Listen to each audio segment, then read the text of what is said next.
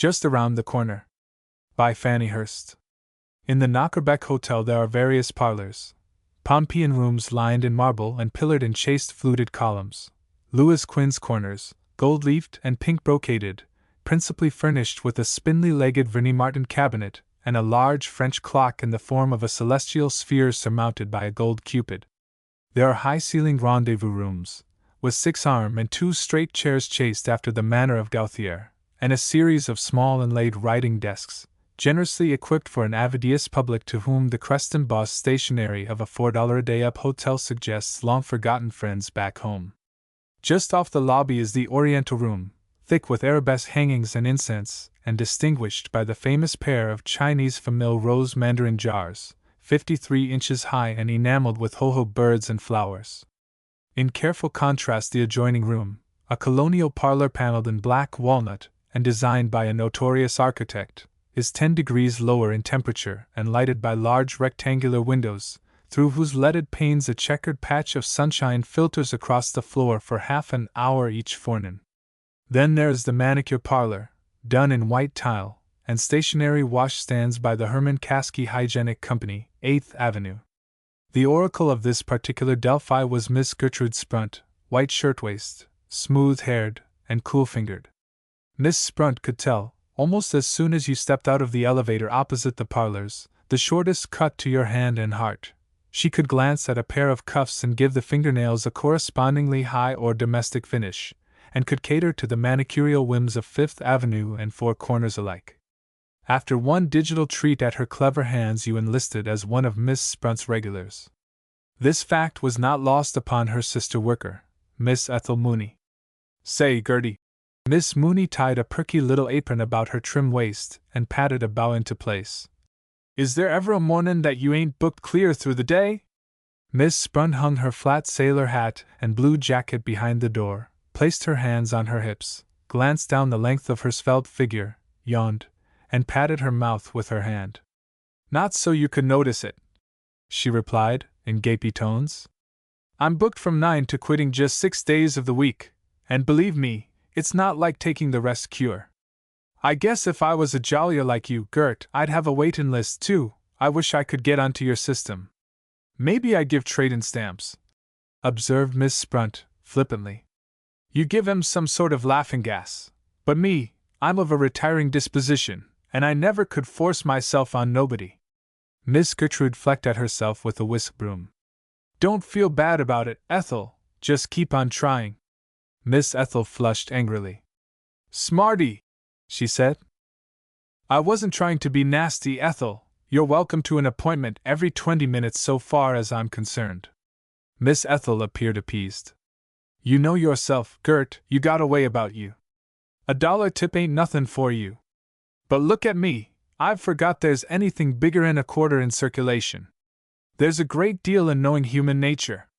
Why, I can almost tell a fellow's first name by looking at his half-moons.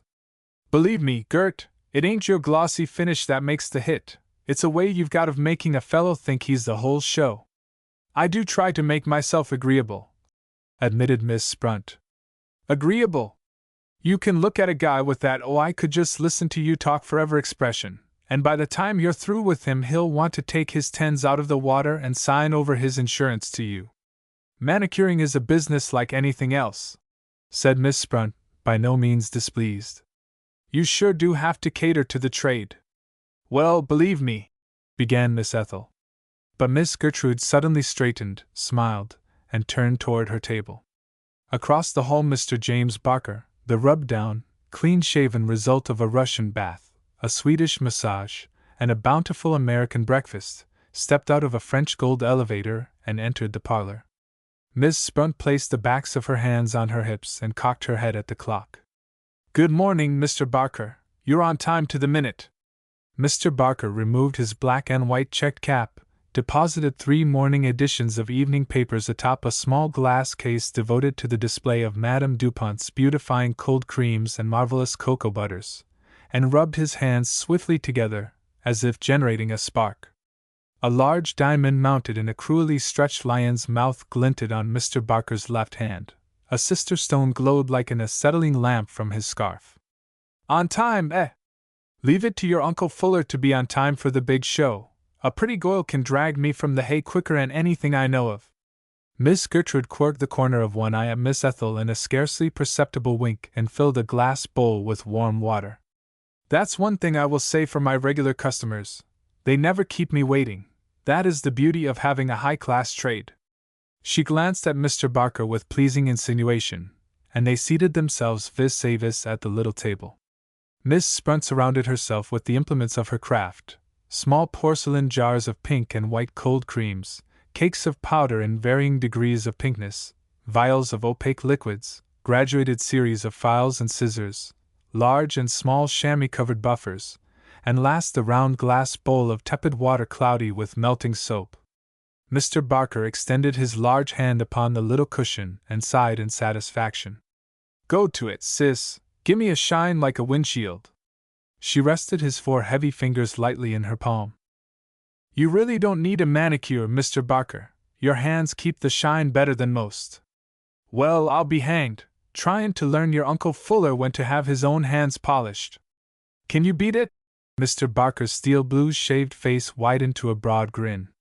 "Say, you're a goil after my own heart, a regular little 60-horsepower queen.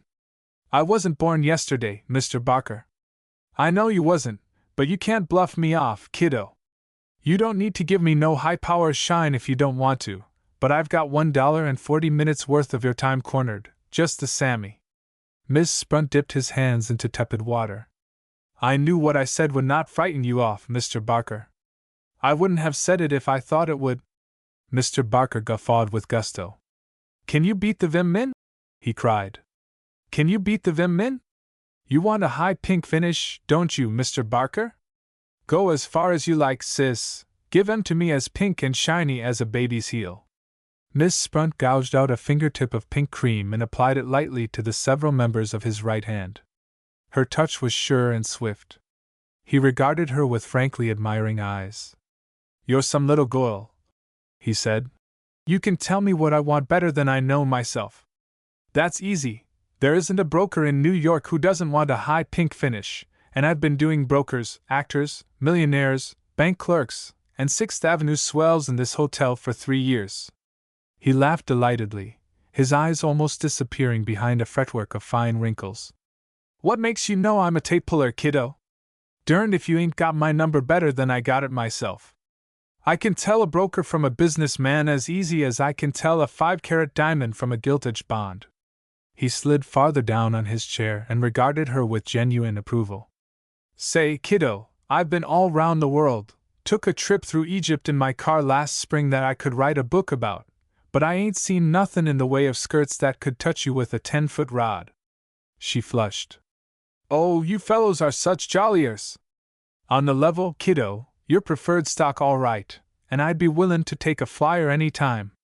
Say, Mr. Barker, you'd better quit stirring the candy, or it will turn to sugar. Let me tell you, Miss Gertie, I ain't green, and I'll prove it to you. I'm going to take you out in the swellest little 90-horsepower speedwagon you ever seen. If you'll gimme leave, I'll set you and me up tonight to the niftiest little dinner party on the island, eh?" She filed rapidly at his thumb, bringing the nail to a pointed apex. "I'm very careful about accepting invitations, Mr. Barker. Don't you think I can tell a genteel girl when I see her? That's why I ain't asked you out the first time I seen you." She kept her eyes lowered. "Of course, since you put it that way, I'll be pleased to accept your invitation, Mr. Barker." He struck the table with his free hand. "You're a live un, all right. How about callin' round fare you at 6 this evenin'?" She nodded assent. "Good girl. We'll keep the speedometer busy, all right." She skidded the palms of her hands over his nails. "There," she said. "That's not a bad shine." He straightened his hands out before him and regarded them in mock scrutiny. "Those are some classy grabbers," he said. "And you're some classy little worker." He watched her replace the crystal stoppers in their several bottles and fit her various commodities into place. She ranged the scissors and files in neat graduated rows and blew powder particles off the cover with prettily pursed lips. "That'll be about all, Mr. Barker." He ambled reluctantly out from his chair. "You'll be here at 6, then?" "Will I be here at 6, sis?" Say, will a fish swim? He fitted his cap carefully upon his head and pulled the visor low over his eyes. So long, kiddo! He crossed the marble corridor, stepped into the gold elevator, the filigree door snapped shut, and he shot upward. Miss Ethel waited a moment, and then pitched her voice to a careful note of indifference. I'll bet the $1 million kid asked you to elope with him. Miss Gertrude tilted her coiffure forward and ran her amber backcomb through her front hair. No, she said, with the same indifference. He didn't ask me to elope with him. He just wanted to know if I'd tour Hester Street with him in his canoe. I don't see no medals on you fair being the end man of the minstrel show. Don't let a boat trip to Coney go to your head, you might get brain fever. Gertrude Spunt cast her eyes ceilingward. Well, one good thing, your brain will never cause you any trouble, Ethel. Lord Gert, cut out the airs.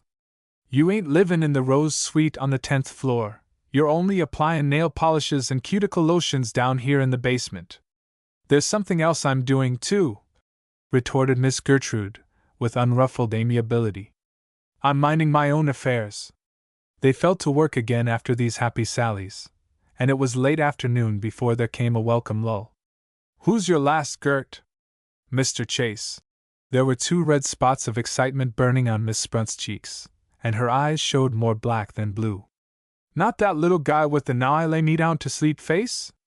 Take it from me, he's a bank clerk or a library guy.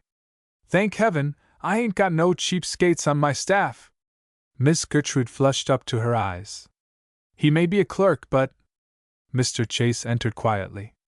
There was a gentle, even shrinking smile upon his features, and he carried a small offering covered with purple tissue paper, which he placed nervously upon the edge of the table. Good afternoon, Miss Spunt. He pushed the greeting toward her. May I hope that you will accept these? Oh, Mr. Chase, aren't you good? The very quality of her voice was suddenly different, like the softening of a violin note when you mute the strings. He drew his chair up to the table with the quiet satisfaction of a man ready for a well-merited meal. You and violets are inseparable in my mind, Miss Spunt, because you both suggest the spring. She laughed in low, rich tones, and her shirtwaist rose and fell rapidly from short breathing. Why, she said, that's the very nicest thing anyone ever said to me. His hand, long-fingered and virile, drooped over the edge of the bowl into the warm water. He leaned forward with his chest against the line of the table. What do you mean, Miss Spunt? She took his dripping hand from the water and dried each finger separately. If you had been doing high pink finishes for 3 years, you know the difference when a dull white came along. I mean. He smoothed away her embarrassment with a raillery. By your polish shall you be known. Yes, she replied, with more seriousness than banter. That's exactly what I mean. I'm not used to men whose polish extends beyond their fingernails. She worked with her head bent low, and he regarded the shining coils of her hair. How droll you are, he said. She pushed back the half-moons of his fingers with an orange stick dipped in cold cream. You ought to watch your cuticle, Mr. Chase, and be more regular about the manicures. Your hands are more delicate than most. He started. Of course I should pay more attention to them, but I'm pretty busy and… Of course I understand manicures are expensive luxuries these days. Yes. I have become so accustomed to hotel trade that I forgot that some hands may be earning salaries instead of drawing incomes. Her manner was unobtrusive, and he laughed quietly. You are quite a student of types, Miss Spunt. Wouldn't I have to be, Mr. Chase, me doing as many as 100 fingers a day, and something different coming with each 10 of them? You are delightful, he said, letting his amused eyes rest upon her. But I fear you've mysterious methods of divination. Oh, I don't know, she said airily. Just take you, for example. I don't need an X-ray to see that there isn't a Fifth Avenue Taylor sign stitched inside your coat. It doesn't take any mind reader to know that you come in from the 6th Avenue entrance and not from the elevator. Besides, when you come to live in a lobster palace, you usually have your claws done to match your shell. I'd have given you a dull white finish without your even asking for it. I see where I stand with you, Miss Spunt. Oh, it isn't that, Mr. Chase. I guess if the truth was known, The crawfish stand better with me than the lobsters. Mr. Chase's fingers closed lightly over hers. I believe you mean what you say, he said. You bet your life I do, she said, emphasizing each word with a buff. She looked up, met his insistent eyes, and laughed in a high, unnatural pitch. Other hand, please, she whispered. When he finally rose to depart, she rose with him, holding her nosegay at arm's length and tilting her head. It's almost time for wood violets, Miss Sprunt. I'll try to get you some. Oh, don't trouble, Mr. Chase. These hothouse ones are beauties. I'll be dropping in soon again, Miss Sprunt. I think I'll take your advice and be more regular about my manicures. Oh, she said in some confusion. I didn't mean that. You can care for them in between times yourself. At the 6th Avenue exit he paused. Good night, he said slowly. Good night, she responded, her lips warm and parted like a child's. When the click of his footsteps had echoed down the marble corridor, Miss Ethel crossed the room and indulged in several jerky sniffs at the little floral offering. Well, why do you know about that little tin Willie, bringin' a goil violets in May? You better stick to the $1 million kid, Gert. He's the strawberries in December brand. For once Miss Gertrude did not retort. Her eyes, full of dreams, were gazing past the doorway which had so recently framed the modest figure of Mr. Chase. Promptly at 6 Mr. Barker appeared for his appointment. He bespoke the last word and epilogue in sartorial perfection. His suit was a trifle too brown and a trifle too creased and his carnation a bit too large, but he radiated good cheer and perfume. Miss Ethel nudged Miss Gertrude excitedly. Pipe the rig, Gert. He makes you look like a hole in a doughnut. He entered, suave as oil. Well, sis, ready? Oh, Mr. Barker, you're all dressed up. And look at me. How do you like it? Some class, eh? Guess your Uncle Fuller ain't some hit. Brand new gear from tonneau to rear wheels. Mr. Barker circumvolved on one heel, holding his coat-tails apart. I blew me right fair this outfit, but it's worth the money, sis. If I had known I'd have gone home and dressed up, too. Well, why do you know about that? Exclaimed Mr. Barker, observing her up and down. That there shroud you're wearing is as classy as anything I've seen up in the lobby or any place else, and I've been all round the world some, too.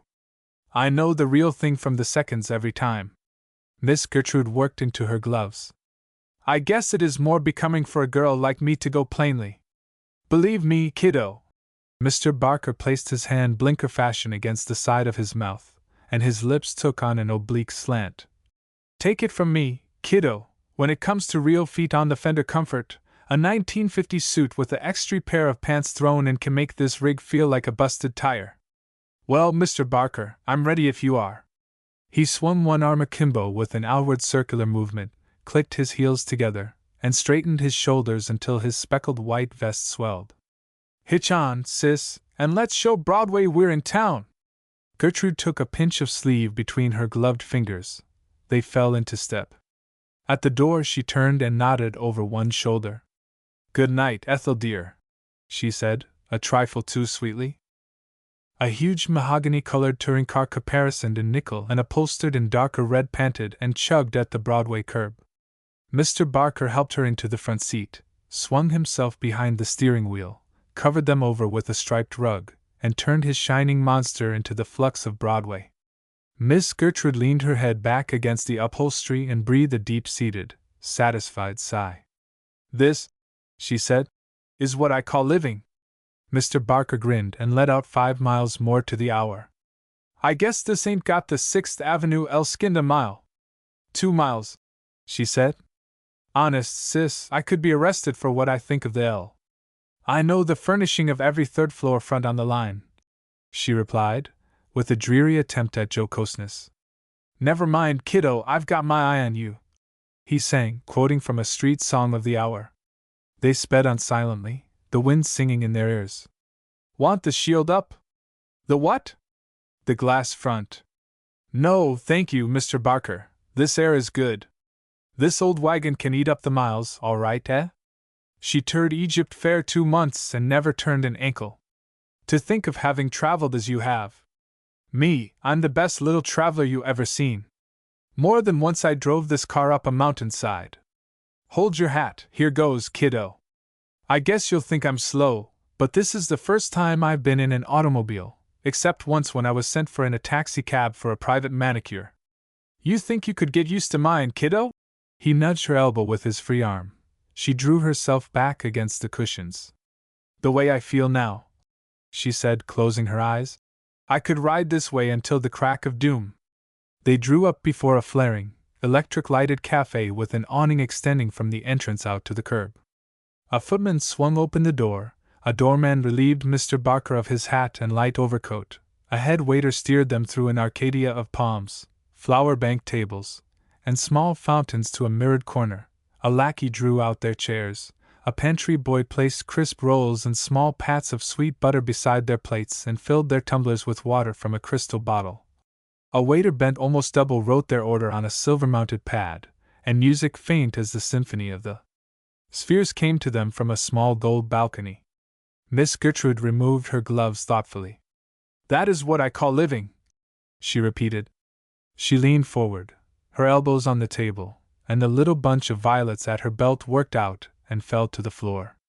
An attendant sprang to recover them. Let him go, said Barker.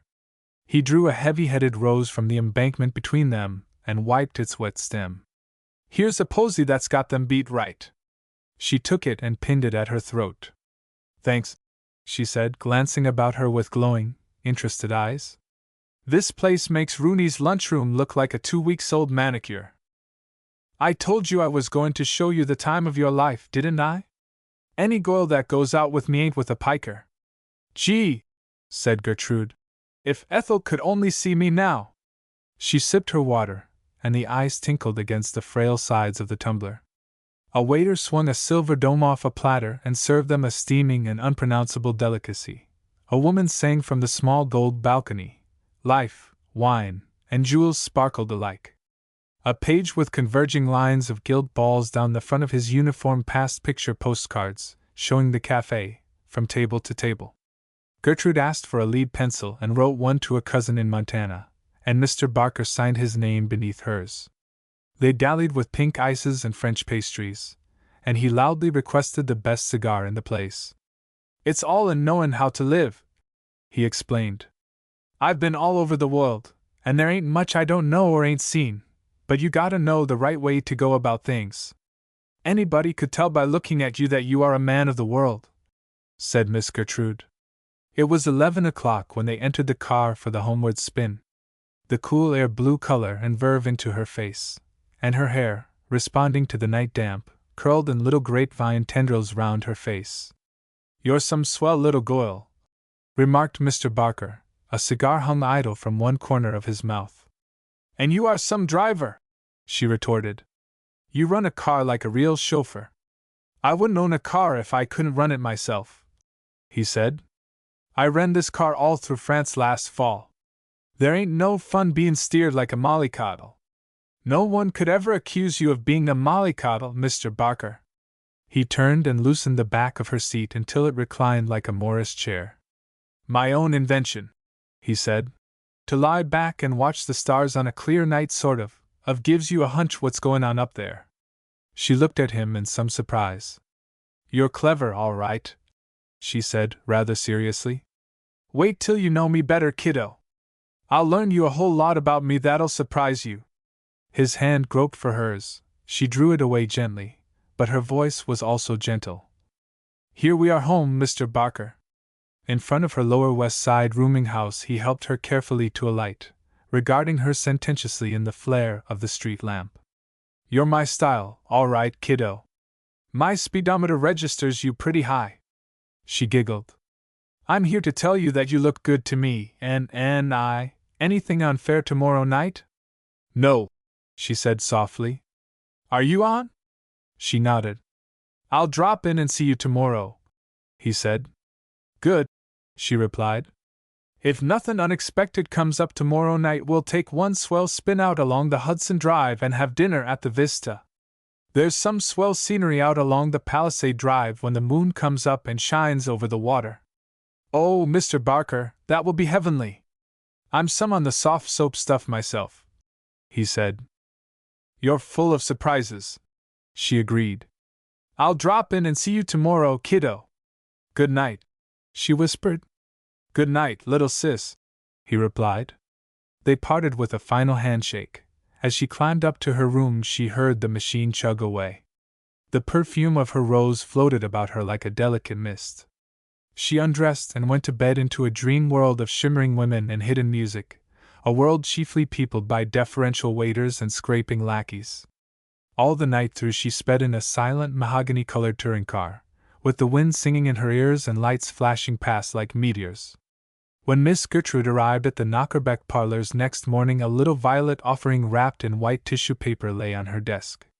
They were fresh wood violets, cool and damp with dew. She flushed and placed them in a small glass vase behind the cold cream case. Her eyes were blue like the sky when you looked straight up, and a smile trembled on her lips. 10 minutes later Mr. Barker, dust-begrimed and enveloped in a long linen duster, swaggered in. He peeled off his stout gloves. His fingers were black-rimmed and grease-splotched. "Mornin', sis, here's a fine job for you. Took an unexpected business trip 10 miles out, and the bloomin' spark plug got to cuttin' up like a balky horse." He crammed his gloves and goggles into spacious pockets, and looked at Miss Gertrude with warming eyes. "Derned if you ain't lookin' pert as a mornin' glory today!" She took his fingers on her hand and regarded them reprovingly. "Shame on you, Mr. Barker, for getting yourself so mussed up!" cried Miss Sprunt. "Looks like I need somebody to take care of me, don't it, sis?" "Yes," she agreed unblushingly. Once in warm water, his hands exuded the odor of gasoline. She sniffed like a horse scenting the turf. "I'd rather have a whiff of an automobile," she remarked, "than of the best attar of roses on the market. You ain't forgot about tonight, sis?" She lowered her eyes. "No, I haven't forgotten. There ain't nothin' but a business engagement can keep me off. I got a big deal on, and I may be too busy tonight, but we'll go tomorrow sure." "That'll be all right, Mr. Barker, business before pleasure. I'm pretty sure it'll be tonight, though. I don't like to have to wait too long."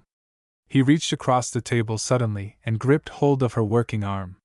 "Say, kiddo, I like you." "Silly," she said softly. "I ain't foolin' dot. I'll be ready at 6, she said lightly. "If you can't come, let me know. I ain't the sort to do things snide," he said. "If I can't come, I'll put you wise, all right.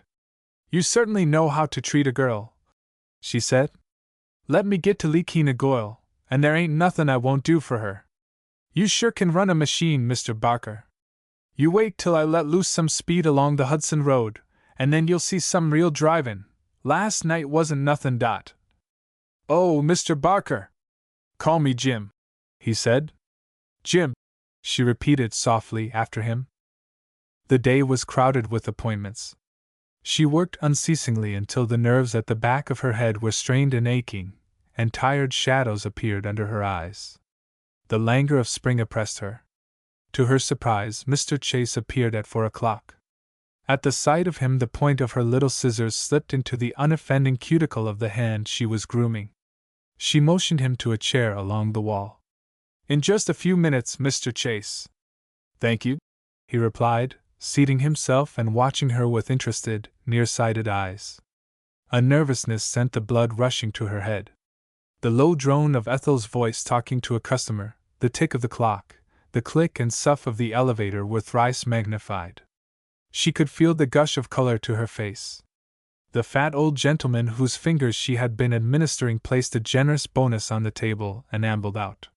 She turned her burning eyes upon Mr. Chase and spoke slowly to steady her voice. She was ashamed of her unaccountable nervousness and of the suffocating dryness in her throat. "Ready for you, Mr. Chase." He came toward her with a peculiar slowness of movement, a characteristic slowness which was one of the trivial things which burned his attractiveness into her consciousness. In the stuffiness of her own little room she had more than once closed her eyes and deliberately pictured him as he came toward her table, gentle yet eager, with a deference which was new as it was delightful to her. As he approached her she snapped a flexible file between her thumb and forefinger, and watched it vibrate and come to a jerky stop. Then she looked up. Good afternoon, Mr. Chase. Good afternoon, Miss Sprunt. You see, I am following your advice. He took the chair opposite her. I want to thank you for the violets. They are the first real hint of May I've had. You knew they came from me? Yes. How? Why, I just knew. She covered her confusion by removing and replacing crystal bottle stoppers. I'm glad that you knew they came from me, Miss Sprunt. Yes, I knew that they could come from no one but you. They were so simple and natural and sweet. She laughed a pitch too high and plunged his fingers into water some degrees too hot. He did not wince, but she did. Oh, Mr. Chase, forgive me. I've scalded your fingers. Why? He replied, not taking his eyes from her face. So you have. They both laughed. Across the room, Miss Ethel coughed twice. I always say, she observed to her customer, a working girl can't be too careful of her actions. That's why I am of a retiring disposition and don't try to force myself on nobody. Mr. Chase regarded the shadows beneath Miss Sprunt's eyes with a pucker between his own. You don't get much of the springtime in here, do you, Miss Sprunt? No, she replied, smiling faintly. The only way we can tell the seasons down here is by the Midwinter Elks Convention and the cloak drummers who come to buy fur coats in July. You poor little girl, he said slowly. What you need is air, good, wholesome air, and plenty of it. Oh, I get along all right, she said, biting at her nether lip. You're confined too closely, Miss Sprunt. Life isn't all choice, she replied briefly. Forgive me, he said. I walk home sometimes, she said. You're fond of walking? Yes, when I'm not too tired. Miss Sprunt, would you walk with me this evening? I know a quiet little place where we could dine together. Oh, she said. I already have an engagement. She colored with surprise. You have an engagement? His tones were suddenly flat. No, she replied, in tones of sudden decision. I'd be pleased to go with you. I can do what I planned tonight any other time. Thank you, Miss Sprunt. Her fingers trembled as she worked, and his suddenly closed over them. You poor, tired little girl, he repeated. She gulped down her emotions. Miss Sprunt, this is neither the time nor the place for me to express myself, yet somehow our great moments come when we least expect them. She let her limp fingers rest in his. She was strangely calm. I know it is always a great pleasure to have you come in, Mr. Chase. The first time I dropped in was chance, Miss Sprunt. You can see for yourself that I am not the sort of fellow who goes in for the little niceties like manicures. I'm what you might call the seedy kind. But the second time I dropped in for a manicure was not accident, nor the third time, nor the 10th, it was you. You've been extravagant all on account of me? She parried. I've been more than that on account of you, dear girl. I've been consumed night and day by the sweet thought of you. O.H.H. She placed one hand at her throat. Miss Sprunt, I am not asking anything of you. I simply want you to know me better. I want to begin tonight to try to teach you to reciprocate the immense regard, the love I feel for you. She closed her eyes for a moment. His firm clasp of her hand tightened. You'll think I'm a bold girl, Mr. Chase, you'll. Yes? You'll think I'm everything I ought not to be, but you can't teach me what I already know. Gertrude. She nodded, swallowing back unaccountable tears. I never let myself hope, because I didn't think there was a chance, Mr. Chase. Dear, is it possible without knowing me, what I am, you? I only know you, she said softly. That is all that matters. My little girl, he whispered, regarding her with unshed tears shining in his eyes. She placed her two hands over her face for a moment. What is it, dear? She burrowed deeper into her hands. I'm so happy, she said between her fingers. They regarded each other with almost incredulous eyes, seeking to probe the web of enchantment their love had woven. I do not deserve this happiness, dearest. But his voice was a paean of triumph. It is I who do not deserve, she said in turn. You are too everything for me. They talked in whispers until there were two appointees ranged along the wall. He was loath to go. She urged him gently. I can't work while you are here, dear. Return for me at 6. No, she corrected, struck by a sudden thought. At 6:30. Let me wait for you, dearest, he pleaded. She waggled a playful finger at him. Goodbye until later. Until 6:30, cruel one. Yes. There is so much to be said, Gertrude dear. Tonight. He left her lingeringly. They tried to cover up their fervent, low-voiced farewells with passive faces, but after he had departed her every feature was lyric. Juliet might have looked like that when her love was young. Mr. Barker arrived, but she met him diffidently, even shamefacedly. Before she could explain, he launched forth. I'm sorry, kiddo, but we'll have to make it tomorrow night for that ride of Orne. That party I was telling you about is going to get busy on that big deal, and I gotta do a lot of signing up tonight. Fate had carved a way for her with gentle hand. That's all right, Mr. Barker, just don't you feel badly about it. She felt a gush of sympathy for him, for all humanity. You understand, kiddo, don't you? A feller's got to stick to business as much as pleasure, and we'll hit the high places tomorrow night. All right, all right. You're the classiest doll I've met yet. She swallowed her distaste. That's the right idea, Mr. Barker. Business appointments are always important. I'll see you tomorrow morning, and we'll fix up some swell party. Good night, Mr. Barker. So long, honey. Directly after he departed, Miss Ethel bade her good night in cold, cracky tones. The goings-on in this parlor don't make it no place for a minister's daughter, Miss Gertie Sprunt. Then you ought to be glad your father's a policeman, retorted her friend graciously. Good night, dearie, she hummed as she put her table in order. At each footstep down the marble corridor her pulse quickened. She placed her cheeks in her hands, vice fashion, to feel of their unnatural heat. When Mr. Chase finally came, they met shyly and with certain restraint. Whispering together like diffident children, they went out, their hands lightly touching. Broadway was already alight. The cool spring air met them like tonic. Like an exuberant lad, Mr. Chase led her to the curb. A huge, mahogany-colored touring car, caparisoned in nickel and upholstered in a darker red, vibrated and snorted alongside. A chauffeur, with a striped rug across his knees, reached back respectfully and flung open the door. Like an automaton, Gertrude placed her small foot upon the step and paused, her dumbfounded gaze confronting the equally stunned eyes of the chauffeur. Mr. Chase aided and encouraged at her elbow. It's all right, dearest, it's all right. This is your surprise. Why? She gasped, her eyes never leaving the steel-blue shaved face of the chauffeur. Why, Mr. Chase regarded her in some anxiety. What a surprised little girl you are! I shouldn't have taken you so unawares. He almost lifted her in. This machine is yours, Mr. Chase? Yes, dear, this machine is ours. You never told me anything. There is little to tell, Gertrude. I have not used my cars to amount to anything since I'm back from Egypt. I've been pretty busy with affairs.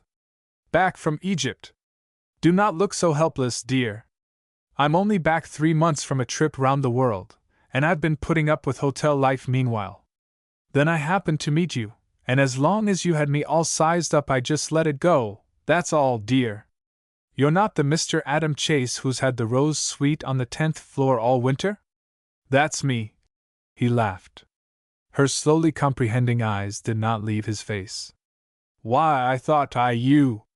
It was my use of the private elevator on the east side of the building that gave you the 6th Avenue idea, and it was too good a joke on me to spoil, dearie. She regarded him through blurry eyes. What must you think of me? He felt for her hand underneath the laprobe.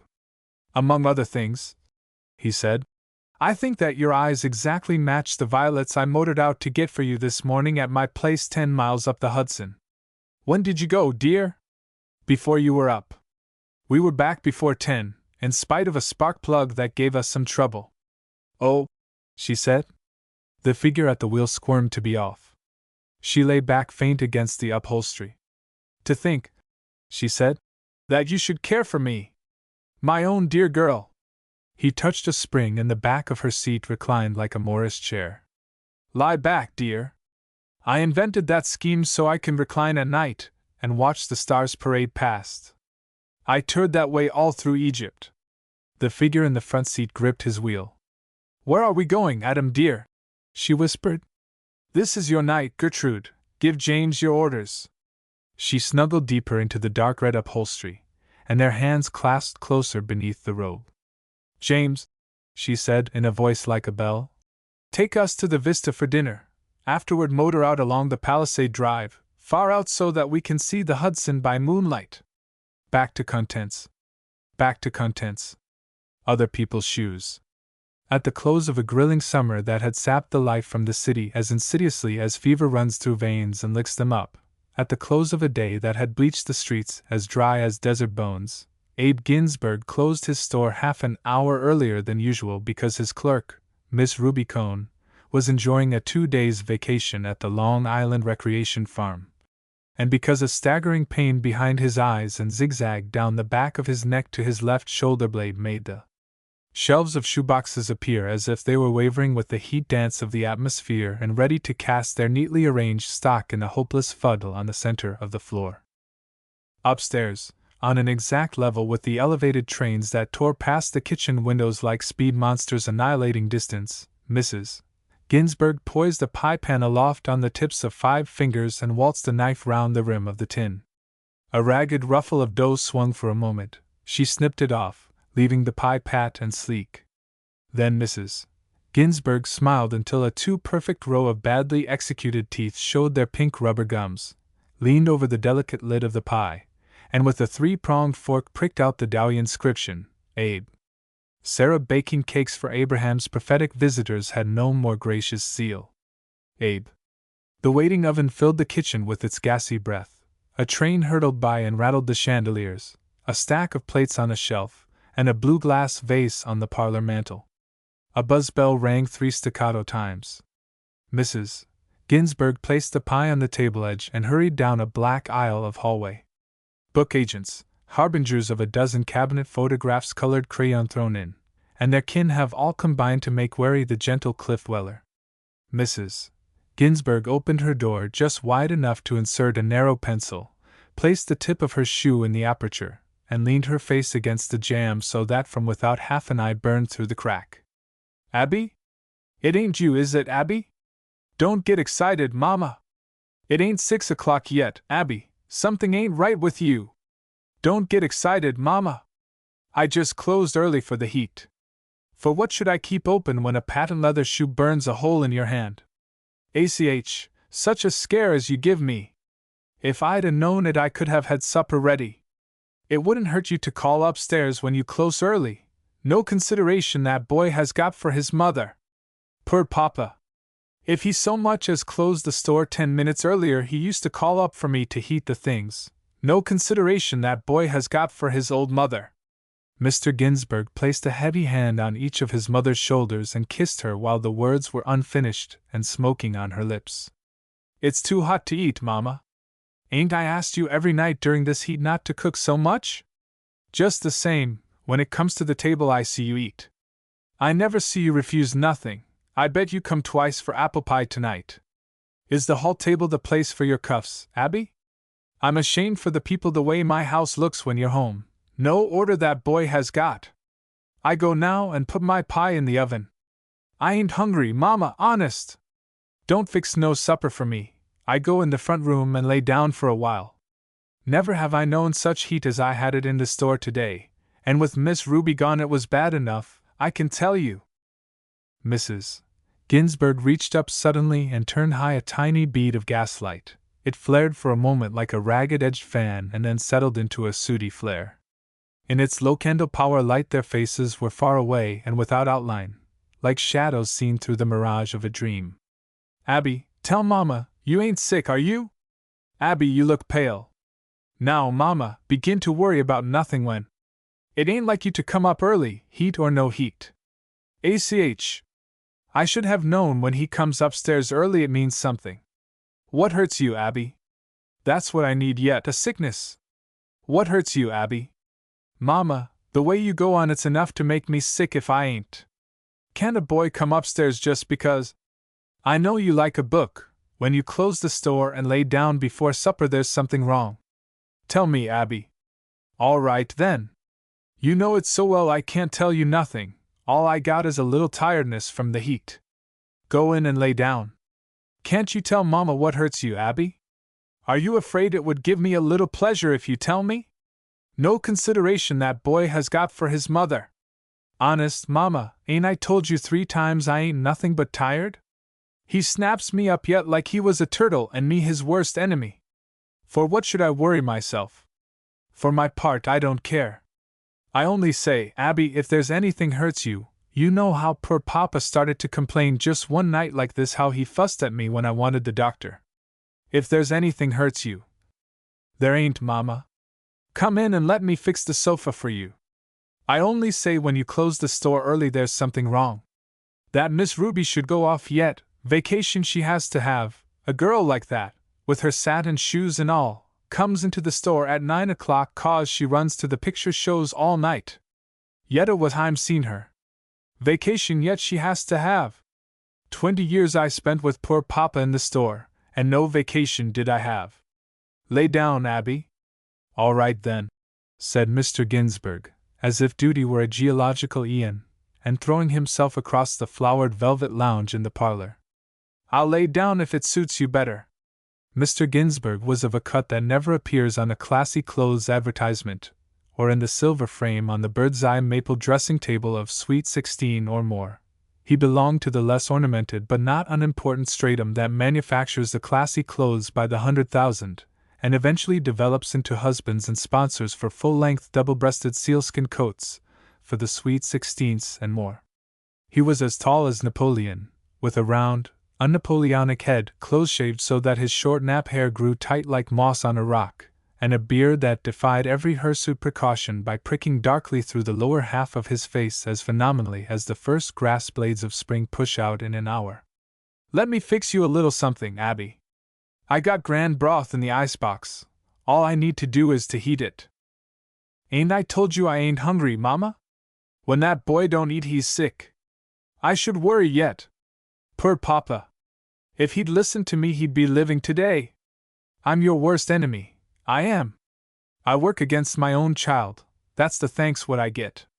Sappho, who never wore a gingham wrapper and whose throat was unwrinkled and full of music, never sang more surely than did Mrs. Ginsberg into the heart cells of her son. He reached out for her wrapper and drew her to him. Ah, Mama, you know I don't mean nothing. Just when you get all worried over nothing it makes me mad. Come, sit down by me. Tonight we don't go up to Washheim's. I care a lot for Yetta's talk, her Beulah this and her Beulah that. It makes me sick. I'll take you up, Mama, if you want to go. Indeed, you stay where you are. For their front steps and refreshments I don't need to ride in the subway to Harlem anyway. What's the difference? A little evening's pleasure won't hurt you, Mama. Such a lunch as she served last time. I got better right now in my icebox, and I ain't expecting company. They can buy and sell us too, I guess. Solwatheim don't take a 9-room house when boys' pants ain't booming, but such a lunch as she served. You can believe me, I wouldn't have the nerve to. Abby, I see Hershey's got fall cloth tops in their windows already. Yes? Good business today, not, Abby? And such heat too. Mrs. Abrahams called across the hallway just now that she was in for a pair, but you was so busy with a customer she couldn't wait. That little pink-haired clerk, with her extravagant ways, had to go off and leave you in the heat. Shoebutoniers she puts in every box like they cost nothing. I told her so last week, too. She's a grand little clerk, Mama, such a business head I never seen. Like I couldn't have come down and helped you today. Believe me, when I was in the store with Papa, Abby, we wasn't so up to date, but none of them got away. I should know when Mrs. Abrahams wants shoes. 5 times a week she comes in to be sociable. I used to say to Papa, always leave a customer to go take a new one's shoes off, and then go back and take your time. 2 customers in their stocking feet is worth more than 1 in a new pair of shoes. Abby, you don't look right. You'll tell me the truth if you don't feel well, won't you? I always say to have the doctor in time saves 9. If poor Papa had listened to me. I'm all right, Mama. Why don't you sit down by me? Don't light the gas, for why should you make it hotter? Come, sit down by me. I go put the oven light out. Apple pie I was baking for you yet. For myself I don't need supper. I had coffee at 5 o'clock. Dusk entered the little apartment, and crowded the furniture into phantoms. A red signal light from the skeleton of the elevated road threw a glow as mellow as firelight across the mantelpiece. Mrs. Ginsberg's canary rustled himself until he swelled up twice too fat, and performed the ever-amazing ritual of thrusting his head within himself as if he would prey on his own vitals. The cooler breath of night, the smells of neighboring food, the more frequent rushing of trains, and a navy blue sky, pit-marked with small stars, came all at once. In the hallway Mrs. Ginsberg worked the hook of the telephone impatiently up and down. Audiobook 6879. Hello? Washheim's residence? Yetta? Yes, this is Carrie. Ain't it awful? I'm nearly dead with it. Yetta, Abby ain't feeling so well, so we won't be up tonight. No, it ain't nothing but the heat, but I worry enough, I can tell you. Mama, don't holler in the telephone so, she can't hear you when you scream. It's always something, ain't it? That's what I tell him. But he's like his poor papa before him, he's afraid no one can do nothing but him. His little snip of a clerk he gives a vacation, but none for himself. I'm glad we ain't going then, you always make yourself so much trouble. It's too hot to eat, Abby says. Beef with horseradish sauce I had for supper, too, and apple pie I baked in the heat for him, but not a bite will that boy eat. And when he don't eat I know he ain't feeling well. Who? Beulah? Ain't that grand? Yes, cooking is always good for a girl to know even if she don't need it. No, I go to work and thicken my gravy with flour and horseradish. Believe me, I cried enough when I did it. ACH Yetta, why should I leave that boy? You can believe me when I tell you that not one night except when he was tooken at the lodge, not one night, since poor papa died, has that boy left me at home alone. Not one step will he take without me. Ah, Mama! Sometimes I say, Abby, go out like other boys and see the girls. But he thinks if he ain't home to fix the windows and the covers for my rheumatism it ain't right. Yes, believe me, when your children ain't feeling well it's worry enough. Ah, Ma, I can take you up to the Washheims if you want to go. You ought to hear him in there, Yetta, fussing because I want to keep him laying down. Yes, I go with you. Tomorrow at 9 I meet you down by Fulton Street. Up round here they're 42 cents. Ain't it so? And I use 2 whites and a yolk in my pie dough. Yes, I hope so too. If not I call a doctor. 9 o'clock. Goodbye, Yetta. Ma, for me you shouldn't stay home. Mrs. Ginsberg flopped into a rocker beside the flowered velvet couch.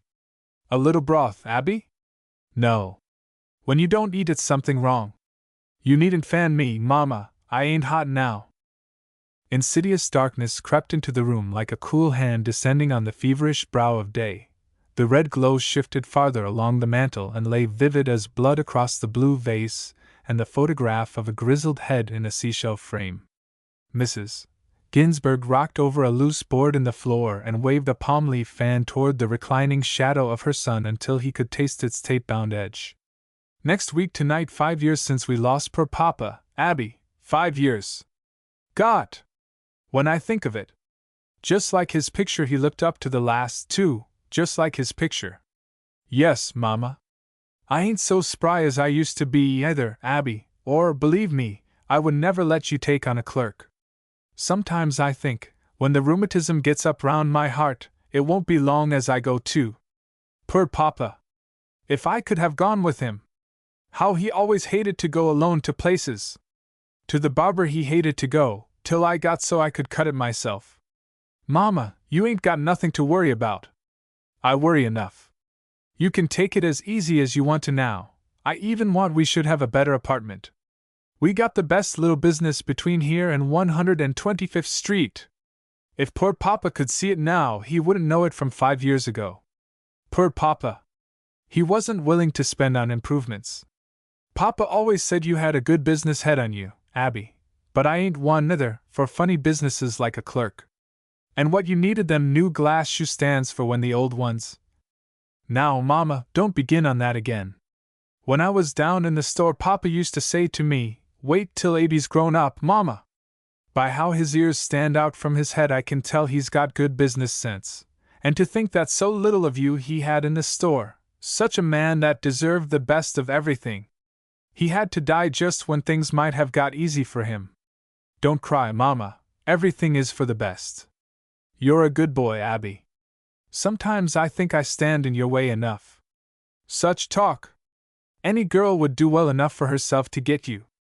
Believe me, Beulah Wilhelm don't need a new pair of shoes every 2 weeks for nothing. Her mother thinks I don't notice it. She's always bragged into me how hard her Beulah is on shoes and what a good customer she makes. Beulah Wilhelm! I don't even know what last she wears. That's how much I think of Beulah Wilhelm. Don't let me stand in your way, Abby. Ain't I often told you, now since you do a grand business and we're all paid up, don't let your old mother stand in your way? Like you could be in my way.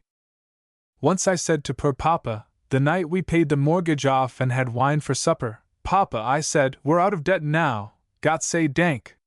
Except one debt we owe to some girl when Abby grows up, and that debt we got to pay with money that won't come from work and struggle and saving. We got to pay that debt with our boy, with blood money. Poor Papa!" Already he was asleep when I said it, half a glass of wine, and he was mussy-headed. Yes, yes, Mama. A girl like Beulah Wilhelm I ain't got so much use for either, with her silk petticoats and silk stockings.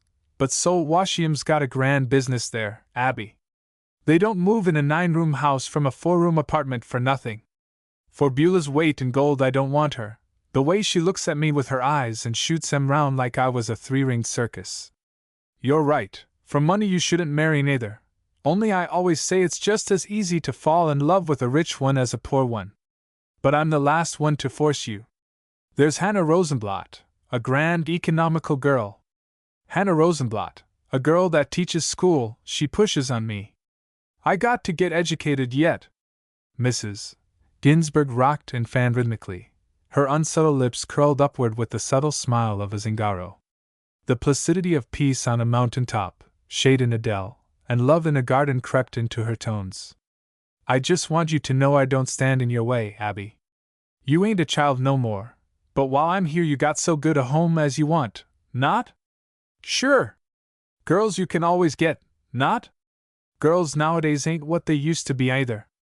I'd like to see a girl do today for Papa what I did, how I was in the store and kitchen all at once.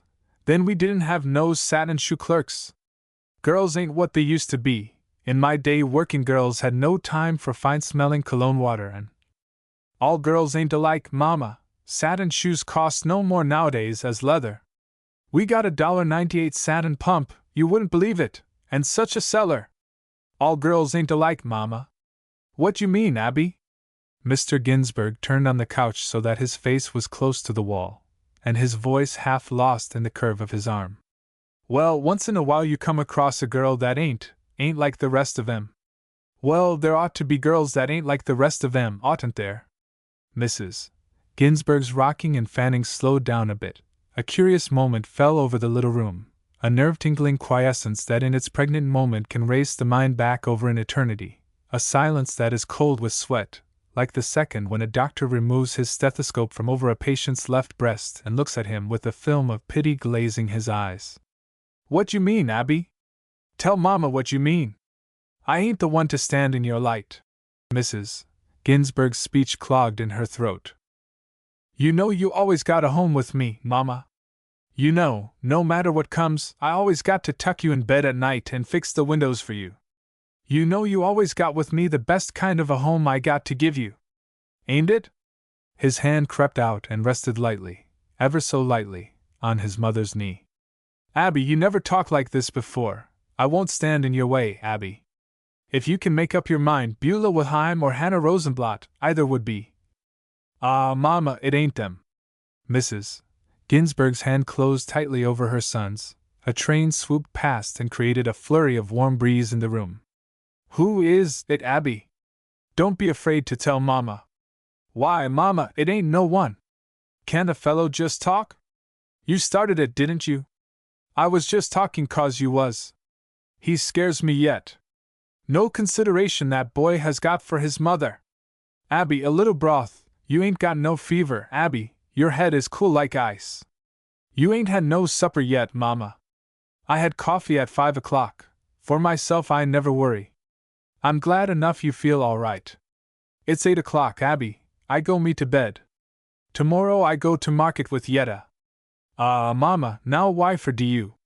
I ain't too proud, such high-toned notions I ain't got. For what I pay 42 cents for eggs up here when I can get 'em for 38. Be careful, Mama, don't fall over the chair. You want a light? No, write me a note for the milkman, Abby, before you go to bed, and leave it out with the bottles. Half a pint of double cream I want. I make you cream potatoes for supper tomorrow. I laid your blue shirt on your bed, Abby, don't go to bed on it. It's the last time I iron it, but once more you can wear it, then I make dust rags. I ironed it soft like you like. Yes, Mama. Put the cover on the canary too, Abby. That night you went to the lodge he chirped and chirped, just like you was lost, and he was crying 'cause me and him was lonely. Yes, Mama. Wait till I light the gas in your room for you, you'll stumble. It's too hot for light. I can see by the Magenty's kitchen light across the air shaft. What she does in her kitchen so late I don't know, such housekeeping. Yesterday with my own eyes I seen her shake a tablecloth out the window with a hole like my hand in it. She should know what I think of such ways. Mrs. Ginsburg moved through the gloom, steering carefully round the phantom furniture. From his place on the couch her son could hear her moving about her tiny room adjoining the kitchen. A shoe dropped and, after a satisfying interval, another, the padding of bare feet across a floor, the tink of a china pitcher against its bowl, the slam of a drawer, the rusty squeal of spiral bed springs under pressure. Abby, I'm ready. When Mr. Ginsburg groped into his mother's room she lay in the casual attitude of sleep, but the yellow patch of light from the shaft fell across her open eyes and gray wisps of hair that lay on her pillow like a sickly aura. Good night, Abby. You're a good boy, Abby. Good night, Mama. A sheet ain't enough, you got to have the blue and white quilt on you, too. Don't, Abby, do you want to suffocate me? I can't stand so much. Take off the quilt. Your rheumatism, you know, Mama, you'll see how much cooler it will get in the night. Abby, leave that window all the way up. So hot, and that boy closes me up like. When the lace curtain blows in it means you're in a draft, Mama. Halfway open you can have it, but not all. Without me to fuss you'd have a fine rheumatism, like it ain't dangerous for you to sleep where there's enough draft to blow the curtain in. Abby, if you don't feel good, in 2 minutes I can get up and heat the broth if. I'm grand, Mama.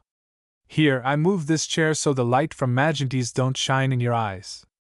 What she does in her kitchen so late I don't know. Good night, Abby. In the dark you look like poor Papa. How he used to fuss round the room at night fixing me just like you, poor Papa, Abby, not? Poor Papa? Good night, Mama. Mr. Ginsburg leaned over and kissed his mother lightly on the forehead. Double cream, did you say I should write the milkman? Yes, and Abby, don't forget to cover the bird. Yes. Here, I leave the door halfway open, Mama. Good night. Abby! Abby! Yes? Oh, it ain't nothing at all, Abby, never mind. I'm right here, Mama. Anything you want me to do? Nothing. Good night, Abby. Good night, Mama. At 8:15 Monday morning Miss Ruby Cone blew into the Ginsburg and Sons shoe store like a breath of 39 cents an ounce perfume shot from a strong spray atomizer. The street hung with the strong breath of Mayflower a full second after her small, tall-heeled feet had crossed its soft asphalt. At the first whiff Mr. Ginsburg drew the upper half of his body out from a case of Mrs. Tenbutton Welt Sauls he was unpacking and smiled as if Aurora and Spring, and all the heyday misses that Guido Reni and Botticelli loved to paint, had suddenly danced into his shop. Well, Miss Ruby, are you back? Miss Cone titillated toward the rear of the store. The tail of a cockatoo titillated at a sharp angle from her hat. A patent leather handbag titillated from a long cord at her wrist, and a smile iridescent as sunlight on spray played about her lips. She placed her hand blinker fashion against her mouth, as if she would curb the smile. Don't tell anybody, Mr. Ginsburg, and I'll whisper you something. Listen! I ain't back. I'm shooting porcelain ducks off the shelf in a china shop. Ah, you're back again with your fun, ain't you? Miss Ruby, believe me, I miss you enough. I bet you had a grand time at the farm. Mr. Ginsburg shook hands with her shyly, with a sudden red in his face, and as if her fingers were wholly with the dust of a butterfly's wings and he feared to brush it off. Say, Mr. Ginsburg, you should have seen me. What I think of a shoe tree after laying all yesterday afternoon under an oak tree next to a brook that made a noise like playing a tune on wine glasses, I'd hate to tell you.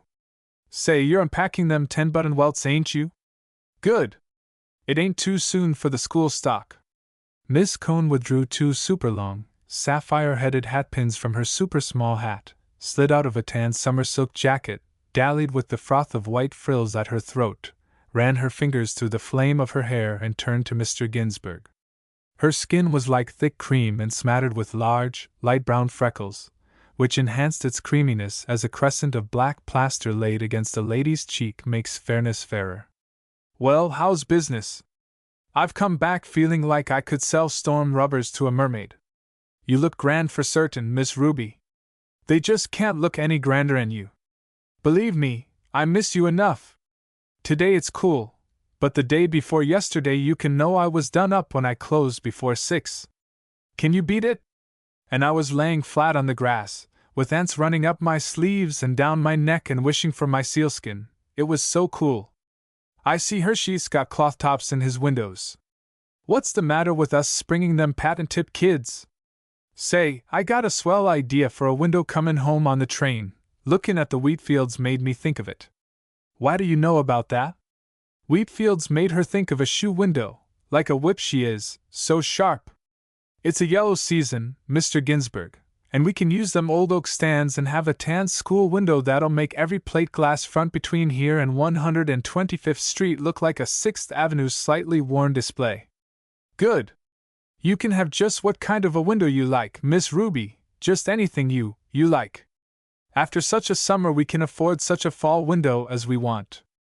I see the busy bees got red paper poppies in theirs, something like that maybe with nix on paper flowers for us.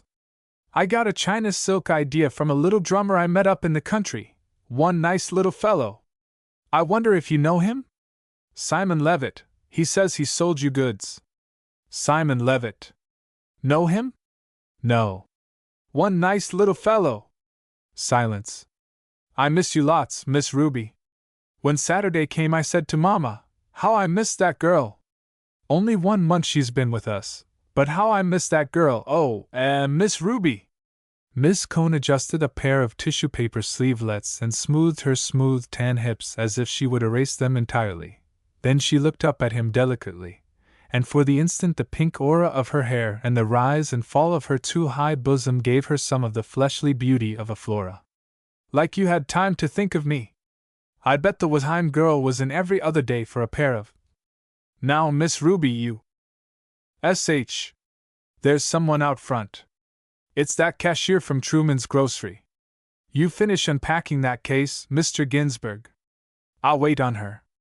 I bet she wants Tango's slippers.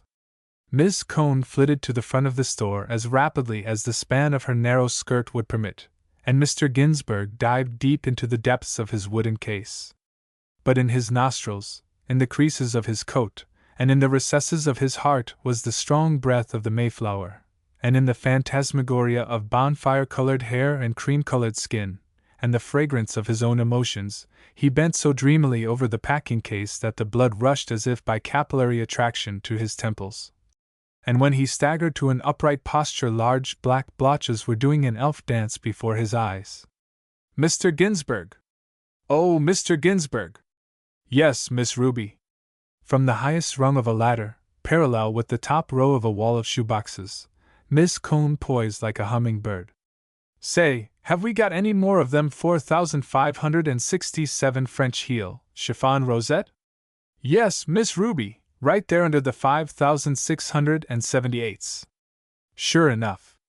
Never mind coming out, I can find 'em, yes, here they are. From her height she smiled down at him, pushed her ladder leftward along its track, clapped a shoebox under her arm, and hurried down, her shoe boutonniere jangling from a pink ribbon at her waistline. Mr. Ginsberg delved deeper. Mr. Ginsberg? Yes, Miss Ruby. Just a moment, please. There's a lady out here wants low cuts, and I'm busy with a customer. Front, please, just this way, madam. I'll have someone to wait on you in a moment. Mr. Ginsberg clapped his hands dry of dust, wriggled into his unlined alpaca coat, brushed his plush-like hair with his palms, and advanced to the front of the store. His voice was lubricated with the sweet oil of willing servitude. What can I do for you, madam? Low cuts for yourself? He straddled a stool and took the foot in the cup of his hand. Beside him on a similar stool that brought their heads parallel, Miss Ruby smoothed her hand across her customer's instep. Ain't that effect great, Mr. Ginsberg, with that swell little rosette? I was just telling this young lady if I had her instep I'd never wear anything but our dancing shoes. It certainly is swell, agreed Mr. Ginsberg, peering into the lining of the shoe he removed to read its size. The day's tide quickened. The yellow benches, with ceiling fans purring over them, were filled with rows of trade who tamped the floor with shiny, untried soles, bent themselves double to feel of toe and instep, and walked the narrow strip of green felt as if on clay feet they feared would break. Came noon and afternoon. Miss Cone ascended and descended the ladder with the agility of a street vendor's mechanical toy, shoes tucked under each arm, and a pencil at a violent angle in the nest of her hair. Have we got any more of them 543 flat heels, Mr. Ginsberg? Yes, Miss Ruby, right there in back of you. Say, you'd think I was using my eyes for something besides seeing, wouldn't you? Wait on that lady next, Mr. Ginsberg. She wants white kids.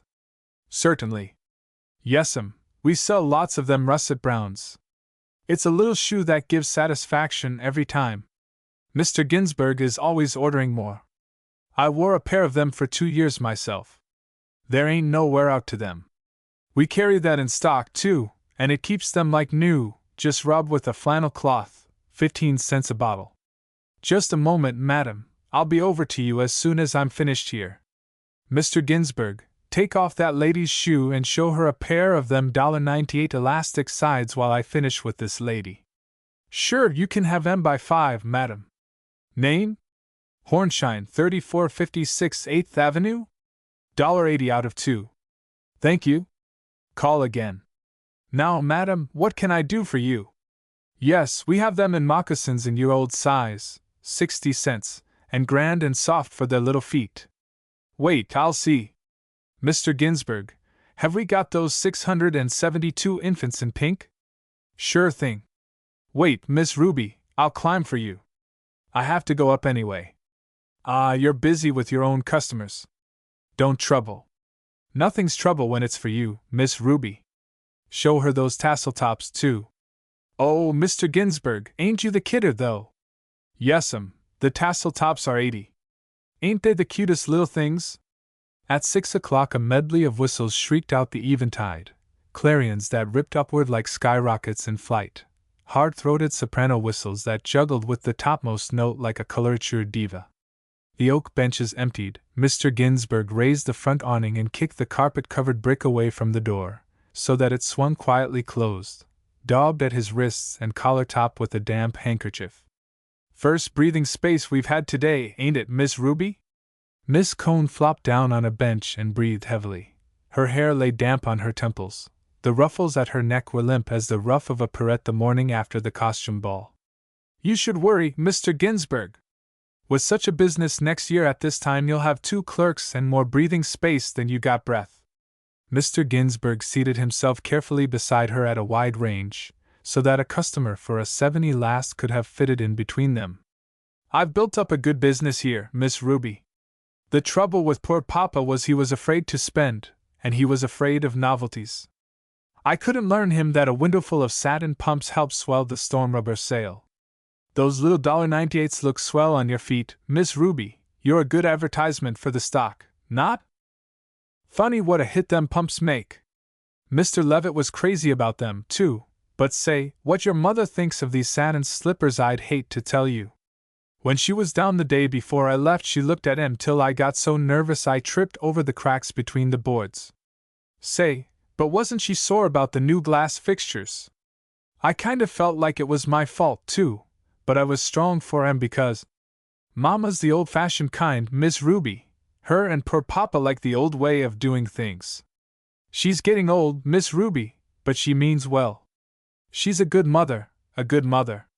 She's sure a grand woman, carrying soup across to old Levinsky every day, and all.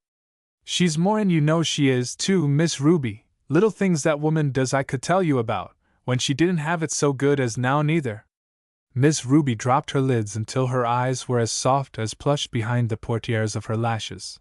Her voice dropped into a throat that might have been lined with that same soft plush. I had a mother for 2 days. Like I said to Mr. Levitt the other day up in the country, we was talking about different things. I says to him, I says, she quit when she looked at me, just laid down and died when I was 2 days old. I must have been enough to scare the daylights out of anyone. Next to a pink worm on a fish hook, gimme a red-headed baby for the horrors. Say, you ought to seen Mr. Levitt fish. 6 space he caught in one day. I sat next him and watched. We had 'em fried for supper. He's some little. What a pleasure you'd have been to your mother, Miss Ruby. Such a girl like you I could wish my own mother. That's just what Mr. Levitt used to tell me, but gee, he was a kidder.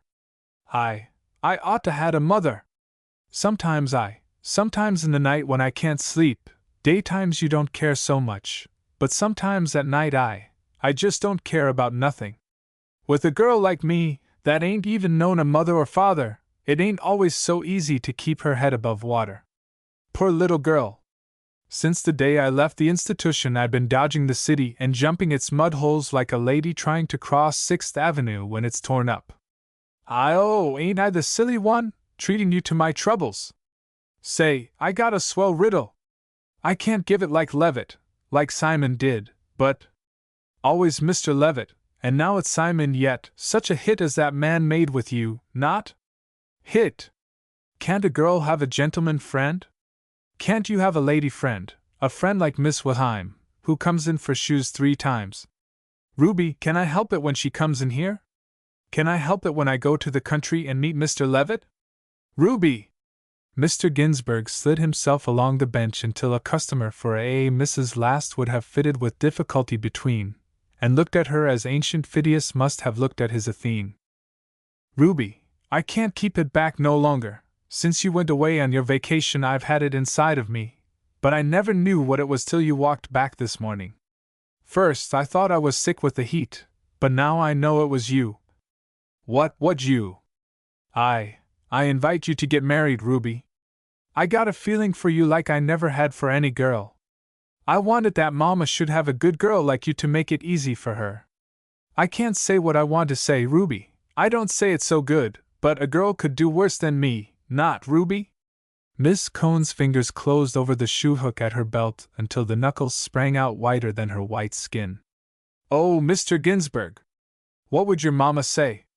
A young man like you, with a grand business and all, you could do for yourself what you wanted. If you was only a drummer like Simon, but... A wisp of Miss Cohn's hair, warm as sunset, brushed close to Mr. Ginsberg's lips. He groped for her hand, because the mist of his emotions was over his eyes. Ruby, I invite you to get married. That's all I want is that Mama should have it good with me always like she has it now. She's getting old, Ruby, and I always say what's the difference if I humor her. When she don't want to move in an apartment with a marble hall and built-in washtubs, I say, all right, we stay over the store. When she don't like it that I put a telephone in, I tell her I got a friend in the business put it in for nothing. You could give it to her as good as a daughter, not, Ruby? She's a grand woman, Abby, she... Ruby! Oh! In the eventide quiescence of the shop, with the heliotrope of early dusk about them, and passers-by flashing by the plate-glass window in a stream that paused neither for love nor life, Mr. Ginsberg leaned over and gathered Miss Cohn in his arms, pushed back the hair from her forehead and kissed her thrice, once on each lowered eyelid, and once on her lips, which were puckered to resemble a rosebud. Abby, you mustn't! We're in the store! I should worry. What will they say? For what they say I care that much, cried Mr. Ginsburg, with insouciance. Ain't I got a ruby finer than what they got in the finest jewelry store? Miss Cohn raised her smooth cheek from the rough weft of Mr. Ginsburg's sleeve. What your mamma will say I don't know. You that could have Beulah Wilhelm or Bertie Harburger, or any of those grand girls that are grand catches. I ain't bringing you nothing, Abby. We're going to make it grand for Mama, Ruby, that's all I want you to bring me. She'll have it so good as never in her life. You are going to be a good daughter to her, not Ruby? Yes, Abe. If we take a bigger apartment she can have an outside room, and I can take all the housekeeping off her hands.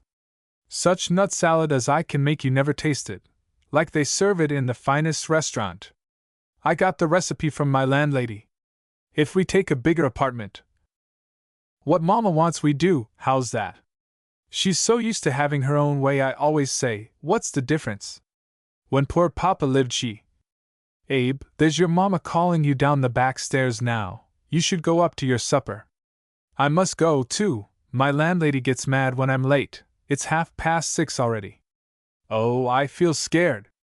What'll she say when she hears? Scared for what, my little girl? Yes, Mama, I'm coming. There ain't a week passes that Mama don't say if I find the right girl I should get married.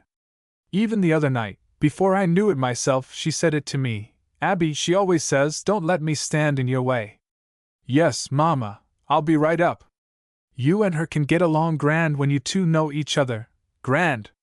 Your Mama's calling like she was mad, Abby. Tonight, Ruby, you come up to us for supper. We bring her a surprise party. Oh, you ain't going to tell her tonight, right away, are you? For what I have secrets from my own mother. She should know the good news. Get your hat, Ruby. Come on, Ruby La. Come on. Oh, Abby, you ain't going to forget to lock the front store door, are you? ACH. That should happen to me yet. The things a man don't do when he's engaged. If Mama should know I forget to lock the store, she'd think I've gone crazy with being in love, you little Ruby La. Mr. Ginsburg hastened to the front of the store on feet that bounded off the floor like rubber balls, and switched on the electric show window display. Abe, you got the double switch on. What you think this is, convention or Christmas week? Tonight we celebrate with double window lights. What's the difference if it costs a little more or a little less? The night he gets engaged, a fellow should afford what he wants. Abe. There now, with 2 locks on the door we should worry about burglars. I'm the burglar that's stealing the ruby, ain't I? 1, 2, 3, up we go, to Mama and supper. Watch out for the step there. I want her to see my ruby, finer than you can buy in the finest jewelry store, cried Mr. Ginsburg, clinging proudly to his metaphor. Any of 3 emotions were crowded into his voice: excitement, trepidation, the love that is beyond understanding, or the trilogy of them all. Come along, Ruby La! Through the rear of the store and up a winding back stairway they marched like glorified children, and at the first landing he must pause and kiss away the words of fear and nervousness from her lips and look into her diffident eyes with the same rapture that was Jupiter's when he gazed on Antiope. Such a little scary she is, like Mama was going to bite. At the top of the flight the door of the apartment stood open, a blob of gas lighted a yellowish way to the kitchen, and through the yellow Mrs. Ginsburg's voice drifted out to them. Once more I call you, Abby, and then I dish up supper and eat alone. No consideration that boy has got for his mother. He should know what it is not to have a mother who fixes him pfankitchen in this heat. Don't complain to me if everything is not fit to eat. In the heat I stand and cook, and that boy closes so late, Abby. Once more I call you and then I dish up. Abai! Mrs. Ginsburg's voice rose to an acidulated high C. Mama! Mama, don't get so excited, it ain't late. The days get shorter, that's all. Look! I brought company for supper. We don't stand on no ceremony. Come right in the kitchen, Ruby. Mr. Ginsburg pushed Miss Cohn into the room before him, and Mrs. Ginsburg raised her face from over the steaming stove top, the pink of heat and exertion high in her cheek. Reflexly her hand clutched at the collar of her black wrapper, where it fell away to reveal the line where the double scallop of her chin met the high swell of her bosom. "Miss Cone! Miss Cone! How do you do, Mrs. Ginsburg? Sit right down, Miss Cone, or you and Abby go in the front room till I dish up. You must excuse me the way I holler, but so mad that boy makes me. Just like his poor papa, he makes a long face if his supper is cold, but not once does he come up on time. All men are alike, Mrs. Ginsburg, that's what they say about 'em anyway. Such a supper we got you'll have to excuse, Miss Cone. Abby, take them German papers off the chair. Miss Cone can sit out here a minute if she don't mind such heat. If Abby had taken the trouble to tell me you was coming I'd have fixed. I am glad you don't fix no extras for me, Mrs. Ginsburg. I like to take just potluck. Abby likes pfannkuchen and pot roast better than the finest I can fix him, and this morning at Fulton Market I seen such grand green beans, and I said to Yetta, I fix them sweet sour for supper. He likes them so. I love sweet sour beans too, Mrs. Ginsburg. My landlady fixes all them German dishes swell. Well, you don't mind that I don't make no extras for you? You had a nice vacation? I tell Abby he should take one himself, not? He worked hisself sick last week. I was scared enough about him. Abby, why don't you find a chair for yourself? Why you stand there like? Even as she spoke the red suddenly ran out of Mrs. Ginsburg's face, leaving it the color of oysters packed in ice. Abby! For answer Mr. Ginsburg crossed the room and took his mother in a wide-armed embrace, so that his mouth was close to her ear. His lips were pale and tinged with a faintly green aura, like a child's who holds his breath from rage or a lyceum reader's who feels the icy clutch of stage panic on him. Mama, me and Ruby got a surprise party for you. Guess, Mama, such a grand surprise for you. Mrs. Ginsburg placed her two fists against her son's blue shirt front, threw back her head, and looked into his eyes. Her heavy waistline swayed backward against his firm embrace. Immediate tears sprang into her eyes. Abby! Abby! Mama, look how happy you should be! Ain't you always wanted a daughter, Mama? For joy she cries, Ruby. Abby, my boy! ACH, Miss Cone, you must excuse me. Now, Mama, don't cry so. Look! You make my shoulder all wet, shame on you! You should laugh like never in your life. Ruby, you and Mama kiss right away, you should get to know each other now. ACH, Miss Cone, you must excuse me. I always told him I mustn't stand in his way, but what that boy is to me, Miss Cone, what? Ruby, Mama, call her Ruby. Ain't she your little Ruby as much as mine, now ain't she? Yes, come here, Ruby, and let me kiss you. Since poor Papa's gone you can never know what that boy has been to me, Ruby, such a son, not out of the house would he go without me. It's like I was giving away my heart to give him up, like I was tearing it right out from inside of me. ACH, but how glad I am for him. Mama, like you was giving me up. Mr. Ginsburg swallowed with such difficulty that the tears sprang into his eyes. I ain't taking him away from you, Mrs. Ginsburg, he's your son as much as ever, and more. Call her Mama, Ruby, just like I do. Mama! Just don't you worry, Mama, it's going to be grand for you and me and all of us. Hear her, Mama, how she talks. Ain't she a girl for you? You children mustn't mind me, I'm an old woman. You go in the front room, and I'll be all right in a minute, so happy I am for my boy. You bad boy, you, not to tell your Mama the other night. Mama, so help me, I didn't know it myself till I seen her come back today so pretty, and I just felt it inside of me all of a sudden. Abe, ain't he the silly talker, Mrs. Ginsburg, Mama? You mustn't cry, Mama, we'll make it grand for you. Ain't I the silly one myself to cry when I'm so happy for you? I'll be all right in a minute, so happy I am. Ruby, you tell Mama how grand it'll be. Miss Cone placed her arms about Mrs. Ginsburg's neck, stood on tiptoe, and kissed her on the tear-wet lips. You always got a home with us, Mama. Me and Abby wouldn't be engaged this minute if it wasn't that you would always have a home with us. With one swoop, Mr. Ginsburg gathered the two women in a mutual embrace that strained his arms from their sockets. His voice was taut, like one who talks through a throat that aches. "My little mama and my little Ruby, ain't it?" Mrs. Ginsburg dried her eyes on a corner of her apron and smiled at them with fresh tears forming instantly. "He's been a good boy, Ruby. I only want that he should make just so good a husband. I always said the girl that gets him does well enough for herself. I don't want to brag on my own child, but if— Ah, Mama! But if I do say it myself, he's been a good boy to his mother. Now, Mama, don't begin. I always said to him, Ruby, looks in a girl don't count the most. Such girls as you see nowadays, with their big ideas, ain't worth house room. I always say to him, Ruby, a girl that ain't ashamed to work and knows the value of $1, and can help a young man save and get a start without such big ideas like apartments and dummy waiters. Honest, wouldn't you think this was a funeral? Mama, tonight we have a party, not? I go down and get up that bottle of wine. Himmel! My pfankchen! Yes, Abby, run down in the cellar. On the top shelf it is, under the grape jelly roll, left yet from poor Papa's last birthday. ACH, Ruby, you should have known poor Papa, that such a man could have been taken before his time.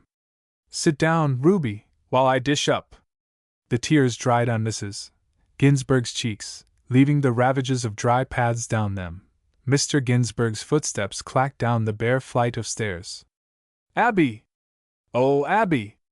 Yes, Mama! His voice came up remotely from 2 flights down, like a banshee voice drifting through a yellow sheol of dim-lit hallway. Abe, bring up some dill pickles from the jar. There's a dish in the closet. Yes, I bring them. Between the two women fell silence, a silence that in its brief moment spawned the eggs of 1,000 unborn thoughts. From her corner the girl regarded the older woman with a nervous diffidence, her small, black satin feet curled well inward and round the rungs of the chair. I hope you ain't mad at me, Mrs. Ginsburg, you ain't more surprised than me. A note as thin as sheet tin crept into Mrs. Ginsburg's voice. He's my boy, Ruby, and what he wants I want. I know you ain't the kind of a girl, Ruby, that won't help my boy along, not? Extravagant ways and high living never got a young couple nowheres. Abby should take out 1,000 more life insurance now, and with economical ways, you got a grand future. For myself, I don't care, I ain't so young anymore, and you always got a home with us, Mrs. Ginsburg. You won't know yourself, you'll have it so good. If we move you with us out of this dark little flat you won't know yourself, you'll have it so good. I hope you ain't starting out with no big ideas, Ruby. This flat ain't so dark, but it could be worse. For young people with good eyes it should do all right. If it was good enough for Abby's papa and me it. Mr. Ginsburg burst into the kitchen, a wine bottle tucked under one arm and a white china dish held at arm's length. Such pickles as Mama makes, Ruby, you never tasted. You should learn how. You two can get out here in the kitchen, with your sleeves rolled up to your elbows, and such housekeeping times you can have. I'll get dilled down by Anschutz like last year, not, Mama? Come, we sit down now. We can all eat in the kitchen, Mama. Don't make company out of Ruby, she knows we got a front room to eat in if we want it. Come and sit down, Ruby, across from Mama, so we get used to it right away. Sit here, you little Ruby la, you. Mr. Ginsburg exuded radiance like August bricks exude the heat of day. He kissed Miss Cone playfully under the pink lobe of each ear and repeated the performance beneath Mrs. Ginsburg's not-so-pink lobes, carved the gravy-using slices of pot roast with a hand that was no less skillful because it trembled under pressure of a sublime agitation. Ruby, I learn you right away, we always got to save Mama the heel of the bread, 'cause she likes it. Miss Cone smiled and regarded Mr. Ginsburg from the left corner of each eye. I wasn't so slow learning the shoe business, was I, Abe? You look at me so cute-like, and I'll come over to you right this minute. Look at her, Mama, how she flirts with me, just like it wasn't all settled. Abby, pass Ruby the beans. Honest, for a beau, you don't know nothing, your papa was a better beau as you. Pass her the beans. Don't you see she ain't got none? You too with your love-making. You remind me of me and poor Papa, he. Now, Mama, don't you go getting sad again like a funeral. I ain't, Abby. I'm so happy for you. Tonight we just play, and tomorrow Mama decides when we get married, not, Ruby? We do like she wants it, tonight we just play. Ruby, pass your glass and Mama's, and we drink to our three selves with claret. Mr. Ginsberg poured with agitated hand, and the red in his face mounted even as the wine in the glass. To the two grandest women in the world! May we all be happy and prosperous from tonight! Mr. Ginsberg swung his right arm far from him and brought his glass round to his lips in a grand semicircle. To the two grandest women in the world! Mrs. Ginsberg tipped the glass against her lips. To my two children! God bless them and poor Papa! The first time I ever seen Mama drink wine, Ruby. She hates it. That shows how much she likes you already. Eat your dessert, Mama, it'll take the taste away. You like noodle dumplings? Such dumplings as these you should learn to make, Ruby-la. Children, you have had enough supper? It was a grand supper, Mama. They scraped their chairs backward from the table and smiled satiated, soul-deep smiles. From the sitting room a clock chimed the half-hour. So late, children!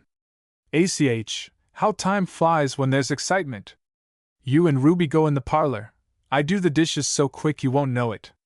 Ruby can help you with the dishes, Mama. Sure I can. We can do 'em in a hurry, and then go maybe to a picture show or someplace.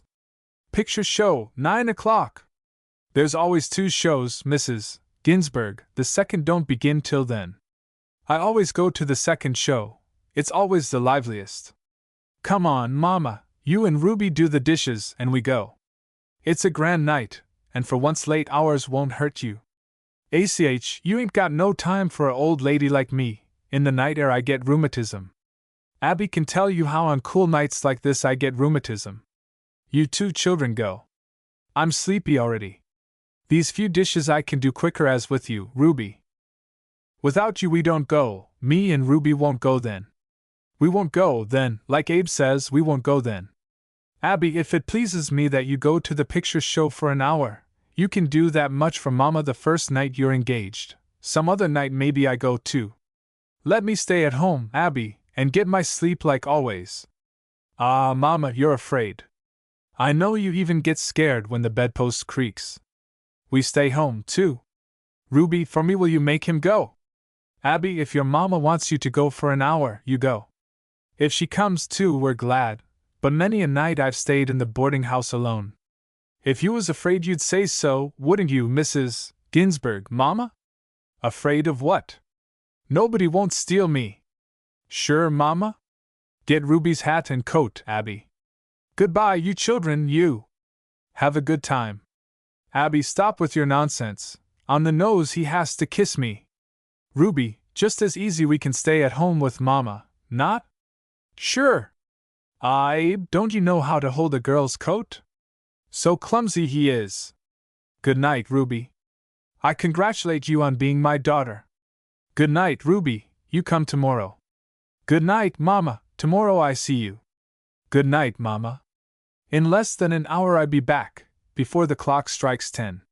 You shouldn't make me go, I don't like to leave you here. ACH, you silly children.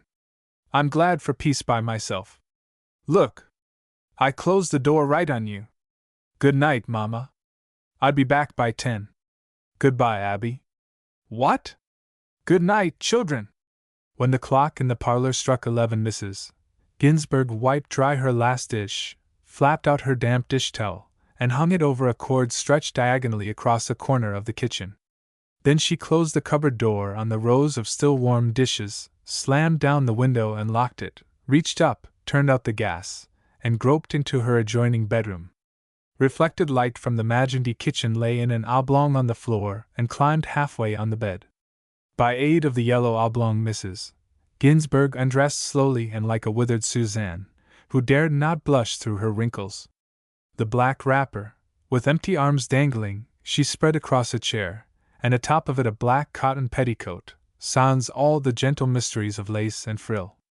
Lastly, beside the bed, in the very attitude of the service of love, she placed her shoes, expressive shoes, swollen from swollen joints, and full of the capacity for labor. Then Mrs. Ginsburg climbed into bed, knees first, threw backward over the footboard the blue and white coverlet, and drew the sheet up about her. A fresh as water breeze blew inward the lace curtain, admitting a streak of light across her eyes and a merry draught about her head. The parlor clock tinged the half-hour. Silence for a while, then the black rush of a train, an intermittent little plaint like the chirp of a bird in its cage, the squeak of a bedpost, and a succession of the unimportant noises that belong solely to the mystery of night. Finally, from under the sheet, the tremolo of a moan, the sob of a heart that aches and, aching, dares not break. Back to contents. Back to contents. The other cheek. Romance has more lives than a cat. Crushed to earth beneath the double-tube, non-skiddable tires of a 60-horsepower limousine, she allows her prancing steed to die in the dust of yesterday and elopes with the chauffeur.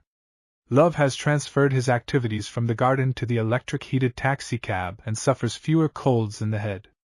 No, romance is not dead, only reincarnated. She rode away in divided skirt and side saddle, and motored back in goggles. The tree-bark messages of the lovers of Arden are the 50-word night letters of today. The first editions of the Iliad were writ in the tenderest flesh parts of men's hearts, and truly enough did Moses blast his sublime messages out of the marble of all time. But why bury romance with the typewriter as a headstone?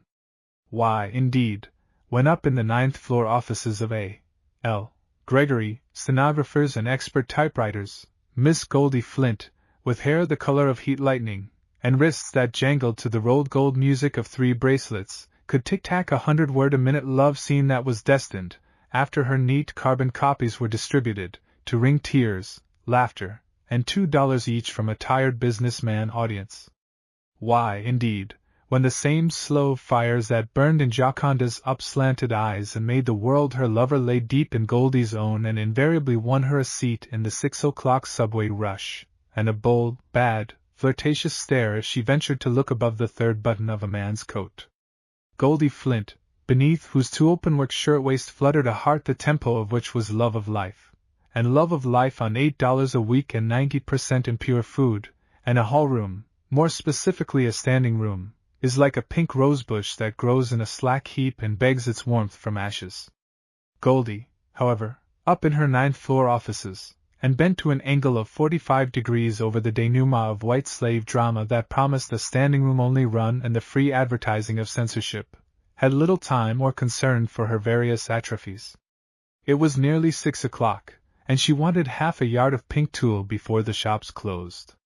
Besides, hers were the problems of the $6 million incorporateds, who hire girls for $6 a week, for the small-eyed, large diamond birds of prey who haunt the glove counters and lace departments of the $6 million incorporateds with invitations to dinner, and for the night courts, which are struggling to stanch the open gap of the social wound with medicated gauze instead of a tight tourniquet. A yard of pink tulle cut to advantage would make a fresh yoke that would brighten even a 3-year-old, gasoline-clean blouse. Harry Trimp liked pink tulle. Most Harry Trimps do. At 20 minutes before 6 the lead-colored dusk of January crowded into the Gregory typewriting office so thick that the 2 figures before the 2 typewriters faded into the veil of gloom like a Corot landscape faints into its own mist.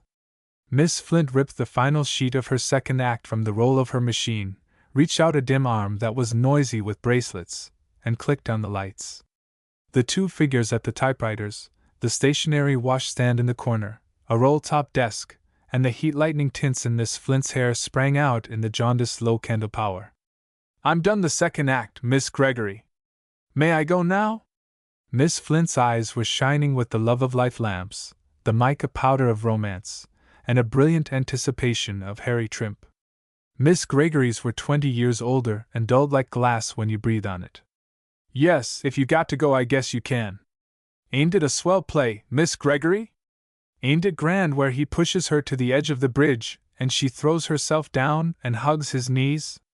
Did you red ink your stage directions in, with the margin wide, like he wants? He was fussy about the 1st act. Yes'm, and say, ain't it a swell name for a show, The Last of the Demoulins? Give me a show to do every time, and you can have all your contracts and statements and multigraph letters. Those love stories that long, narrow fellow brings in are swell to do, too, if he wa'n't such an old grouch about punctuation. Give me stuff that has some reading in it every time. Miss Gregory sniffed, the realistic, acidulated sniff of unloved 40 and a thin nose. The sooner you quit curlin' your side hair and begin to learn that life's made up of statements and multigraphs, instead of love scenes on papier-mâché bridges and flashy fellows in check suits and get-rich-quick schemes, the better off you're going to be.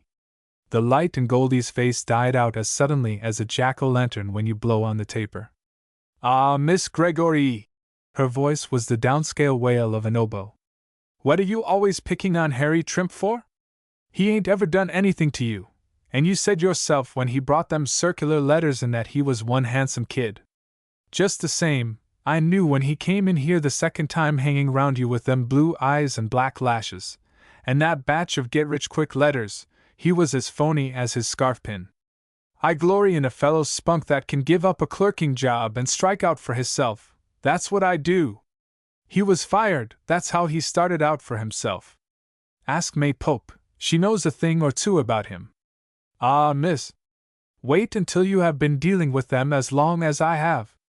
Once get a line on a man's correspondence, and you can see through him as easy as through a looking-glass with the mercury rubbed off." The walls of Jericho fell at the blast of a ram's horn. Not so Miss Flint's Friar fortifications. The minute a fellow that doesn't belong to the Society of Pikers and gets a 3-figure salary comes along, and can take a girl to a restaurant where they begin with hors d'oeuvres instead of wiping your cutlery on the tablecloth and deciding whether you want the end with your ham fried or scrambled, the minute a fellow like that comes along and learns one of us girls that taxicabs was made for something besides dodging, and pink roses for something besides florist windows, that minute they put on another white slave play, and your friends begin to recite the doxology to music. Gee! It's fierce! Gimme that second act, Goldie. Thank God I can say that in all my years of experience I've never been made a fool of, and if I do say it, I had chances in my time. You're the safest girl I know, Miss Gregory. What? You're safe if you know the ropes, Miss Gregory. What did you do with the Reinhardt statement, Goldie? He'll be in for it any minute. It's in your left-hand drawer, along with those contracts, Miss Gregory. I made 2 carbons. Miss Flint slid into her pressed plush $14.50 copy of a $1,450 unborn lamb coat, pulled her curls out from under the brim of her tight hat, and clasped a dyed rat tippet about her neck so that her face flowered above it like a small rose out of its calyx. The Bacon-Shakespeare controversy, the Fifth Dimension, and the American shopgirl and how she does not look it on $6 a week, and milk chocolate lunches are still the subjects that are flung like serpentine confetti across the pink candle shades of four-fork dinners, and are wound like red tape round uplift societies and ladies' culture clubs. Yet Goldie flourished on milk chocolate lunches like the baby food infants on the backs of magazines flourish on an ad-hot water and serve, 25 cents a can substitute for motherhood. Good night, Miss Gregory. Night! Goldie closed the door softly behind her, as though tiptoeing away from the buzzing gnats of an 8-hour day. Simultaneously across the hall the ground-glass door of the Underwriters Realty Company swung open with a gust, and Mr. Eddie Bopp, clerk, celibate, and aspirant for the beyond of each state, bowed himself directly in Goldie's path. Ed die! Ain't you early tonight, though? Since when are you keeping board of directors hours? I've been watching for you, Goldie. Eddie needs no introduction. He solicits coffee orders at your door. The shipping clerks and dustless broom agents and lottery ticket buyers of the world are made of his stuff. Bronx apartment houses, with perambulators and imitation marble columns in the downstairs foyer, are built for his destiny. He sells you a yard of silk. He travels to Coney Island on hot Sunday afternoons. He bleaches on the bleachers. He bookkeeps. He belongs to a building association and wears polka-dot neckties. He is not above the pink evening edition. Ibsen and eugenics and post-impressionism have never darkened the door of his consciousness. He is the safe and sane strata in the social mountain, not of the base or of the rarefied heights that carry dizziness. Yet when Eddie regarded Goldie, there was that in his eyes which transported him far above the safe and sane strata to the only communal ground that men and socialists admit, the Arcadia of lovers. I wasn't going to let you get by me tonight, Goldie. I ain't walked home with you for so long I haven't a rag of an excuse left to give Addie. Miss Flint colored the faint pink of dawn's first moment. I got to do some shopping tonight, Eddie. That's why I quit early. Believe me, Gregory'll make me pay up tomorrow. It won't be the first time I shopped with you, Goldie. No. Remember the time we went down in Tracy's basement for a little alcohol stove you wanted for your breakfasts? The girl at the counter thought we were spliced. Yeah. Miss Flint's voice was faint as the thud of a nut to the ground. They shot down 15 fireproof stories in a breathtaking elevator, and then out on the widest, brightest Broadway in the world, where the dreary trilogy of wine, woman, and song is played from noon to dawn, with woman the cheapest of the three. How's Addie? She don't complain, but she gets whiter and whiter, poor kid. I got her some new crutches, Goldie, swell mahogany ones with silver tips. You ought to see her get round on them. I've been so busy, night work and she's been asking about you every night, Goldie. It ain't like you to stay away like this. Their breaths clouded before them in the stinging air, and down the length of the enchanted highway lights sprang out of the gloom and winked at them like naughty eyes. What's the matter, Goldie? You ain't mad at me, are you? Eddie took her pressed plush elbow in the cup of his hand and looked down at her, trying in vain to capture the bright flame of her glance. Nothing's the matter, Eddie. Why should I be mad? I've been busy, that's all. The tide of homegoing New York caught them in its 6 o'clock vortex. Shops emptied and streetcars filled. A newsboy fell beneath a car, and Broadway parted like a Red Sea for an overworked ambulance, the mission of which was futile. A lady in a $1,450 unborn lamb coat and a notorious dog collar of pearls stepped out of a wine-colored limousine into the gold-leaf foyer of a hotel. A 10-story emporium ran an iron grating across its entrance, and 10 watchmen reported for night duty. Ah, gee! They're closed! Ain't that the limit now? Ain't that the limit? I wanted some pink tulle. Poor kid! Don't you care? You can get it tomorrow, you can work Gregory. I wanted it for tonight. What? I wanted it for my yoke. They turned into the dark aisle of a side street. The wind lurked around the corner to leap at them. Oh, H. He held tight to her arm. It's some night, ain't it, girlie? I should say so. Poor little kid. Eddie's voice was suddenly the lover's, full of that quality which is like unto the ting of a silver bell after the clapper is quiet. You're coming home to a good hot supper with me, Goldie, ain't you, Goldie? Addie'll like it. She withdrew her hand from the curve of his elbow. I can't, Eddie, not tonight. Tell her I'm coming over real soon. Oh. It's sure cold, ain't it? Goldie, can't you tell a fellow what's the matter? Can't you tell me why you've been dodging me, for 2 weeks? Can't you tell a fellow, huh, Goldie? Gewillikins, Eddie! Ain't I told you it's nothing? There ain't a girl could be a better friend to Addie than me. I know that, Goldie, but didn't we work in the same office thick as peas for 2 whole years before her accident, even before I knew she had a brother? Ain't I stuck to her right through, ain't I? You know that ain't what I mean, Goldie. You been a swell friend to poor Addie, stayin' with her Sundays when you could be havin' a swell time and all, but it's me I'm talking about, Goldie. Sometimes I've never talked straight out about it before, Goldie, but you remember the night I rigged up like a Christmas tree, and you said I was all the ice cream in my white pants, the night Addie was run over and they sent for me? Will I ever forget it? I was tuning up that evening to tell you, Goldie, while we were sitting there on your stoop, with the street light in our eyes, and you screechin' every time a June bug bumbled in your face. God, how I hate bugs! There was one in Miss Gregory's. I was going to tell you that night, Goldie, that there was only one girl for me, and while we were sittin' there gigglin' and screechin' at June bugs, poor Addie was provin' that a streetcar fender has got it all over a mangling machine. Yes, It's like she says about herself, she was paying her initiation fee for life membership into the Society of Cripples with a perfectly good hip and a bit of spine. Poor Addie! God, how she loved to dance! She used to spend every noon hour eating marshmallows and learning me new steps. The wind soughed in their ears, and Goldie's skirts blew backward like sails. You haven't got a better friend than Addie right now, girlie. She always says our little flat is yours. The three of us, Goldie, the three of us could. It's swell for a girl that ain't got none of her own blood to have a friend like that. Swell, let me tell you. Goldie. Yes. It's like I said, I've never talked right out before, but I got a feelin' you're slippin' away from me like a eel, girlie.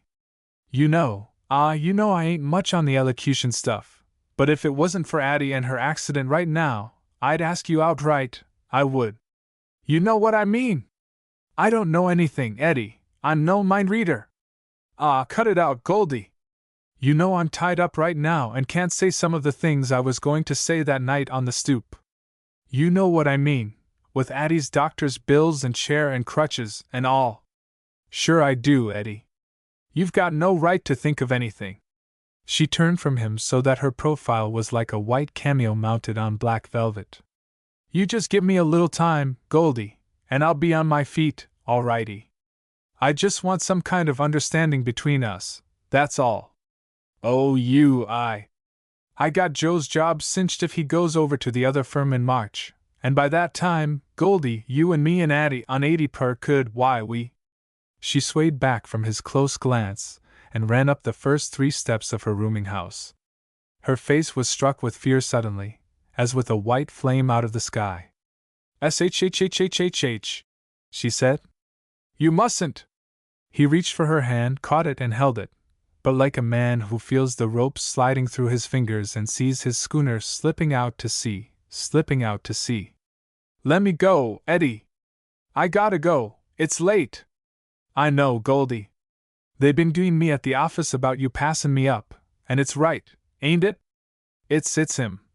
She shook her head and tugged for the freedom of her hand. Tears crowded into her eyes like water to the surface of a tumbler just before the overflow. It's him, ain't it, Goldie? Well, you won't give a girl a chance to say anything. If you'd have given me time I was comin' over and tell you, and tell. Goldie. I was. It's none of my business, girlie, but he ain't fit for you. There you go. The whole crowd of you make me. He ain't fit for no girl, Goldie. Listen to me, girlie. He's just a regular lady killer. He can't keep a job no more'n a week for the life of him. I used to know him when I worked at Delaney's. Listen to me, Goldie. This here new minnin' scheme he's in ain't even on the level. It ain't none of my business, but good God, Goldie, just because a guy's good-lookin' and a swell dresser and… She sprang from his grasp and up the 3 remaining steps. In the sooty flare of the street lamp she was like Jeanne d'Arc heating the vision or a suffragette declaiming on a soapbox in equal rights. You, the whole crowd of you make me sick. The minute a fellow graduates out of the $60 clerk class, and can afford a $20 suit, without an extra pair of pants thrown in, the whole pack of you begin to yowl and yap at his heels like… Goldie, listen. Yes, you do. But I ain't caring. I know him, and I know what I want. We're going to get married when we're good and ready, and we ain't apologizing to no one. I don't care what the whole pack of you have to say, except Addie and you, and I. Goldie turned and fled into the house, slamming the front door after her so that the stained glass panels rattled, then up 4 flights, with the breath soughing in her throat and the fever of agitation racing through her veins. Her oblong box of a room at the top of the long flights was cold with a cavern, damp and musty with the must that is as indigenous to rooming houses as chorus girls to the English peerage or insomnia to black coffee. Even before she lighted her short-armed gas jet, however, a sweet, insidious, hothouse fragrance greeted her faintly through the must, as the memory of mignonette clings to old lace.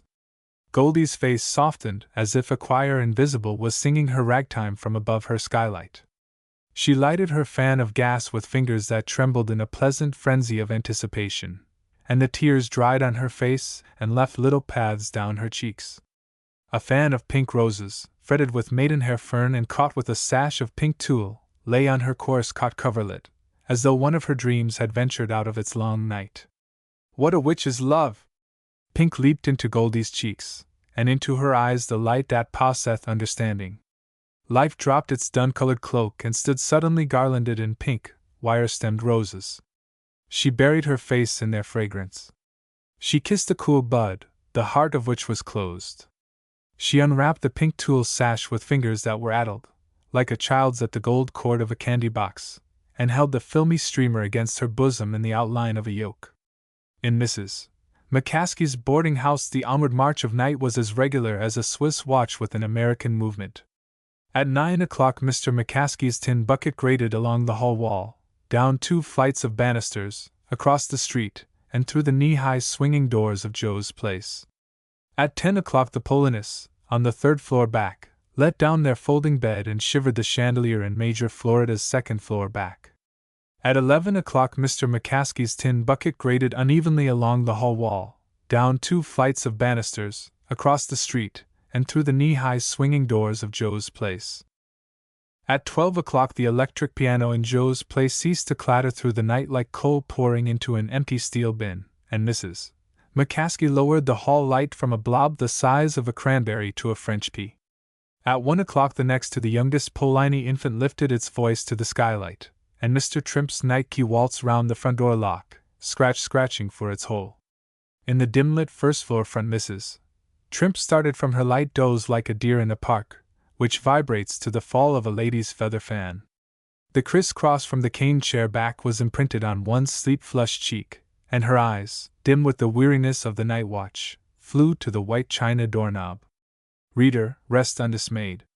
Mr. Trimp entered on the banking hour legs of a scholar and a gentleman. With a white carnation in his buttonhole, his hat unbattered in the curve of his arm, and his blue eyes behind their curtain of black lashes, but slightly watery, like a thawing ice pond with a film atop. "Hello, my little Goldie eyes!" Mr. Trimp flashed his double deck of girlish-pearlish teeth. When Mr. Trimp smiled, Groys might have wanted to paint his lips for a child's study. Women tightened up about the throat and dared to wonder whether he wore a chest protector and asafoetida bag. Old ladies in streetcars regarded him through the mist of memories, and as if their motherly fingers itched to run through the heavy yellow hemp of his hair. There was that in his smile which seemed to provoke hand-painted sofa pillows and baby-ribboned coat-hangers, knitted neckties, and cross-stitched slippers. Once he had posed for an Adonis underwear advertisement. "Hello, baby! Did you wait up for your old man?" Goldie regarded her husband with eyes that 10 months of marriage had dimmed slightly. Her lips were thinner and tighter and silent. "I think we landed a sucker tonight for 50 shares, kiddo. Ain't so bad, is it? And so you waited up for your tired old man, baby?" "No," she said, the words sparking from her lips like the hiss of a hot iron when you test it with a moist forefinger. "No, I didn't wait up. I'd been out with you, painting the town. I couldn't get home for supper, hon, me and Cuddy." "You and Cuddy? I wasn't born yesterday. Me and Cuddy had a sucker out, baby. He'll bite for 50 shares sure." "Gee!" she flamed at him, backing round the rocker from his amorous advances. "Gee! If I was low enough to be a crook, if I was low enough to try and make a livin' sellin' dead dirt for paid dirt, I'd be a successful crook, anyway. Now, Goldie, hon! Don't. I wouldn't leave my wife havin' heart failure every time McCaskey passes the door. I wouldn't. Now, don't fuss at me, Goldie. I'm tired, dog tired. I got some money comin' in tomorrow that don't go with me any more. Sure I have. I'd been set out on the street too many times before on promises like that, and it was always after a week of one of these here slow jags. I know them and how they begin. I know them. 'Tain't so this time, honey. I know them and how they begin, with your sweet, silky ways. I'd rather have you come staggering home than like this, with your claws hid. I'm afraid of you, I tell you. I ain't forgot the night up at Hinkey's. You haven't been out with Cuddy no more than I have. You been up to the Crescent, Where the red slipper is dancing this week, you. Mr. Trimp swayed ever so slightly as a silver reed in the lightest breeze that blows, and regained his balance immediately. His breath, redolent as a garden of spice and cloves, was close to his wife's neck. Baby, he said, you better believe your old man. I'd been out with Cuddy, Goldie. We had a sucker out. She sprang back from his touch, hot tears in her eyes. Believe you? I did till I learnt better. I believed you for 4 months, sittin' round waiting for you and your goings on. You ain't been out with Cuddy, you ain't been out with him one night this week. You been, you. Mrs. Trimp's voice rose to a hysterical crescendo. Her hair, yellow as corn silk, and caught in a low chignon at her back, escaped its restraint of pins and fell in a whirl down her shirt-waist. She was like a young immortal eaten by the corroding acids of earlier experiences, raw with the vitriol of her deathless destiny. You ain't been out with Cuddy. You been. The piano salesman in the first floor back knocked against the closed folding door for the stilly night that should have been his by right. A distant nightstick struck the asphalt, and across Harry Trimp's features, like filmy clouds across the moon, floated a composite death mask of Henry VIII and Othello, and all their alimony-paying kith. His mouth curved into an expression that did not coincide with pale hair and light eyes. He slid from his greatcoat, a black one with an astrakhan collar and bought in 3 payments, and inclined closer to his wife, a contumelious quirk on his lips. Well, what are you going to do about it, kiddo, huh? I'm going to quit. He laughed and let her squirm from his hold, strolled over to the dresser mirror, pulled his red foreign hand upward from its knot and tugged his collar open. You're not going to quit, kiddo! You ain't got the nerve! He leaned to the mirror and examined the even rows of teeth, and grinned at himself like a Halloween pumpkin to flash whiter their whiteness. Ain't I? Which takes the most nerve, I'd like to know, sticking to you and your devilishness or striking out for myself like I'd been raised to do? I was born a worm, and I ain't never found the cocoon that would change me into a butterfly. I had as swell a job up at Gregory's as a girl ever had. I'm an expert stenographer, I am. I got a diploma from. Why don't you get your job back, baby? You been up there twice to my knowin', maybe the 3rd time'll be a charm. Don't let me keep you, kiddo. The sluice gates of her fear and anger opened suddenly, and tears rained down her cheeks. She wiped them away with her bare palm. It's because you took the life and soul out of me. They don't want me back because I ain't nothing but a rag anymore. I guess they're ashamed to take me back 'cause I'm in your class. 10 months of standing for your funny business and dodging landladies, and waiting up nights, and watching you and your crooked starvation game would take the life out of any girl. It would. It would. Don't fuss at me any more, Goldie Eyes. It's getting hard for me to keep down, and I don't want to begin getting ugly. Mr. Trimp advanced toward his wife gently. Don't come near me. I know what's coming, but you ain't going to get me this time with your oily ways. You're the kind that walks on a girl with spiked heels and tries to kiss the sores away. I'm going to quit. Mr. Trimp plucked at the faint hirsute adornment of his upper lip and folded his black and white waistcoat over the back of a chair. He fumbled it a bit. Stay where you're put, you bloomin' vest, you. I got friends that'll help me, I have, even if I ain't ever laid eyes on 'em since the day I married you. I got friends, real friends.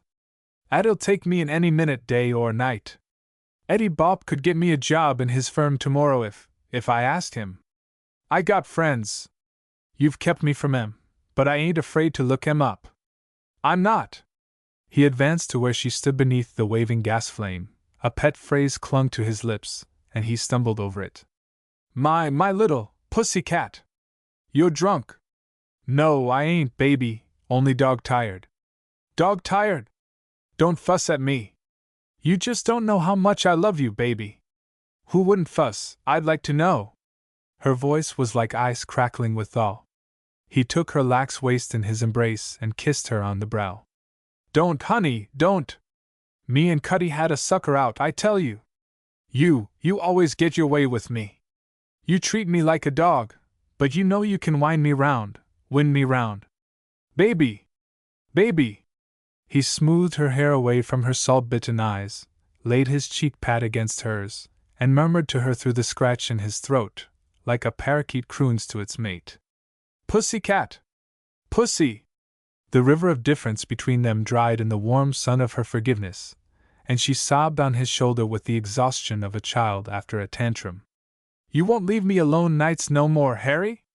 Thursday, Thursday, Thursday, such a little goldy eyes.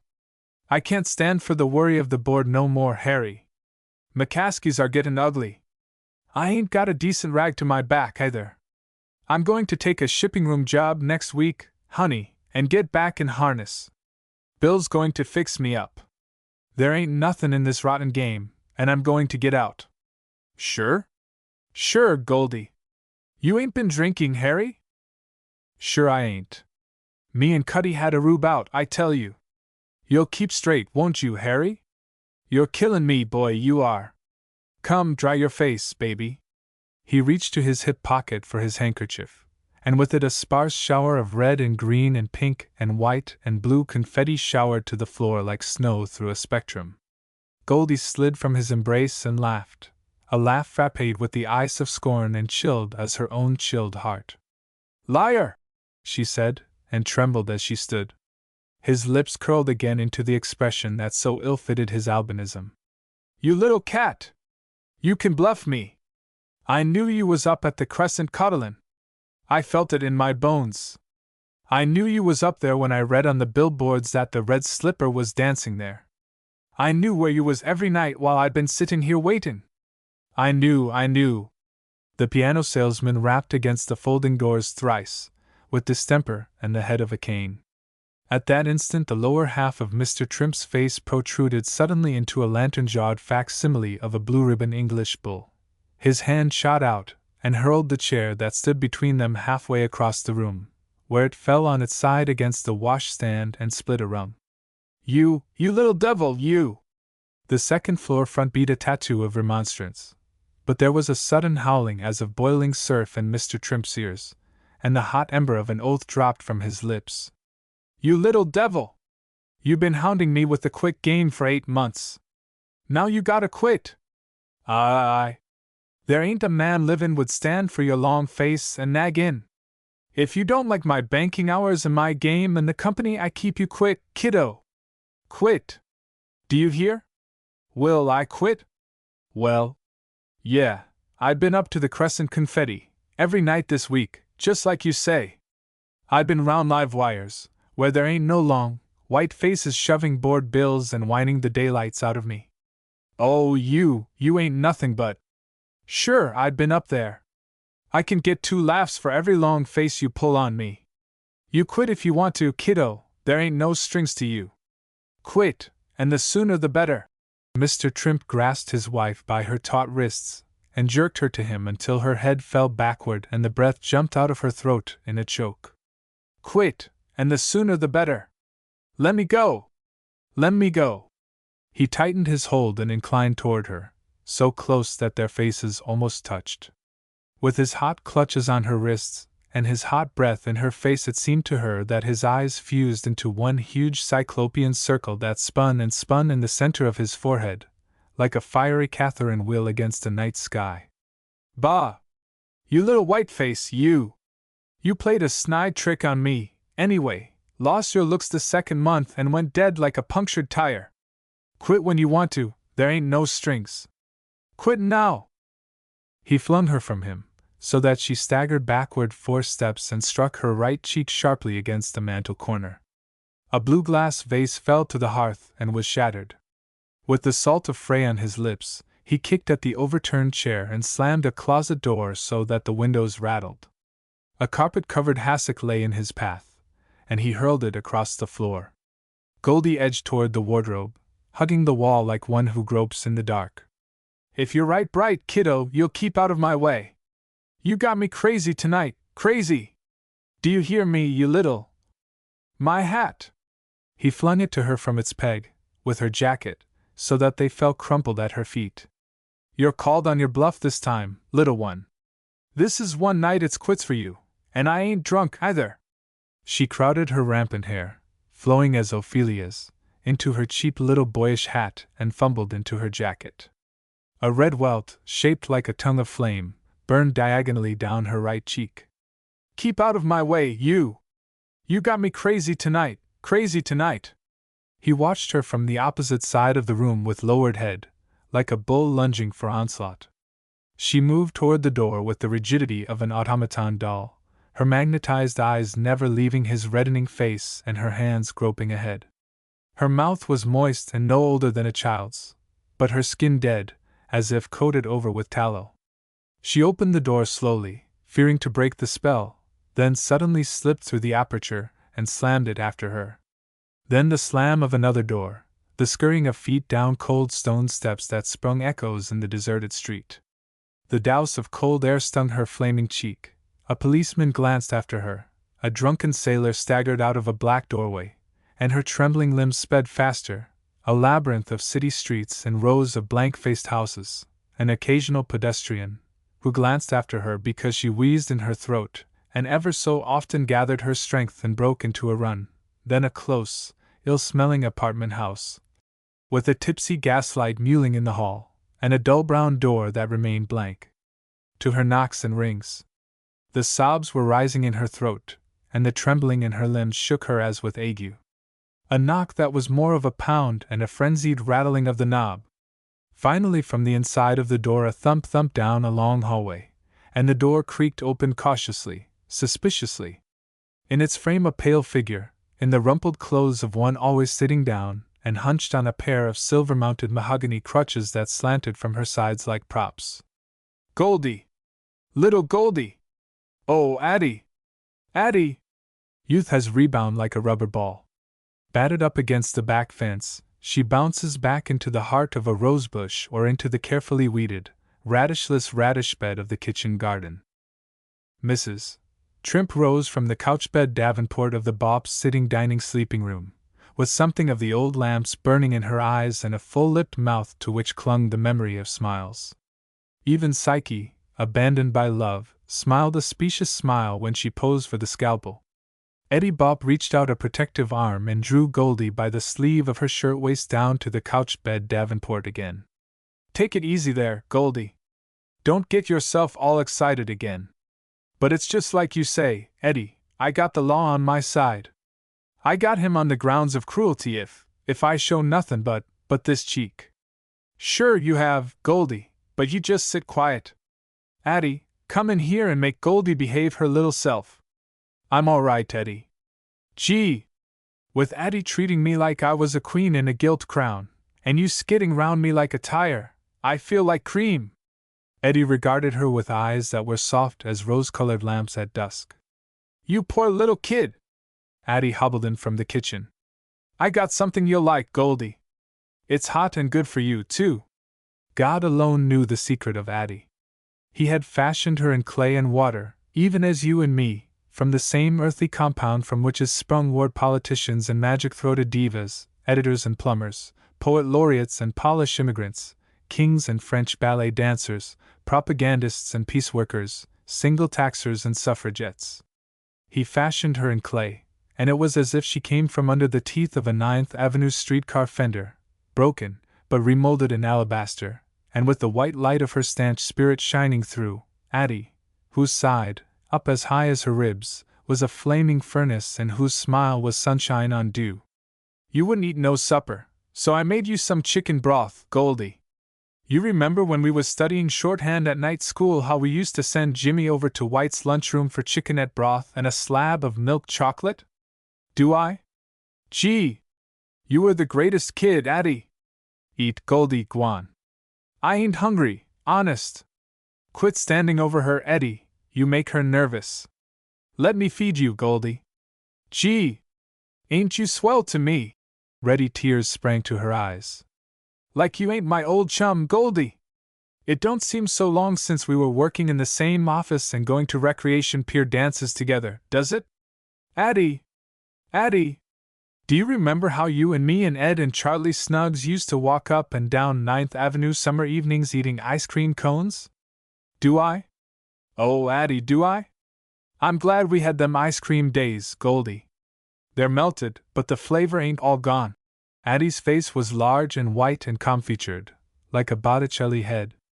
You two girls sure was cut-ups. Remember the night Addie first introduced us, Goldie? You came over to call for her, and us three went to the Waxworks show on 23rd Street. Lordy, how we cut up! And I started to ask the wax policeman if we was allowed to go past the rail. They laughed low in their throats, as if they feared to raise an echo in a veil of tears. It's like old times for me to be staying all night with you again, Addie. It's been so long. He used to get mad like anything if I wanted to see any of the old crowd. He knew they didn't know any good of him. He was always for the sporty, all-night bunch. Poor kid! Don't get her to talking about it again, Eddie, it gets her all excited. He could have turned me against my own mother. I was that crazy over him. That, said Eddie softly, was love. And only women can love like that, and women who do love like that are cursed and blessed. I'm out of it now, Addie. You won't never send me back to him, you won't ever? There now, dearie, you're gettin' worked up again. Ain't you right here safe with us? That night at Hinky's was the worst, Goldie, said Eddie. It makes my blood boil. Why didn't you quit then? Why? I ain't told you all either, Eddie. One night he came home about 2 o'clock, and I had been. Just quit thinking and talking about him, Goldie. You're right here, safe with me and Eddie, and he's going to get you a job when you're feeling stronger. And then, when you're free. Addie regarded her brother with the tender aura of a smile on her lips and a tender implication in her eyes that scurried like a frightened mouse back into its hole. Eddie flamed red, and his ears, by a curious physiological process, seemed to take fire and contemplate instant flight from his head. Oh, look, Ad! We got to get a new back for your chair. The stuffin's all poking through the velvet. So it is, Eddie. It's a good thing you got your raise, with all these newfangled dangles we need. Tonight's his lodge night. He never came home till 3 o'clock lodge nights. There you go, Goldie, back on the subject, making yourself sick. Gee! What's the matter, Goldie? Tonight's his lodge. I could go now and get my things while he ain't there, couldn't I? Swell! I'll take you, Goldie, and wait outside for you. Eddie, can't you see she ain't in any condition to go running round nights? There's plenty time yet, Goldie. You can wear my shirtwaists and things. Wait till. I got to get it over with, Addie, and daytimes Eddie's working, and I'd have to go alone. I don't want to go alone. Sure, she can't go alone, Addie, and she's got to have her things. Eddie was on his feet and beside Goldie's palpitating figure, as though he would lay his heart, a living stepping stone, at her feet. We better go now, Addie, honest we had. Eddie'll wait outside for me. You poor kid! You want to get it over with, don't you? Get her coat, Eddie, and bring her my sweater to wear underneath. It's getting colder every minute. I ain't scared a bit, Addie. I'll just go in and pack my things together and hustle out again. Here's a sweater, Goldie, and your coat and hat. Take care, children. And Goldie, don't forget all the things you need. Just take your time and get your things together, warm clothes and all. I'll be waiting right outside for you, Goldie. I'm ready, Eddie. Don't let her get excited and worked up, Eddie. I ain't scared a bit, Addie. Sure you ain't? Not a bit. Goodbye, Addie. Gee, but you're swell to me. Don't forget to bring your rubbers, Goldie. Going to work on wet mornings you'll need them. I ain't got none. You can have mine. I don't need them any more. Goodbye, Ad, leave the dishes till we come back. I can do 'em swell myself after you two girls have gone to bed. Yes. I'll be waiting, Goldie, and we'll talk in bed like old times. Yes. It was as if Addie's frail hands were gripping Goldie's heart and clogging her speech. Goodbye, children. Goodbye. S long. The night air met them with a whoop and tugged and pulled at Goldie's hat. Take my arm, Goldie. It's some howler, ain't it? Their feet clacked on the cold, dry pavement, and passers-by leaned into the wind. He was a great one for hating the cold, Eddie. Gee, how he hated winter! That's why he wears a fur-collared coat, and you go freezing along in a cheesecloth jacket, I guess. It always kind of got on his chest and gave him fever. What about you? You just shivered along and didn't say anything. And I used to fix him antiphlogiston plasters half the night. When he wasn't mad or drunk, he was just like a kid with the measles. It used to make me laugh so, he'd humph. But one night I got the antiphlogiston too hot while I was straightening up, 'cause he never liked a messy-looking room when he was sick, and he was down and out from one of his bad nights, and it got too hot, and... She turned away and finished her sentence in the teeth of the wind, but Eddie's arm tightened on hers until she could feel each distinct finger. God, he said. I ain't scared a bit, Eddie. For what, I'd like to know? Ain't I going to be waiting right here across the street? See? That's the room over there, the dark one, with the shade halfway up. Gee, how I hate it! I'll be waiting right here in front of Joe's place, Goldie. If you need me, just shoot the shade all the way up. I won't need you. Well then, light the gas, pull the shade all the way down, and that'll mean all's well. Swell, she said. Down comes the shade, and all's well. Good. They smiled, and their breaths clouded between them, and down through the high-walled street the wind shot javelin-like and stung red into their cheeks, and in Eddie's ears and round his heart the blood buzzed. Goldie crossed the street and went up the steps lightly, her feet grating the brown stone like fine-grained sandpaper. When she unlocked the front door, the cave-like mustiness, and the cold smell of unsunned hallways and the conglomerate of food smells from below met her at the threshold. Memories like needle-tongued insects stung her. The first floor front she opened slowly, pausing after every creak of the door, and the gas she fumbled because her hand trembled, and the match burned close to her fingers before she found the tip. She turned up the flame until it sang, and glanced about her fearfully, with one hand on her bruised cheek and her underlip caught in by her teeth. Mr. Trimp's room was as expressive as a lady's glove still warm from her hand. He might have slipped out of it and let it lie crumpled, but in his own image. The fumes of bay rum and stale beer struggled for supremacy. The center table, with a sickening litter of empty bottles and dead ashes, was dreary as cold mutton in its grease, or a woman's painted face at crack o' dawn, or the moment when the flavor of love becomes as tansy.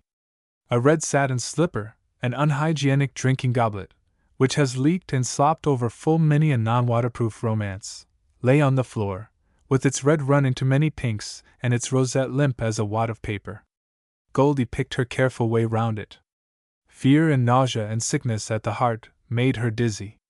The dresser, with its wavy mirror, was strewn with her husband's neckties. An uncorked bottle of bay rum gave out its last faint fumes. She opened the first long drawer with a quivering intake of breath and pulled out a shirt-waist, another, and yet another, and a coarse white petticoat with a large holed embroidery flounce.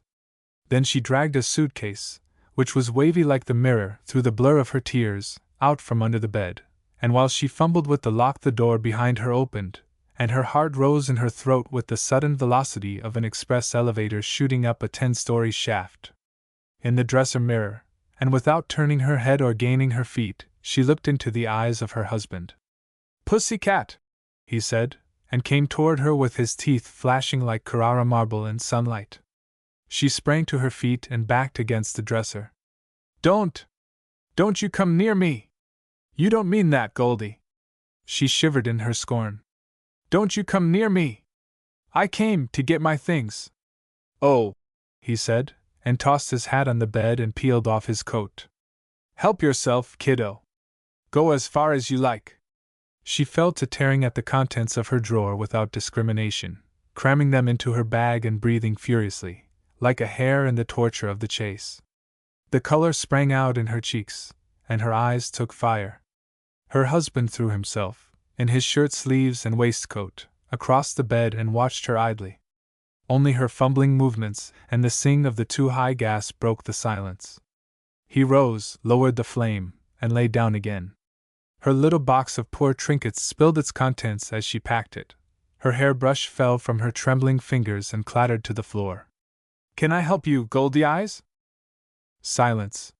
He coughed rather deep in his chest, and she almost brushed his hand as she passed to the clothes wardrobe. He reached out and caught her wrist. Now, Goldie, you. Don't you touch me. Let go. He drew her down to the bed beside him. Can't you give a fellow another chance, baby? Can't you? She tugged for her freedom, but his clasp was tight as steel and tender as love. Can't you, baby? You, she said, kicking at the sloppy satin slipper at her feet, as if it were a loathsome thing that crawled.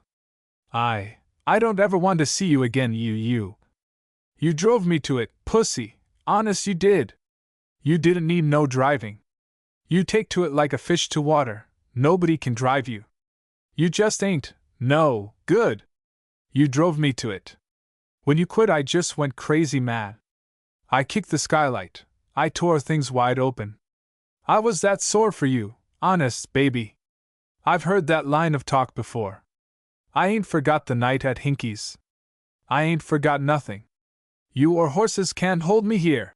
She wrenched at her wrists. I got a job yesterday, baby. Bill made good. $80, honey. Me and Cuddy are quits for good. Ain't that something, now, ain't it? Let me go. Pussycat. Let me go, I say. He coughed and turned on his side toward her. You don't mean it. I do. I do. Let go. Let go. She tore herself free and darted to the wardrobe door. He closed his eyes and his lashes lay low on his cheeks. Before you go, Goldie, where's the anti-phlogiston? I got a chest on me like an ice wagon. Sure you have. That's the only time you ever show up before crack of dawn. He reached out and touched her wrist. I'm hot, ain't I? She placed a reluctant hand on his brow. Fever? It ain't nothing much. I'll be all right. It's just one of your spells. Stay in bed a couple of days, and you'll soon be ready for another jamboree. Don't fuss at me, baby. It's in the washstand drawer in a little tin can. Don't make the plaster too hot. Sure, I won't. I'll get along all righty. She threw a shabby cloth skirt over her arm and a pressed plush coat that was gray at the elbows and frayed at the hem. He reached out for the dangling empty sleeve as she passed. You was married in that coat, wasn't you, hon? Yes, she said, and her lips curled like burning paper. I was married in that coat. Goldie Eyes, you know I can't get along without my Petsy, you know it. There ain't no one can hold a candle to you, baby. Yes. There ain't. I wish I was feeling well enough to tell you how sorry, baby, how sorry a fellow like me can get. I just wish it, baby. She surrendered like a reed to the curve of a scythe and crumpled in a contortional heap beside the bed. You always get me. He gathered her up and laid her head backward on his shoulder, so that her face was foreshortened and close to his. Goldie Eyes, he said, I'll make it up to you. I'll make it up to you. And he made a motion as though to kiss her where the curls lay on her face, but drew back as if sickened. Good God, he said. Poor little baby! Quick as the throb of a heart she turned her left cheek, smooth as a lily petal, to his lips. It's all right, Harry, she said in a voice that was tight. I'm crazy, I guess, but gee, it's great to be crazy. I'll make it up to you, baby. See if I don't? I'll make it up to you. She kissed him, and his lips were hot and dry. Let me fix your plaster, dearie. You got one of your colds. Don't get it too hot, hon. Gee! Let me straighten up. Say, ain't you a messer, though? Look at this here washstand and those neckties. Ain't you a messer, though, dearie? She crammed the ties into a dresser drawer, dragged a chair into place, removed a small tin can from the washstand drawer, hung her hat and jacket on their peg, and lowered the shade. Back to contents. Marked down. Along with radium, parcels post, wireless telegraphy, and orchestral church music came tight skirts and the hipless movement. Adolf Katzenstein placed his figurative ear to the ground, heard the stealthy whisper of soft messellines and clinging charmeuse, and sold out the Empire Shirtwaist Company for $2,500 at a slight loss. 5 years later the Katzenstein neat-fit petticoat was flaunted in the red and white electric lights in the lightest part of Broadway, and the figure of an ecstatic girl in an elastic top, charmeuse ruffled petticoat had become as much of an epic in streetcar advertising as the flakiest breakfast food or the safest safety razor. Then the Katzensteins moved from a simplex to a complex apartment, furnished the dining room in Flemish oak and the bedroom in white mahogany. Mrs. Katzenstein telephoned to her fancy grocer's for artichokes instead of buying cabbages from the street vendor, and Mr. Katzenstein walked with the four fingers of each hand thrust into the distended front pockets of his trousers. On the first Tuesday of each month Mrs. Katzenstein entertained at whist, an antediluvian survival of a bridgeless era. At 8 o'clock in the morning of one of these first Tuesdays she entered her daughter's white mahogany bedroom, raised the shades with a clatter, and drew back the curtains. "Bertie, get up! It's late, and we got house cleaning this morning. Papa's been gone already an hour." The pink and white flowered comforter on the bed stirred, and two plump arms, with frills of lace falling backward, raised up like sturdy monoliths in the stretch that accompanies a yawn. "Ah, yeah, Mama!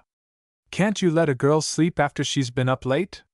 Tell Tilly she should begin her sweeping in the hall. I should know what time you got home last night. You sneak in like you was afraid it would give me some pleasure to wake up and hear about it. Who was there? What did Marcus have to say? Ah, Mama, let me sleep, can't you? I'll get up in a minute." So close-mouthed she is, goes to the party with a grand boy like Marcus and comes home like she was muzzled. Nothing to say. If I was out with a young man so often I could talk. "Please, Mama, pull down the shade. Please, Mama, pull down the shade," mimicked Mrs. Katzenstein in a high falsetto. "After I rushed round all day yesterday for the pink wreath for her hair, that's what I hear the next morning, that's the thanks I get." Bertie pulled the comforter up closer about her ears, and the head on the rumpled pillow burrowed deeper. "And such laziness! I've been up 2 hours with my kuchen and cheese pie fixed already for this afternoon, and my daughter sleeps like a lady. The man that gets her I don't envy." The pink and white mound on the bed heaved like a ship at sea. "In a minute, Mama!" Mrs. Katzenstein jerked up a filmy gown from across the back of a chair and held it from her at arm's length. "Anybody's too good for a girl that ain't got no order. I wonder what Marcus Gump would say if he knew how you treat your things. Her good pink dress that I paid $20 for the making alone she throws round like it cost nothing. Sackcloth is too good. I don't put it away, you can wait on yourself." However, as she spoke Mrs.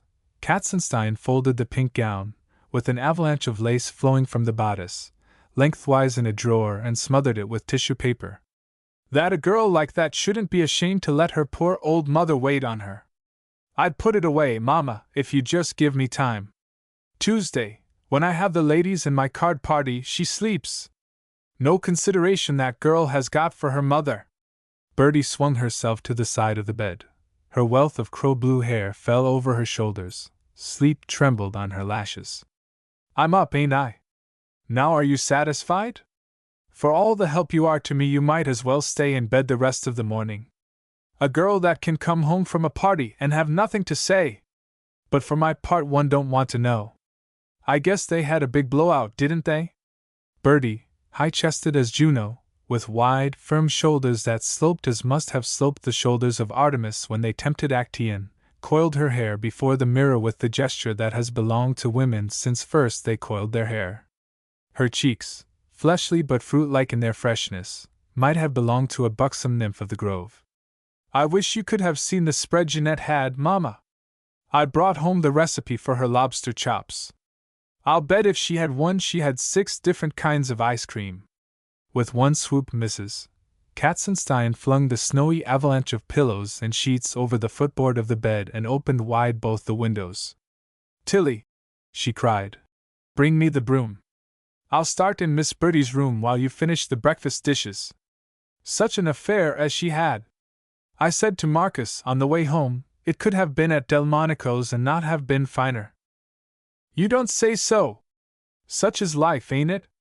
We knew Simon Lefkowitz when he used to come to Papa and buy for his stock 6 shirt-waists at a time. Then they didn't live in no $80 apartment. Many's the morning I used to meet the old lady at market. Who else was there? Who? Let me see. Gertie Glauber was there. She had on that dress Leavitt made, and believe me, I liked mine better. Tekla Stein and Morris Adler, you know those Adlers in the millinery business? Nice people. You couldn't get a pin between Tekla and him, honest, how that girl worked for him. Selma Blumenthal was there, too, and I must say she looked grand, those eyes of hers and that figure. But what those fellows can see in her so much I don't know. Honest, Mama, she's such a dumb head she can't talk 10 words to a boy. Girls don't need so much brains. I always say it scares the men off. Look at Gussie Grodenheimer. High school she had to have yet. What good does it do? Not a thing does that girl have, and her mother worries enough about it, too. That's what Marcus says about her. He says she's too smart for him. He says he'd rather have a girl nice and sweet than too smart. Mrs. Katzenstein leaned her broom in a corner, daubed at the mantelpiece with a flannel cloth, and regarded her daughter surreptitiously through the mirror. You had a nice time with Marcus last night? You've been out with him 5 times and still have nothing to say. What's there to say, Mama? He's a fine boy and shows a girl a grand time. Last night it was sleeting just a little, and he had to have a taxi cab. Honest, it was a shame for the money. Take it from me, Morris Adler walked Tekla. I saw them going to the subway. Well, what's what? Is that the end of it? Ah, Mama, how should I know? I can't read a fellow's mind. All I know is he's coming over tonight. Don't you bother with putting those slippers away, Bertie. You just lie round and take it easy this morning. When a girl's going to have company in the evening she should rest up. Me and Tilly can do this little work.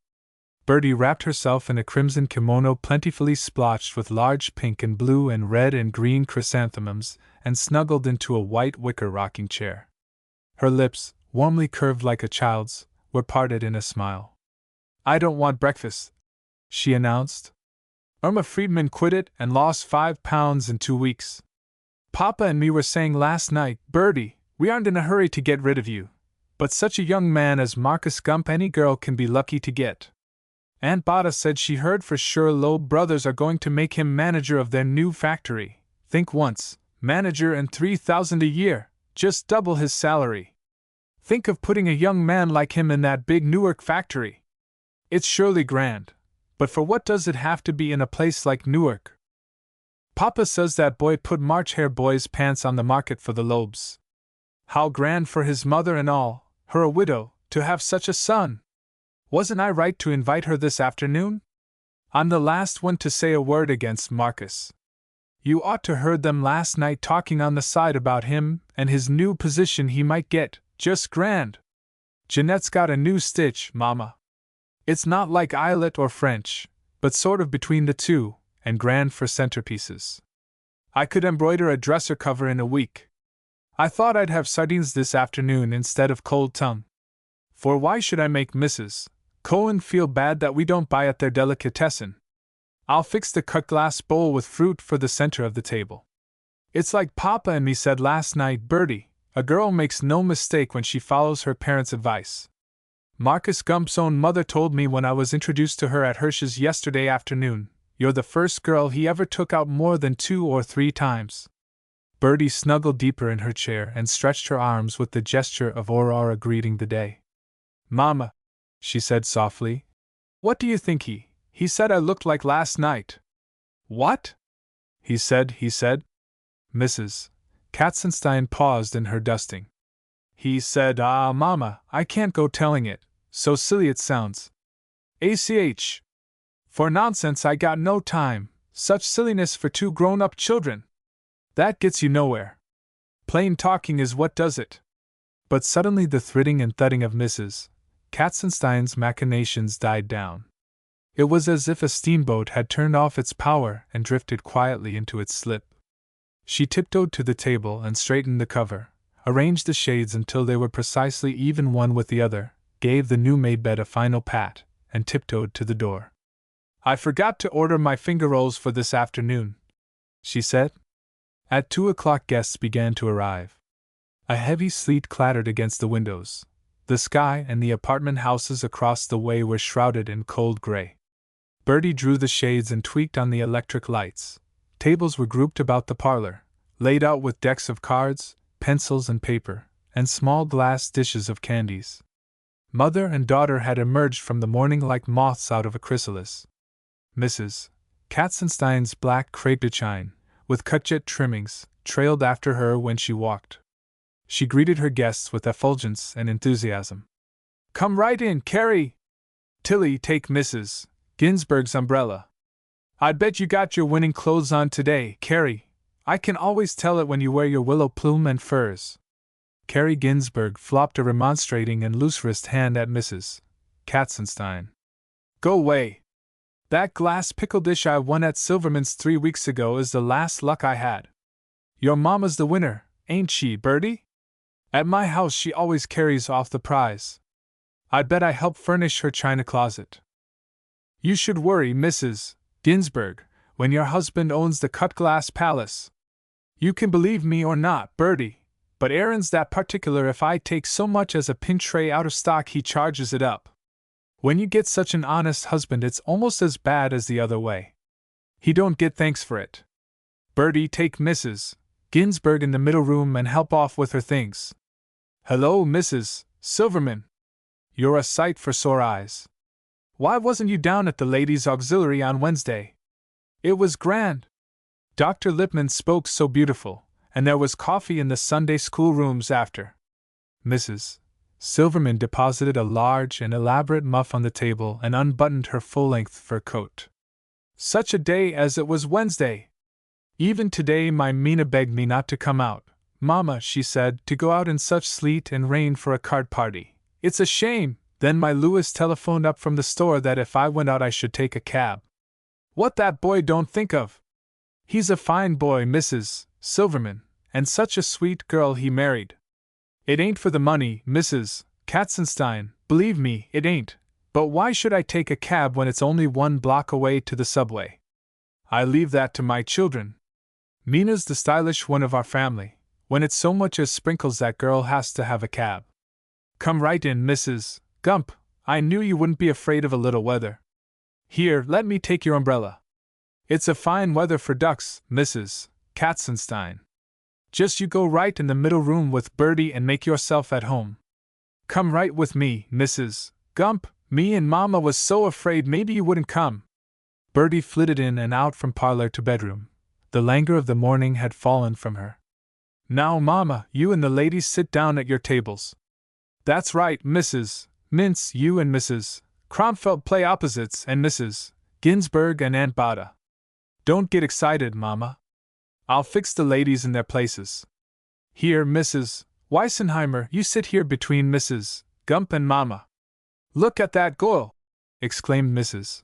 Mintz, seating herself and taking a pinch of Bertie's firmly molded arm between thumb and forefinger. "I wish you'd look how thin she's got. Ain't that grand, though? I bet you don't drink water with your meals? Not a drop, Mrs. Mintz, and no starchy food, no." "Mrs. Mintz," interrupted Mrs. Ginsburg, dealing the cards with skill and rapidity. "Dr. Adelberg told my sister-in-law that rolling on the floor 200 times morning and night had got this diet business beat. All he says you got to be careful about is no water at meals. But with me it's like Aaron says, I keep him busy filling up my glass at the table. I wish you'd see my Bertie diet, Carrie! The grandest things she won't eat. Last night for supper we had potato pfannkuchen, that would melt in your mouth. Not one will she touch. Her papa says how she lives he don't know. I wish my Marcus would diet a little. I always say to him he's just a little bit too stout, he takes after his poor father," said Mrs. Gump. "You can believe me or not, Mrs. Gump, but so sure as my name is Mintz, I got down from 192 to 174 in 2 months. Reducing ain't so bad when you get used to it. Honest now, Mrs. Mintz, how I wish my Marcus had such a determination. But that boy loves to eat. Didn't you see me discard Mrs. Weissenheimer? Say, it wasn't so easy. How I worked you can ask my husband. I bend for 30 minutes when I get up in the morning, and if you think it's easy, try it. A cup of hot water and a piece of dry toast for breakfast. Lettuce salad, no oil, for lunch, and a chop with dry toast for supper. What I suffered nobody knows. Bada, don't you see I lead from weakness? I wish you could see my husband's partner's daughter, quoth Mrs. Kronfeldt. I met her on 53rd Street last week, and she was so thin I didn't know her. Massage and diet did it. She ain't feeling so well, but she looks grand, not a sign of hips. From an adjoining table Mrs. Silverman waved a plump and deprecatory hand. Ladies, don't talk to me about dieting. I know, because I've tried it. Now I eat what I please. It's standing up 20 minutes after meals that does the reducing. Last summer at Arvin every lady in the hotel did it, and never did I see anything like it. Take my word for it that when my husband came down for Saturday and Sunday he didn't know me. ACH, Mrs. Silverman, that was almost a grand slam. You should watch my discard. When I came home I had to have 2 inches taken out of every skirt band. You don't mean it? Feel, Bertie, my arm. Last summer your thumbs wouldn't have met. I said to Mama when we saw you at the matinee last week, Mrs. Silverman, you're grand and thin. You try a little lemon in your hot water, Bertie. But you're not too stout, I should say not. You're grand and tall and can stand it. Grand and tall, echoed Mrs. Gump. It's a wonder she isn't as thin as a match, Mrs. Gump, the way that girl does society. Last night it was 2 o'clock when she got home from Jeanette Lefkowitz's party.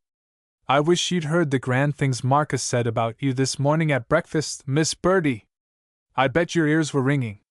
It's not often that he talks, either, when he's been out. What's this grand news I hear, Mrs. Gump, about your son being taken in the firm and made manager of the new Loeb factory? It's wonderful for a boy to work himself up with a firm like that. There's nothing sure about it yet, Mrs. Silverman. How such things get out I don't know. Marcus is a good boy, and believe me or not, we think he's got a future with the firm. But you know how it is, there's nothing settled yet, and I don't believe in counting your chickens before they are hatched. I wish it to you, Mrs. Gump, purred Mrs. Katzenstein. I wish the good luck to you. You don't make it diamonds, Mrs. Kronfeldt, unless you got to. Who made that dress for you, Bertie? It fits fine. That's the dressmaker on Lenox Avenue I was telling you about, Mrs. Adler, replied Mrs. Katzenstein, answering for her daughter. Me and Bertie go to her for everything. Look at that fit and all. Grand. I'll give you her address if you don't tell everybody. You know how it is when you begin to recommend a dressmaker. Up in their prices they go, and that's all the thanks you get. You are safe with me, Mrs. Katzenstein. Come here, Bertie. Turn round for Mrs. Adler. Only $12 to make with findings. I'll take her my blue cloth, said Mrs. Adler. You won't regret it. Just tell her I sent you. If you want you can have the address too, Mrs. Gump. I got a compliment for you about the dress you wore last night, Miss Bertie. Wonderful. No trump. This morning at breakfast Marcus said lots about your pretty dress and pretty ways, and for him to say that is a lot. Not 10 words can I get out of him, as a rule. I wish you could hear Bertie too, Mrs. Gump. Believe me, she thinks he's a fine boy, and how hard that girl is to suit you wouldn't believe it. Ah, Mama!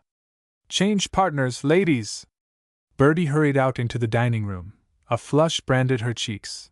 Daphne, fleeing from Apollo, could not have been more deliciously agitated. Tilly, she directed, you can make the coffee now and put the finger rolls on.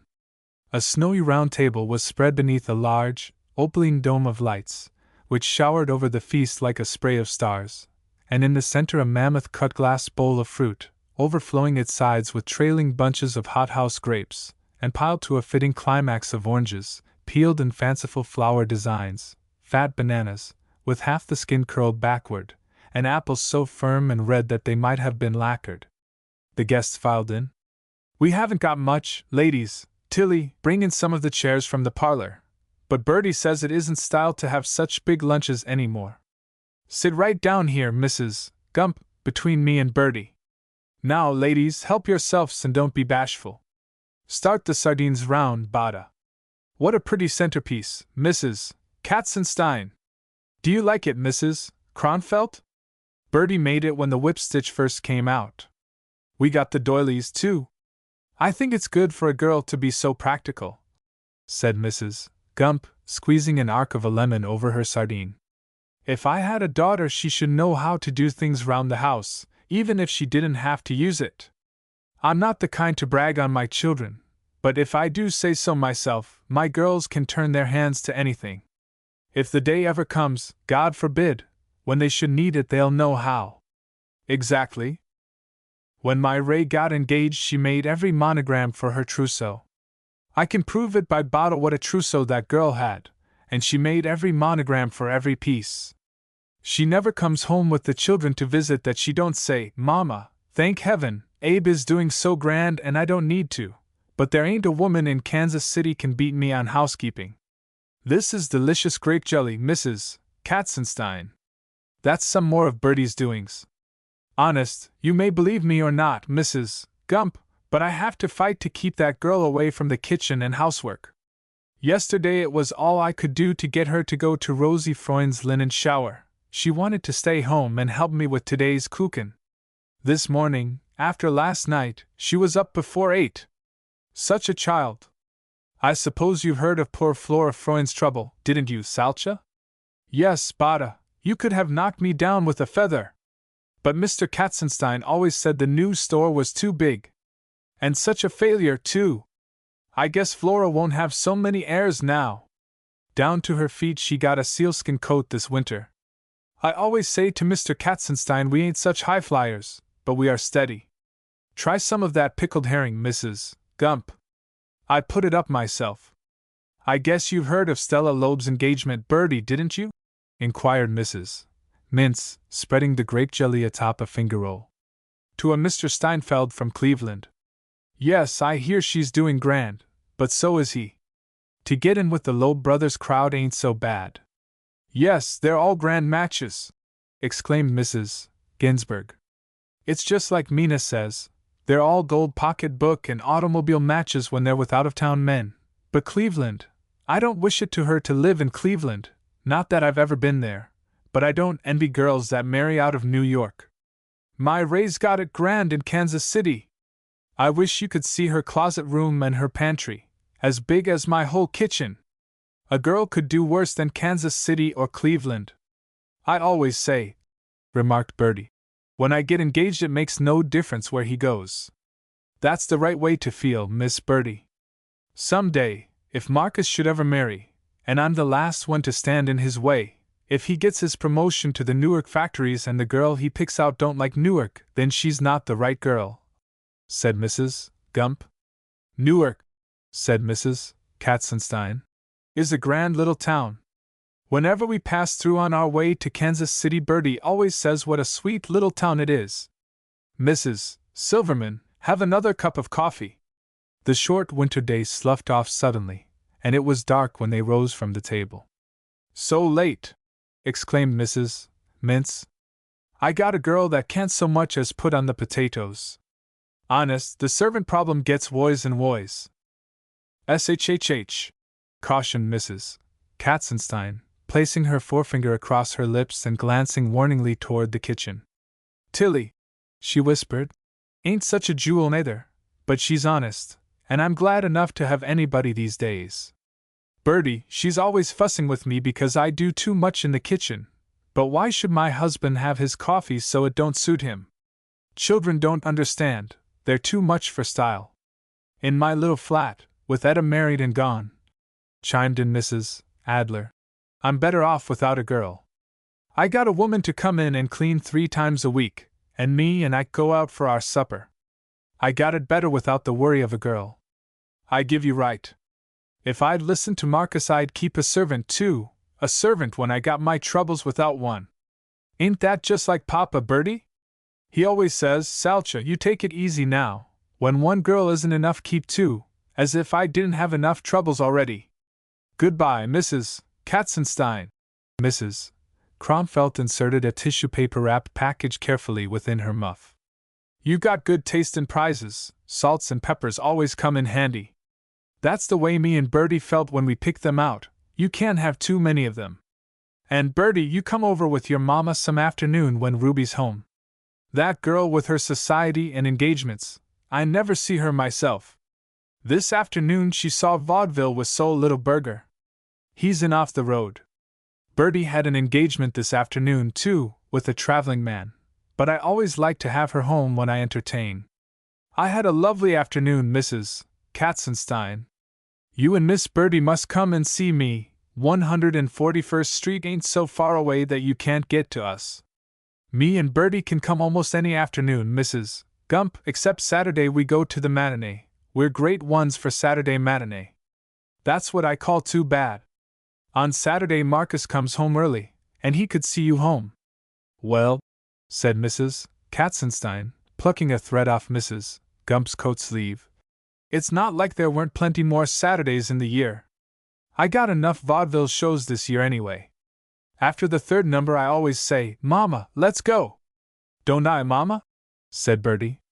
We can come next Saturday. All right, Mrs. Gump, but mind, don't you go to any trouble for us. Bertie's on a diet, and all I want is a cup of coffee. It makes my husband so mad when I come home and got no appetite. Goodbye, Mrs. Ginsburg. That's right, I forgot.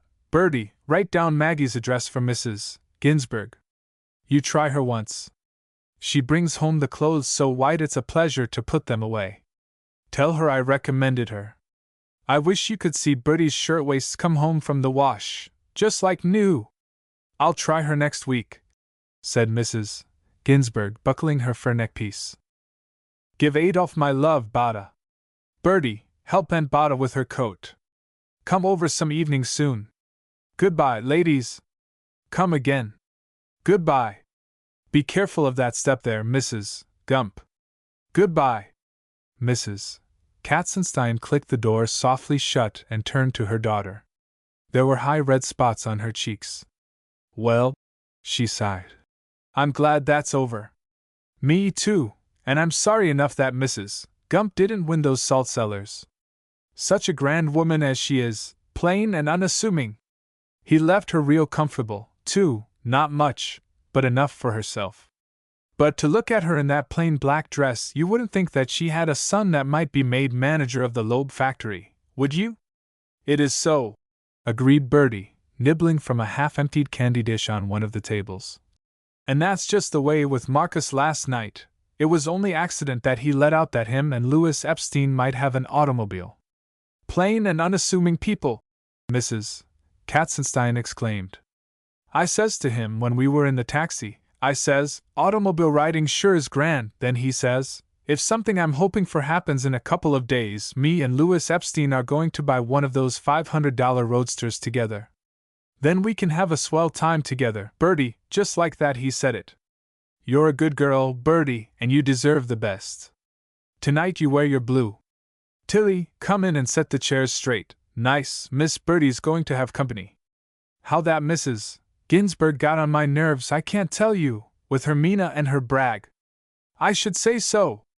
At 8 o'clock Bertie again posed before her mirror. Her robin's egg blue dress where it fell away from her rather splendid and carefully powdered chest was spangled with small sequins, which glinted like stars. There was a corresponding galaxy of spangles arranged bandeau fashion in her hair.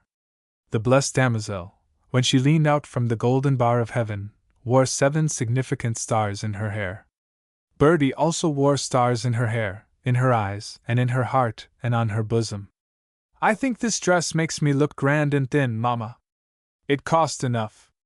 Do you like those silver spangles in my hair? That's the way Bella Block wore hers at the theater the other night.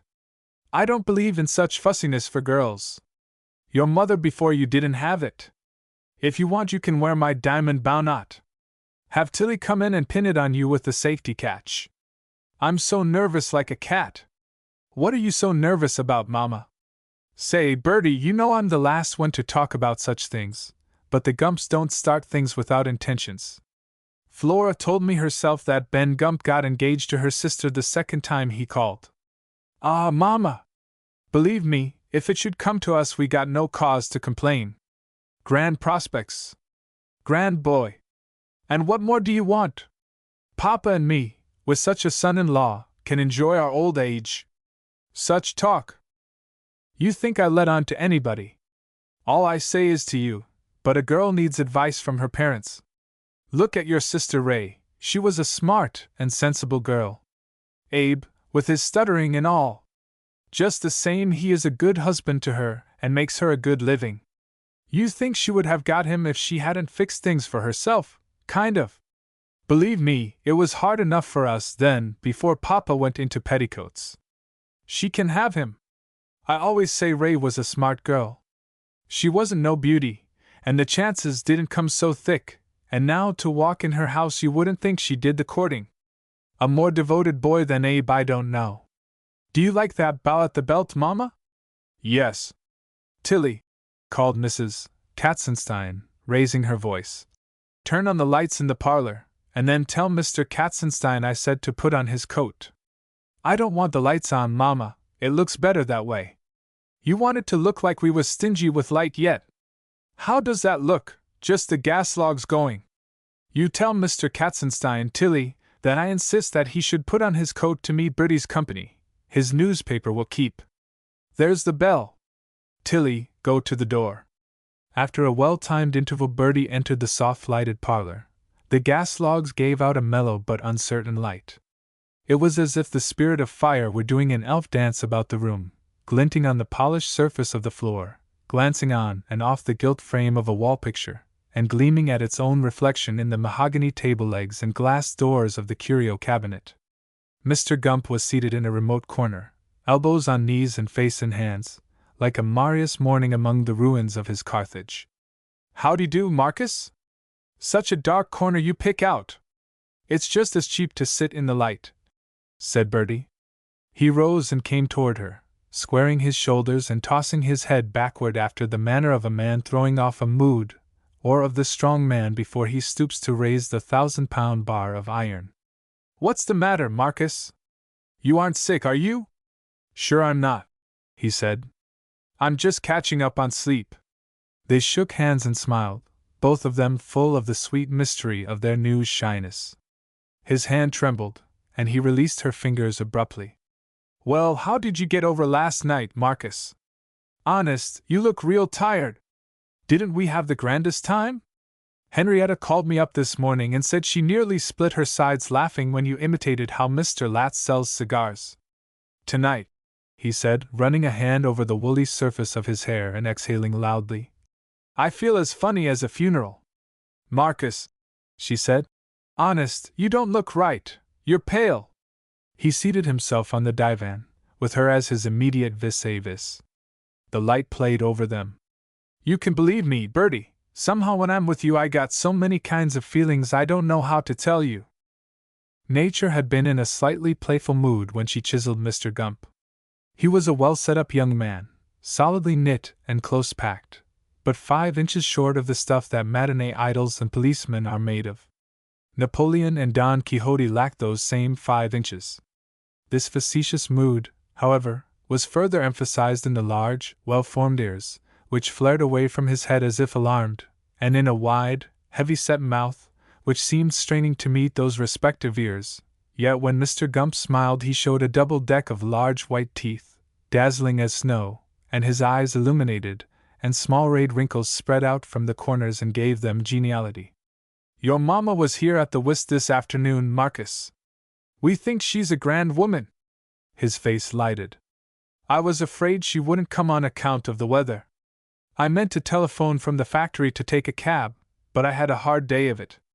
What's the difference, I always say in a case like that, whether it costs a little more or a little less? Recreation is good for her. It's a terrible night, isn't it? Papa says even the horses can't walk, it's so slippery. I care a lot how slippery it is when I come to see you, Bertie. He sighed and regarded her nervously. Ah, Marcus! Jollier! She colored the red of the deepest peony in the garden, and giggled like water purling over stones. You can believe me, I wish I was jollying. Until I met you it was all right to say that about me, but oh well, what's the use of talking? He rose from the divan in some agitation, thrust his hands into his pockets, hitched his trousers upward, and walked away. Bertie remained on the divan, observing the rules of the oldest game, clasped her hands on her knees, and held the silence. When she finally spoke, her voice was filtered by the benign process of understanding. "Look how easy he gets mad," she said querulously. "Just like I'm not glad he wasn't jollying." There was a pause. The large onyx clock on the mantelpiece ticked loudly and impersonally, as if its concern were solely with time and not with man.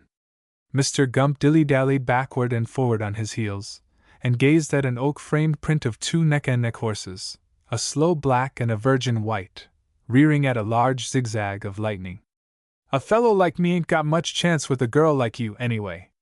It's like I said to you last night, if a fellow can't give you what you're used to, he'd better keep his hands off. A boy that's going to manage Loeb Brothers' new factory to talk like that." Mr. Gump swung suddenly on his heel, came toward her, and took her pliant hands in his. In the improvised cauldron of their palms an important chemical reaction suddenly effervesced and sent the blood fizzing through their veins. "Bertie," he began, "I'm not the kind of a fellow to go stringing a girl along. I only wish I'd 'a' known what I know now sooner, but wishing ain't going to help. I came up here tonight to tell." At the high tide of this remark the door opened and Bertie turned reluctant eyes upon her parent. Mrs. Katzenstein, stately as a frigate in low seas, hove in. "How do you do, Mr. Gump?" "No, stay where you are. This is my favorite rocker. Such weather, ain't it? I telephoned to Mr. Katzenstein twice this afternoon to be sure and wear his rubbers home. You're looking well, Mr. Gump. When you do well, you feel well, ain't it?" "That's right," he agreed, reseating himself. "I'm pretty tired from a hard day, but work can't hurt anybody. Just like Mr. Katzenstein, ain't it, Bertie? Honest, sometimes I wish there wasn't such a thing as a petticoat maid. How that man works! Believe me, I worry enough about it. He should make a few dollars less, I tell him. You got a swell apartment here, Mrs. Katzenstein. Some cousins of my poor father's, the Morris Jacobs, live in this same house. Are those Jacobs your cousins? Such grand people, the knit underwear Jacobs, Bertie! I never meet the old lady in the elevator that she don't ask me to come up and see her. It's terrible the way I don't pay calls. Bertie, we must go up soon." "Yes, Mama. Yes, we got a nice little apartment here, Mr. Gump, but for what we pay it might be better. If I didn't dread the geddinks of moving we could do better for the money, but we got comfort here, even if it ain't so grand. Sometimes, on account of Bertie, I say we take a bigger place, but who knows how long she is at home, not that we're in a hurry with her, but you know how it is when a girl reaches a certain age." "Yes, indeed," said Mr. Gump. "I'm in no hurry," said Bertie. "I don't say that either. When a girl meets the right one it's different. Look at Ray. 2 hours before she was engaged she didn't know it was going to happen. Come right in, Papa. Mr. Gump is here. So tired he is he hates to come in." There are a few epics waiting to be dug out of remote corners. One day an American drama will be born in a western shack or under some east side stairway. One day a prophet will look within the dingy temple of a Mr. Katzenstein at the warm red heart beating beneath a hairy chest, and there find a classic rune to the men who moil and toil, and pay millinery bills with a 3-figure check. Another day an elegiac will be written to the men who slip the shoes off their aching feet in the merciful seclusion of their alternate Wednesday night subscription boxes, and sit through 4 hours of Wagner, facing an underdressed daughter, 2 notes due on the morrow, and a remote stage full of vocalizing figures especially designed for his alternate and inquisitional Wednesday nights. Life had whacked hard at Mr. Katzenstein, writ across his face in 1,000 welts and wrinkles, bent his knees and fingers, and calloused his hands. "Good evening, Mr. Gump, good evening. I say to Mama the young folks got no time for us in here. I'm right?" "The more the merrier," said Mr. Gump, reseating himself. "Mr. Katzenstein says he used to know your father, Mr. Gump." "Rudolph Gump?" "I should say so, yes. Believe me, I wish I had $50 for every shirtwaist I bought off him in my life. Your father and me played side by each down on Cedar Street before you was born. I knew him longer as you, He was a good silk man, was Rudolph Gump. Have a cigar, young man? Thanks, I don't smoke. Ain't it wonderful, though, that in a city like this my husband should know you before you was born? Mrs. Katzenstein clucked her tongue against the roof of her mouth and patted her hands together. Bertie regarded the company with polite interest. Wonders never cease, she said. Bertie, go get your papa his chair out from the dining room. Since he's got lumbago, these straight backs ain't comfortable for him. Let me go for you, Miss Bertie. Oh no, Marcus, I know just where it is. She smiled at him with her eyes, bright eyes that were full of warmth and reflected firelight. Mr. Katzenstein groped in his side pocket for a match, ran his tongue horizontally along a cigar, and puffed it slowly into life. How's business? He said between puffs, with the lighted match still applied to the end of his cigar. We can't complain, Mr. Katzenstein. If this strike don't reach to the pieceworkers, we can't complain. I hear your firm opens a new factory. Yes, we're going to put in a line of March hair neckwear and manufacture it in Newark. My wife tells me you manage the new factory, eh? Oh, I can't say that, Mr. Katzenstein. In fact, Papa, I didn't say for sure. The ladies this afternoon. Here's your chair, Papa. Mr. Grump sprang to her aid. Thanks, Marcus, she said. What do you think of my girl there, Gump? She's a fine one, not? Now, Papa, you quit. What'll Marcus think, such goings on? How her papa spoils her, Mr. Gump, you won't believe. Not one thing that girl wants she don't get. Last week she meets her papa downtown after the matinee and comes home with a new muff. Yesterday, before he goes downtown, she gets from him a check for some business like a silver mesh bag, like the girls are wearing. Just seems like she has to have everything she sees. All I got to say, Gump, you should someday have just such a daughter. Papa! Papa! You couldn't wish me better, said Mr. Gump. Conversation drifted, and after a time Bertie regarded her mother with level eyes. Then her lids drooped and slowly raised, as significantly as the red and green eyes that wink and signal in the black path of the midnight flyer. Well, Papa, we must excuse ourselves. When young folks get together they have no time for old ones. Now, Mama, protested Bertie. We're glad if you stay. I was young once myself, said Mr. Katzenstein. And I like 'em yet, Gump. Take it from me, I like 'em yet. Mama here thinks I not got an eye for the nice girls still, but I say what she don't know don't hurt her, eh? I should worry, said Mrs. Katzenstein, regarding her husband with gentle eyes. Put your hand on my shoulder, Papa. All day he makes the hardest work for himself, and then at night comes home with a lame back. Good night, Gump. Come round and we play pinochle. I hope you don't think we're stingy with light, Mr. Gump. If I had my way they'd all be going, but Bertie likes only the gas grate. My Ray was the same way, never a great one for much light. I'm the same too, replied Mr. Gump. Good night. Good night. Bertie remained seated in the mellow flicker of the fire dance.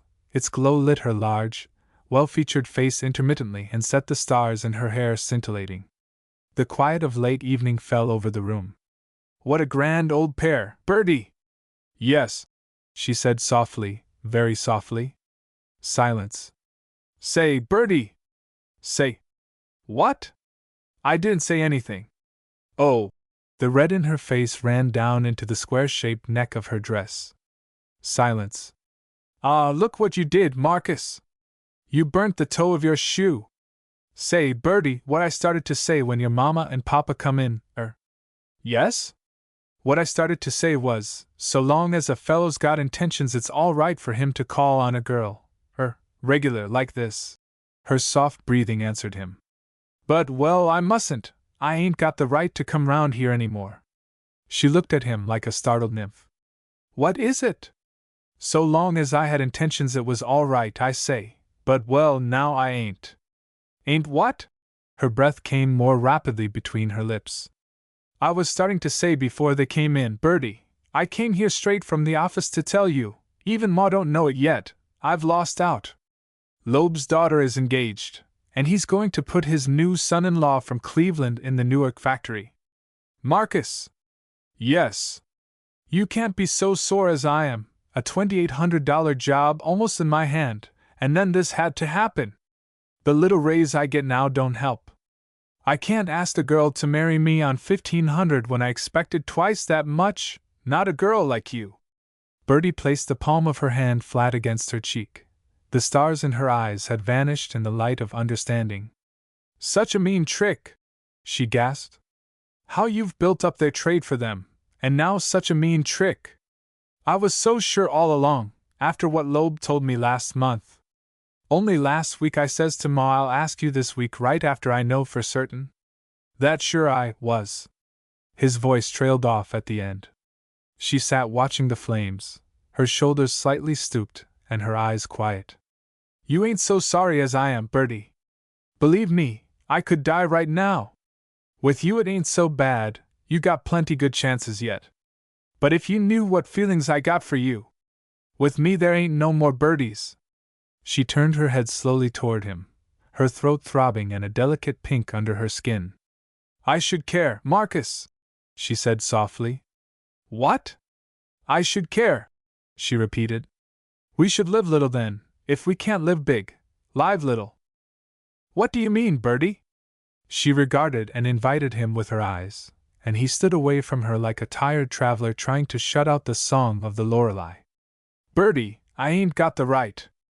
You been used to so much. With you it ain't like with most girls, your mama and your papa they. Even as he spoke they were somehow in their first embrace, and round their heads came crashing various castles in Spain, and they sat among the ruins and smiled into each other's radiant eyes and whispered, with their warm hands touching. I don't deserve such a prize as you, Bertie. Such a scare as you gave me, Marcus. I thought first you meant it was me you didn't want. He refuted the thought with a kiss. I ain't good enough for you, Bertie. I ain't good enough for you, Marcus. You can believe me, Bertie, when he told me today it was just like I had died inside. It shows it don't pay to work too hard for such people, Marcus. They don't appreciate it. I can get the same money as now at Lowenfelsenthal's. They were after me last year. You go, Marcus. You can work up with them. Besides, I like the ready-to-wear business better than boys' pants and neckwear. I wanted to start out with giving you more than you got already, Bertie. Believe me, Mama and Papa had no such start as we got. We can afford maybe one of those 3-rooms and bath apartments in Harlem. Flossie Marks says they're just perfect. And Mama and Papa lived right in back of the factory. I remember it myself. Which is worse? That's why I hate it for them, Bertie. Your Mama wants you to have the best like she didn't have. I hate it for her. You come tomorrow night, and we'll tell them. Just you do like I tell you, and I can fix it. He placed his hand against her forehead, tilted her head backward and kissed her twice on the lips. You're my little Bertie, ain't you, a little birdie like flies in the woods? The evening petered out, and too soon waned to its finish. They parted with thrice-told good nights, reluctant to break the weft of their enchantment. She closed the door after him and stood with her back against it. Her lips were curved in a perfect smile. A door creaked, and footsteps padded down the hall. Bertie! Bertie! Yes, Mama! Was all she said, going toward her parent and hiding her pink face in the flannel folds of the maternal wrapper. God bless you, Bertie! Such happiness I should wish every mother. Go in, baby, and tell Papa. For an engagement present you get, like Ray, $200. Mrs. Katzenstein's face was lyric and her voice furry with emotion. She hastened, her nightroom slippers slouching off her feet, into the hall and unhooked the telephone receiver. Columbus 5-6-2-4, she whispered, standing on her toes to reach the mouthpiece. Bamberger's apartment. Bada! Hello, Bada. I know you ain't in bed yet 'cause you got the poker crowd, not? Bada, I got news for you. Guess. Yes, it just happened. Such a surprise, you can believe me. Grand. How happy we are you should know. I want they should start in one of those apartments like yours, Bada. 5 rooms and a sleep-out porch is enough for a beginning. You can tell who you want, yes, I don't believe in secrets. Bada, who was the woman that embroidered those towels for your Miriam's trousseau? Yes, both of them gone now. Ain't that the way with raising children? But I wish every girl such a young man. Yes, just think, for a firm like Loeb Brothers, manager yet. Bada, come over the first thing in the morning. Now I got trousseau on my mind again, I think I go to the same woman for the table linen. Good night. She's in talking to her papa, she'll call you tomorrow. Thank you. Good night. Goodbye. Bertie, she called through the open doorway. Mrs. Ginsburg's number is Plaza 857, ain't it? You think it too late to call her? Yes, Mama, and anyway, if Aunt Bada knows it, that's enough. Tomorrow everybody has it. Yes, said Mrs. Katzenstein submissively. But after a moment she turned to the telephone again and unhooked the receiver. Plaza 857, she said in muffled tones. The evening following, Mrs. Katzenstein greeted her prospective son-in-law with 3 kisses, one for each cheek and the third for the very center of his mouth. She batted at him playfully with her hand. You bad boy, you! What you mean by stealing away our baby? Papa, you come right in here and fight with him. Mrs. Katzenstein, for you to give me a girl like Bertie, I don't deserve. She's the grandest girl in the world. He asks me for my Bertie, said Mr. Katzenstein, pumping the young man's arm up and down. But he asks me after it is all settled and everybody but me knows it. Even in the factory today I hear about it. Laughter. What could we do, Papa? Wake you up last night. He should pay your bills a while, and then he won't feel so glad, ain't it, Bertie? He pinched his daughter's cheek. Marcus took me to lunch at the Kaiserbrau today, Papa. He's starting in to pay my bills already. Have a cigar, Marcus? Thanks, I don't smoke. Well, Marcus, you got a fine girl, and you're a good boy making good money. I told your mama today, Marcus, she got the best of it, and I got the best of it, chuckled Mrs. Katzenstein. Marcus regarded Bertie in some uneasiness. The color drained out of his face. Go on, Marcus, she said, with a note of reassurance in her voice. Everything as you say is grand and fine, Mr. Katzenstein, except, well, today at lunch I told Bertie some news I just heard, which maybe won't make you feel so good. I told her it wasn't too late if she wanted to change her mind about me. ACH! Exclaimed Mrs. Katzenstein, clasping her hands quickly. Ain't everything all right? What you mean, Marcus? Inquired Mr. Katzenstein, glancing up quickly. What's wrong? Ain't everything all right, children? Ah, Mama, it ain't nothing wrong. Don't get so excited over everything. Bertie's right, Mama, what you so excited about? What is it you got to say, Marcus? I ain't frightened, but what's the matter, children? This is what we need, yet something to happen when it's all fixed. Well, I told Bertie about it at lunch today, and… There was a pause. Bertie linked her arm within the young man's and regarded her parents like a nemesis at the bar. It isn't so bad as Marcus makes out, Papa. Well, young man? Questioned Mr. Katzenstein sharply. Well, you don't need to holler at him, Papa. I got some bad news today, Mr. Katzenstein. The raise I was expecting I don't get. Instead of $2,800 I go only to $15. Loeb is going to put his son-in-law, Steinfeld, from Cleveland, in the new factory. I still just got the city trade. I says to Marcus, Papa, it's enough, you and Mama had less than half that much. ACH, my poor baby! My poor baby! I ain't your poor baby, Mama. It could be worse, believe me. Oh! And I thought he was going to have that grand position and give it to her so fine, how I told everybody. How I… Don't get excited, Salcha. Let's sit quiet and talk it over. Such plans as I had for that girl, Papa. I had it all fixed that she should have one of those 5 rooms and a sleeping-out porch over Bada. Already I talked to Tilly that she should go to her. Mrs. Katzenstein sniffled and wiped each eye with the back of her hand. I'm sorry, Mrs. Katzenstein. That don't get you nowhere, Mr. Gump. If you had only known this last night. Now what will people say? Mama! Nowadays in New York it ain't like it used to be, Mr. Gump. People can't start in on so little. Half of what you make costs Bertie's clothes. When I think what that girl is used to. Every comfort she has, you can't give her like she's used to, Mr. Gump. I told all that to Bertie, Mrs. Katzenstein. I can't give her what she's got at home, and she should take her time to decide. That's easy enough to say now after it's in everybody's mouth. That low brothers should play you such a trick, said Mr. Katzenstein. A boy that's built up a trade like you.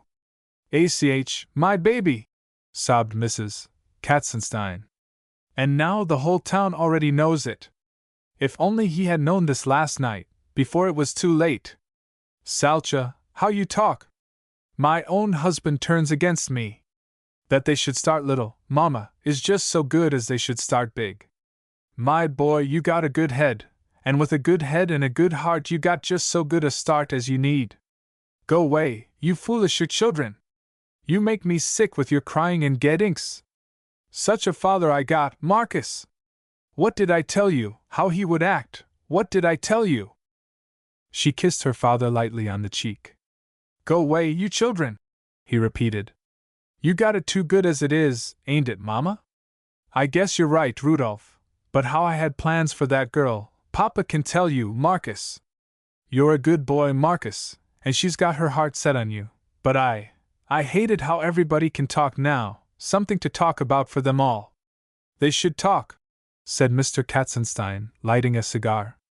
And talk and talk. What I ordered embroidered linen's enough for 5 rooms now, I don't know, Bertie. If you want him I say you should have him, but how I had plans for that girl. I'll work for her, all right, Mrs. Katzenstein. It will be 5 rooms before you know it. This don't mean, Mrs. Katzenstein, Ma, that I won't ever get up. Kiss me, Marcus, said Mrs. Katzenstein. That she should be happy is all I care. Now, Marcus, we'll go up and see Mama Gump. Get ready, little Bertie, he said. Good night, Marcus. You're a good boy, and you'll be good to our baby. Even if she ain't got it so grand, she's got a good husband. That's more than Mina Ginsberg's got. Run along, you children, said Mr. Katzenstein. Here, Marcus, put a cigar in your pocket, one of Goldstein's 10-cent specials. I don't smoke, Pa, said Marcus. He went out, his arm linked in Bertie's. Their laughter drifted backward. Mrs. Katzenstein resumed her chair in the warm glow of the logs. Her full face, with the scallop of double chin, was suddenly old and lined. Her husband drew up his curved back rocker beside her. Mama, you shouldn't take on so. Everything comes for the best. You can talk, Papa. Now I had even told Mrs. Ginsberg for sure she should have one of those 96th Street apartments. You women folks make me sick. You should be glad we got our health, Mama, and good men for our girls. I guess you're right, Papa. He's a grand young man. A good boy, how tired I am. Stretch out your feet, Papa. It's warm by the fire. The light flickered over their faces and sent long shadows wavering and dancing back of them. Mr. Katzenstein settled deeper in his chair. His head, bald on top and with a fringe of bristles over the ears, was hunched down between his shoulders. You've been a good mother, Salcha. Not such a mother as you've been a father. Me and them girls never wanted for one thing, even when you couldn't afford it as now. Ah ho! Sighed Mr. Katzenstein. You're tired, Papa, and it's late. Here, I'll unlace your shoes for you. No, in a minute I go to bed, such a backache. She's got a good man, and like you say, that's the main thing, repeated Mrs. Katzenstein, intent on self-conviction. It ain't always the money. Yeah, said Mr. Katzenstein. Look at us when we was down on Grand Street. We was happy. You remember that green plush dress I had, Papa? Yes, Salcha. Don't go to sleep sitting there, Papa, you'll take cold. Mr. Katzenstein's fingers, that were never straight, closed over the vein back of his wife's hand. In a minute I go to bed. If she had known what was coming when he asked her last night it might be different, but now it's too late, and everything is for the best. Yes, Mama. She's happy, and that's the main thing. Time flies, he said, with his eyes on the flames. Only yesterday she was a baby. Ain't it so, Papa? We had M, and we suffered for M, and now we give M up. That's what it means to raise a family. Salcha, he said, his fingers stroking hers gently. We're getting old, ain't it, old lady? Yes, she said, rocking rhythmically. 28 years now. We've had good times, and we've had bad times. Good and bad times, he repeated. They watched the flames. After a while, Mr. Katzenstein's head fell forward on his chest, and he dozed lightly. The clock ticked somberly and with increasing loudness. Twice it traveled its circle, and twice it tanged the hour. The gas logs burned steadily and kept the shadows dancing. Off somewhere a dog bayed. A creak, which is one of the noises that belongs solely to after midnight, came from the direction of one of the windows. Mr. Katzenstein woke with a start and jerked his head up. Mama! He cried, dazed with sleep. Mama! Bertie! Mama! Yes, Papa, she replied, smiling at him and with her hands still beneath his. I'm here. Back to contents. Back to contents. Breakers ahead. In the ink-blue shrieking trail of the 22-hour Imperial Flyer, Slateville lay stark alongside the singing tracks as if hurtled there like a spark off a speed-hot emery wheel. The Imperial Flyer swooped through the dun-colored village like the glance of a lovely coquette shoots through her victim's heart and leaves it bare. At 8:01 the far-off Imperial voice hallooed through the darkness like a conquering hero whose vanguard is a waving sword which flashes in the sunlight before he and his steed come up out of the horizon. At 8:04 a steam yodel shook the panes and lamp chimneys of Slateville, a semaphore studded with a ruby stiffened out against the sky, and a wide eye, the size of a bicycle wheel, flashed down the tracks. Then the howl of a fiend, and a mile-long checkerboard of lighted car windows, and cinders rattling against them like hail. A fire-bowled engine with a grimy-faced demon leaning out of his red-hot cab, and on every alternate night, a green eye with a black pupil which winked a signal from that same heat-roaring cab and from a dirt-colored frame shanty in a dirt-brown yard, where a naked tree stretched its thin arms against the sky, an answering eye which gleamed through a bandana-bound lantern and outlined the Hebe-like silhouette of a woman in the window. Then the flash of a mahogany-lined dining car with nodding vis-a-vis, pink-shaded candles and white-coated, black-faded genii of the bull and wheel, an occasional vague figure peering through cupped hands out from an electric-lighted berth, a plate-glass observation car with figures lounging in shallow leather chairs like oil kings and merchant princes and only sons in a Fifth Avenue club, and a great trailing plume of smoke that lingered for a moment and died in the still tingling air. For a full half-hour, even an hour, after the Imperial Flyer had gouged through the village, the yellow lights of Slateville burned on behind its unwashed windows, which were half opaque with train dust and the grimy fingerprints of children. Then they began to flick out here, there. In a slate-roofed shanty beside the quarry, in an out-of-balance bookkeeper's office in the Slateville varnish factory, in the Red Trunk general store and post office, the parson's study, a maiden's bedroom, in the dirt-colored frame house, another slate-roofed shanty beside the quarry, another, and yet another. Here, there. The clerk in the signal tower slumped in his chair, the doctor's tin-tired buggy rattled up a hilly street that was shaped like a crooked finger, and away beyond the melancholy stretches of close-bitten grazing land and runty cornfields the Flyer shrieked upward, and the miles scuttled the echoes back to Slateville. On an alternate night that was as singingly still as the inside of a cup, the Flyer tore through the village with the cinders tattooing against its panes and the wide eye searching like a near-sighted Cyclopean monster. But from the red fireman's cab the green lantern with the black bull's eye painted on the outward side dangled unlit, and in the dirt-colored house, behind drawn shades, the Hebe-like figure was crouched in another woman's arms, and, in the room adjoining, John Blaney lay dead with a dent in his head. Huopi! Listen, Cotty, listen! Shhhh, darlin' dot. The crouching women crouched closer together, a dove note in the crooning voice of one like the coo of a mate. Shhh, darlin' dot. There it goes, Cotty. God, just like nothing had happened. Shhh, dearie, lay still. Listen. The engine's playin' a different tune on the tracks. It's lighter and smoother. Yes, yes, shhh. Just here, Cotty, they got the old diner on. I know her screech. I hear, dearie. And the Cleveland sleeper wasn't touched either. Hear her. They say she didn't even leave the tracks. He used to say she had a rattle like a dice box.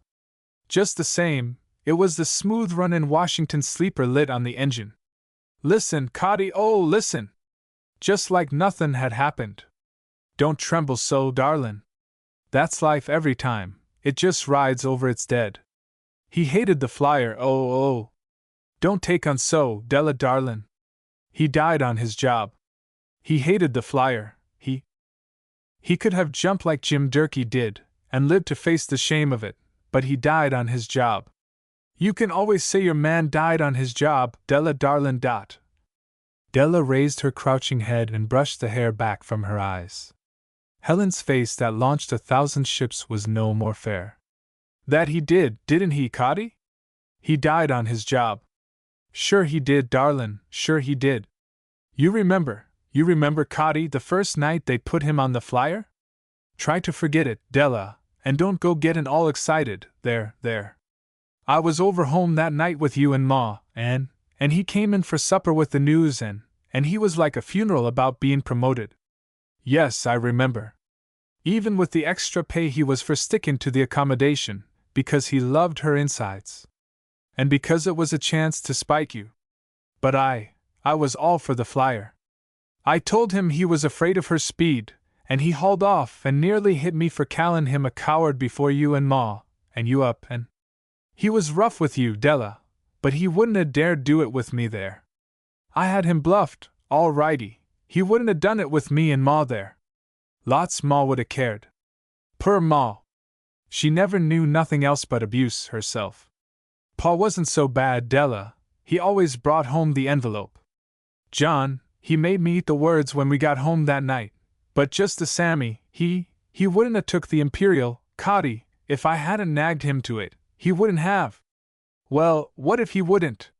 You wouldn't have married him, either, if he hadn't nagged you to it when Pa died, and he knew you had a stepmother that was devilin' and oblusin' the life out of us, he used to say, when he came home with a face as black as a crazy devil's, that culling the flyer was just like stoking hell. She ate and bellowed for more. He hated the flyer, he did. He stoked her with more hate than coal, and I drove him to it, Cotty. I put the hole in his head. Ah, no, dearie. Nobody ever made John Blaney do nothing he didn't want to do.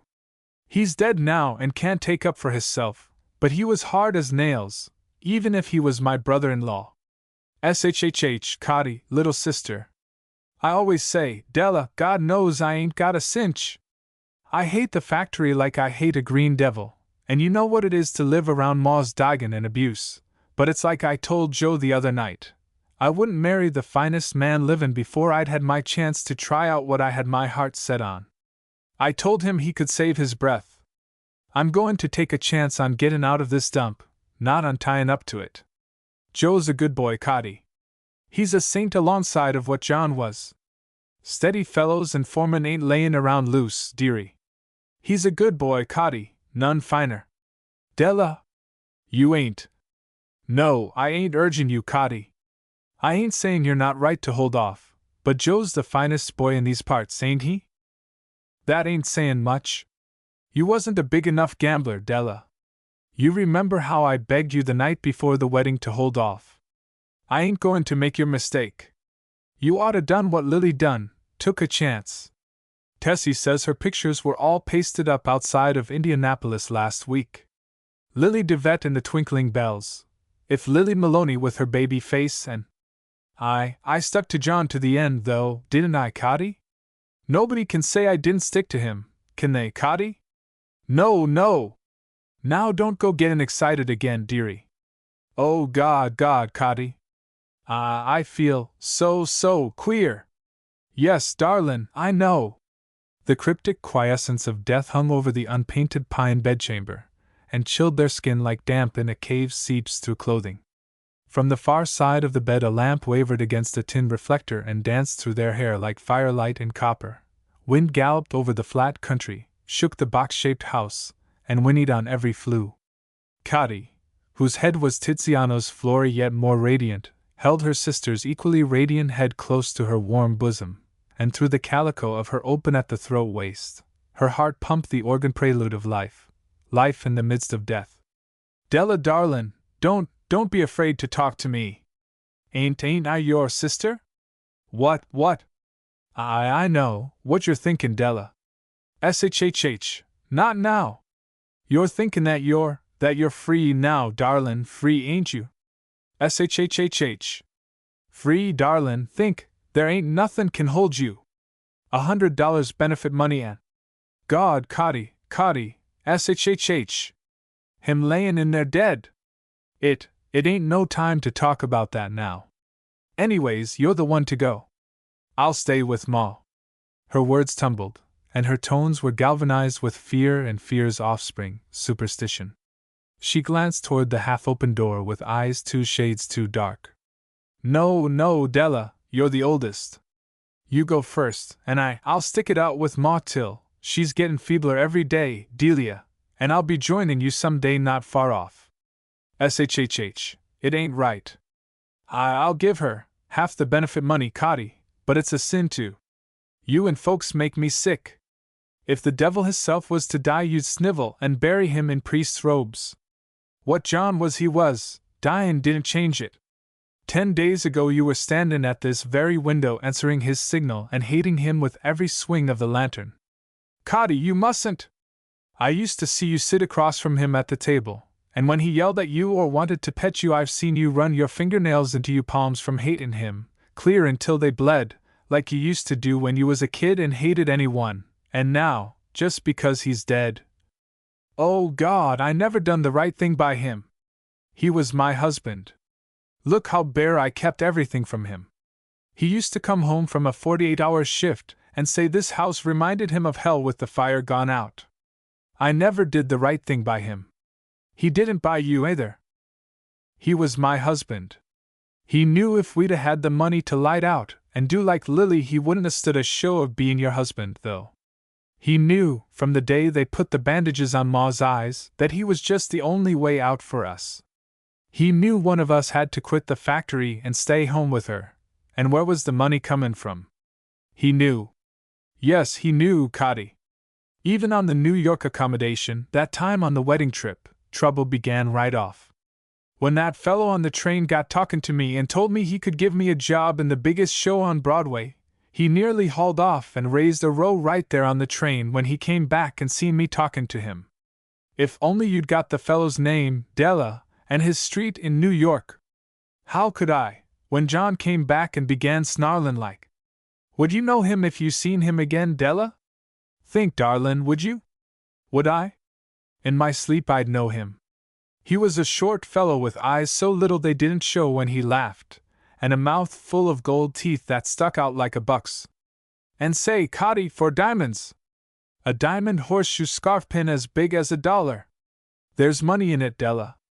Look at Lily. Tessie says she's diamond rings to her knuckles. John knew what took the life out of me, from that day on. He used to say if he ever laid eyes on that little bullet-headed, rat-eyed sport, as he called him, he'd shake the life out of him. Just like that. Fall. He wouldn't have had the nerve. Don't you forget he knew what was eatin' us, Cotty. Well, wasn't it all right, a beauty like you in this dump? And you? Their faces, startlingly alike, were upturned, and in their eyes was the golden fluid of dawn. He knew. You remember that letter Lily wrote when you asked her to get you in her show? Do I? He found it in my pocket one night and read it, and laughed and laughed. He used to know it by heart, and he'd cackle it to me whenever he caught me red-eyed from cryin'. That letter she wrote out of jealousy? He seen that? Yeah, stay home, dearie, he used to sing to me, Logan to split his sides, stay home, like Della did, and make happiness and a home for yourself. God! Then he'd go off in a real fit of Logan again. You ain't got no ideas of the breakers ahead, Cotty dearie, he'd holler, and in this business there ain't many of us got the strength to fight 'em. Wasn't that like him, stealin' a letter?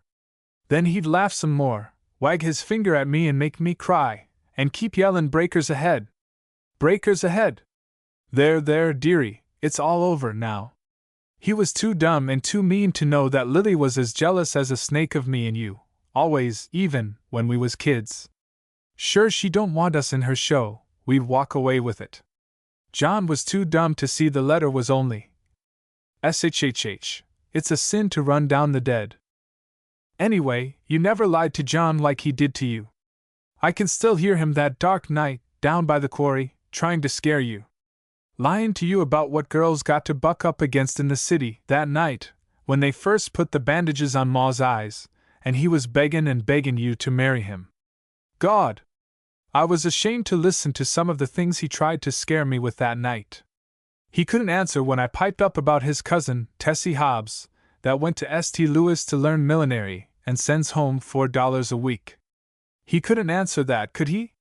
No, he couldn't, Cotty. A silence, the great stone silence of a coliseum, closed in about them. Della shivered and burrowed her head deeper into her sister's lap. Ah, God, us talkin' like this, with him layin' in there. If he wasn't layin' in there, we wouldn't be talkin'. A shutter swung in on its hinges. There! It ain't nothin' but the wind, Della. He was goin' to fix that shutter today when he was off shift. God, he didn't have no more idea of dyin' than I did. That's just like Ma. Sometimes in the night I can almost hear her stop breathin', she's so weak, but she's always talkin' about next year. It'll be awful for you, little sister, with me gone and you alone with her. It ain't a sin to say it, Delia. She ain't here for long, and I'll be comin' to join you soon. You'll tell him I'm comin'. God, how I wish we was going together, little sister. Leavin' you is just like leavin' my heart. There's nobody I love like you, Cotty. Della darlin', look at Lily, she went alone. I ain't afraid, you got the best voice of us two, but I'll make the way for you, dearie. I'll make it easier for you to come. It won't be long. If I could only have got his name that time on the train, Cotty. You got Lily's boardin' house, dearie. Ain't that something? Oh, darlin', him layin' in there. Don't begin that again, dearie. Listen, Cotty, listen, that can't be the 6:30 accommodation already, is it? It ain't the funeral day already, is it? Yes, dearie, but it's a long way off. See, it's just gettin' light through the crack in the shade. Don't raise it, Cotty. It's a sin to let in the light, with him layin' there and dead. Darlin', it ain't goin' to hurt him, and the lamp's low. See, there ain't no harm in raisin' it, look how light it's gettin'. Off toward the east dawn trembled on the edge of eternity and sent up, as if the earth were lighting the horizon, a pearlish light shot with pink. A smattering of stars lingered and trembled as though cold. They paled, dawn grew pinker, and the black village, with its naked trees standing darkly against the sky, sent up wispy spirals of smoke. A derrick in the jagged bowl of the quarry moved its giant arms slowly, and a steam whistle shrieked. The New York accommodation hallooed to the trembling dawn and tore through Slateville. The sisters pressed their white faces close to the cold pane and watched it rush into the sunrise. A cock crowed to the dawn, and from afar another. A dirt team rumbled up the road, and the steam whistle from the quarry blew a second reveille. You take the accommodation, darlin'. It's cheaper, and you'll be feelin' scary about the flyer for a while. You can catch it down by Terre Haute at 5:31 Monday morning, darlin'? So soon, Cotty, only 3 days after, and him hardly cold. Don't let's drag it out, darlin'. Oh, Cotty, I'll be waitin' for you. There won't be a day that I won't be waitin' for you. There's nothin' I love like you. Their faces were close and wet with tears, and the first ray of sun burnished their heads and whitened their white bosoms. Kiss me, Cotty. Della! My little sister! You're goin', Della, try to think, darlin', what it means, you're goin'. SHHH, dearie, SHHH, yes, I'm goin'. And in the room adjoining, John Blaney lay dead with a dent in his head. The city has 1,000 throats, its voice is like a storm running on the wind, and like ship-high waves plunging on ship-high rocks, and like unto the undertone of lost souls adrift in a sheol of fog and water. The voice of the city knows none of the acoustic limitations of architects and prima donnas. Its dome is as high as 50-story skyscrapers, and its sounding board the bases of 1,000 tired brains. It penetrates the Persian velvet hangings of the most rococo palace toward which the sightseeing automobile points its megaphone, and beats against brains neurotic with the problems of solid gold-edged bonds and solid gold cotillion favors. It is the birth song of the tenement child and the swan song of the weak. It travels out over fields of new-mown hay, and sings to the boy at the plow. It shouts to the victor, and whispers to the stranger.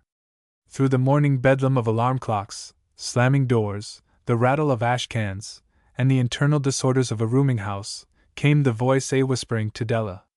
Out from the mouths of babes and truck drivers, out from the mouths of debutantes and coal stokers, out from the mouths of those who toil and those who spin not. Drifting over the sea of housetops, up from the steep-walled streets.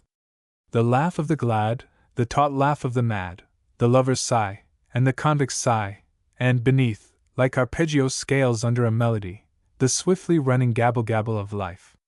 Della stirred on her cot, raised her arms, and yawned to the fawn-colored oblong of October sky, breathed in the stale air and salty pungency of bad ventilation and the city's breakfast bacon, and swung herself out of bed. So awoke Adriana, too, with her hair falling in a torrent over her breasts, and her languid limbs unfolding. She shook her hair backward with the changeless gesture of women, held her hands at arm's length, and regarded them. They were whiter, and the broken nails were shaping themselves into ovals. A callous ridge along her forefinger, souvenir of a cistern which pumped reluctantly, was disappearing. She smiled to herself in the mirror, like the legendary people who have eyes to see the grass grow must smile at the secret of each blade. Then she slid into a high-necked, long-sleeved wrapper and bound the whirl of her hair in a loose bun at her neck. Mrs. Fallows's minimum-priced, minimum-sized hall bedroom speaks for its 9x12, neatly furnished self. The hall bedrooms of 44th Street and 45th Street and 40 ad infinitum Street are furnished in that same white iron bed with the dented brass knobs, light oak, easy payment dresser, washstand, and square table with a too-short fourth leg and shelf beneath for dust, and above the dresser, slightly askew, a art-rendering version of Narcissus at the Pool, or any of the well-worn incidents favourite to mythology and lithographers. But life, like love and the high cost of living and a good cigar, is comparative. To Della, stretching her limbs to the morning Mrs. Fallows's carpeted fourth-floor back, painted furniture, and a light that sprang into brilliancy at a tweak, was a Sybarite's retreat, 18 hours removed from wash-day, and rising in the dark, black mud roads and a dirt-colored shanty that met the wind broadside and trembled to its innards. 2 flights below her a mezzo-soprano struggled for high C. Adjoining, an early morning-throated baritone leaned out of a doorway and called for a fresh towel. Came 3 staccato raps at Della's portal, and enter on the wings of the morning and a pair of white-topped, French-heeled shoes Miss Isobel Duprez, late of the Third Road Company of the Broadway Success. Oh, Marietta! And with a history in pony ballets that entitled her to a pedigree and honorable mention. Girl, ain't you dressed yet? What you doin'? Waitin' for your French maid to get your French laundry from the French laundry? Miss Duprez swung herself atop the trunk and crossed her slim limbs. Chatelaine jewelry jangled, Herculean perfume dominated the air, and that expressive sobriquet for soubrette, a 14-inch willow plume, and long as the tail of a male pheasant, brushed her left shoulder. Miss Isobel Duprez, one of the ornamental line of tottering caryatids who uphold on their narrow, white-wished shoulders the gold-paper thrones of musical comedy principalities, and on those same shoulders carry every tradition of that section of Broadway which Thespis occupies on a 99-year, privilege of renewal lease, the fumes of grease paint the incense of her temple, the footlights the white flame of her sacrifice. You gotta do a quick change if you're going to the offices with me today, girl. I gotta be up at the Empire in the Putney Building by 11 and stoppin' at the Bijou first. Delia shed her comfortable shroud of repose like Thais dropping her mantle in an Alexandrian theater. I musta overslept, Isobel. Trying on them duds we bought yesterday up to so late last night done me up. 3 days in New York ain't got me used to the pace. You should worry. If I had your face and figure I'd sleep till the callboy rapped twice. Ah, Isobel, you with your cute little face and cute little ways. Soft pedal on the ingenue stuff, girl. You know you don't hate yourself. I didn't notice that you exactly despised anything about you when they called the floor walker to have a look at you in that black dress yesterday.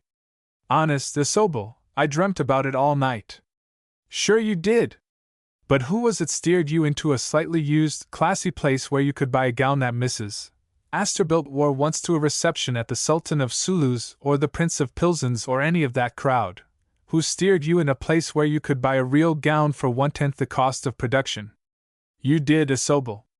I don't know what I'd have done if Mrs. Fallows hadn't brought you up. That little black dream that only let you back $29.50 cost $300 if it cost a cent, and nothing but a snag in the hem and the lace in front as good as new. Gee, I could show this cheap bunch around here how to dress if I had a month's advance in hand. Get off the trunk, Isobel, and sit here, will you? I want to get it out. Say, if Cotty could see me with the black hat to match. My little sister I was telling you about could. Who you got to thank? Who gave you the right steer? Take it from me, if I hadn't gone along with you, every store on 6th Avenue would have x-rayed the corner of your handkerchief for the $38 tied up in it and body snatched you for your own funeral. Even with me along you had to lean like a bent pin for that maid on Canal Street, $32.50, red silk they hauled out of the morgue to show you. I seen you edgin' for that cocoa model. Me and Cotty was always great ones for red. I ought to had the red serge you made so much fun of dyed for mourning, but Cotty. Red. When you, in a tight-looking black that hugs you like it was wet, and a black hat with a tilt that Anna held would buy right off your head, can walk into any office in the row this morning and land in the showgirl row of any chorus on the bills. If you think that's an easy stunt, ask any girl in this house. I ain't scared a bit now, since I'm going around with you, Isobel, but gee if I had to go alone. Fallows does the same thing for all of them.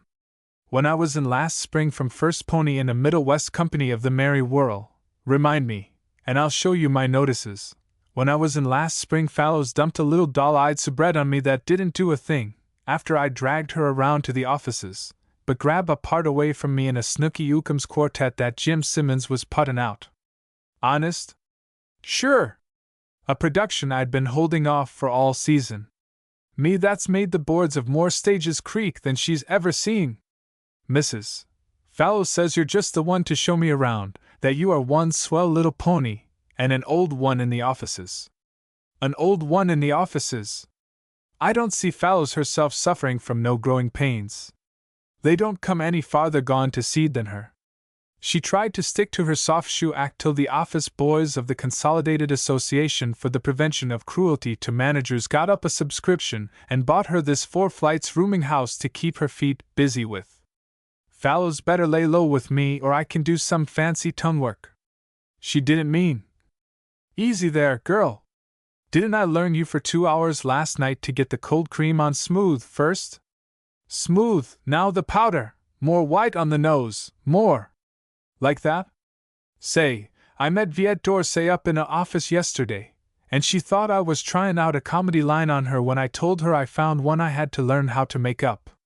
Lily, a girl from our town, used to powder and little more red over the cheekbones, see, honey, like mine. Say, if you want to see swell work you ought to see me made up for spot. Didn't I tell you to work back toward the ears? There, more, good. Don't give yourself a mouth like a low comedy gash. Use the cheesecloth, honey. Look how it smears. There, a cupid bow in the middle is all you need.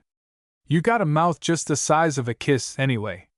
John used to say about it that. Good. Say, you're some little learner, you are. Easy there, always line an eyebrow downward there, more, so. So? Say, you got Zaza, Perfecta, Lily Russell, and the whole hothouse bunch of them knocked through the glass ceiling. Delia leaned to her radiant reflection in the mirror and smiled through teeth faintly pink from the ruby richness of her lips. You ought to see my little sister Cotty, Isobel. When she comes you'll sit up and take real notice. I ain't even in her class.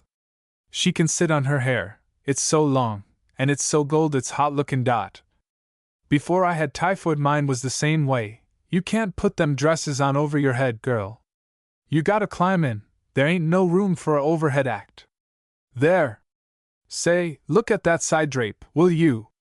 I bet that lace sets some dame back 10 a yard. Some class! Don't forget to strike for 30 right off the bat, they'll think more of you. Say, girl, it's worth the time I'm wasting on you to see Casey's face when I steer you into there this morning. Ain't it a beauty, Isobel? But it's a little tight, kinda. Now begin that again, will you? Honest, if Viet could hear that line. Around the knees, I mean, Isobel. It's hard for me to walk. If it was any looser, I'd get a fit of the laughs like I did over that red serge. If it was any looser, for God's sake, leave that neck open. No, down like that. A strip of real, lily-white, garden variety neck, and she wants to pin it shut. I feel ashamed. I kinda hate to leave it open. Shades of Viet! Leave that neck alone, can't you? After all my preaching yesterday, look where I landed you. Nowheres. Like that, Isobel? Take the pin out there, center left like that. Say, girl, I wish you knew about this game what I forgot. Me too, Isobel. Say, listen to her warblin' down there, will you? What's she practicin' for, I wonder? A chaser act on a 4-a-day circuit. Breathe in, girl, you may be a perfect 36, but you'll never make a tape measure see it your way. Shall I tell 'em I got a voice, Isobel? Me and my little sister used to sing in. Miss Duprez glanced up over Della's shoulder, and by proxy of the mirror, their eyes met. The red of exertion was high in her face, and one corner of her mouth compressed over pins, so that her words leaked out as through the lips of a fawn. Voice. You remind me of the fellow that went down to Bowling Green to bowl. They got as much room for voices in musical comedy as a magazine's got for anything besides the advertising pages. My little sister's got. Can you beat it, voice, she says. You put your voice in your ankles and waistline, girl, and it'll get you further. And as for scales like our friend downstairs, learn to keep the runners out of your silk stockings first. There, give it the Anna held tilt, there, more, so. OHH, Isobel, OHH. Swell, and then some. Who you got to thank? Who steered you right? Like a pale gold aura of moonlight spreading out from behind a black cloud sprang Della's hair against the drooping brim of her hat. She was like a tight-draped, firm-stayed Venus, lyric in every line, her limbs wrapped in an effort of grace and a skirt that restricted her steps like anklets joined by a too-short chain. Here, put them white gloves in your bag and save them for outside the office doors. Ready? Oh, Isobel, if my little sister Cotty could only see me now. Don't forget the lines I learnt you last night. 2 years' experience on Western Short Circuit, spotlight work, and silent principal, $30. Western Short Circuit, Western Short Circuit. Dancing in first row promenade specialty. Dancing in first. Say, you ain't unlearned it already, have you? No. Down 4 flights of narrow, unlit stairs with their gauzy laughter, lingering in black hall corners, and then out into a sunlit morning. At the end of the tall walled block, lined on both sides with brownstone, straight front phalanxes of rooming houses, a segment of Broadway, flashing with automobiles, darting pedestrians, white facade buildings, and sun-reflecting windows, flowed like a mountain stream in spring. Gee, Isobel, look at that jam, will you? Well, why do you know? There goes Vance Dudley. If you want to know what kind of work I do, ask Vance.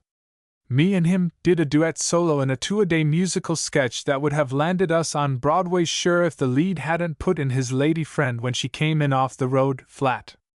I'll show you my notices sometime. That act was good enough for a high Myers house if it had been worked right. I bet you're grand, Isobel, your cute little feet and all. Ask any of them around the offices about me. I could soft shoe Clarice off the Winter Review this minute if I wasn't what they call in the profession a tin saint. I kinda got my ideas about things. About what, Isobel? None of them ingenuous lines again, girl. Leave it to you merry widows to take care of yourselves every time. There's nothin' I can learn a merry widow. A merry widow can make Methuselah, herself, feel like a squab when it comes to bein' wise. Honest. That baby stare ain't the kind of a cue to throw me, girl. I can steer you up as far as the offices, but I'm done after you once get past the office boy. I don't. After she gets past the ground glass door, every girl in the business has got to decide for herself. I decided myself, and look where I got to. 9 years in the business and never creaked a Broadway board yet. I ain't got the looks to get there on my own stuff, and what happens? I wake up dead some day doin' short circuit in a Kansas tank town. I'll be doin' 30 a week, west of the Mississippi stuff to the bitter end because I decided my way and selected the Rocky Lane. The Rocky Lane? Sure. The first job I ever went out for I coulda had 5 sides to the part, 2 songs and a specialty solo, but instead I hit him flop across the cheek with my glove and walked out, leavin' him staggerin' and my engagement layin' on the floor. I ain't preachin' to you, honey, I'm just tellin'. Every girl in this business has got to decide for herself. I ain't sayin' one thing or the other. Isobel, hit who across the cheek, hit who? Take it from me, honey, and remember I ain't tryin' to sing you the Saint's Serenade, but take it from me, if I was startin' all over again, way back where you are, I'd do the glove act over again. I would, honey, I would, and I ain't preachin' neither. Honest to God, Isobel, I don't know what. Ain't I told you to cut out that ingenue with me? Honest, it gets on my nerves. Watch out there. Gee, that scarred me. Them are pay-as-you-exit taxicabs we're dodging. The chorus girls' sun parlors, if you listen to the Sunday supplements and funny papers. The time we came, John, was a great one for watching them. Take it from me that about all 9 out of 10 of us gay la-la girls you read about, get out of 'em, is watchin'. All we know about them is dodging them after the show to get home in a hurry, stick our feet in hot water to get some of the ache out, and fall into bed too tired to smear the cold cream off. Watch out there, Isobel! The truth about the chorus girl would cripple the box office and put the feature supplements and press agents out of business. Here we are, Della. I got to stop off at 9 just a minute, and you wait outside for me. Remember when we get up to 11, Western Circuit, silent principal N. Western Circuit, Western Circuit! The Putney building reared 19 white tile, marble facade stories straight up from the most expensive heart acreage of Broadway and stemmed the thespian tide that rushed in from every side and surged against its booking offices. A bronze elevator the size of a Harlem bedroom and crowded to its capacity shot them upward with the breathtaking flight of a frightened bird. Isobel crowded into a corner and nudged a youthful-looking old man in a blue and white striped collar and too much bayrum. Hello, Eddie. Hello yourself, Isobel. How are ya? Ain't braggin' dot. What you doin', Eddie? Rehearsin' with act? Musical? No. Specialty? No, high-class burlesque 2 a day. Oh. You workin', Isobel? Got 3 things danglin', ain't signed yet. Just came in last week. S-long. S-long. Come on, Della. Watch out there, Eddie. A fellow burned a hole in my friend lookin' at her like that once. A titter ran around the elevator, and the old young man writhed in his blue-striped collar. SHHH, Isobel, everybody heard you. A rosily opalescent hue swam high into Della's face as she stepped out of the elevator and dyed her neck. I should worry. I was never out with him in a show in my life that he didn't ogle a hole in every queen he seen. Out and spoken auntie. Western Circuit, Western Circuit. They hurried down a curving, white tile corridor. Rows of doors with eye-like glass panes were lined up on each side, and the tic-tac of typewriters penetrating. Della's breath came heavier and faster, and a layer of vivid pink showed through the artificial red. You wait out here a minute, Della. I want to step in here, at the Bijou, and see if Louis Rafalski is doing anything this morning. Then we'll shoot up to the Empire. Sure, I'll wait, Isobel. She leaned against the wall and placed her hand over the region of her lace yoke and heart, as if she would regulate their heaving. A flash of cerise plume, a jangle of chatelaine jewelry, and Isobel disappeared behind one of the doors, her many-angled silhouette flashing against the far side of the ground glass. Della breathed in deep and gulped in her dry, hot throat. Her fingers, the damp cold born of nervousness, curled in toward her warm palms. She daubed at her lips with a handkerchief. Simultaneously, a door opposite her opened, and a short, bullet-headed figure in a light checked suit and a diamond horseshoe scarfpin that caught the points of light stepped out into the pale nimbus cast by the white signal light of an upgoing elevator. With a gasp that caught in her throat, Della darted in her too narrow skirt across the corridor, reached out, and grasped the light gray coat sleeve. "Look!" she cried, thrusting herself between him and the trellis work of the elevator shaft and throwing back her head so that her bare neck, soft as the breast feathers of a dove, rose and fell with the dove's agitated breathing. "Look, I'm here!" The short figure turned on his heel and looked up at her, his shoulder line a full 3 inches below hers, and his small, predacious eyes squinting far back into his head. "Gad, what?" I'm here, sir, don't you remember me? I'm here." He regarded her with the detailed appraisal of the expert, and his glance registered points in her favor. "Gad!" he repeated. "Don't you remember me, sir, don't? Not bad for a big girl, are you, eh? Don't you remember? Sure, you're the little girl I met out west, didn't I, 2 seasons ago with. No. Don't you remember me now?" She tore her hat backward from its carefully adjusted tilt, so that it revealed the brassy gold of her hair, and took a step toward him. "Now don't you remember? Sure, you're the little girl from, sure I'd remember a big little girl like you anywhere. You remember now? On the 28-hour accommodation out of St. Louis. I got on at Terre Haute and sat across from you while they made up the berth, and you said, 'Could I forget a big little queen like you? You've grown to a real big girl, ain't you? Come back in my office, sister. That's how much I think of you, with a whole company waitin' for me over at the Gotham Theater. Come in. I just got here, Mr. Myers, if anybody should ask you. That's who you're dealin' with. Hi, Myers, if you should happen to forget. Ain't it funny, Mr. Myers, my runnin' into you right off? I never thought I'd find you in this town. My little sister I was tellin' you about will be here soon and… This way. I'm ready to take that job you was tellin' me about till. In here, sister, where we can talk business alone."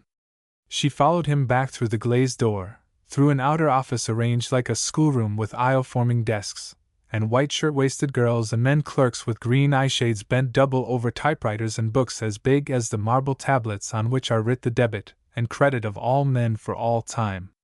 Boys scurried and darted, telephone bells jangled, and finally the quiet of an inner office, shut off from the noises like a padded cell, almost entirely carpeted in a leopard skin and hung with colored lithographs of many seasons comedy queens, whose dynasties were sprung from caprice and whose papier-mâché thrones had long since slumped to pulp.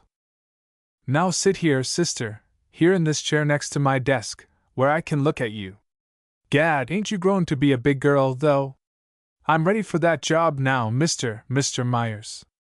Well. Mr. Myers swung on his swivel chair, squinted his eyes further back into his head, and nodded further appraisal and approval. "Big little girl, can I call you that, Queenie? How have you been? I've had a hard time of it, mister. Hold out your hand and let me tell your fortune, sister. Quit! Dear child, you mustn't act like that. Here, hold out your… Quit! Come now. We want jobs, me and my little sister, when she gets here. I told you about her, you remember? I've had experience on Western. Naughty eyes, devilish eyes. Don't you look at me like that, don't. You big little devil, you. What is it, sir? Good. Sit there with the sun on you, you've got hair like. I've had experience with first row. Gad! He swerved suddenly forward in his chair so that his small feet touched the floor. Gad, stand up there. Stand over there in that sunshine by the window. What? Stand up, there, egg in that screen there. Dark as a nun in her wimple, but golden as a sunflower, she rose as Trilby rose to the eye of Svengali. Gad! He repeated, bringing his small tight fist down on a littered ashtray. By gad! Wine was suddenly in her blood. You ought to see me and my little sister when we pose together, Take off your hat, girl. She stood suddenly quiet, as if the wine in her blood had seethed and quieted. Ah, no, why do you think I am Take off your hat, big little girl, and if you're good to me I'll tell you something. If I hadn't taken a fancy to you I wouldn't tell you either. She lifted the heavy brim with both hands and stood in the bar of sunlight. Gad! He cried. Gad! And jerked open a drawer and threw the big bulk of a typewritten manuscript on the desk before him. Read that, sister!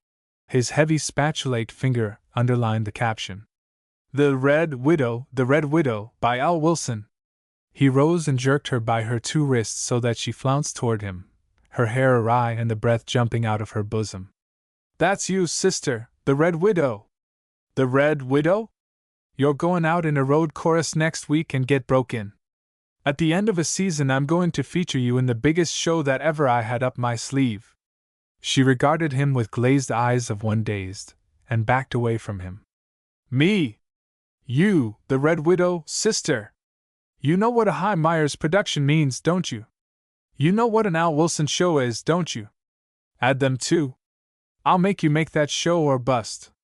Stand off there and let me look at you again, there, so! Quit!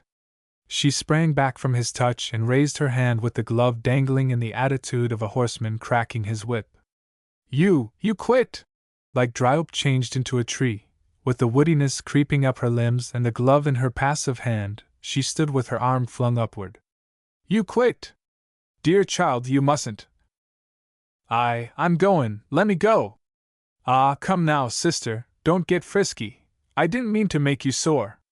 Gee! Ain't you a touchy little devil? I'm going. If that's your number, all righty, but you're just kiddin', you ain't going to be too independent in one of the worst seasons in the business. She moved toward the door with her hand outstretched to the knob. You better think twice, sister, but don't let me keep you. There's other Red Widows as good and better and you beaten like an army at my door this minute. But don't let me keep you. Will you let me alone? Sure I will, if it'll make you feel any better, you cold little queen, you. Nervous as a unbroke colt, ain't you? Sit down there and watch. He touched a buzzer, and a uniformed boy sprang through the door to his elbow. Write Al Wilson to meet me here tomorrow at 10. Yes, sir. The uniform flashed out. She moved around him cautiously, not taking her eyes from his face. Have I got a job? Sure you have. I'll send you out to Frisco in a chorus that'll limber you up, all right, but I won't let you stay long. I won't let a little queen like you run away for long. Frisco, me, gee. Gad. Maybe I won't neither. How would you like to play right close to home over in Brooklyn? I've got a chorus over there that'll take the stiffness out of you. I don't want to let a great, big, beautiful doll like you too far away. Frisco, I like Frisco. But hold up your right hand. Don't you tell nobody I'm pushing you for next season's feature. That's our little secret, between you and me and Al. I was getting $30. Don't you worry about that, doll. You come back here tomorrow at 10. I want to show Al how the Red Widow we've been looking for dropped right into my hands. He can't squeal to me no more about types. I'm going now, Mr. Myers, tomorrow then at 10. Where you going, doll? Home. I guess I've lost my friend now. Wait, I'm going your way. You don't even know which way I'm going. Sure I do. I'll drop you there in my car. Oh, I want to walk, I do. None of that, sister. I'm treating you white, and you gotta do the same by me. I won't bite you, you little scare cat. I'm going to make things happen to you that'll make you wake up every day pinching yourself. My little sister, Mr. Myers, has got me beat on looks. But you gotta treat me white, sister. We can talk business in the car, but you gotta have confidence in me. I won't bite, you big little girl, you. I don't want to go that way, Mr. Myers. I gotta go someplace first. Comin', sister? Aye. Comin'? Yes. On its 100th night, the Red Widow, playing capacity houses at the Gotham Theater, presented each lady in the audience a handsome souvenir of Red Widow perfume attractively nestled in a red satin box with a color picture of Della Delaney on the label. to the pretty whifflings and os of every feminine nose present, to the over 1,000,000 copies sold waltz theme that was puckering the mouth of every newsboy in New York, to the rustly settling back into chairs, furs, and standing room only attitudes against Corinthian pillars, the 100th night, second act curtain rose on an audience with an additional sense unexpectedly gratified and the souvenir-loving soul of every woman present sniffing its appreciation. Comedy is a classic prodigal who has wandered far. Comus has discarded his mantle and donned a red nose, a split-up-the-back waistcoat, and a pair of clapsticks. Harlequin and Campbells have doffed the sock in many colors for the $60-a-week role of $1,000,000 pickle magnate pursuing a $40 juvenile, who, in turn, is pursuing the $200-a-week Red Widow from Act 1, Summer Hotel at Manhattan Beach, to Act 2, Tropical Isle off the Bay of Bunjil. For the 100th time the opening act of The Red Widow, a ghoul at the grave of 100 musical comedies, sang to its background of white flannel chorus men, drop curtain of two blue ocean and jungle of cotton-back palms. A painted ship idled on a painted ocean. Trees reared their tropical leaves into a visible dropnet. It is the bay, it is the bay, it is the bai of love and Bunjil, announced the two front rows, kicking backward 3 times. It is the bai of love and Bunjil, agreed the kicked-at, white flannel background. A shapely octet in silk and lisle regimentals, black astrakhan capes flung over one shoulder, and black astrakhan hats as high as a majordomo's bent 8 silk and lisle left knees with rhythmic regularity. 6 ponies in yellow skirts, as effulgent as inverted chrysanthemums, and led by a black pony with a gold star in her hair, kicked to the wings and adored the audience. A chain of Bunjil bells stretched their thin arms above their heads in a letter O and prinked about on their toes like bantams in a dust road. 5 trombones, 10 violas, 12 violins, a drum and bass viol bombardment rose to a high C climax, with the chorus scrambling loyally after them like a mountaineer scaling a cliff for an eaglet's nest. It is the bay, it is the bay, it is the bai of love and Bunjil, shouted the 75 of them, receding with a grapevine motion into the wings. Enter Cyrus Hinkelstein, mayor and pickle magnate of Briny-town, on the Sewanee, in a too large white waistcoat, white duck comedy spats, and a pink canvas bald head. He institutes an immediate search behind tropical vines and along the undersides of palm fronds for the $40 juvenile who is pursuing the Red Widow from the Summer Hotel, Act 1 to Act 2, Tropical Isle off the Bay of Bunjil. Enter the Red Widow in a black, fish-scale gown that calls out the stealthy pencil of every Middle West dressmaker in the house and rapid calculation from the women with a good memory, and some fish scales on a discarded basque. The Red Widow, with a poinsettia sprawling like a frantic clutch at her heart, and her burnished gold head rising with the grace of a gold flower out of a vase. Cyrus assumes a swoon of delight, throws out a cue. The date trees are blooming. The conductor raps his baton twice for their feature duet entitled, "Oh, Let Me Die on Broadway," and the spotlight focuses. The house clamors for a 4th encore, but the lights flash on. The pursuing sun, in the face of prolonged applause, white trousers, and a straw caddy, bursts upon the scene with his features in first position for the denouement. But the audience clamors on. The sun postpones his expression and leans against a jungle to a 4th encore of the tuneful Thanatopsis. On the final curtain of the 100th night the company bowed 2 curtain calls to the Capacity House busily struggling into raps and up aisles. The Red Widow, linked between the pickle magnate and the triumphant sun, flanked by sextets, octets, and regimentals, bowed 4 times over 3 sheaths of American Beauties and a high-handled basket of carnations. Then, almost on the drop of the curtain, the immediate roar of sliding wings, which mingled with the exit strains of the orchestra, like a Debussy right-hand theme defying the left, and the rumble of forests, retreating. Scene shifters, to whom every encore is a knell, demolished whole kingdoms at a lunge. 100 satin slippers flashed up a spiral staircase to chorus dressing rooms. The Red Widow flung the trail of the gown she had on, so carelessly dragged across the tarpaulin terra firma of Bunjil, across one bare arm and darted through the door with a red star painted on the panel. Her dressing room, hung in vivid chintz, with a canopy table replacing the makeup shelf, and a passing show of signed photographs tacked along the wall, was as fantastic as Gnome's Cave. A wildness of chiffon and sleazy silk hung from the wall hooks. A pair of gauze aeroplane wings hovered across a chair, and atop a trunk, impertinent as a parrot, the black pony was removing the gold star from her hair. Warm house tonight, Dell. I sent Sibby across to the hotel with your flowers. Yeah, best house yet. But gee! It's a wonder he wouldn't give away kerosene. Rotten stuff. It made me so dizzy I nearly flopped like a seal in the pony prance. He must have bought it by the keg. I told him it was strong enough to run his new motorboat. God, ain't I tired? How'd the airplane song go, Isobel? Swell! But leave it to Billy to hog your act every time. I seen him grab a laugh when the propellers was workin'. Undo me, Isobel? Why'd you let Sibby go? Can't you let me get used to having a maid, hon? Poor kid, you're dead, ain't you? But you gotta go with him tonight or he'll howl. Della lowered her beaded lashes over eyes that smarted, and raised her arms like Niobe entreating fate. Sure, I gotta go. He's been bragging about this 100th night blowout for a month. Quit squirming, Dell. Hold still, can't you? 5 recalls on Let Me Die, Isobel. You never went better. Della slid out of her gown and into a gold-colored kimono embroidered in black flying swans, and creamed off her makeup in long, even strokes.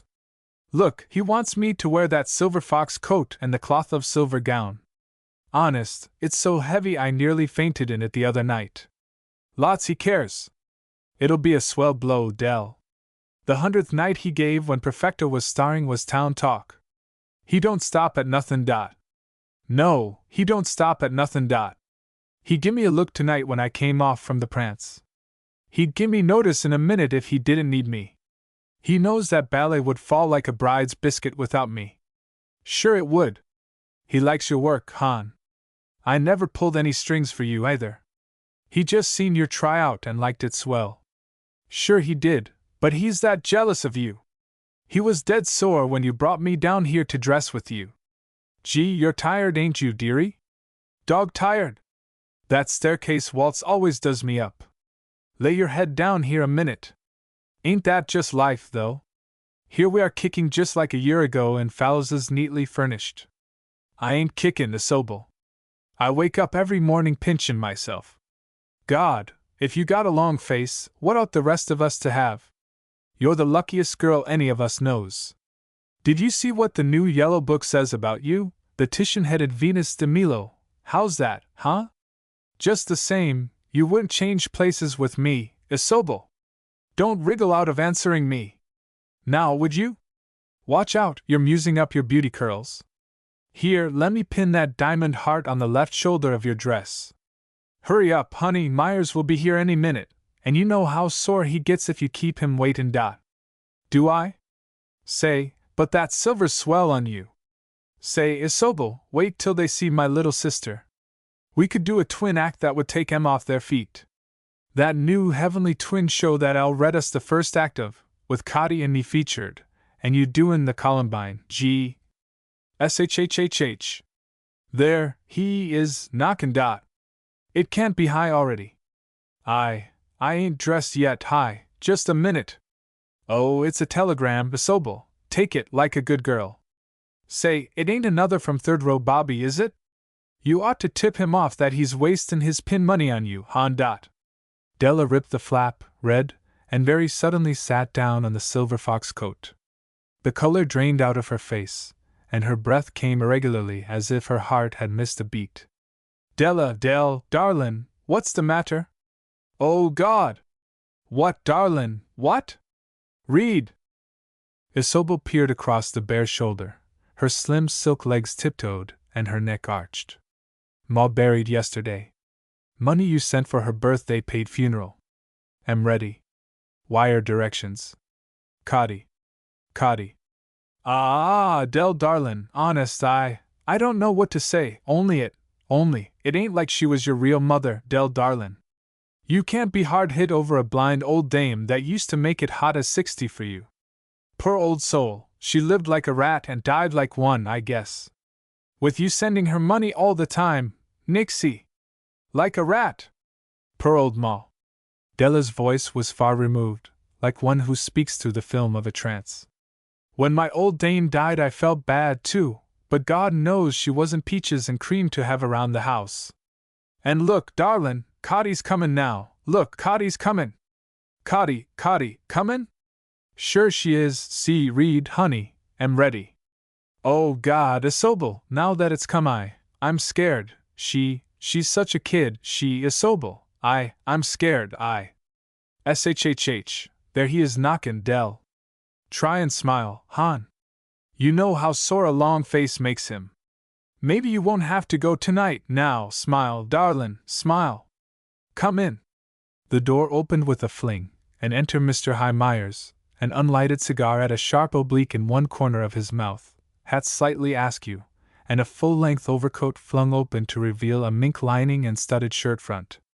Gad, he said, dallying backward on his heels, his thumbs in the arm circles of his waistcoat, and regarding the shining silver figure. Gad, girl, you're all right. Della drew back against the dressing table and twirled the rings on her fingers. I got bad news, Hi. I can't go tonight. Here, read for yourself. He reached for the paper, passing Isobel as if she belonged to the trappings of the room. I can't go tonight, Hi. He read with the sharp eyes of a gray hawk of the world, and drew his coat together in a gesture of buttoning up. Don't pull any of that stuff on me, beauty. Just because the old devil you've been telling me about. Oh, you. Them ain't real tears, you'd be Logan in your sleeve if you had any on. Come on, step lively, beauty. I ain't given this blowout to be made a fool out of. Give her a daub of color there, do prez. Hi. She was my stepmother, Anne. Come, beauty, what you actin' up for? Ain't that doll you've been piping about all these months comin' now that the old woman is out of the way? Bring her on and let me have a look at her. If she's in your class, let me look her over. Gimme a minute, Hi. I just wanna send a wire. Sure, tell her to come on. I'll send it for you. I'll look her over, Anne. No. Let Isobel send it. You do it, Isobel. Here, gimme your pen, Hi. She wrote with her breath half a moan in her throat, and her bosom heaving and flashing the diamond heart. Send it right off, Isobel darlin', read it and send it off, darlin'. She daubed a rabbit's foot under each eye and slid into the silver fox coat. Read it, darlin', and send it. Isobel read slowly like a child spelling out its task. Breakers ahead. Stay at home, dearie. Della.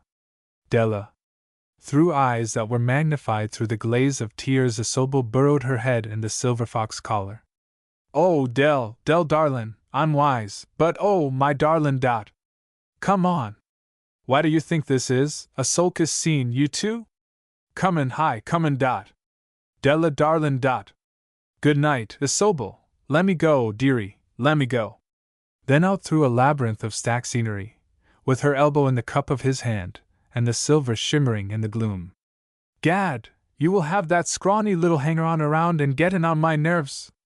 If I weren't always humorin' the daylights out of you, she wouldn't spoil a ballet of mine for 15 minutes, she. It's darn little I ask out of you, but you gotta let me have her, you gotta let me have that much, or the whole blame show can. Keep cool, there, tragedy queen, and watch your step. I don't want you limpin' in there tonight with a busted ankle on top of your long face. They high-stepped through a dirty passageway stacked with stage bric-a-brac, out into a whiff of night air, across a pavement, and into a wine-colored limousine. He climbed in after her, throwing open the great fur collar of his coat and lighting his cigar. They plunged forward into the white flare of Broadway, and within her plate-glass enclosure she was like a doomed queen riding to her destiny. Light up there, Dolly! No long face tonight! The crowd's going to be there waitin' for you. Look at me, you little devil, you little devil! God, what are you made of? Ain't you got no feelings? Tush! You ain't real on that talk. I know you better and you know yourself. Ain't I told you that you can bring the little sister on and let me look her over? There's nothin' I wouldn't do for you, beauty. You got me crazy tonight over you. Pretty soft for a little hayseed like you. She smiled suddenly, flashed her teeth, cooed in her throat, and reared her white throat out of its fur like a swan rears its head out of its snowy neck. Hi, I'll be all right in a minute, hi. Just let me sit quiet a second, hi. I'm dog tired, encores and all. Gimme a little while to tune up, before we get there. Just a minute, hi. That's more like it. Look at me, beauty. Do you love me, eh? Easy on that stuff, hi. They might chain your wrists for ravin' dot. I'm ravin' crazy over you tonight, that's what I am. Love me, do you, beauty? She receded from his approaching face close back against the upholstery, and within the satin-down interior of her muff her fingers clasped each other until the nails bit into her palms and broke the flesh. Don't make me sore tonight, Queenie. I ain't in the humor. Go and answer like a good girl. Love me? Hi, quit your kiddin' dot.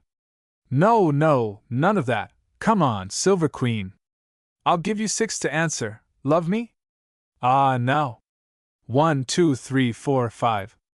Yes. Back to contents. Back to contents. The good provider. Like a suckling to the warmth of the mother, the township of Newton nestled pat against the flank of the city and drew from her through the arteries of electric trains and interurbans, elevated roads and motor cars. Such clots coagulate around the city in the form of Ferndales and Glencoes, Yorkvilles and Newtons, and from them have sprung full-grown the joke paper and the electric lawnmower, the $500 down bungalow, and the flower seed catalog.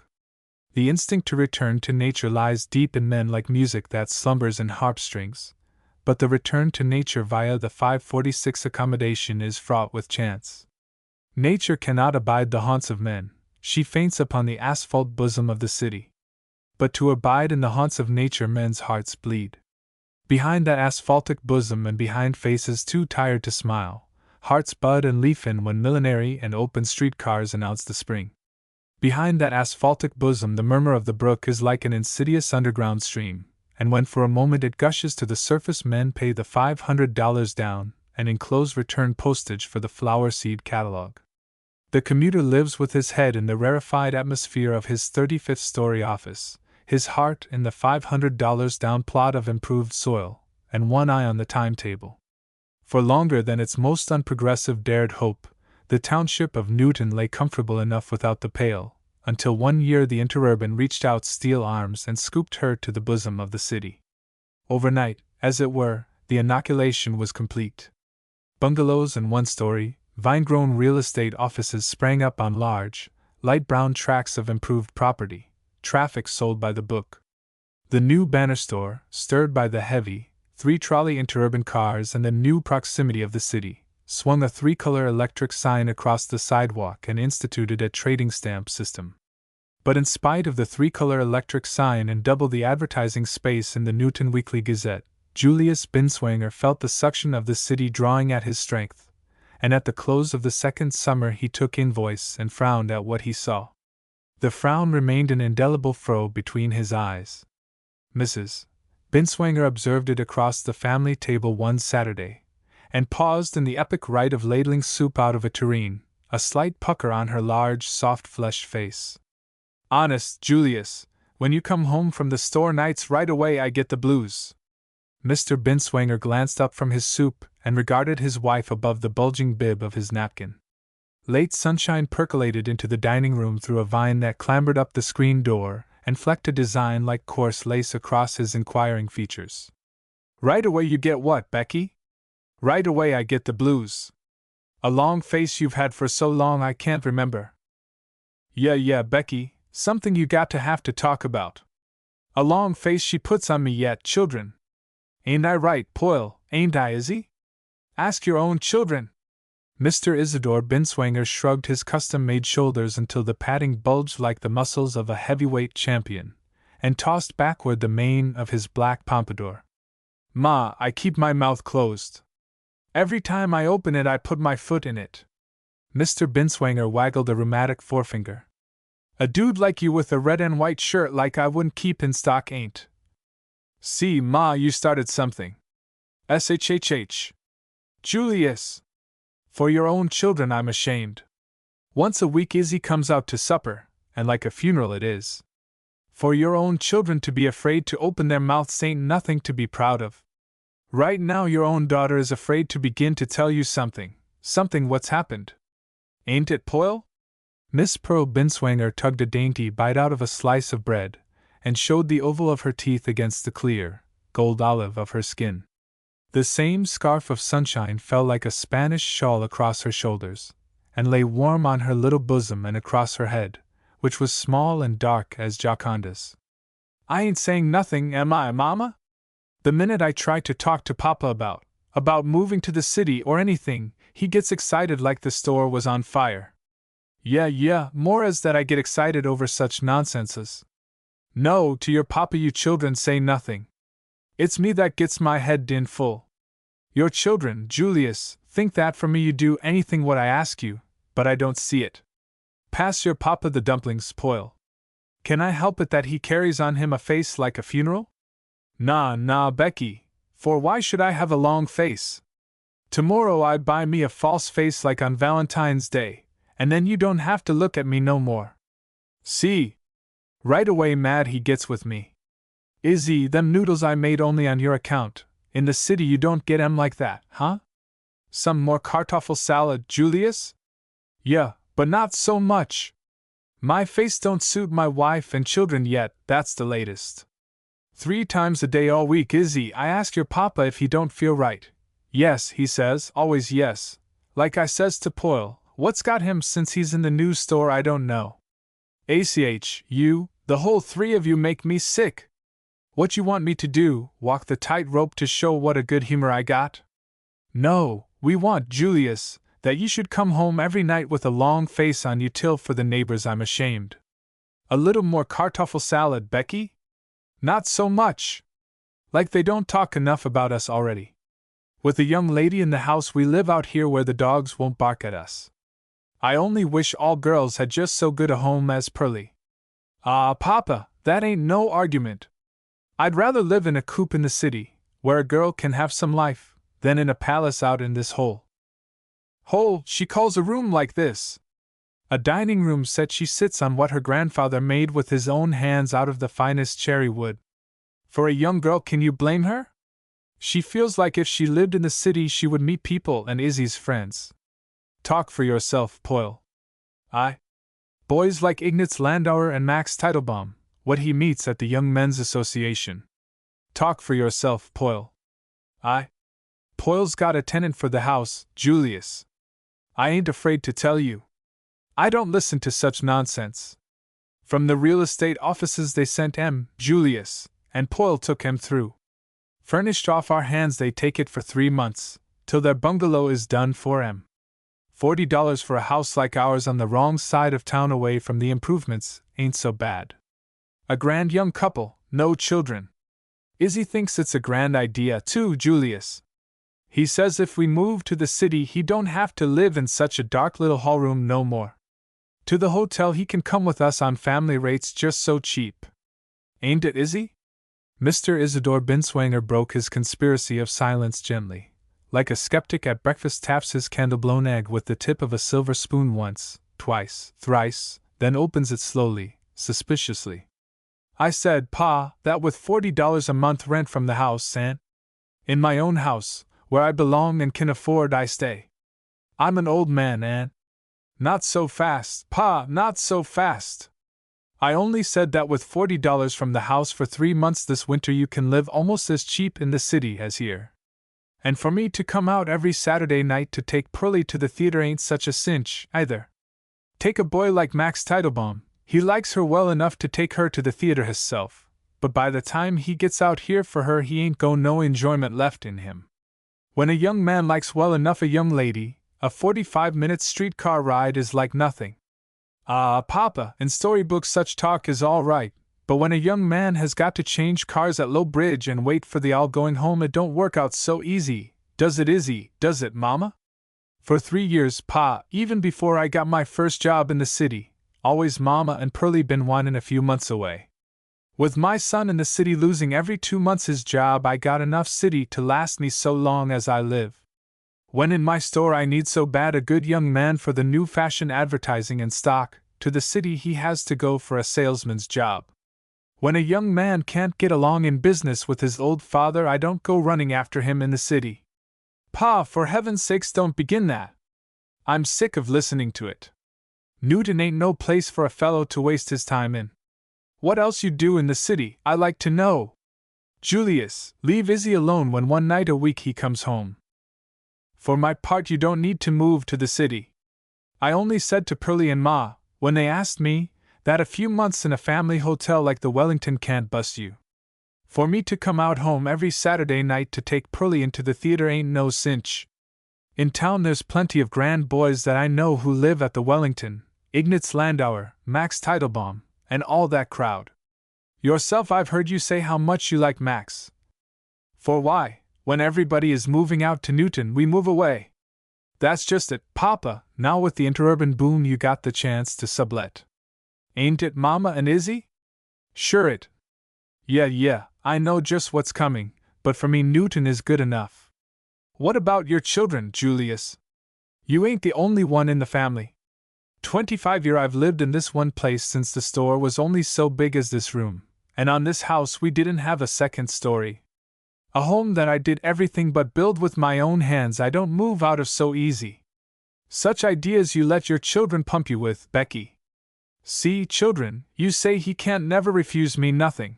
Listen how he won't let me get in a word crossways before he snaps me off. If we sublet, Julius, we don't neither. I should ride 45 minutes into the city after my hard day's work, when away from the city 45 minutes everyone else is riding. My house is my house, my yard is my yard.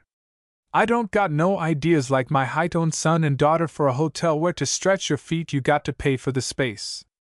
Listen to your papa, children, even before I got my mouth open good how he talks back to a wife that nursed him through 10 years of bronchitis. All he thinks I'm good enough for is to make poultices and rub on his chest goose grease. ACH, Becky, don't fuss so with your old man. Look, even the cat you got scared. Here, Billy, here, kitty. Ain't I asked you often enough, Julius, not to feed on the carpet a piece of meat to the cat?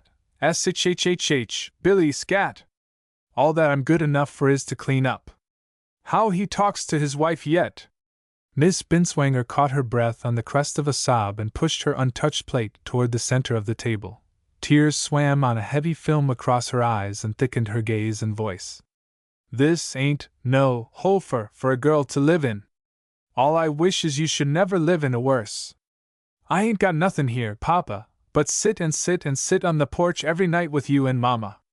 When Izzy comes out once a week to take me to a show, how he fusses and fusses you here for yourselves. For a girl nearly 20, it ain't no joke. It ain't, Papa, it ain't no joke for me to have to take her in and out every week, let me tell you. Eat your supper, Poyle, not eating don't get you nowheres with your Papa. I don't want nothin'. A tear waggled down Miss Binswanger's smooth cheek, and she fumbled at her waistline for her handkerchief. I just wish sometimes I was dead. Mr. Binswanger shot his bald head outward suddenly, as a turtle darts forward from its case, and rapped the table noisily with his fist clutched around an upright fork, and his voice climbing to a falsetto. I wish in my life I had never heard the name of the city. Now, Julius, don't begin. Ruination it has brought me.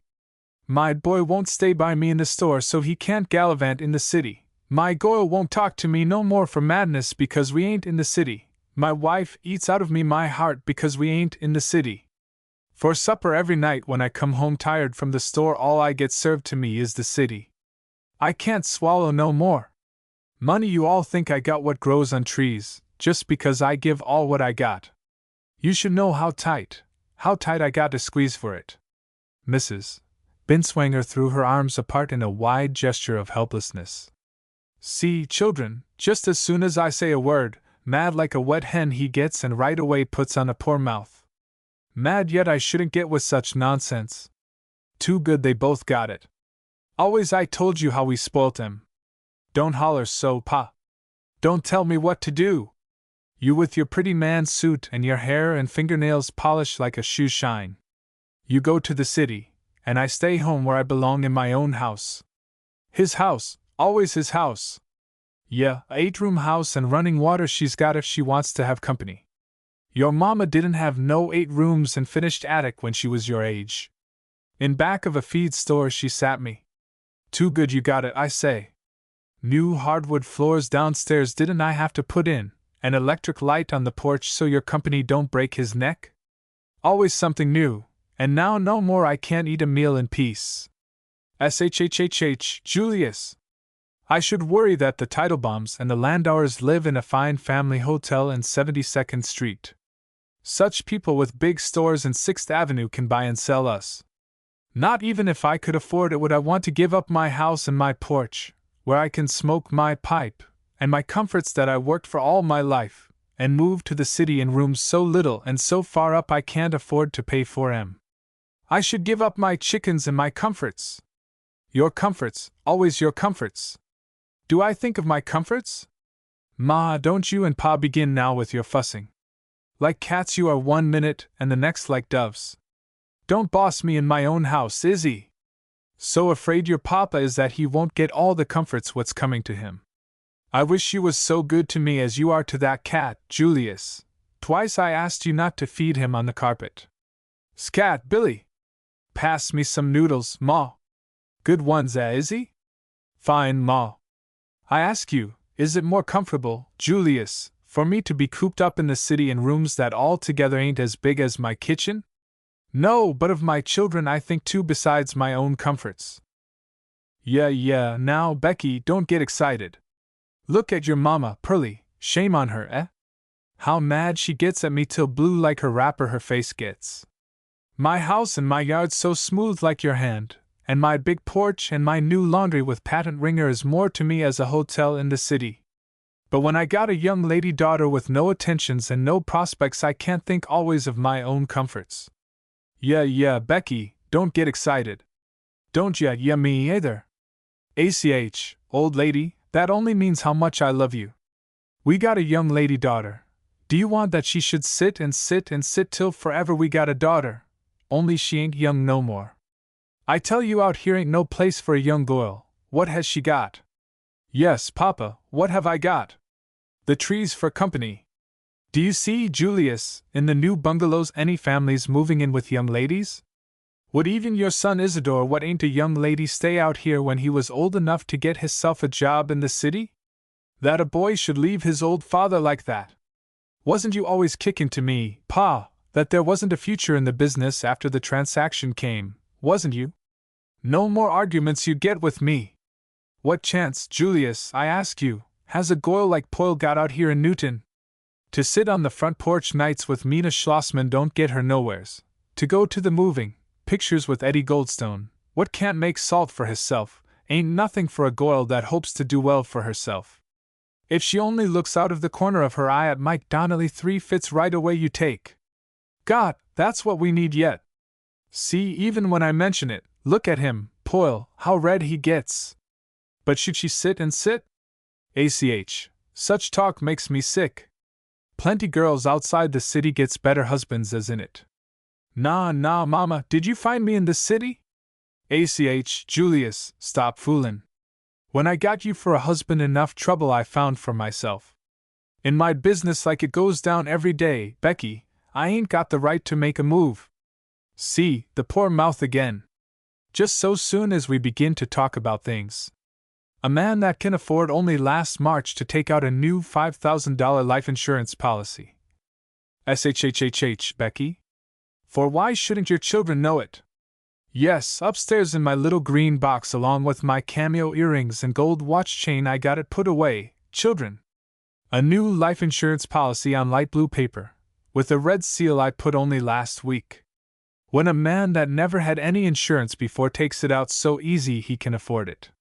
Not because I could afford it I took it, Becky, but with business low I squeezed myself a little to look ahead. Only since we got the new store you got so tight. Now you got more you don't let it go so easy. A 2-story brick with plate glass fronts now, and always a long face. A long face? You should be worried like I with big expenses and big stock and little business. Why you think I take out a policy so late at such a terrible premium? Why? So when I'm gone you got something besides debts. Just such a poor mouth you had, Julius, when we wanted on the second story. I ask you, Becky, one thing that you and the children ever wanted, ain't I found a way to get it for you?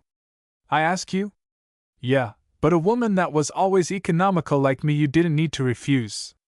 Never for myself I asked for things. Ma and Pa, don't begin that on the one night a week I'm home.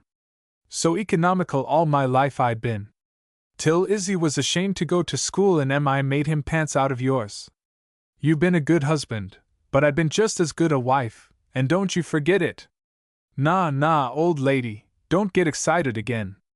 But right here at my table, even while I hate you should have to know it, Becky, in front of your children I say it, I'm all mortgaged up, even on this house I'm.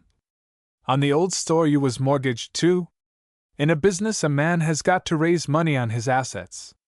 Didn't you always say that yourself? Business is business. But I ain't got the business no more, Becky.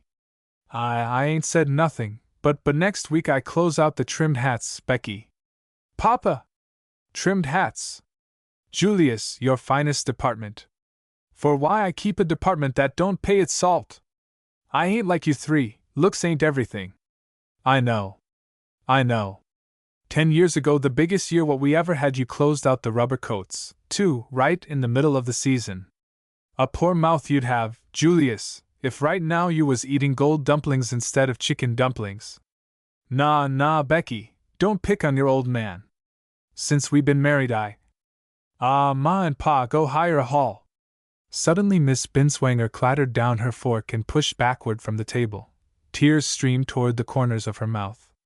That's always the way. What's the use of getting off the track? All we want to say, Papa, is we got a chance like we never had before to sublet.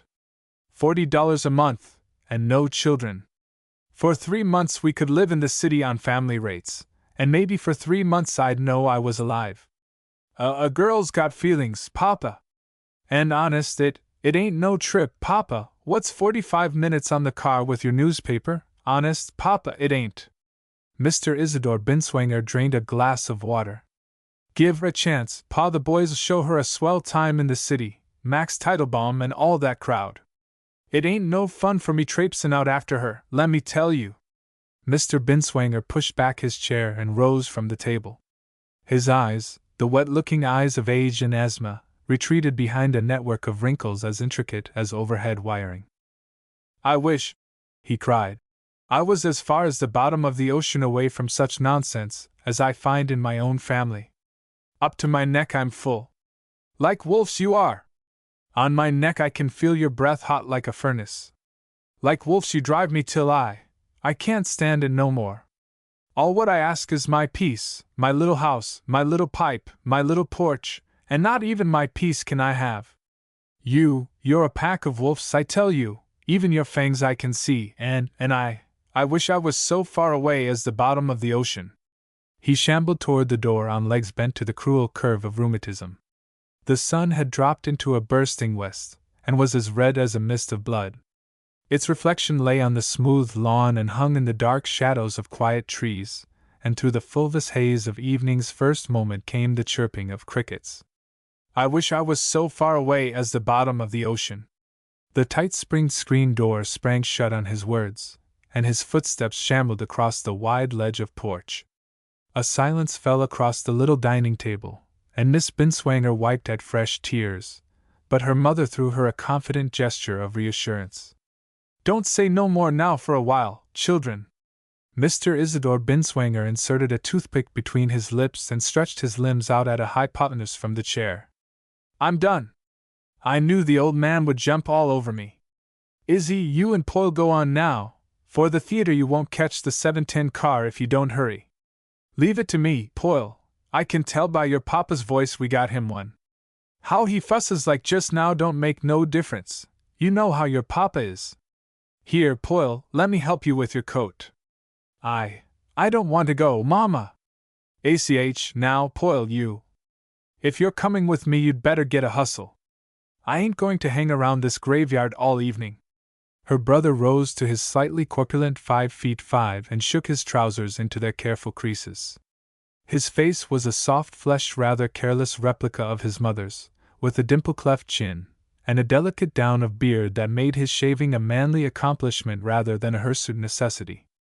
"Here on the sideboard is your hat, Poyle. Powder a little around your eyes. Just leave Papa to me, Poyle. ACH, how sweet that hat with them roses out of stock looks on you.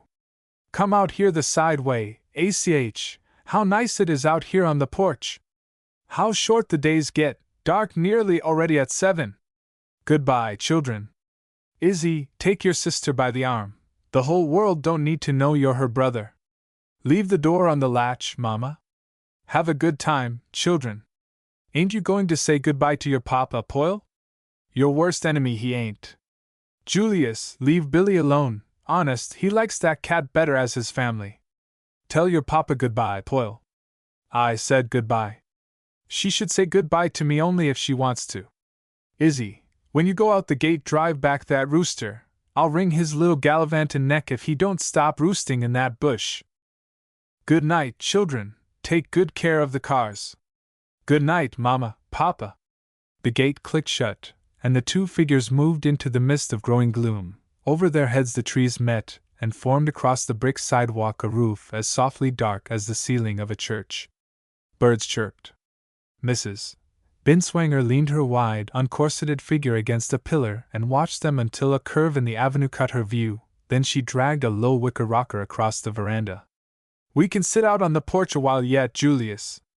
Not like midsummer it is for your rheumatism." Yeah. "My slippers, Becky." "Here." Yeah. "Look across the yard, will you, Julius?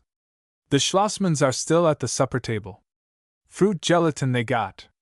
I seen it cooling on the fence. We got new apples on the side yard tree, you wouldn't believe, Julius. Tomorrow I make pies." Yeah. The light tulle of early evening hung like a veil, and through it the sad fragrance of burning leaves, which is autumn's incense, drifted from an adjoining lawn. "Shhhh, chickie, shhhh. Back in the yard I can't keep that rooster, Julius. And today for 30 cents I had that paling in the garden fence fixed, too. Honest, to keep a yard like ours going is an expense all the time. People in the city without yards is lucky. In all Newton there ain't one like ours. Look, Becky, at that white rose bush flowering so late just like she was a bride. When Izzy was home always, we didn't have the expense of weeding. Now when he comes home all he does is change neckties and make trouble. ACH, my moon vines. Don't get your chair so close, Julius. Look how those white flowers open right in your face. One by one like big stars coming out. And smell, Becky, how good. Here, let me pull them heavy shoes off for you, Papa. Listen, there goes that oriole up in the cherry tree again. Listen to the thrills he's got in him. Pull, Julius. I ain't no derrick. How good it feels to get him off. Now light my pipe, Becky. Always when you light it, better it tastes. Hold, there, make out of your hand a cup, there, pu, there. Now sit down by me, Becky. Move over. ACH, Becky, when we got our little home like this, with a yard so smooth as my hand, where we don't need shoes or collars, and with our own fruit right under our noses, for why ain't you satisfied? For myself, Julius, believe me it's too good, but for Poyle we. Look all what you can see right here from our porch. Look there through the trees at the river, right in front of our eyes it bends for us. Look what a street we live on. We should worry it ain't in the booming part. Quiet like a temple, with trees on it older as you and me together. The caterpillars is bad this year, Julius. Trees ain't so cheap, either. In the city such worries they ain't got.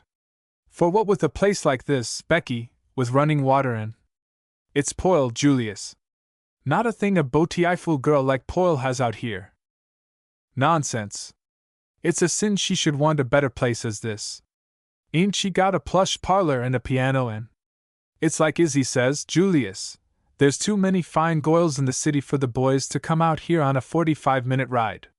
What boys has she got out here, Mike Donnelly and... ACH. That's what we need, just something like that should happen to us. But believe me, It's happened before when a girl ain't got no better to pick from. How I worry about it, you should know. Becky, with even such talk you make me sick. Mark my word, it's happened before, Julius. That's why I say, Julius, a few months in the city this winter and she could meet the right young man. Take a boy like Max Teitelbaum. Yourself you said how grand and steady he is. Twice with Izzy he's been out here, and not once his eyes off Poyle did he take. Teitelbaum, with a store twice so big as ours on 6th Avenue, don't need to look for us. Twice they can buy and sell us. Is that so? To me that makes not one difference. Put Poyle in the city, where it don't take an hour to get to B, and almost anything could happen. Not once did he take his eyes off her, such a grand, quiet boy too. When a young man's got thoughts, 45 minutes streetcar ride don't keep him away. Nonsense! I always say I never feel hungry till I see in front of me a good meal. If I have to get dressed and go out and market for it, I don't want it. It's the same with marriage. You got to work up in the young man the appetite. What they don't see they don't get hungry for. They got to get eyes bigger as their stomachs first. Such talk makes me sick. Suppose she don't get married, ain't she got a good home and an old maid you want yet? A boaty fool goyle like our Poyle he wants to make out of her an old maid, or she should break her parents' hearts with a match like Mike Donnelly. Becky. Ah, Julius, now we got the chance to rent for 3 months. Say we live them 3 months at the Wellington Hotel. Say it costs us a little more. Everybody always says what a grand provider you are, Julius. Let them say a little more, Julius. I ain't got the money, Becky, I tell you. For me to refuse what you want is like I stick a knife in my heart, but I got poor business, Becky. Maybe in the end, Julius, it's the cheapest thing we ever done. I can't afford it, Becky. For only 3 months we can go, Julius. I got notes, Becky, notes already twice extended. If I don't meet in March, God knows where. Yeah, Julius, all that talk I know by heart. I ain't getting no younger neither, Becky. Hardly through the insurance examination I could get. I ain't so strong no more.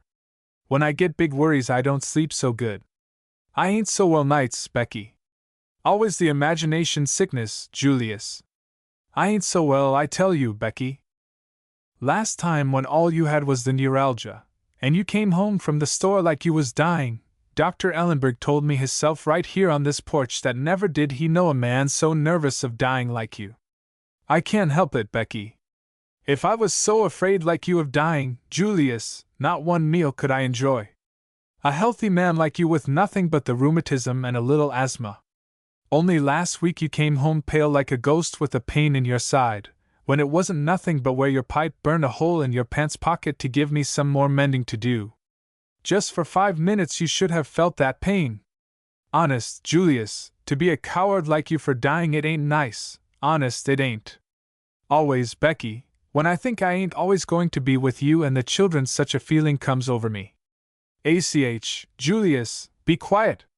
Without you I might just as well be dead too. I'm getting old, Becky, 66 ain't no spring chicken no more. That's right, Julius, stick knives in me. Life is short, Becky, we must be happy while we got each other. Life is short, Julius, and for our children we should do all what we can. We can't always be with them, Julius. We must do the right thing by 'em. Like you say we're getting old, together, Julius. We don't want nothing to reproach ourselves with. Yeah, Becky. Darkness fell thickly, like blue velvet portieres swinging together, and stars sprang out in a clear sky. They rocked in silence, their heads touching. The gray cat, with eyes like opals, sprang into the hollow of Mr. Binswanger's arm. Billy, you come to sit by Mama and me? And I see Billa why. We go in now, Papa, in the damp you get rheumatism. Yeah, Becky, hear how he purrs like an engine. Come on, Papa, damper every minute it gets. He rose with his rheumatic jerkiness, placed the cat gently on all fours on the floor, and closed his fingers around the curve of his wife's outstretched arm. When we go to the city, Becky, we don't sublet Billy, we take him with us, not, Becky? Yes, Papa. Yeah, Becky. The chief sponsors for the family hotel are neurasthenia and bridge whist, the inability of the homemaker, and the debility of the housekeeper. Under these invasions, Hestia turns out the gas logs, pastes a to let sign on the windows, locks the front door behind her, and gives the key to the auctioneer.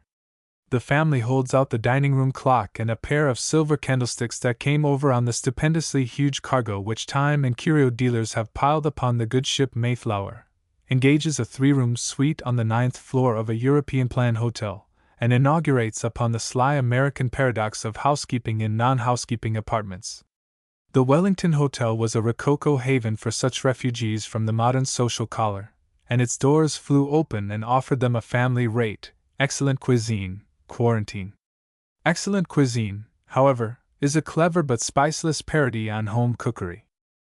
Mr. Binswanger read his evening menu with the frown deepening between his eyes. Such a soup they got! Mulligatawny what? Shuich, Papa, mulligatawny. Rice soup.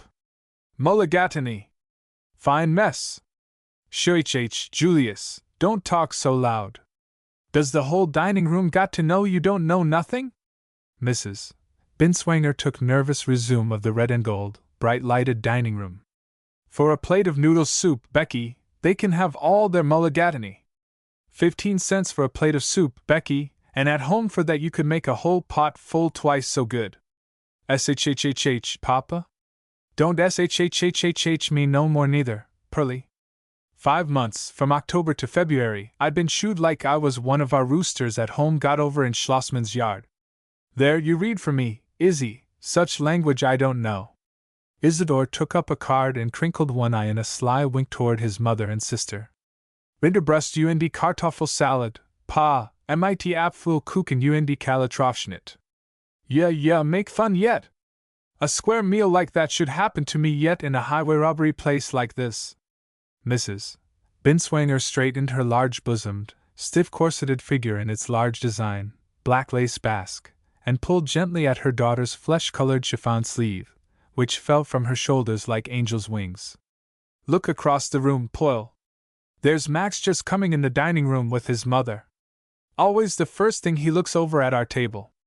Bow, Julius, don't you see across the room the Teitelbaum's coming in? I guess old man Teitelbaum is out on the road again. Miss Binswanger flushed the same delicate pink as her chiffon, and showed her oval teeth in a vivid smile. Ain't he silly, though, tonight, Mama? Look, when he holds up 2 fingers at me it means first he takes his mother up to her pinnacle club, and then by 9 o'clock he comes back to me. How good that woman has got it! Look, Poyle, another waist she's wearing again. Look how he pulls out the chair for his mother, Izzy. It would hurt you to do that for me and Mama, wouldn't it? Say, Missy, I learnt manners 2 years before you ever done anything but hold down the front porch out on Newton Avenue. I'd been meetin' Max Teitelbaum and Ignaz Landauer and that crowd over at the Young Men's Association before you'd ever been to the movie with anybody except Mina Schlossman. I don't see that all your good start got you anywheres. Don't let swell society go to your head, Missy. You ain't got Max yet, either. You ought to be ashamed to be so crazy about a boy. Wait till I tell you something when we get upstairs that'll take some of your kink out, Missy. Children, hush your fussing. Julius, don't read all the names off the bill of fare. Miss Binswanger regarded her brother under level brows, and threw him a retort that sizzed across the table like drops of water on a hot stovetop. Anyways, if I was a fellow that couldn't keep a job more than 2 months at a time, I'd lay quiet. I wouldn't be out of a job all the time, and begging my father to set me up in business when I was always getting fired from every place I worked. Children! Well, he always starts with me, Mama. Izzy, ain't you got no respect for your sister?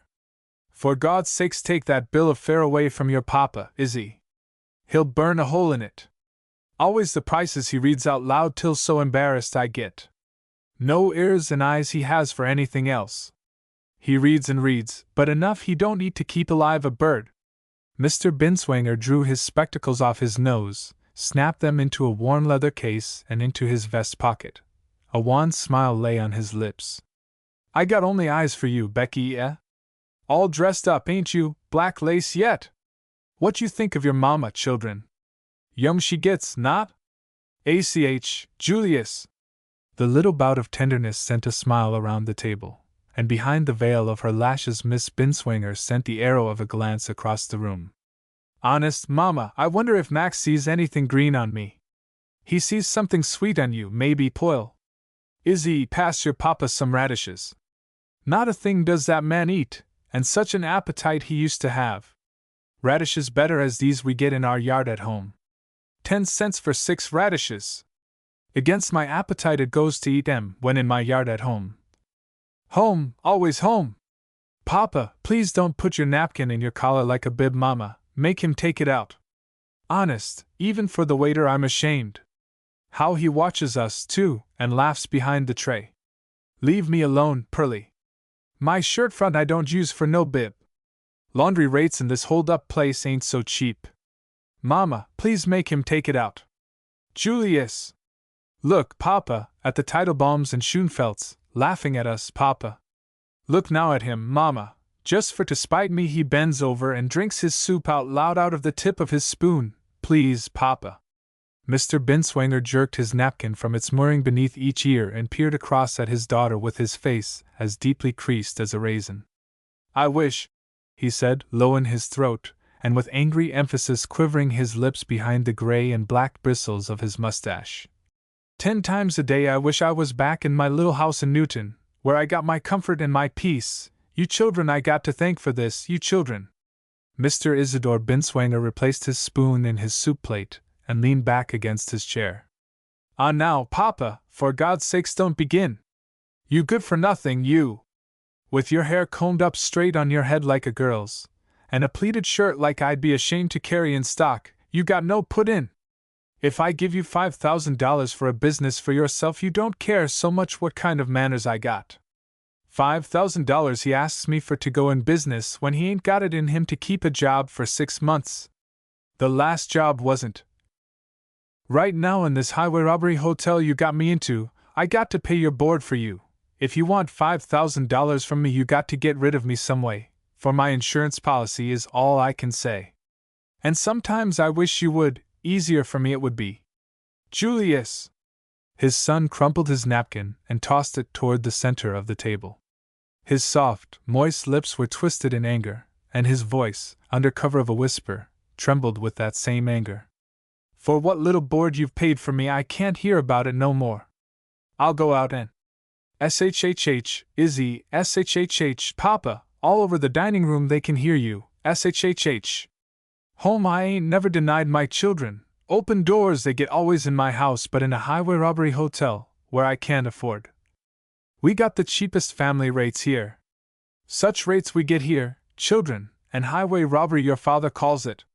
5 months we been in the city, and 3 months already a empty house standing out there waiting, and nothing from it coming in. A house I love like my life, a house what me and your mama wish we was back in every minute of the day.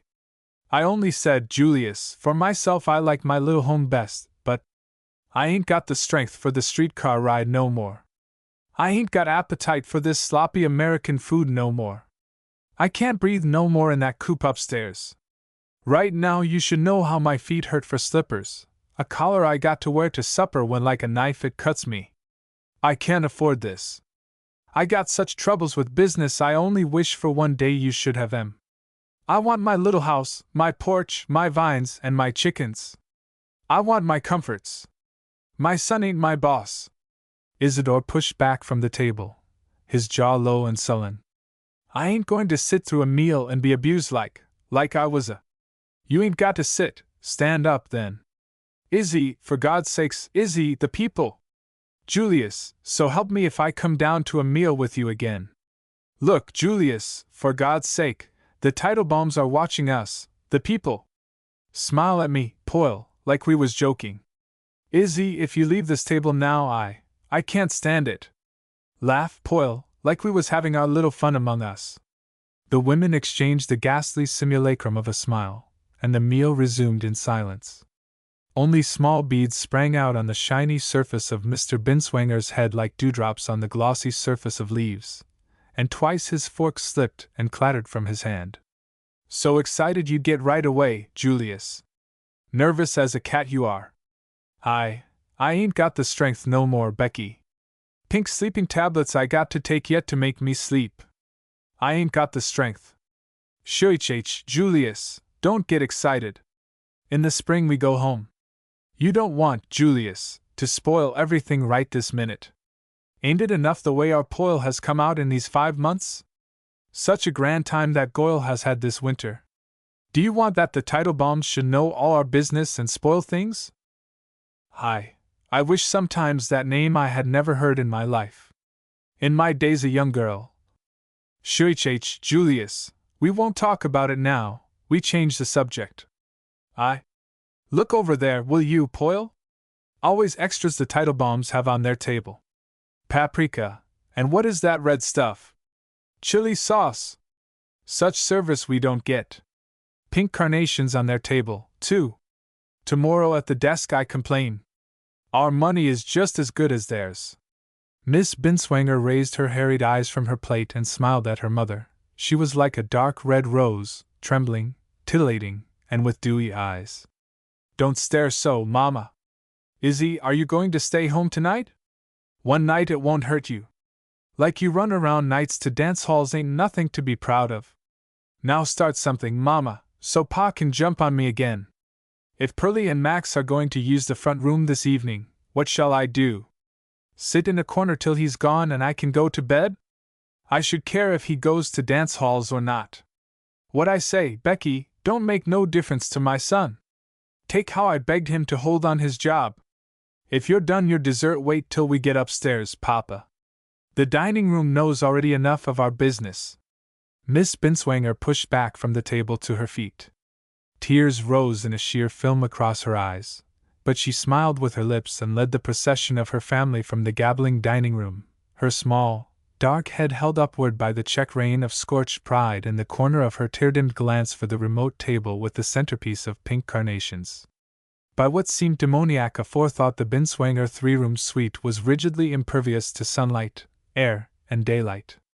Its infinitesimal sitting room, which the jerking backward of a couch cover transformed into Mr. Isidore Binswanger's bedchamber, afforded a one-window view of a long, narrow shaft which rose 10 stories from a square of asphalt courtyard, up from which the heterogeneous fumes of cookery wafted like smoke through a legitimate flue. Mr. Binswanger dropped into a veteran armchair that had long since finished duty in the deluxe suite, and breathed onward through a beard as close-napped as Spanish moss. He was suddenly old and as withered as an aspen leaf trembling on its rotten stem. Vermiculate cords of veins ran through the flesh like the chirography of pain written in the blue of an indelible pencil. Yellow crow's feet, which rayed outward from his eyes, were deep as clawprints in damp clay. Becky, help me off with my shoes. Heavy like lead they feel. Poyle, unlace your papa's shoes. Since I got to dress for dinner I can't stoop no more. Miss Binswanger tugged daintily at her father's boots, staggering backward at each pull. ACH, go way, Pearlie! Better than that I can do myself. See, Mama, nothing suits him. Mrs. Binswanger regarded her husband's batrachian sallowness with anxious eyes. Her large bosom heaved under its showy lace yoke, and her short, dimpled hands twirled at their rings. Tonight, Julius, if you don't do like the doctor says, I telephone him to come. That a man should be such a coward. It don't do you no good to take only 1 sleeping tablet. 2, he said, is what you need. Too much sleeping powder is what killed old man Nouse. ACH, Julius, you heard yourself what Dr. Ellenberg said. 6 of the little pink tablets he said it would take to kill a man. How can 2 of them hurt you? Already by the bed I got the box of them waiting, Julius, with an orange so they don't even taste. It ain't doctors and their gettings, Becky, can do me good. Pink tablets can't make me sleep. ACH, Becky, I'm tired. Isidore rose from the couch bed and punched his head print out of the cushion. Lay here, Pa. Nah, I go me to bed. Such a thing full of lumps don't rest me like a sofa at home. Nah, I go me to bed, Becky. Isidore relaxed to the couch once more, pillowed his head on interlaced hands, yawned to the ceiling, blew 2 columns of cigarette smoke through his nostrils, and watched them curl upward. This ain't so worse, Pa. I go me to bed. For a little while, Julius, can't you stay up? At 9 o'clock comes Max to see Poyle. I always say a young man thinks more of a young girl when her parents stay in the room a minute. Isidore fitted his thumbs in his waistcoat armholes and flung one reclining limb over the other. What Max Teitelbaum thinks of Pearlie I already know. Today he invited me to lunch with him. Izzy! Why you been so close-mouthed? Mrs.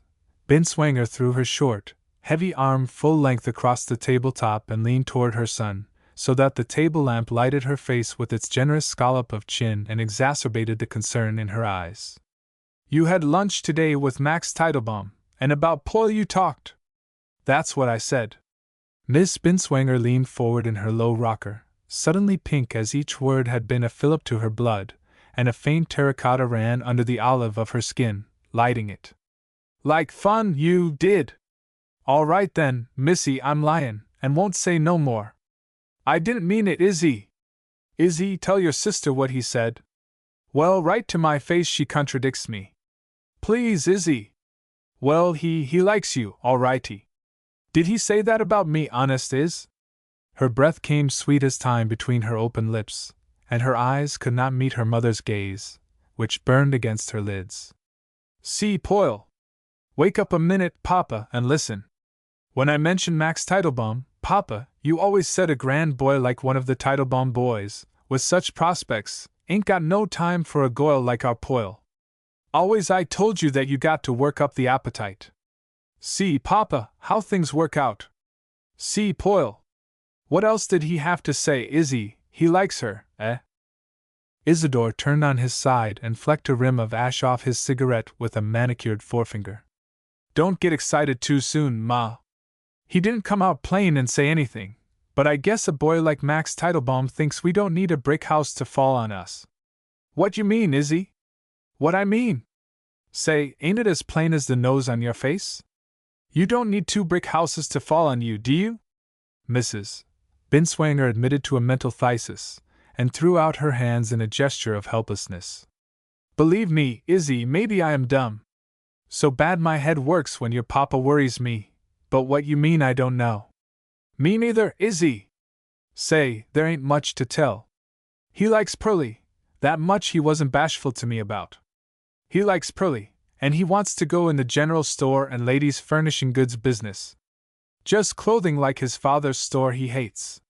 Why should he stay in a business, he says, that is already built up? His 2 married brothers, he says, is enough with his father in the one business. Such an ambitious boy, always anxious to do for hisself. I wish, Izzy, you had some of his ambitions. You hear, Poyle, in the same business as Papa he wants to go? Mrs. Binswanger rocked complacently, a smile crawled across her lips, and she nodded rhythmically to the tilting of her rocking chair, her eyes closed in the pleasant phantasmagoria of a dream. Mr. Binswanger slumped lower in his chair.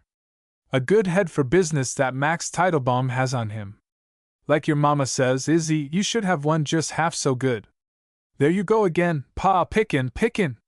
If you'd give a fellow a start and lend him a little capital, I'd have some ambition, too, and start for myself. Mr. Binswanger leaped forward full stretch, as a jetty of flame shoots through a stream of oil. For yourself? On what? From where would I get it? Cut it out from my heart? 2 months already I begged you to come out by me in the store and see if you can help start something to get back the trade. How we need young blood in the store to get. $5,000 I give you for to lose in the ladies' ready-to-wear. Another white elephant we need in the family yet. Not $5,000 outside my insurance I got to my name, and even if I did have it I wouldn't. Julius! I mean it, so help me. Even if I did have it, not a cent to a boy what don't listen to his old father. For God's sakes, Pa, quit your hollering. If you ain't got it to your name, I'm sorry for Pearlie. For me? You think, Pa, a boy like Max Teitelbaum, a boy that Banker Finberg's daughter is crazy after, is getting married only because you got a nice daughter? What do you mean, Izzy? The woods are full of 'em just as nice. I didn't need no brick house to fall on me today at lunch. He didn't come right out and say nothing, but when he said he wanted to get in a business he could build up, right away I seen what he meant. What? Sure, I seen it. I guess his father gives him $6,000 or $7,000 to get his start, and just so much he wants from the girl's side. He can get it easy, too. If you'd fork over Pa, him and I could start maybe together and… Your papa Izzy can do for his girl just like the best can do for theirs Julius, can't you? God in Himmel! You pack of wolves, you. Such names you can't call your wife, Julius. Just let me tell you that. Such names you can't call me. Anger trembled in Mrs. Binswanger's vocal cords like current running over a wire. But Mr. Binswanger sprang suddenly to his feet and crashed the white knuckles of his clenched fist down on the table with a force that broke the flesh. The red lights of anger lay mirrored in the pool of his eyes like danger lanterns on a dark bridge are reflected in black water. Wolves, all of you! You, tonight you got me where I am at an end. Tonight you got to know, I can't keep it in no more, you got to know tonight. His voice caught in a tight knot of strangulation. He was dithering and palsied. Tonight, you got to know! A sudden trembling took Mrs. Binswanger. For God's sakes, know what, Julius? Know what? I'm done for. I'm gone under. Till it happened you wouldn't believe me. 2 years I seen it coming, 2 years I'd been fightin' it by myself. And now for yourselves you look in the papers 2 weeks from tomorrow, the 1st of March, and see, I'm done for, I'm gone under, Julius, my God, you ain't, Julius, you ain't. His voice rose like a gale. I'm gone under, I ain't got 20 cents on the dollar. I'm gone, Becky. Beat up. Tomorrow 2 weeks the creditors, they're on me. My last extension expires, and they're on me. I'd been fightin'. 20 cents on the dollar I can't meet, Becky. I can't, Becky, I can't. I've been fightin', but I can't, Becky, I can't. I'm gone. Pa. Julius, for God's sakes, you don't mean it, Julius, you don't mean it, you're fooling us, Julius. Small, cold tears welled to the corners of his eyes. I'm gone, Becky, and now he wants the shirt off my back, he can have it, God knows. But Becky, I wish I could have saved you, but that a man twice so strong as his father, got, what's the use? I'm gone, Becky, gone. Mr. Isidore Binswanger swung to his feet and regarded his parent with the dazed eyes of a sleepwalker awakening on a perilous ledge. Pa, for God's sake, why didn't you tell a fellow? Pa, I can knuckle down if I got to. Gee whiz! How was a fellow to know? You been cuttin' up about everything since we was kids. Pa, please, gimme a chance, Pa, I can knuckle down, Pa. He approached the racked form of his father, as if he would throw himself a stepping stone at his feet, and then because his voice stuck in his throat and ached until the tears sprang to his eyes he turned suddenly and went out of the room, slamming the door behind him. The echo hung for a moment. Miss Binswanger lay whitely in her chair, weakened as if the blood had flowed out of her heart. From the granite square at the base of the airshaft came the rattle of after-dinner dishes and the babble of dialect. Mr. Binswanger wept the tears of physical weakness. I'm gone, Becky. What you want for Poyle I can't do. I'm gone under. We got to start over again. It was the interurban done it, Becky. I needed new capital to meet the new competition. I could have stood up under it then, Becky, but… my husband, for myself I don't care. My husband. I'm gone, Becky, gone. He rose to his feet and shambled feebly to his bedroom, his fingers feeling of the furniture for support, and his breath coming in the long wheezes of dry tears. And in the cradle of her mother's arms Miss Binswanger wept the hot tears of black despair. They seeped through the showy lace yoke and scalded her mother's heart. Oh, my baby! My husband! A good man like him! Don't cry, Mama, don't cry.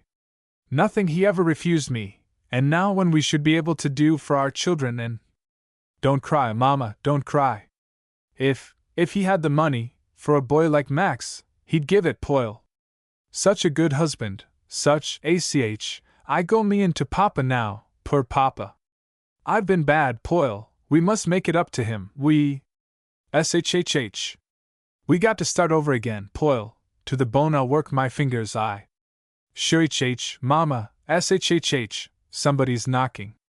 They raised their tear-ravaged faces in the attitude of listening, their eyes salt-bitten and glazed. It's Izzy, baby. See how sorry he gets right away. He ain't a bad boy, Poyle, only always I've spoilt him. Come in, my boy, come in, and go into your papa. The door swung open and fanned backward the stale air in a sharp gust, and the women sprang apart mechanically as automatons, the sagging, open-mouthed vacuity of surprise on Mrs. Binswanger's face, the tears still wet on her daughter's cheeks and lying lightly on her lashes like dew. Mr. Teitelbaum. Max. Mr. Teitelbaum hesitated at the threshold, the flavor of his amorous spirit tasty on his lips and curving them into a smile. That's my name. Hello, Pearly Girlie. How'd I do, Mrs. Binswanger, what? He regarded them with dark, quiet eyes, the quick red of embarrassment running high in his face and under his tight-fitting cap of close-napped black hair. Excuse me, I might have known. I'm too early. Like my mother says, I was in such a hurry to get back here again. I nearly got out and pushed the subway. You must excuse me. No, sit down, Mr. Teitelbaum. Pearly ain't feelin' so well this evening. She's all right now, though. Such a cold she's got, ain't you, Poyle? Yes. Such a cold I got. Sit down, Max. He regarded her with the rims of his eyes stretched wide in anxiety. Down at supper so well you looked, Pearly. I says to my mother, like a flower you looked. A fog of tears rose sheer before her. Her papa, Mr. Teitelbaum, he ain't so well, either. Just now he went to bed, and he said to you I should give his excuses. So? Ain't that too bad, now? Sit down, Max, there, next to Mama. He leaned across the table toward the little huddle of her figure, the gentle villanelle of his emotions writ frankly across his features. Pearly. She'll be all right in a minute, Mr. Teitelbaum, like her papa she is, always so afraid of a little sickness. Pearly, ain't you going to look at me? She sprang from his light hand on her shoulder, and the tears grew to little globules, trembled, fell. Then a sudden rod of resolution straightened her back. I've been lying to you, Max. I ain't sick. Poyle. I think I know, little Pearly. Poyle. No, it's best we tell the truth, Mama. Yeah. Oh my. We're in big trouble, Max, business trouble. The store, ever since the traction, it ain't been the same. I know, little Pearly. Wait a minute, Max, we ain't what you maybe think we are. Tomorrow 2 weeks we got to meet creditors and extension notes. We can't pay with even 20 cents on the dollar. We're gone under, Max. We ain't got it to meet them with. Papa, if a man like Papa couldn't make it go, nobody could. Such a man, Mr. Teitelbaum, so honest, so. Sure, Mama. It's my fault, Max. He was afraid even last year, but even then I was the one that wanted the expense of the city. Mama didn't want it, he didn't, it was me, My fault, too, Poyle, got my fault. How I drove him. We got to go back home, Max. We're going back and help him to begin over again. We've been driving him like a pack of wolves. He never could refuse nobody nothing. If he thought Mama wanted the moon up, he was ready to go for it, even when we was kids. My husband, such a good provider he's always been. Such a husband. Always we got our way out of him. But tonight, Max, right here in this chair, all little he looked all of a sudden. So little. His back all crooked and all tired and I done it, Max. I ain't what you think I am. Oh God, I done it. My. Don't cry, Mama. Ain't you ashamed, with Mr. Teitelbaum standing right here? You must excuse her, Max, so terrible upset she is. Mama, We're going back home and begin over again. SHHHH. You won't have to dress for supper no more like you hate. We'll be home in time for your strawberry preserve season, Mama, and rhubarb stew out of the garden, like Papa loves. SHHHH. You must excuse her, Max. You must excuse me, too, tonight. You, come some other time, please. Pearlie! He came closer to the circle of light, and his large features came out boldly. Pearlie, don't you cry neither, little girl. I ain't. All what you tell me I know already. Max! Mr. Teitelbaum! You must excuse me, Mrs. Binswanger, but in nearly the same line of business news like that travels faster than you think. Only today I heard for sure how shaky things stand. You got my sympathies, Mrs. Binswanger, but such a failure don't need to happen. Mrs. Binswanger clutched two hands around a throat too dry to swallow. He can't stand it. He isn't strong enough. It will kill him. Always so honest to the last penny he's been, Mr. Teitelbaum, but never when he used to complain would I believe him. Always a great one for a poor mouth he was, Mr. Teitelbaum, even when he had it. So plain he always was, and now I broke him, I. SHHHH, Mama! Do you want Papa should hear you in the next room? SHHHH. Please, you must excuse her, Max. Pearlie, he placed his hand lightly on her shoulder. Pearlie, Mrs. Binswanger, you must excuse me, too, but I got to say it, while I got the courage. Can't you guess it, little Pearlie? I'm in love with you. I'm in love with you, Pearlie, since the first month you came to this hotel to live. Max. got. I only got this to say to you, I love you, little Pearlie. Today, when I heard the news, I was sorry, Pearlie, and glad, too. It made things look easier for me. Right away I invited Izzy to lunch so like a schoolboy I could hint. 2 years I'd been wanting to get out of the store, Pearlie, where there ain't a chance for me to build up nothing. Like I told Izzy today, I want to find a rundown business that needs building up where I can accomplish things. Max. I wanted him to know what I meant, but like a schoolboy so mixed up I got. $8,000 I got laying for a opening. This failure don't need to happen, Pearlie. With new capital and new blood we don't need to be afraid of tractions and competitions.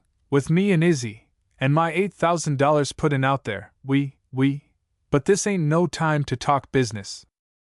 You must excuse me, Mrs. Binswanger, but... Poil, my baby! Max. I love you, Pearlie girlie. Ever since we been in the same hotel together, when I seen you every day fresh like a flower and so fine, I'd been heels over head in love with you, Pearlie. You should know how my father and my married brothers tease me. I love you, Pearlie. She relaxed to his approaching arms, and let her head fall back to his shoulder so that her face, upturned to his, was like a dark flower, and he kissed her where the tears lay wet on her petal-smooth cheeks and on her lips that trembled. Max! My little girlie! Mrs. Binswanger groped through tear-blinded eyes. This ain't no place for a old woman, children, this, what I'm sayin' I don't know. Like in a dream I feel. Me too, Mama, me too. Like a dream. Max! I tiptoe in and surprise Papa, children. I surprise Papa. My children, like in a dream I feel. She smiled at them with the tears streaming from her face like rain down a window pane, opened the door to the room adjoining gently, and closed it more gently behind her. Her face was bathed in a peace that swam deep in her eyes like reflected moonlight trailing down on a lagoon. Her lips trembled in the hysteria of too many emotions. She held the silence for a moment, and remained with her wide back to the door, peering across the dim-lit room at the curve-backed outline of her husband's figure, hunched in a sitting posture on the side of the bed. Beside him on the white coverlet a green tin box with a convex top like a miniature trunk lay on one end, its contents, bits of old-fashioned jewelry, and a folded blue document with a splashy red seal, scattered about the bed. She could hear him wheeze out the moany, long-drawn breaths that characterized his sleepless nights, his face the color of old ivory, wry and etched in the agony of carrying his trembling palm closer to his mouth. Suddenly Mrs. Binswanger cried out, a cry that was born in the unexplored regions of her heart, wild, primordial, full of terror. It was as if fear had churned her blood too thick to flow, and through her paralysis tore the spasm of a half-articulate shriek. Jewel! Jewel I use! Jewel I use! His hand jerked from his lips reflexly, so that the 6 small pink tablets in the trembling palm rolled to the corners of the room. His blood-driven face fell backward against the pillow, and he relaxed frankly into short, dry sobs, hollow and hacking like the coughing of a cat. His feet lay in the little heap of jewelry and across the crumpled insurance policy. Becky, it's all what I could do, it's it. Oh my God! Oh my God! She dragged her trembling limbs across the room to his side. She held him to her so close that the showy lace yoke transformed its imprint from her bosom to the flesh of his cheek. She could feel his sobs of hysteria beating against her breast, and her own tears flowed. They racked her like a storm tearing on the mad wings of a gale. They scalded down her cheeks into the furrows of her neck. She held him tight in the madness of panic and exultation, and his arm crept around her wide waist, and his tired head relaxed to her breast, and her hands were locked tight about him, and would not let him go. We were going home, Julius, we were going home. Yeah, Becky, it's all right. Yeah, Becky. Back to contents. Back to contents. Superman. The canker of the city is loneliness. It flourishes, an insidious paradox, where men meet nose to nose in subway rushes and live layer on layer in 1,000-tenant tenement houses. It thrives in $3 a week 4th-floor back rooms, so thinly partitioned that the crumple of the rejection slip and the sobs of the class poetess from Molino, Missouri, percolate to the $4 a week 4th-floor front and fuddle the piano salesman's evening game of solitaire. It is a malignant parasite, which eats through the thin walls of hall bedrooms and the thick walls of gold bedrooms, and eats out the hearts it finds there, leaving them black and empty, like untenanted houses. Sometimes love sees the to let sign, hangs white Swiss curtains at the window, paints the shutters green, plants a bed of red geraniums in the front yard, and moves in. Again, no tenant applies. The house mildews with the damp of its own emptiness. Children run when they pass it after dark, and the threshold decays. The heart must be tenanted or it falls out of repair and rots. Doctors called in the watches of the night to resuscitate such hearts climb out of bed reluctantly. It is a malady beyond the ken of the stethoscope. One such heart beat in a woman's breast so rapidly that it crowded out her breath, and she pushed the cotton coverlet back from her bosom, rose to her elbow, and leaned out beyond her bed into the darkness of the room. Jimmy? Essie? That you, Jimmy? The thumping of her heart answered her, and the loud ticking of a clock that was inaudible during the day suddenly filled the 3rd-floor rear room of the 3rd-floor rear apartment. The continual din of the street slumped to the intermittent din of late evening. The last graphophone in the building observed the 9 o'clock silence clause of the lease at something after 10, and scratched its last syncopated dance theme into the tired recording disc of the last tired brain. An upholstered chair, sunk in the room's pool of darkness, trembled on its own tautened springs, and the woman trembled of that same tautness and leaned farther out. Who's there? That you, Jimmy? Tick-tock, tick-tock, tick-tock. She huddled the coverlet up under her chin and lay back on her pillow, but with her body so rigid that only half her weight relaxed to the mattress, and behind her tight-closed eyes flaming wheels revolved against the lids. Tears ran backward toward her ears like spectacle frames and soaked into the pillow. A mouse with 1,000 feet scurried between the walls. Essie? Jimmy, that you? Tick-tock, tick-tock, tick-tock. More tears leaked out from her closed eyes and found their way to her mouth, so that she could taste their salt. Then for a slight moment she dozed, with her body at full stretch and hardly raising the coverlet, and her thin cheek cupped in the palm of her thin hand. The mouse scurried in a light rain of falling plaster, and she woke with her pulse pounding in her ears. Jimmy? Jimmy? Who's there? Tick-tock, tick-tock, tick-tock, tick-tock. Sobs trembled through her and set the bed springs vibrating, and she buried her head under her flat pillow and fell to counting the immemorial procession of phantom sheep that graze the black grasses of the land of wakeful hours and lead their sleepless shepherds through the long, long, long pastures of the night. 305, 306, 307, 300 Jimmy? A key scratched at the outer lock, and she sprang 2/3 from the bed, dragging the coverlet from its moorings. Jimmy, that you? Sure, Ma, smatter? She relaxed as though her muscles had suddenly snapped, her tense toes and fingers uncurled, and the blood flowed back. Aye, nothin', Jimmy. I was just wondering if that was you. No, Ma, it ain't me. It's my valet coming home from a dance at his pressing club. You ain't sick, are you, Ma? No, what time is it, Jimmy? It's so dark. You been havin' one of your spells again, Ma? No, Jimmy. Didn't you promise to keep a light going? I'm all right. Ouch.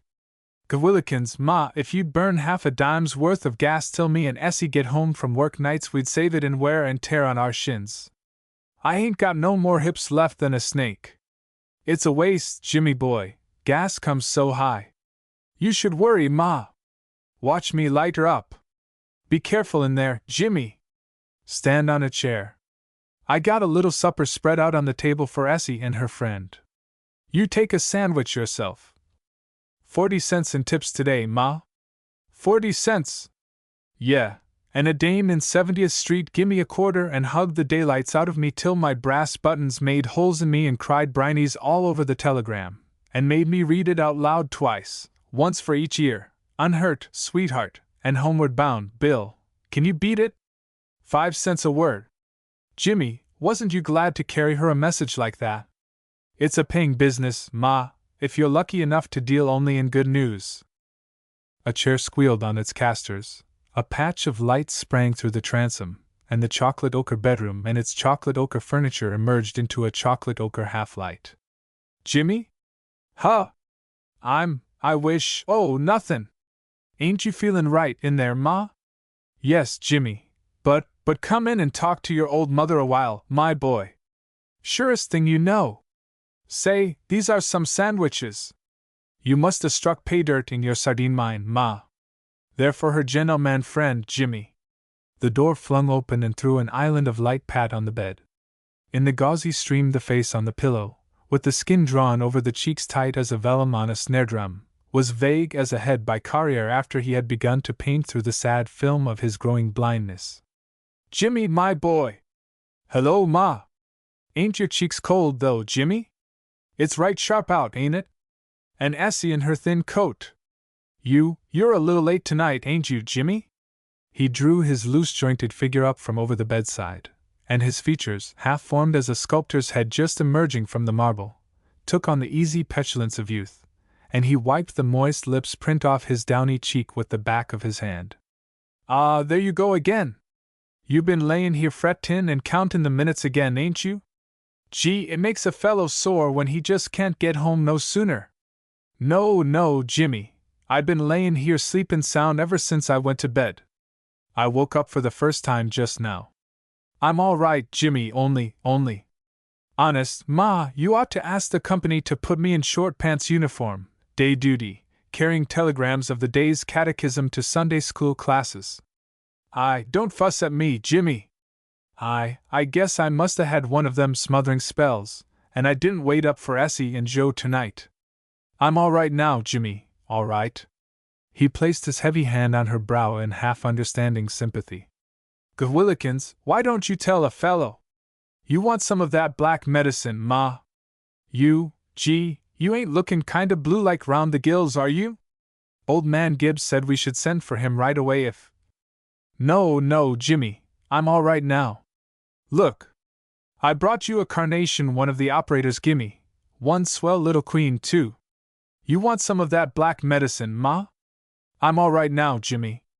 It was just earlier in the evening I kinda had a spell.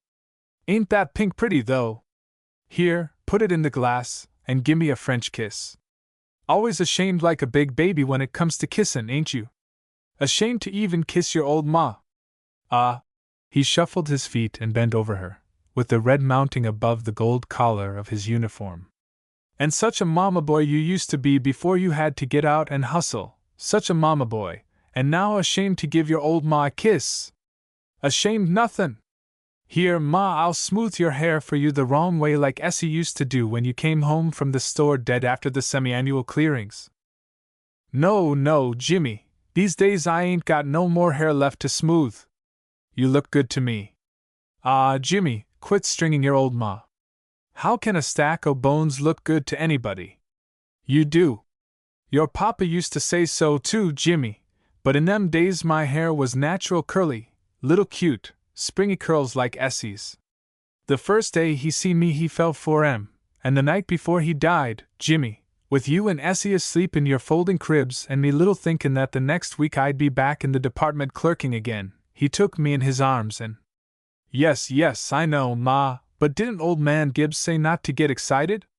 Lay back and don't talk, Ma. I can feel your heart beatin' way down in your hands. You're all tired out, ain't you, Jimmy? Too tired to listen to my talk, but you're going to wait up for your sister's young man tonight, ain't you, my boy? Go wet your hair and smooth it down. You'll want to see him, Jimmy. Fine chance. Sure he's coming tonight, Jimmy. I got their supper all waitin', and see, there's my flowered wrapper at the foot of the bed, so I can get up and go in when… Ah, cut out the comedy, Ma. She ain't comin' straight home after the show any more and a crooked road, and if she does he ain't coming with her. Jimmy, she promised sure tonight. Didn't she promise last night and the night before and the night before that? But this afternoon when she left for the matinee, Jimmy, I wasn't feelin' so well, and she promised so sure. Them girl ushers down there is too lively a bunch for her, Ma. Ushin' in a theater is next to bein' in the chorus, only… Jimmy! Sure it is, only it ain't so good one way, and it ain't so bad another. This newfangled girl ushin' gets my goat, anyways. It ain't doin' her any good. Oh God, Jimmy, don't I know it? I hated to see her take it, her so little and cute and pretty and all. Night work ain't nothin' for our Essie. Sure it ain't. But what could we do, Jimmy? After I gave out, her 6 a week in the notions wasn't a drop in the bucket. What else could we do, Jimmy? Just you wait, Ma. This time next year life'll be one long ice cream soda for you and her. Wait till my dynamo gets to charging like I want her to. I'll be runnin' this whole shebang with a bang. You're a good boy, Jimmy, but a kid of 17 ain't expected to have shoulders for 3. Just the Sammy, I showed a draft of my dynamo to the head operator, Ma, and he's comin' up Sunday to have a look. Leave it here on the table just like it is, Ma. You'll be ridin' in your birdsong self-charging electric automobile yet. She let her fingers wander up and down his cheek and across his shoulders and into his uneven nappy hair. Poor Jimmy! If only you had the trainin'! Miss Maisie was up from the store today in her noon hour and seen it standing here next to my bed, and she thought it was such a pretty-looking dynamo, with its copper wires and all. You didn't let her. No, honest, Jimmy. See, it ain't been touched. I didn't even let her go near the table's edge. She wanted to know when I was comin' back to the store. She says the corsets have run down since they got the new head saleslady, Jimmy. If I'd 'a been here I'd 'a told her you ain't going back. Sometimes I think I ain't either, Jimmy. What? Nothin', Dot. When you get well, Ma, then I'm going back on my job, Jimmy. 18 years, not countin' the 3 years your papa lived, at doing one thing sort of makes you married to it. I got my heart as set as always, Jimmy, on getting you in at the electric training school next door. If I hadn't broke down. Nix for mine, Ma. Every day I sit by the window, Jimmy, and see the young engineers and electricians who board there goin' to work, and it breaks my heart to think of you, with your mind for inventions, runnin' the streets, a messenger boy, just when I was beginning to get where I could do for you. Ah, cut that, Ma! Don't I work round on my dynamo every morning till I go on duty? Wouldn't I look swell with an electricity book under my arm? I'd feel like battling John drinking tea out of an eggshell. The trainin' school's the place for you, Jimmy. If you'd only take the dynamo over to the superintendent and show him where you're stuck, he'd help you, Jimmy. I'd been beggin' you so long, and if only you wasn't so stubborn. I ain't got the nerve buttonin' over there. It's for fellows who got swell jobs already. There's classes for boys too, Jimmy, the janitor told me. Just go tomorrow and show your dynamo. It won't hurt nothin', and maybe they'll know just what the trouble is. It's only a little thing, Jimmy. 3 times in succession it worked last night, didn't it? It won't hurt to go, Jimmy, just to go and show it. Nix, I ain't got the nerve. You just wait. I ain't got the trainin'. But didn't I sell my double lens the day after I got the patent? Didn't I make that 25 just like bat in your eye? The janitor says you was robbed in it, Jimmy. We should worry. Didn't we get a rockin' chair and a string of beads and a tool chest out of it? It ain't you worries me so much, Jimmy. Here, put your head here on the pillow next to me, Jimmy. My heart's actin' up tonight. It ain't you worries me, you're a man like your papa was and can hit back. But Essie, if only Essie. You don't handle her right, Ma, you're too easygoing with her. Since she went on her new job she's gettin' too gay. Jimmy! Sure she is. Like I told her last night when she came in all hours from dancing, if she didn't take that war paint off her face I'd get her in a corner and rub it off till. I've begged her, Jimmy, just as hard as I ever begged you about the dynamo, to wash her face of it. It's eatin' me, Jimmy, eatin' me. There wasn't a girl in the store that didn't envy that girl her complexion. Oh God, Jimmy, it ain't paint alone, it's where it can lead to. She needs an old-time spankin' dot. Them girls down at the theater where she works put them ideas in her head. It's only of late with her, Jimmy. Wasn't she like a little baby when I had her across from me in the notions? She's gotta keep her face clean or I'll. She needs somebody strong like her papa was to handle her, Jimmy. She's stubborn in ways, like you, and needs somebody older, my boy, somebody strong that can handle her and love her all at once. She's gotta quit sneakin' home at all hours.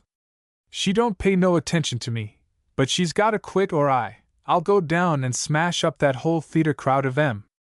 If she'd had a father to grow up under it would have been different. He was one of the strongest men in the powerhouse, Jimmy. Mechanics make strong men, my boy, and that's why my heart's set on you, Jimmy, talking up where he left off. It's that job of hers, Ma. It ain't no hangout for her down there round the lights. She's gettin' too gay.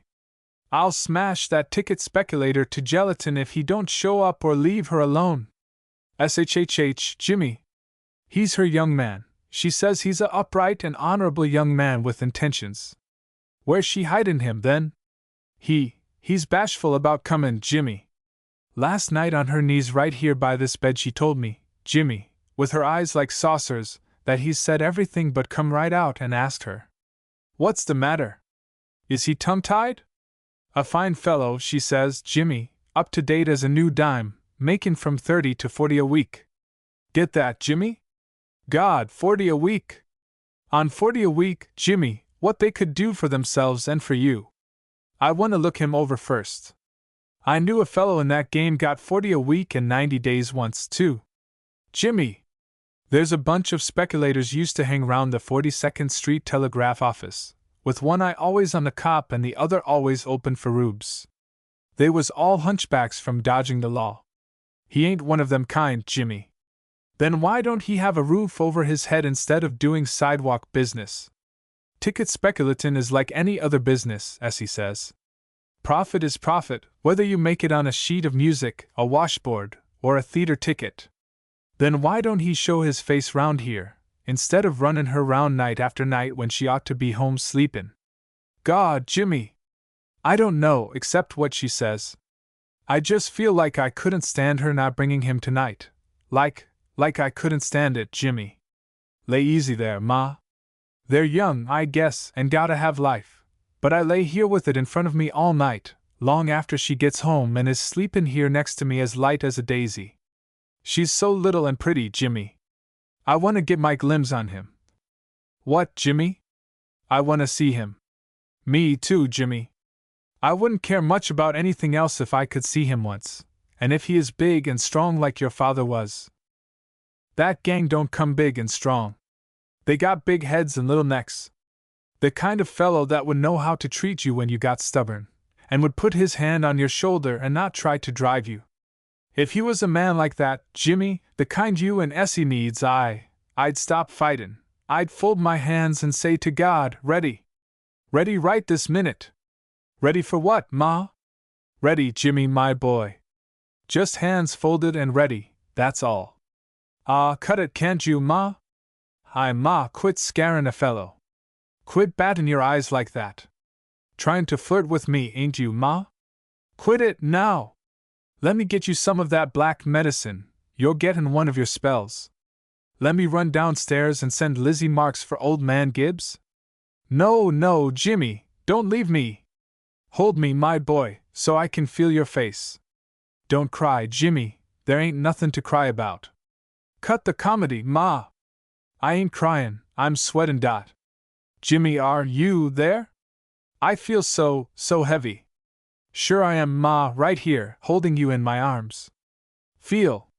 There's the scar where old Gibbs sewed my face the time I got hit with a bat. Feel, Ma, see, it's me.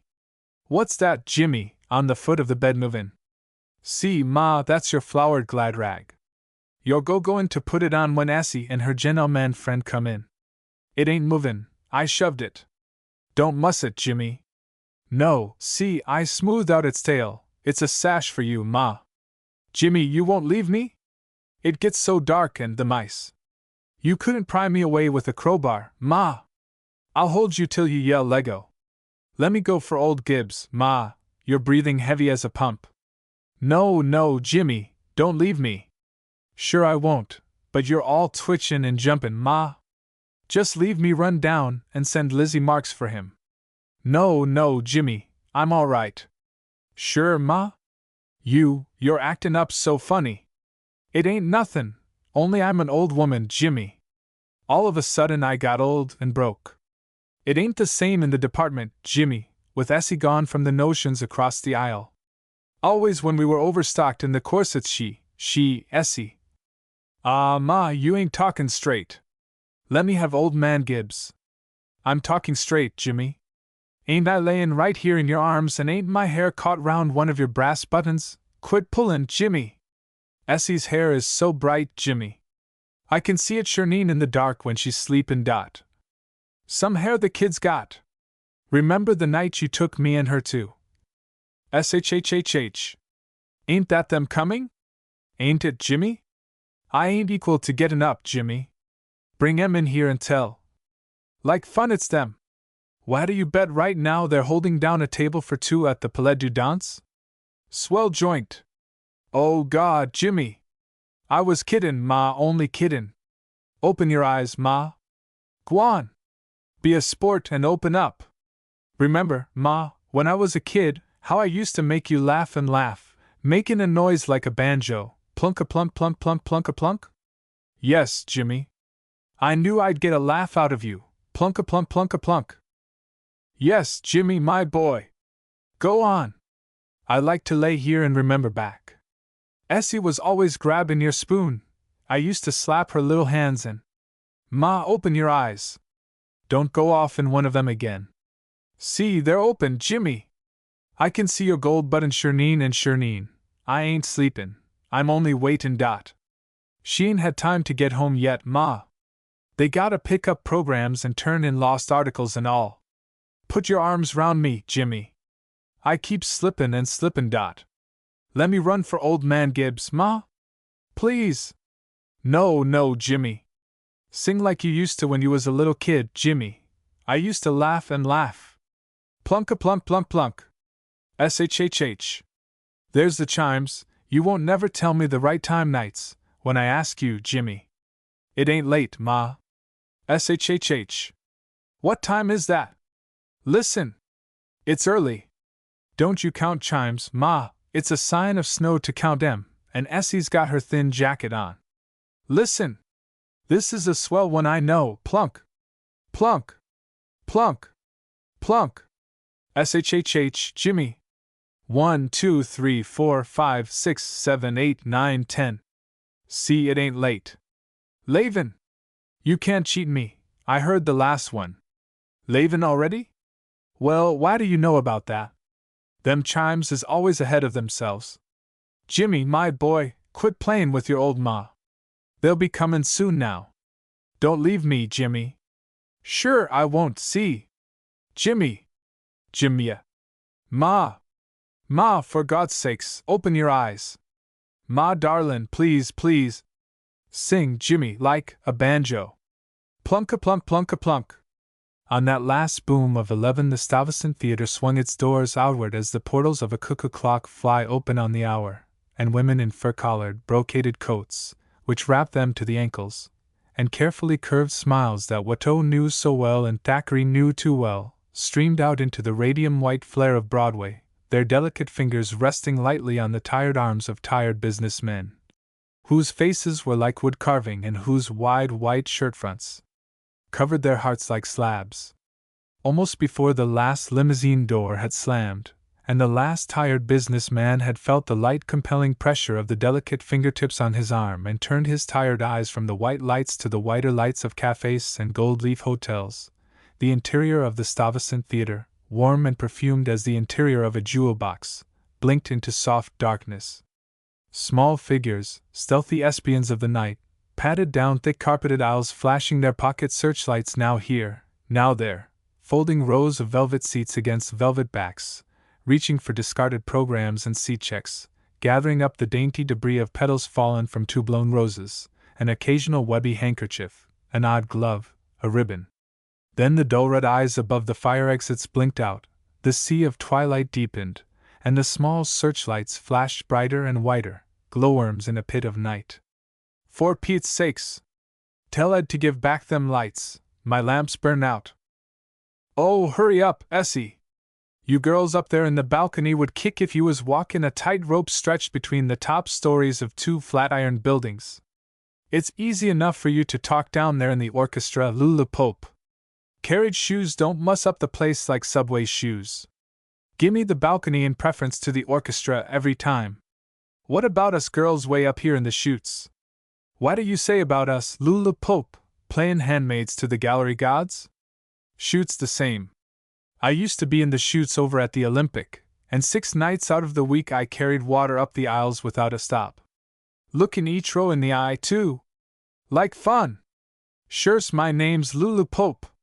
Me and a girl named Della Bradenwald used to play Animal or Vegetable Kingdom every entr'acte with the firemen. OHH. Say, Lou, you ought to see what I found up here in Box C. Leave it to Essie Birdsong for a find. What is it this time? The diamond star the blonde queen in upper E was wearin'. A right hand number 5.5, white stitch and dot. Can you beat it? And you ain't never had a claim yet at the box office. I knew my luck would break, Lulu. My little brother Jimmy says if you break a comb your luck breaks with it. I broke one this morning. Why do you bet now I'd begin to match every one of my 5 left-hand gloves, without a claim from the office? Lucky kid! Conversation curved from gallery to loge box, and from loge to balcony. Gee! Look at this amber butterfly! I seen it in her hair when I steered her down the aisle. She must be stuck on something about this show, 3rd time this week, and not on paper either. Amber is it, Sadie? I'll trade you for the tortoise-shell one I found in G4. Amber'll go swell with my hair. Why do you bet she claims it? Nix. Say, did you hear Whelan Flivver her big scene tonight? I was dozin' in the foyer, and she tripped over her cues so hard she woke me up. I should say so. I was standing next to the old man, and he let out a line of talk that was some fireworks. He said a super in the mob scene could take her place and beat her at pickin' up cues. Ready, Sadie? Yes, wait till I turn in one gent's muffler and a red curl. Are you done up there too, Essie? Yes, but you needn't wait for me, Lou. If you're in a hurry I'll see you down in the locker room.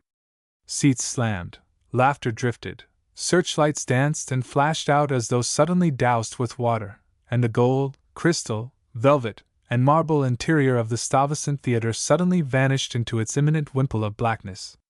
In the bare-walled locker room Miss Essie Birdsong leaned to her reflection in the 12-inch wavy mirror and ran a fine pencil line along the curves of her eyebrows. Is this right, Lou? Swell! Your eyes look 2 shades darker. Gee! Miss Birdsong smiled and leaned closer. The girl's all out, Lou? Yeah. Hurry up and let me have that mirror, Harry gets as glum as glue if I keep him waiting. Miss Pope adjusted a too small hat with a too long pheasant's wing cocked at a too rakish angle on her brass-colored hair, and powdered at her powdered cheekbones. Here, you can have the mirror first, Lou. I ain't in a hurry tonight. You and Harry better go on and not wait round for me. Miss Pope placed her long, bird-like hands on her slim hips and slumped inward at the waistline. Her eyes had the peculiar lambency of the blue flame that plays on the surface of cognac and leaves it cold. What's it in you, S? The whole week you've been making this play to dodge me and Harry. If you don't like our company, dull, me and Harry can manage to worry along somehow. Oh, Lulu, it ain't that, and you know it. You're all alike. Didn't my last chum, Della Bradenwald, do the same thing? I introduced her to a gentleman friend of mine, a slick little doorman for a 2-day show, and what did she do? Scat! After the second day it was goodbye, Lulu. They went kiting it off together and dropped me and Harry like parachutes. Lou, darlin', honest, me and Joe just love going round dancin' with you and Harry. But, then what's utting you? It's Ma again, Lou. She looked like she was ready for one of her spells when I left. She's been worse again these 2 days, and the doctor says we mustn't get her excited. Her heart's bum, Lou. Say, I used to have heart failure myself, and I know a swell cure, Hartley's Heart's Ease. Honest, when I was over at the Olympic I used to go dead like a tire.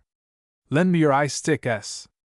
You'll laugh, Lou, but she's daffy for me and Joe to come home after the show. She's never seen him at all, and…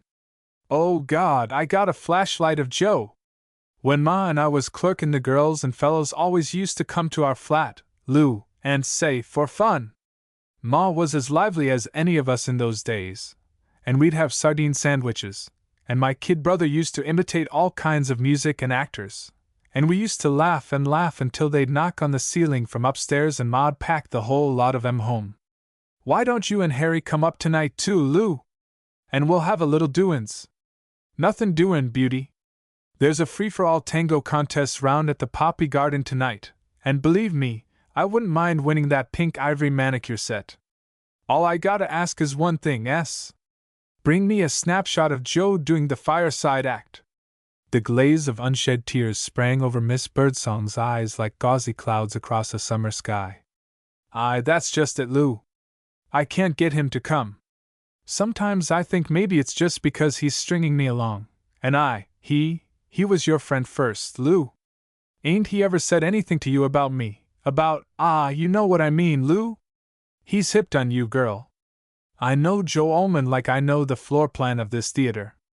Honest, Lou, do you think so? Sure. God. I knew Joe when I was making sateen daisies in an artificial flower loft on 22nd Street, and him and my brother was clerkin' in a cigar store on 23rd and running a neat little book on the side. A book? Yes, dearie, a pretty picture book. Joe never told me. He ain't always been the $30 a week kid he is now, take it from me. Just the same, you can thank me for introducing you to the sharpest little fellow that's selling tickets on the sidewalks of this great and wicked city. I always tell him he ought to save more, taxis and all he has to have, that spendy he is. Sidewalk speculatin' is a good pastime if you're sharp enough, and I always tell Joe he's got a edge on him like a razor. Like a razor? Ah, Lou, you talk like he was a barber.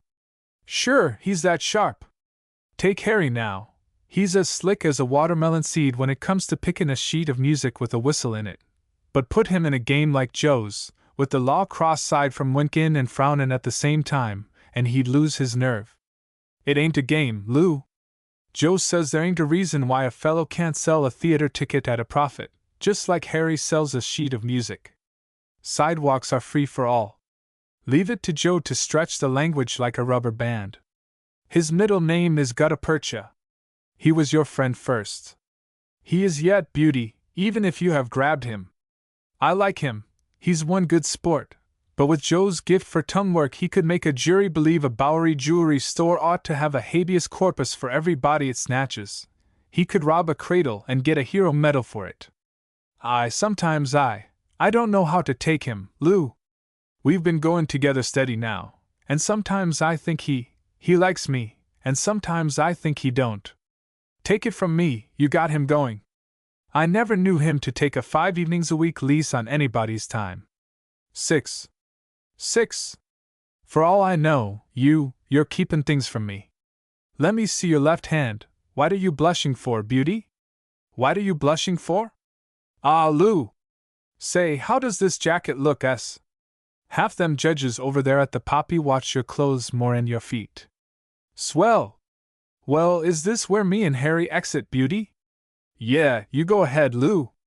I'll tell Joe you and Harry went on ahead tonight. I got a half bottle of Hartley's Heartsease at home, S. Tell your old lady to have it on me. Don't you worry, kiddo. I used to have heart trouble so bad I'd breathe like a fish at a shore dinner, and look at me now. I'll bring it tomorrow, a tablespoonful before meals. Good night, Lou. I'll see you Monday. Put on a little more color there, doll, or you'll never get nothing out of him. You look as scared as an oyster. Lordy, you can handle him easy. Let me know what happens. S long. S long. Good night, Lou. Miss Birdsong brushed at her soft cheeks with the pink tip of a rabbit's foot, and the color sprang out to match the rose-colored sateen facing of her hat. Her lips opened in a faint smile, and after a careful interval she scrambled into her jacket, flung a goodnight kiss to the doorman, and hurried through the gloomy foyer. No sham like the sham of the theater. Its marble facade is classic as a temple, and its dirty gray brick rear opens out on a cat-infested alley. The perfumes of the auditorium are the fumes of the wings. Thespis wears a custom-made coat of many colors, but his undershirt is sackcloth. Miss Birdsong stepped out of a gold and mauve hallway, through a grimy side door, and into an area as black as a pit, and out from its blackest shadows a figure rose to meet her. Joe? Yeah, where's Lou and Harry? I dunno, they went on. Hurry up, beauty. I ain't so much of a favorite round this theater that I can bask in this sunny spot. I didn't mean to keep you waitin' so long, Joe. Believe me, you're the foist little girl I ever hung round an usher's exit for. Honest, am I, Joe? Surest thing. The stage door is my pace, and for nothing short of headliners either. I gotta like a girl pretty well to hang round on the wrong side of the footlights for her, sweetness. Joe, I wish I knew if you was kiddin' Dot. Kiddin' nothin'! They emerged into the white shower from a score of arc lights, and Mr. Joe Ullman, an apotheosis of a classy-clothes tailor's dearest dream, in his brown suit, brown bordered silk handkerchief nicely apparent, brown derby hat and tan-top shoes, turned his bulldog toes and fox-terrier eyes to the north, where against a fulvous sky the Palais du Dance spelled itself in ruby and emerald incandescence, with the carefully planned effect of green moonlight floating in a mist of blood. Joe, she dragged gently at his coat sleeve, and a warm pink spread out from under the area of rouge. Joe, you know what you promised for tonight? What, kiddo? The sky's my limit. I'll taxi you till the meter gives out. I'll buy you. You have promised so long, Joe. Come on. Let's go up home tonight. Be a sport, and let's go. Ma's got a midnight supper waitin', and the doctor says home cookin's bad for me, sweetness. He cocked his hat slightly askew, stroked a chin as blue as a priest's, and winked down at her. Honest, sweetness, I'm going to buy you a phonograph record of Home Sweet Home ain't sweet enough for me. She's waitin' up for us, Joe. She ain't hardly able to be up, but she's waitin', Joe. Ain't I told you I'm going up with you some night when I'm in the humor for it? I feel like a 90-horsepower dancer tonight, doll. Why do you bet I sold more seats for your show tonight than the box office? Why do you bet? Joe, you promised. Sure, and I'm going to keep it. But I'm wearing a celluloid collar tonight, hon, and the fireside ain't no place for me. I wouldn't want to blow your mama to smithereens. Joe! I wouldn't, honest, sweetness, I wouldn't. Joe, comin' to our house ain't like bein' company, honest. When the boys and girls from the store used to come over, we'd roll back the carpets, and Ma'd play on an old comb, and Jimmy'd make a noise like a banjo, and Here. You sound like way down east gone into vaudeville. Come on up tonight, Joe, like you promised. We'll talk it over a little later, sweetness. Midnight ain't no time to call on your best girl's dame.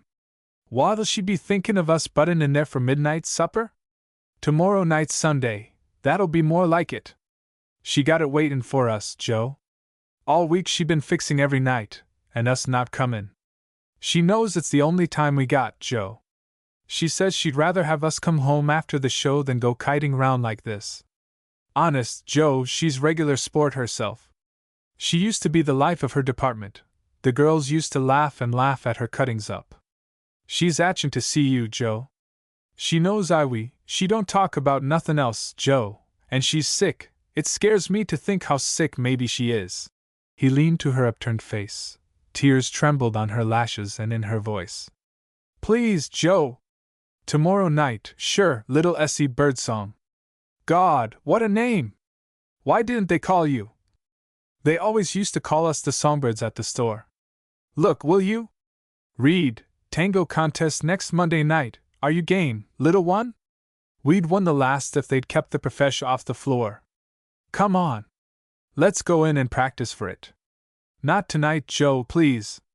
We're only 4 blocks from home, and it ain't right, our keepin' company like this every night for 3 months and not goin'. It ain't right. He paused in the sea of green moonlight before the gold threshold of the Palais du Dance, whose caryatids were fawn-eyed Maenads and Egyptians. The gold figure of a Sibylle in a gold chariot raced with 8 reproductions of herself in an octagonal mirror-lined foyer, and a steady stream of carabants bought admission tickets at 25 cents a carabant. Phrygian music, harlequin to meet the needs of 42nd Street and its anchorites, flared and receded with the opening and closing of gilded doors. Come on, girlie! Tomorrow night we'll do the fireside proper. You never do anything I ask you to, Joe. You jolly me along, and then, do nothing. He released her suddenly, plunged his hands into his pockets, and slumped in his shoulders. I don't I? That's the way with you girls. A fellow ties hisself up like a broken arm in a sling, and that's the thanks he gets. Ain't I quit playin' pool? Didn't I swear to you on your little old Sunday school book to cut out pool? Didn't the whole gang gimme the laugh? Ain't I cuttin' everything, ain't I, pool and cards, pool and all? I know, Joe, but… You gotta quit naggin' me about the fireside game, sis. I'm going to meet your dame some day, sure I am, but you gotta let me take my time. You gotta let me do it my way, you gotta quit naggin' me. A fellow can't stand for it. She's sick, Joe. Sure she is, and tomorrow night we'll buy her an oyster loaf or something and take it home to her. How's that, kiddo? That ain't what she wants, Joe, it's us. I just ain't home broke, that's all's the matter with me. Put me in a parlor, and I get weak-kneed as a cat, bashful as a banshee.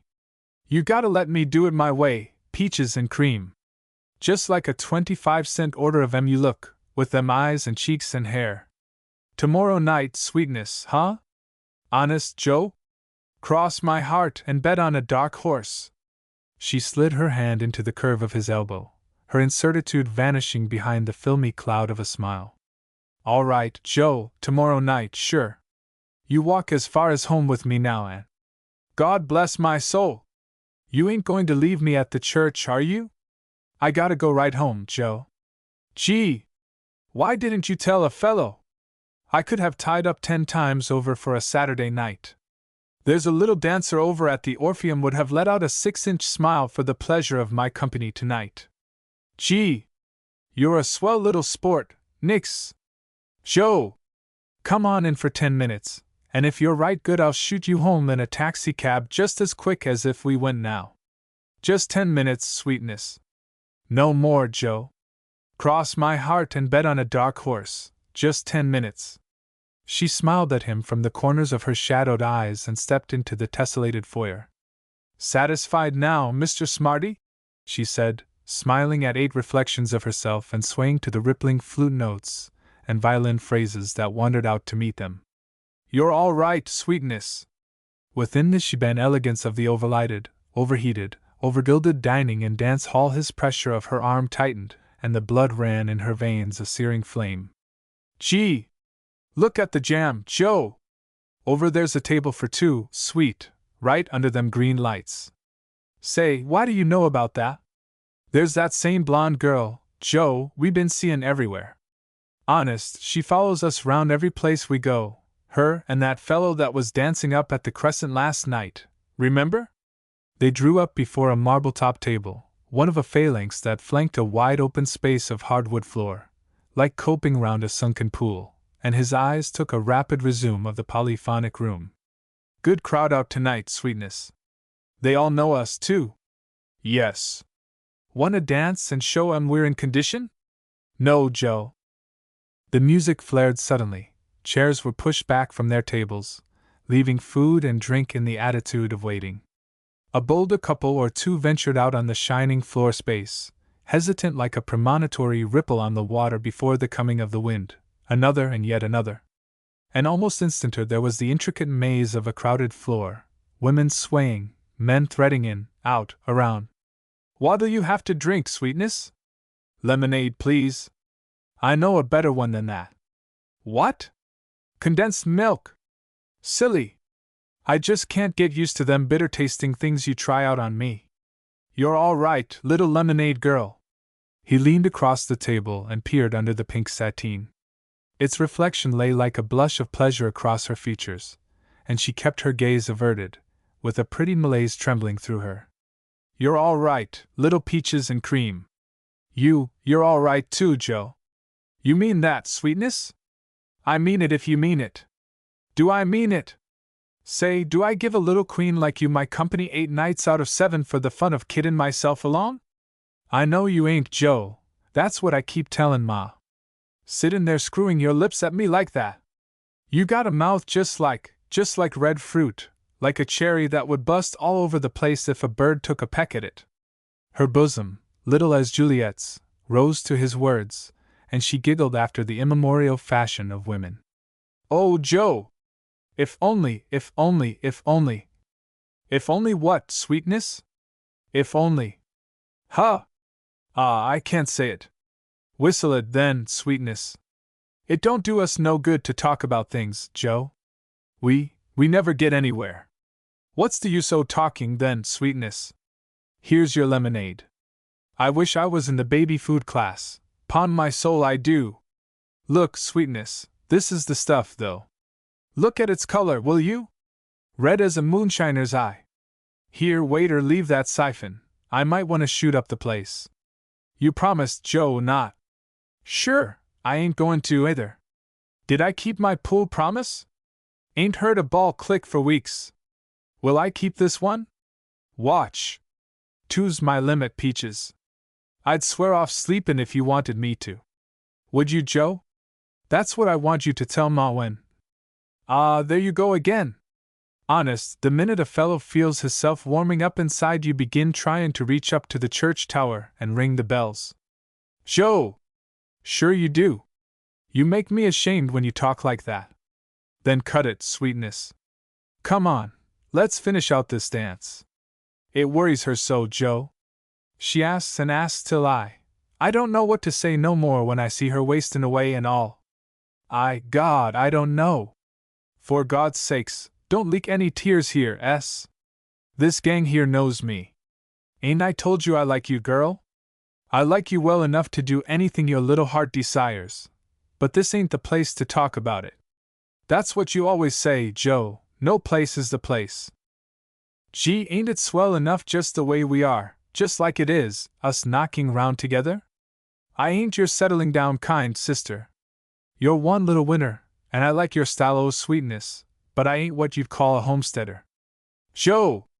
Sure, I mean it. I like you well enough to do any little thing your heart desires, but I never look far ahead, hon, I'm nearsighted. What about me?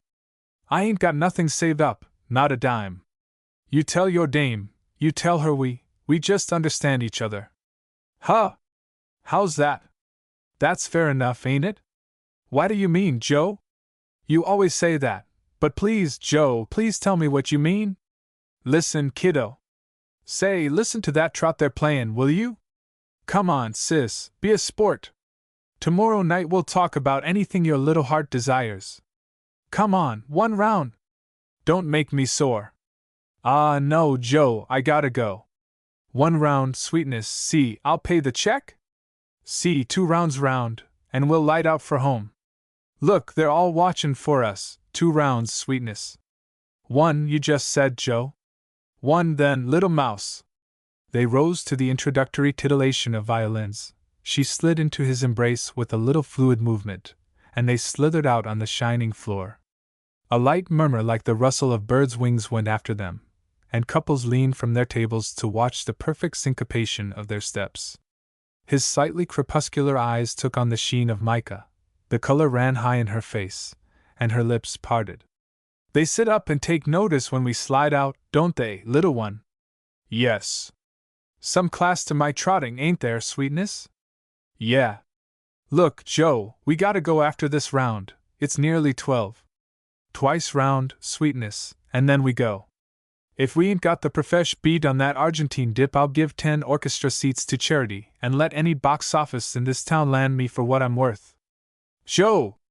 I was only kiddin'. They got as much chance with me as a man with St. Vitus's dance has of landing a trout. Gee, you're pretty tonight, sweetness. Sweetness yourself. Peaches and cream. Come on, Joe, this is twice round. Once more, sweetness, just once more.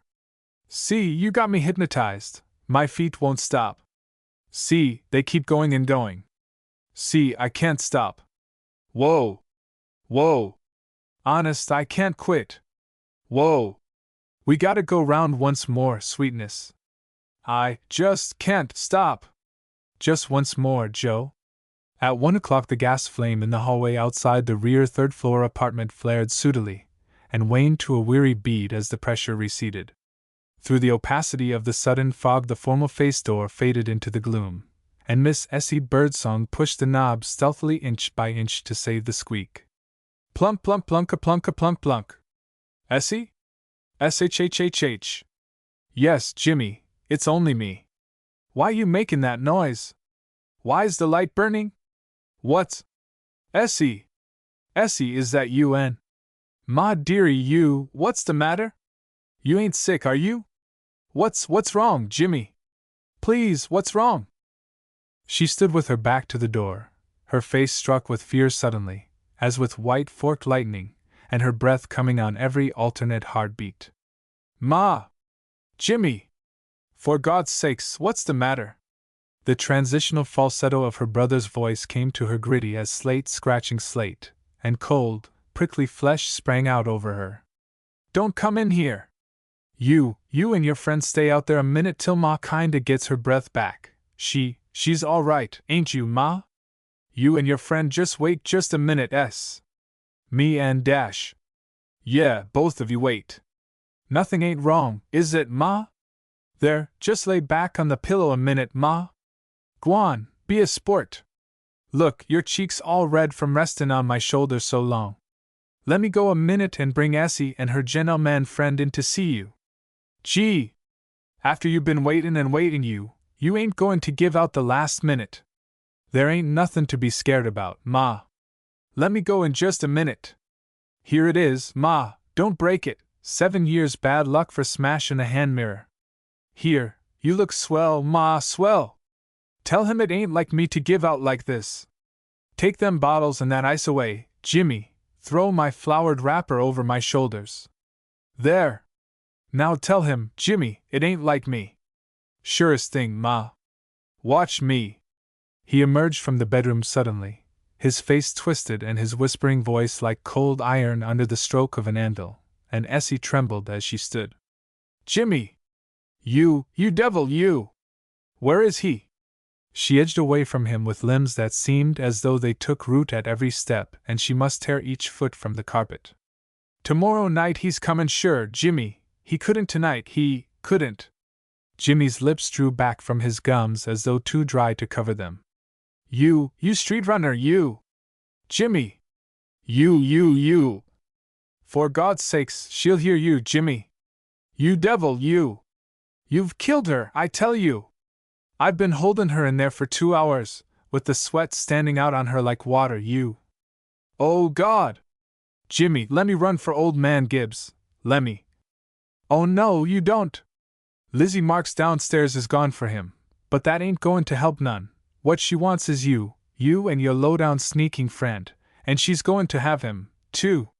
He's gone, Jimmy. What? You can't come home here tonight without him. You can't. You better run after him, and run after him quick. You can't come home here tonight without him, I tell you. What are you going to do about it, huh? What are you going to do? Quick. What?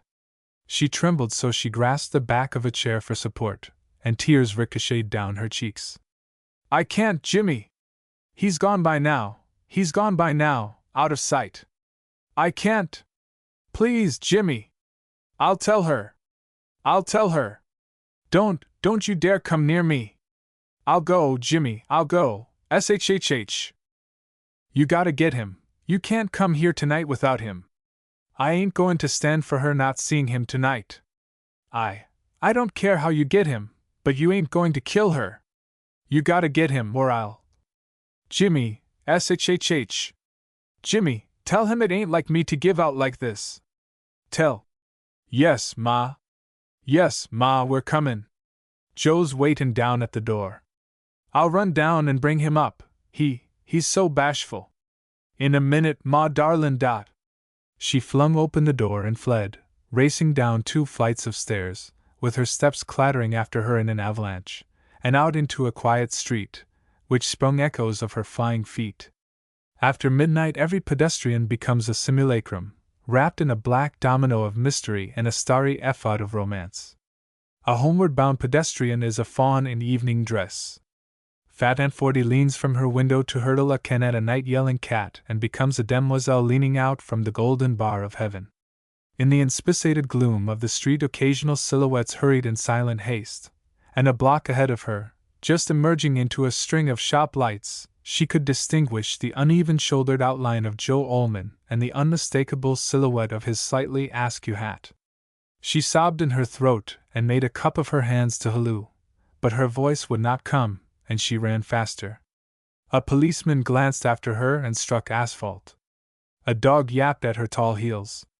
Even as she sped, her face upturned and her mouth dry and open, the figure swerved suddenly into a red-lighted doorway with a crescent burning above it, and with her eyes on that Mecca, she pulled at her strength and gathered more speed.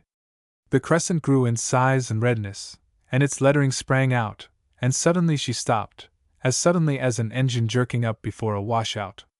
Crescent Pool and Billiard Room, open all night. Crescent Pool and Billiard Room, open all night. Crescent Pool and Billiard Room, open all night.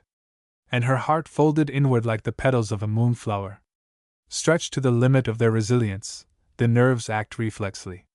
The merest second of incertitude, and then automatically she swung about, turned her blood-driven face toward the place from whence she came and groped her way homeward as Polymester must have groped after being blinded in the presence of Hecuba.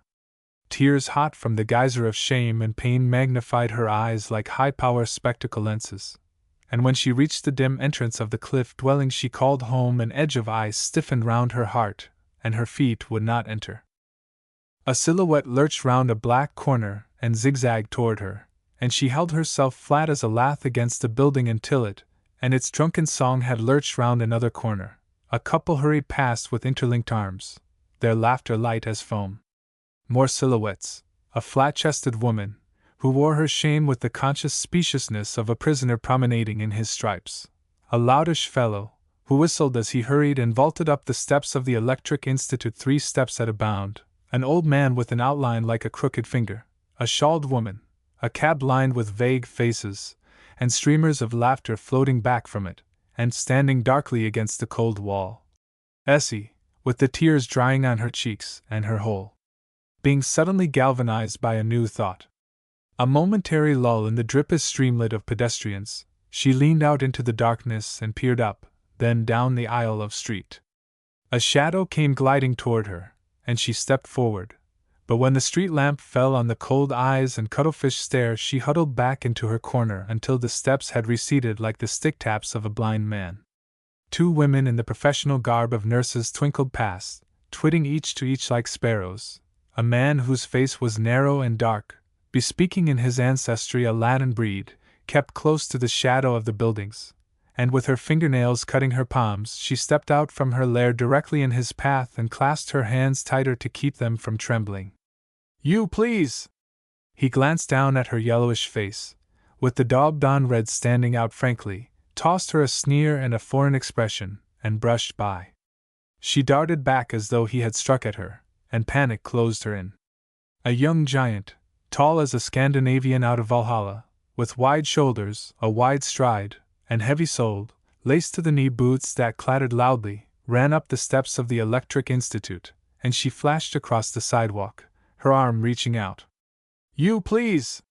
He paused, with the street lamp full on his smiling mouth and wide-apart, smiling eyes, one foot in the act of ascending, after the manner of tailors' fashion plates, which are forever in the casual attitude of mounting stairs.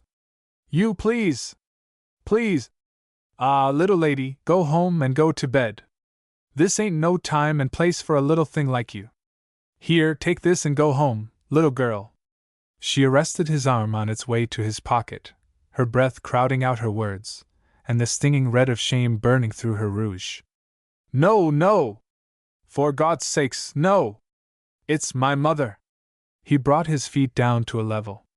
"Your mother?" "Yes, she's sick, maybe dyin'. Aye, please, she wants to see somebody that can't. What, little lady? She's sick, dyin' maybe. She wants to see somebody that can't. Take your time, little lady, can't what? Can't come. Who can't come?" He's a young man. She's never seen him, and if you'd come and act super, just like you was fillin' in at a show, if you'd act like my young man just for a minute, please. My friend, he can't come, he can never come, but she wants him. You come, please! You come, please! She tugged at his arm, and he descended another step and peered into the exacerbated anxiety of her face. "On the level, little lady? Please, just for a minute. For somebody that's sick, maybe dyin'. Just tell her you're my young man, tell her everything's all right. Everything's comin' all right for all of us, for her and my little brother and me, you and me, like you was my young man, please, lovin' and all. And tell her how pretty her poor hair is and how everything's goin' to be all right. Come, please, it's just next door. Why, you poor little thing! I ain't much on play actin', and look at my hands all black from the powerhouse. Please! That ain't nothin'. It'll be only a minute. Just kinda say things after me and don't let her know that I ain't got any young man. Don't let her know! You poor little thing, you shaking like a leaf! Lead the way, but not so fast, little lady, you'll give out!" She cried and laughed her relief and dragged him across the sidewalk, and every step up the 2 flights she struggled to keep her hysterical voice within the veil of a whisper. "Just say everything right after me. You're my young man and real sweet on me, and we're going to get, everything is going to be fine, and my little brother's going to the Electric Institute, and everything's going to be swell. Be right lovin' to her, sir, she's so sick. Oh God, Don't cry, little girl. I ain't cryin', Dot. Careful, don't stumble. Don't you stumble. Can you see? The landing's so dark." "Yes, I can see by the shine of your hair, little lady. Shhhhh." The door stood open at the angle she had left it, and by proxy of the slab of mirror over the mantelpiece she could see her mother's head propped against her brother's gold-braided shoulder, and the bright eyes shining out like a gazelle's in the dark. "Essie? We are here, Ma, me and Joe." She threw a last appeal over her shoulder and led the way into the bedroom. Her companion followed, stooping to accommodate his height to the doorway. "Ma dearie, this is Joe." "Joe! It ain't like me, Joe, not to get up, but I just ain't got the strength, tonight, Joe." He bent his 6'2" over the bed and smiled at her from close range. Well. So this is Ma dearie? That's her, Joe. This won't do one bit, Ma. Me and the little lady's got to get you cured up in a hurry, don't we, little lady? Ma dearie, Joe's been wantin' to come for so long. For so long I've been wantin' to come, Ma dearie, but he's so bashful. Ain't you, Joe? bashful as a banshee. Bashful ain't no name for me, Ma. I'd shy at a baby. Honest, Ma dearie, he's as shy as anything. If I wasn't, wouldn't I have been up to see my little lady's mother long ago, wouldn't I? Ain't you going to shake hands with me, Ma dearie? She held up a hand as light as a leaf, and he took it in a wide, gentle clasp that enveloped it. Ma dearie! Her violet lids fluttered, and she lay back from the gold-braided shoulder to her pillow, but smiling. I like your hand, Joe, I like it. I want you to, Ma. I was afraid, Joe, I wouldn't, you never come in at all. Shake it, Jimmy, and see. It's a strong hand, like your papa's was, Essie. Shake it, Jimmy. I feel just like cryin', it's so good. Shake it, Jimmy. Across the chasm of youth's prejudice, Jimmy held out a reluctant hand. And this is the big brother, is it, little lady? That's what he calls hisself, Joe, he calls me his little sister. He's gotta be a big brother to her, Joe, she's so little. Shake, old man, and take off that grouch. Over where I live a fellow'd be fined 10 cents for that scowl. If we got anything to square, you and me'll square it outside after school. What do you say to that, Ma dearie? Ain't it right? Jimmy's tired out, Joe. Like fun I am. He's been proppin' me up all these hours so I could breathe easier. Plunkin' and doin' all his funny kid stunts for his old ma, Essie. Plunkin' like a banjo, and plunkin'. I liked it. Sometimes it was like I was floatin' in a skiff with your papa on Sunday afternoons in the park, Essie. I liked it. He's all tired out, ain't you, Jimmy, my boy? Nah. He's sore at his sister, Joe. But he's a good boy and smart, you wouldn't believe it, Joe, but when it comes to mechanics he's just grand. Cut it, Ma. I ain't strikin' to make a hit.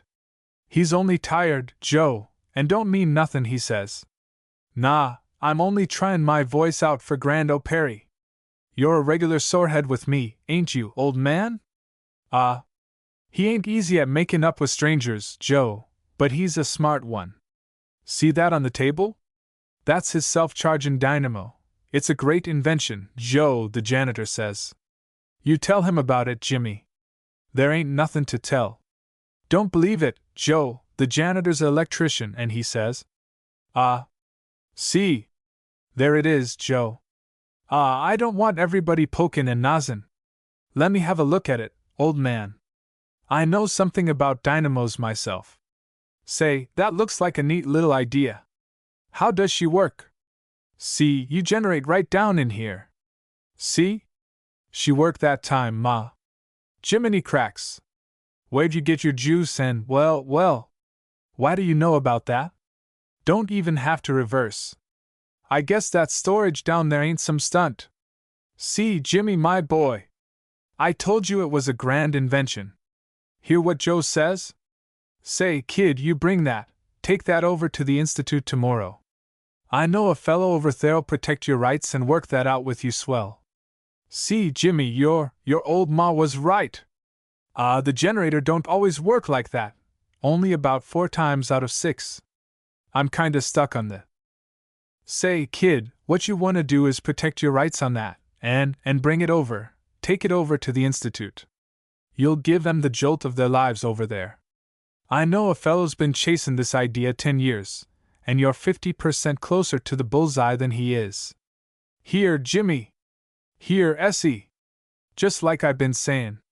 I've been beggin' him, Joe, but he's so stubborn, and… Ma, cut it, can't you? He's so stubborn about it, Joe. There's no use tryin' to force him, Ma, but he's got a good idea there if he handles it right. She ain't finished yet, she don't spark right. That what I'm telling you, kid. What you need is a laboratory, where you've got the stuff to work with and men who can give you a steer where you need it, and… I'll go over with you. I know a fellow over there.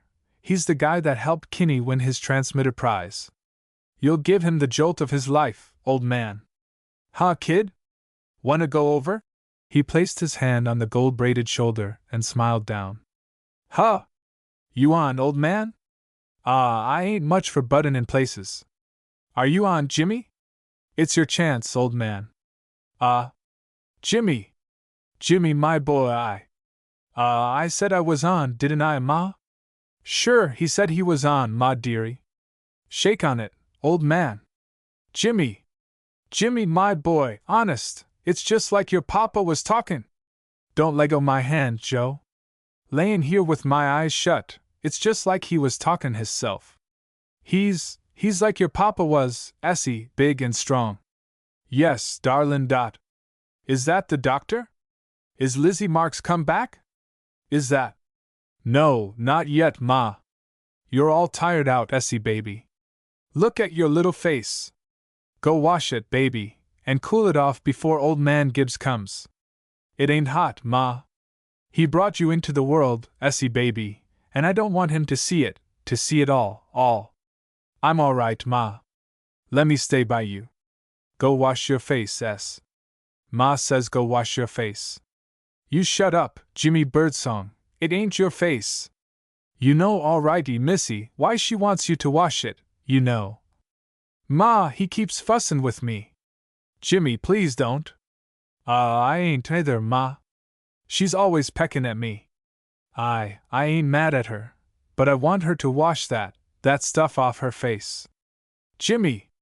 Her lips quivered, and she glanced toward the stranger, with her lips drooping over her eyes like curtains to her shame, and he smiled at her with eyes as soft as spring rain, his voice a caress. Go, little lady! You're all tired out and too pretty and too sweet not to wash your face and cool it off. She's gotta go, or I'll get her in a corner and rub. I'm goin', ain't I, Jimmy? Honest, the minute we make up you begin pickin' a fuss again. Oh, my children! Oh, God, there she goes off again. Why don't old man Gibbs come? Lay her down, Joe, she can't breathe that way. Look! Her hands are all blue like. Hold her up, Joe. Oh, God, why don't old man Gibbs come? She's all shakin', all shakin'. No, I ain't. What you cryin' there at the foot of the bed for, Essie? It ain't no time to cry now, darlin'. It's like it says on the crocheted lamp mat your papa's aunt did for us, God is good. Where is that mat, Essie? I ain't seen it round for so long. God is good. God is good. Where is that mat, Essie? It's round somewheres, Ma. It's old and worn out, in the rag bag, maybe. Well, get it out, Essie. Yes, Ma. Promise, Essie. Sure, Ma, we'll get it out and keep it out. Oh, Joe, why did you keep us waitin' and waitin'? She's so little and pretty. Look at her dimples, Joe, even when she's cryin'. The prettiest girl in the notions she was, and I'd been so scared for her, Joe. Why did you keep us waitin' and waitin'? Me and the little girl was slow in getting here, Ma, but we're here for good now, ain't we, little lady? Little lady with the hair just like Ma's. She gets it from me, Joe. Her papa used to say her hair was like the copper trimmings of his machines. Such machines he kept, Joe. His boss told me hisself they were just like looking glasses. Essie, come closer, darlin'. You won't forget the lamp mat, will you, darlin', the lamp mat? Oh no, Ma. Oh God! Ma, you ain't mad at me? Please, please. Honest, Ma, your little Essie didn't know. Ma knows we didn't know, little lady. She ain't mad at us. She's glad that everything's going to be all right now, and you and her and Jimmy and me are. Oh, my children! She smiled and slipped her fingers between her daughter's face and the coverlet. Look up, Essie! I feel so light! I feel so light! It's like it says on the lamp mat, just like it says, Essie. Ma! Ma, darlin', open your eyes! Ma! Here, Jimmy, lend a hand. Let me hold her up, so. No, don't give her any more of that black stuff, Jimmy, old man. Wait till the doctor comes. Let her lie quiet on my arm, just like that, and hand me that ammonia bottle there, Essie, like a sweet little lady. See there! She's coming round all right. Who says she ain't coming to? Now, Ma, now! Joe, don't leggo me. Sure I won't, Ma dearie. She warmed to life slightly, and the tears seeped through her closed eyes, and she felt of his supporting arm down the length of his sleeve. Joe! Essie, that you? Ma darlin', we're all here. Don't cry, little lady. See, she's coming out of it all right. Here, gimme a lift, Jimmy. See there! She's got her breath all right again. They laid her back on the pillow, and she folded her hands lightly, ever so lightly, like lilies, one atop the other. Children! Children, I'm ready. Ready for what, Ma? Some more black medicine? Just ready, Jimmy, my boy. Here, Joe, hold my hand. It's like his was, children, big and strong. Ah, Ma! Come on. Perk up. I am Jimmy, my boy. Perk up for sure, I mean. Gee, ain't there enough to perk about? Look at Joe and S. Enough to give a fellow the willies, pippin' at each other like sugared melt in their mouths. My Jimmy's a great one for teasin' his sister, Joe. And look at me, Ma, ain't I going to take my dynamo over to the Institute? And ain't the whole bunch of us right here next to your bed? And just look, Ma, look at the two of them turning to sugar right this minute from lovin' each other. Ain't it the limit? Look at us, Ma, all here and fine as silkworms. Yes, yes, Jimmy, that's why I feel so light. I never felt so light before. It's like it says on the lamp mat, Jimmy, just like it says. I'm ready for sure, my darlings. Oh God, Ma, ready for what? Look at us, Ma dearie, all three of us standing here, ready for what, dearie? You tell 'em, Joe, you're big and strong. I don't know, Ma. I don't think I know for sure, dearie. Ready for what, Ma? Tell us, darlin' Dot. She turned her face toward them, a smile printed on her lips. Just ready, children. Back to contents. Back to contents. The Paradise Trail. At 5 o'clock the Broadway store braced itself for the last lap of a 9-hour day. Girls with soul and body weariness writ across their faces, and the sure chirography of hairline wrinkles stood pelican fashion, first on one leg and then on the other, to alternate the strain. Floor walkers directed shoppers with less of the well-oiled suavity of the morning. A black and white-haired woman behind the corset counter whitened, sickened, and was revived in the emergency room. The jewelry department covered its trays with a tan canvas sheeting. The stream of shoppers thinned to a trickle. Across from the notions and buttons the umbrella department suddenly bloomed forth with a sale of near silk, wooden-handled umbrellas. Farther down, a special table of 398 rubberette Macintoshes was pushed out into mid-aisle. Miss Tilly Prokes glanced up at the patch of daylight over the silk counters. A light rain was driving against the window. Honest, now, Mame, wouldn't that take the curl out of your hair? What's hutting you? Rainin' like a needle shower, and I got to wear my new tan coat tonight, 'cause I told him in the letter I'd wear a tannish-lookin' jacket with a red bow on the left lapel, so he'd know me when I come in the drug store. Mame placed the backs of her hands on her hips, breathed inward like a soprano testing her diaphragm, and leaned against a wooden spool case. It is rainin' like 60, ain't it? Say, can you beat it? Watch the old man put Myrtle out in the aisle at the Macintosh table. There. Didn't I tell you? Gee! I'd bet she could chew a diamond, she's so mad. She ain't as mad as me, but I'm going to wear my tan if it gets soaked. Tilly sold a packet of needles and regarded the patch of window with a worried pucker on her small, wren-like face. Honest, ain't it a joke, Till, you haven't the nerve to answer that ad and all? You better be pretty white to me, or I'll snitch. I'll tell Angie you're writin' pink notes to Box 25, Evening News, Mr. Box 25. Say, can you beat it? Mame laughed in her throat, smoothed her frizzed blonde hair, sold a paper of pins and an emery heart. Like fun, you'll tell Angie.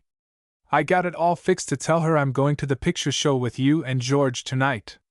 Before I'd let a old grouch like her lord it over me. It ain't like she was your sister or relation or something, but just because you live together. Nix on that for mine. She don't think a girl's got a right to be young or nothin'. Look at me, a regular stick-at-home. Gee! A girl's got to have something. Sure she does. Ain't that what I've been tryin' to preach to you ever since we've been chumming together? You ain't a real old maid yet. You got real talking ways about you and all. You ought to be havin' a steady of your own. Don't I know it? Look how you got to do now. just because she never lets you go to dances or nothin' with us girls. She ain't never had it, and she don't want me to have it. Say, tell it to the Danes. She ain't got them snappy black eyes of hers for nothin'. Why do you live with her for? There ain't a girl up in the corsets that's got any use for her. She's been pretty white to me, just as Sammy, raised me and all when I didn't have no one. She's got her faults, but I kinda got the habit of livin' with her now. I got to stick. Gee! Even a stepmother like Carrie'll let her have fun once in a while. It's Angie's own fault that you got to meet 'em in drug stores and take chances on ads and all. I'm just answerin' that ad for fun, I ain't in earnest. I've always been afraid of matrimonial ads and things like that. You know I was the first one to preach your gettin' out and gettin' spry. That's me all over. I believe in bein' spry, but I always used to say to Ma before I was keepin' steady with George, ads ain't safe. I ain't afraid. Lola Flint, over in the jewelry, answered one once. Respectable young man would like to make the acquaintance of a genteel young lady, red hair preferred, and when she seen him he had only one eye, and his left arm shot off. I ain't afraid. Say, if Effie Jones Lipkind can answer one, with her behind-the-counter stoop and squint, and get away with it, there ain't no reason why there ain't more grand fellows like Gus Lipkind writin' ads. Come out of the dark room, Till! Effie had 200 saved up. I ain't ashamed of not havin' any steadies. Where's a straight-walkin' girl like me goin' to get 'em? Look at that Rain, will you? And me tellin' him I'd be there in tan, with red ribbon on the lapel. Paper says rain for 3 days, too. Angie's a old devil, alrighty, or you could meet him in your flat. He's going to wear a white carnation and a piece of fern on his left coat lapel, and if he don't look good I ain't going up. What did he call himself? A bachelor of refined and retiring habits. Thank God, if I do say it, George is refined, but he ain't over-retirin'. It's the retirin' kind that like to sit at home in their carpet slippers instead of goin' to a picture show. Straighten that bin of pearl buttons, will you, Till? Say, how my feet do burn tonight. It's the weather. I might 'a' known it was goin' to rain. Tilly ran a nervous finger down inside her collar. There was a tremolo in her quail-like voice. A fellow that writes a grand little letter like him can't be so bad, and it's better to have 'em retirin' like than too fresh. Listen! It's real poetry-like. Meet me in the 6th Avenue drug store, Miss 27. I'll have a white carnation and a piece of fern in my left buttonhole, and a smile that won't come off, and when I spy the yellow jacket I'm comin' up and say, "Hello?" And if I look good I want you to say, "Hello?" back. The invisible hairpins only come by the box, ma'am. Umbrellas across the aisle, ma'am. That ain't so bad for a start, is it, Mame? 10 cents a box, ma'am. You got your nerve, alrighty, Till, but gee! I glory in your spunk. If I was tied to a old devil like Angie I'd try it, too. Is the back of my collar all right, Till? Look at Myrtle out there, will you? How she's lovin' that Macintosh sale. Water spots tan, don't it? Said Tilly, balancing her cash book. At 6 o'clock the store finished its last lap with a hysterical singing of electric bells, grillingly intense and too loud, like a woman who laughs with a sob in her throat. Tilly untied her black alpaca apron, snapped a rubber band about her cash book, concealed it beneath the notion shelves, and brushed her black serge skirt with a whisk broom borrowed from stock. Good night, Mame! I guess you're waitin' for George, ain't you? See you in the morning? I'll have lots to tell you, too. Good night, Till. Remember, if he turns out to be a model for a classy clothes haberdashery, it was me put you on to the idea. Tilly pressed a black felt sailor tight down on her head until only a rim of brown hair remained, slid into her black jacket, and hurried out with an army of workers treading at her slightly run-down heels and nerves. Youth, even the fag end of youth, is like a red-blooded geranium that fights to bloom though transplanted from a garden bed to a tin can in a cellar window. A faint as dawn pink persisted in flowing underneath the indoor white of Miss Prokes's cheeks, the last rosy shadow of a maltreated girlhood, which too long had defied the hairline wrinkles, the notion counter with the not-to-be-used stool behind it, 9 hours of arc light substitute for the sunshine on the hillside and the green shade of the dell. At the doors a taupe-colored dusk and a cold November rain closed round her like a wet blanket. She shrank back against the building and let the army tramp past her. They dissolved into the stream like a garden hose spraying the ocean. Broadway was black and shining as polished gunmetal, with reflections of its million lights staggering down into the wet asphalt. Umbrellas hurried and bobbed as if an army of giant mushrooms had suddenly insurrected. Cabs skidded, honked, dodged, and doubled their rates. Homegoing New York bought evening papers, paid as it entered, and strap-hung its way to Bronx and Harlem firesides. The fireside of the Bronx is the steam radiator. Its lullabies are sung before a gilded three-coil heater. Its shaving water and kettle are heated on that same contrivance. It is as much of an epic in apartment living as condensed milk and folding davenports.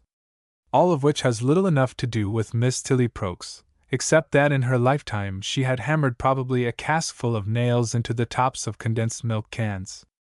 Also she could unfold her own red velour davenport, cold cream her face, sugar water her hair and put it up in kids, climb into bed and fall asleep with a dispatch that might have made more than one potentate, counting sheep in his hair mattress four-poster, aguish with envy. Miss Prokes yawned as she waited and regarded a brilliantly illuminated display window of curve-fingered ladies in exquisite waxen attitudes and 1950 crepe de chine gowns. Her breath clouded the plate glass, and she drew her initials in the circle and yawned again. With the last driblet of employees from the store, a woman cut diagonally through a group and hurried toward Miss Prokes. "Come on, Tilly!" "Gee! I was afraid you wouldn't have an umbrella, Angie. What made you so late?" "The rest of the corsets have gone long ago." "Oh, I just stopped a minute to take a milk and rose leaves bath. They're doing it in our best families this year." Tilly glanced at her companion sharply. "What's the matter, Angie? You ain't had one of your spells again, have you? Your voice sounds so full of breath and all." Angie pushed a strand of black and white hair up under her nest-like hat. Her small, black eyes were too far back, and her face was slightly creased and yellow, like an old college diploma when it is fished out of the trunk to show the grandchildren. "I just keeled over like a tenpin, that's all. It came on so sudden, while I was sellin' a dame $1.98 hipless, that even old Higgs was scared and went up to the emergency room with me hisself." "Oh, Angie, ain't that a shame, now?" Tilly linked her arm in the older woman's and, with their joint umbrella slanted against the fine-ribbed rain, they plunged into the surge of the street. Wind scud the rain along the sidewalks. Electric signs, all blurred and streaky through the mist, were dimmed, like gaslight seen through tears. "We better ride home tonight, Angie. You with one of your spells, and this weather and all. You must have been clipping your gilt-edged bonds this afternoon instead of sellin' buttons. It would take more'n only a bad heart, and a rainstorm and a pair of thin soles to make me ride 5 blocks. I'll take your turn tonight for fixin' supper. You ain't feelin' well, Angie. I'll take your turn tonight." They turned into a high-walled, black, crosstown street. The wind turned with them and beat javelin-like against their backs and blew their skirts forward, then shifted and blew against their breathing. "God!" said the older woman, lowering their umbrella against the onslaught. "Honest, sometimes I wish I was dead and out of it. Why do we get out of livin', anyway? Angie, I do wish it." They leaned into the wind. I don't mind rain much. Me and Mame and George are going to the Gem tonight. They're showing the airship pictures over there. I ain't going unless you're feelin' all right, though. They've got the swellest pictures in town over there. It's much you care about leavin' me alone or not when you can run round nights like a. Don't begin, Angie. A girl's got to have fun once in a while. Gee! The way you been holding on to me. I ain't even met the fellows like the other girls. All you think I like to do is sit home nights and sew. Look at the other girls. Look at Mamie Plute, she's 5 years younger than me, only 23, and she. That's the thanks I get for protectin' and watchin' and raisin' and. Angie, don't Angie me. I ain't a kid, the way you fuss at me." They turned into their apartment house. A fire escape ran zigzag down its front, and on each side of the entrance ash cans stood sentinel.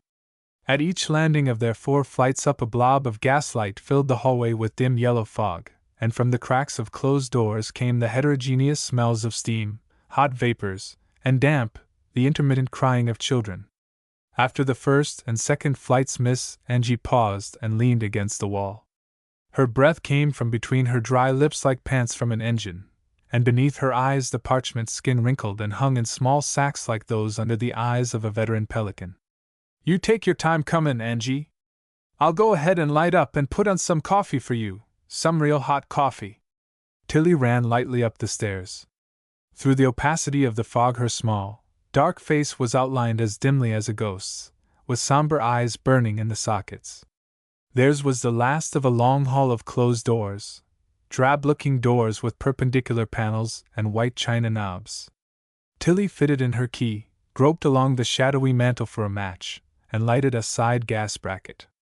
Her dripping umbrella traced a wet path on the carpet. She carried it out into the kitchenette and leaned it in a corner of the sink. When Angie faltered in a moment later, a blue granite coffee pot was already beginning to bubble on the 2-burner gas stove, and the gentle sizzle of frying bacon sent a bluish haze through the rooms. "Say, Angie, how you want your egg?" "I don't want none." "Sure you do. I'll fry it and bring it in to you." Angie flopped down on the davenport. Her skirt hung thick and dank about her ankles, and the back of her coat and her sleeve tops were rain-spotted and wet wool smelling where the umbrella had failed to protect her. She unbuttoned the coat and the front of her shirt-waist, unlaced her shoes and kicked them off her feet. In the sallow light her face, the ochre wallpaper, the light oak center table, the matting on the floor, and the small tin trunk were of a color. She took up her shoes in one hand, her coat in the other, and slouched off to a small one-window box of a room, with an unmade cot and a straight chair 2/3 filling it. Happy the biographers whose Desdemonas burrowed damask cheeks into silken pillows, whose Prosperines limp on slim ghost feet through lands of fancy.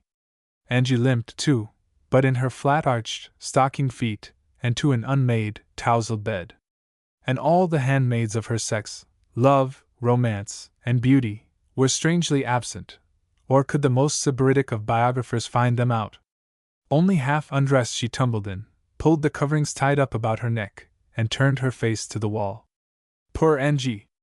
Neither Prosperine, Desdemona, nor any of the Loris, Catherines, or Juliets had ever sold corsets, faced the soul-racking problem of $8 a week, or been untouched by the golden wand that transforms life into a phantasmagoria of love. Tilly spread her little meal on the golden oak table in the front room. "Come on, Angie, or if you ain't feeling well I'll bring you in a bite." "I ain't sick." "Well, if you ain't sick, for God's sake, where did you get the grouch?" "I'm comin' in if you give me time." "Where's my wrapper?" They dined in a desultory sort of way, with Tilly up and down throughout the meal for a bread knife, a cup of water, sugar for Angie's strong coffee. "If you ain't feelin' good tonight I won't go, Angie." "I'm feelin' all right, I'm used to sittin' home alone." "If you talk like that, I won't go then." "Sure. You go on.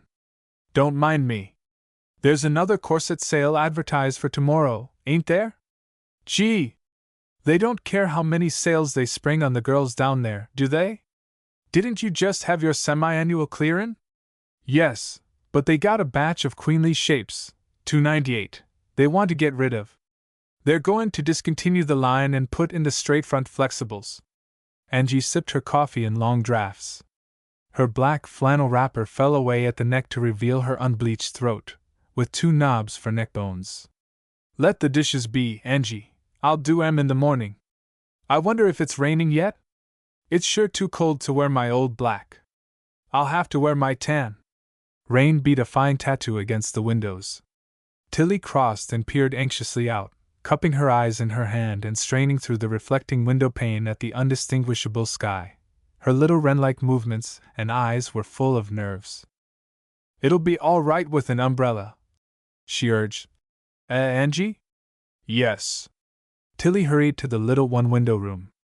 There were 2 carmine spots high on her cheekbones.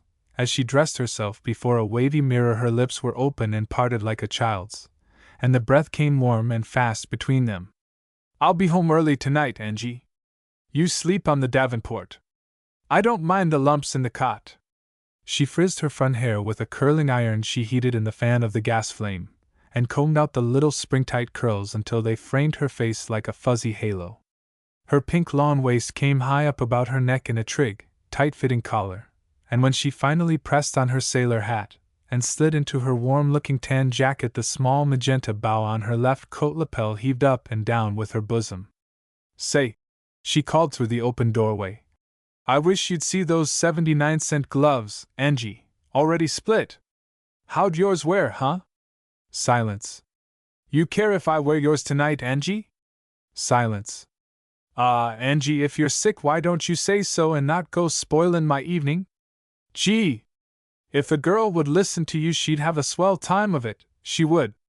A girl's gotta have life. She fastened a slender gold chain with a dangling blue enamel heart round her neck. I guess I'll stay home. There ain't no fun in anything, with you putteen round like this. Tilly appeared in the doorway, gloves in hand. Angie was still at the uncleared table. Her cheek lay on the red and white tablecloth, and her face was turned away. Angie! The room was quiet with the ear-pressing silence of vacuum. Tilly crossed and, with hands that trembled a bit, shook the figure at the table. The limp arms slumped deeper, and the waistline collapsed like a meal sack tied in the middle. Angie, honey! Tilly's hand touched a cheek that was cold, but not with the chill of autumn. Then Tilly cried out, the love of life cry of today and tomorrow, and all the echoing and re-echoing yesterdays, and along the dim-lit hall the rows of doors opened as if she had touched their secret springs. Hurrying feet, whispers, faraway faces, strange hands, a professional voice and cold, shining instruments, the silence of the tomb, a sheet-covered form on the red velvet davenport. The fear of the alone, the fear of the alone. Miss Angie's funeral day dawned ashen as dusk, a sodden day, with the same autumn rain beating its one-tone tap against the windows and ricocheting down the panes, like tears down a woman's cheeks. At 7:03 alarm clocks behind the various closed doors down the narrow aisle of hallways sounded a simultaneous call to arms, and a fourth reveille, promptly muffled beneath a pillow, thridded in the tiny room with the rumpled cot and the wavy mirror. Miss Mamie woke reluctantly, crammed the clock beneath the pillow of her strange bed, and burrowed a precious moment longer in the tangled bedclothes. Sleep tugged at her tired lids and oppressed her limbs. She drifted for the merest second, floating off on the silken weft of a half-conscious dream. Then memory thudded within her, and the alarm clock again thudded beneath the pillow. She sprang out of bed, brushed the yellow mat of hair out of her eyes, and wriggled into her clothes in tiptoe haste. Till! She cried, peering into the darkened room beyond and pitching her voice to a raspy little whisper. Why didn't you wake me? She veered carefully round the gloom-shrouded furniture and dim-shaped, black-covered object that occupied the center of the room, into the kitchenette. I didn't mean to fall asleep, Till, honest I didn't. Gee! Ain't I a swell friend to have, comin' to stay with you all night and goin' dead on you? But honest, Till, may I die if it ain't so, with you away from the counter all day yesterday, and the odds and ends sale on, I was so tired last night I could 'a' dropped. Tilly raised the gas flame and pushed the coffee pot forward. Through the wreath of hot steam her little face was far away and oyster-colored. Come on, Mame, I got your breakfast. Ain't it a day, though? Poor Angie, how she did hate the rain, and her havin' to be buried in it. Ain't it a shame, and her such a good soul? Honest, Till, ain't it funny her being dead? Think of it, us home from the store and Angie dead. Who'd 'a' thought one of them heart spells would take her off? I ain't goin' to let you stay here only up to noon, Mame. There's no use your gettin' docked a whole day. It's enough for me to go out to the cemetery. You report at noon for half a day. Like fun I'm goin' to work at noon. You think I'm goin' to quit you and leave you here alone? If Higgs don't like two of us being away from the counter, the old skinflint knows what he can do. He can regulate our livin' with his stopwatch, but not our dyin' dot. There ain't nothin' for you to do round here, Mame, honest there ain't, except ride way out there in the rain and lose half a day. She's already in her black silk dress, all I got to do is follow her out now. God! What a day, too! Carrie and Lil was going to stay with me this morning, too, But I says to them, I says there wasn't any use getting 'em down on us at the store.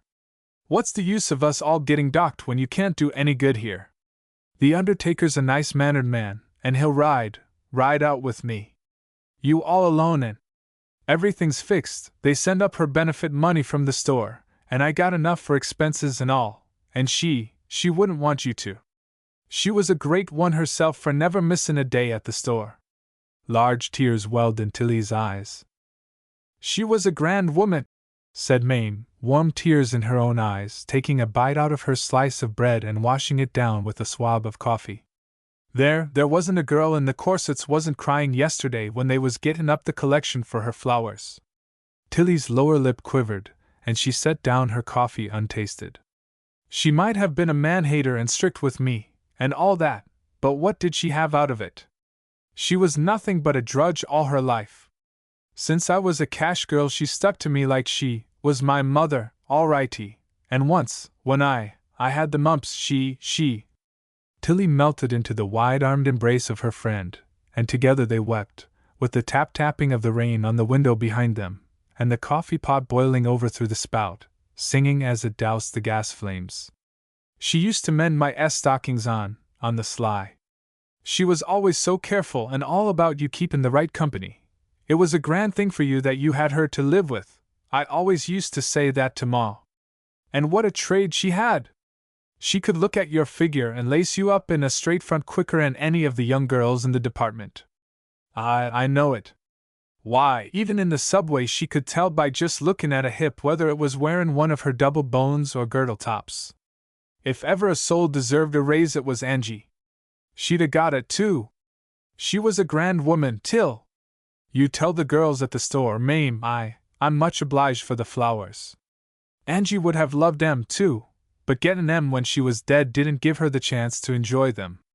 She's up in heaven, sitting next to the gold and ivory throne now, and she knows they're here, Till she can look right down and see 'em. I'm glad they sent her carnations then, she loved 'em so. I kinda hate to leave you at noon, Till, the funeral and all. It's all right, Mame. You can look at her asleep before you go. They tiptoed to the front room and raised the shades gently. Angie lay in the cold sleep of death, her wax-like hands folded on her flat breast, and quiet, as if the grubbing years had fallen from her like a husk, and in their place a Madonna calm, asleep, and a forgetting. They regarded her, the sobs rising in their throats. She looks just like she fell asleep, Till, only younger like. And say, but that is a swell coffin, dearie! Like Niobe all tears, Tilly dabbed at her eyes and dewy cheeks. She was always kicking, poor dear, at having to pay a dime a week to the mutual aid, but she'd be glad if she could see, first-class undertaking and all, everything paid for. I've kicked more'n once too, but I'm glad I belong now. Honest, for a dime a week, silver handles and all. Poor Angie! Poor Angie! Poor Angie, indeed, who never in all the 40-odd years of her life had been so rich, with her head on a decent satin pillow, and a white carnation at her breast, her black and white dotted foulard dress draped skillfully about her, and her feet, that would never more ache, resting upward like a doll's in its box. Oh God, ain't I all alone though, ain't I though? Ah, Till! Oh! Watch out, honey, you're crushing all the grand white carnations the girls sent. Say, wouldn't Angie be pleased, rest in peace, it says. See, honey! Don't you cry, for it says for her to rest in peace, and there's the beautiful white dove on top and all, a swell white bird. Don't you cry, honey. I won't. Me and George won't forget you. Honest, you never knew anyone more sympathizing like than George. There ain't a funeral that boy misses if he can help it. He's good at pallbearing, too. If it was Sunday instead of Friday, that boy would be right on tap. There, dearie, don't cry. Again Mame's tears of real sympathy mingled with her friends, and they wept in a tight embrace, with the hot tears seeping through their handkerchiefs. At 11 o'clock a carriage and a black hearse embossed in Grecian urns drew up in the rain-swept street. Windows shrieked upward and heads leaned out. A passing child, scuttling along the bubbly sidewalks, ran his forefinger along the sweating glass sides of the hearse, and a button-up, oilskin driver flecked at him with his whip. Streetcars grazed close to the carriage wheels, and once a groceries delivery automobile skidded from its course and bumped smartly into the rear. The horses plunged and backed in their traces. Mame reached her yellow head far out of the window. "They're here, Till. I wish you could see the hearse, one that anyone could be proud to ride in. Here, let me help you on with your coat, dearie. I hope it's warm enough, but anyway, it's black. Say, if Angie could only see how genteel everything is. The men are coming up. Here, let me go to the door. Good morning, gentlemen. Step right in." Miss Angie's undertaker was all that she could have wished, a deep-eyed young man, with his carefully brushed hair parted to the extreme left and swept sidewise across his head, and his hand inserted like a Napoleon's between the second and third buttons of his long, black broadcloth coat. "Good morning, Miss Prokes. It's a sad day, ain't it?" Tears trembled along her lids. "Yes, sir, Mr. Lux, it's a sad day. A sad, sad day," he repeated, stepping farther into the room, with his two attendants at a respectful distance behind him. There were no rights. Tilly mumbled a few lines to herself out of a little Bible with several faded ribbon bookmarks dangling from between the pages. This was poor Angie's book. "I'll keep it for remembrance." "Poor Angie," said Mame. "In the midst of life we are in death," said Mr. Lux. "If you're all ready now we can start, Miss Prokes. Don't be scared, little missy." There was a moment of lead-heavy silence. Then the two attendants stepped forward, and Tilly buried her face and ears on Mame's sympathetic shoulder. And so Angie's little procession followed her. "I'm all for going along, Mr. Lux, but Tilly's that bent on my going back to the store for the half-day. I hate to let her go out there alone and all. I'm going out in the carriage myself, missy.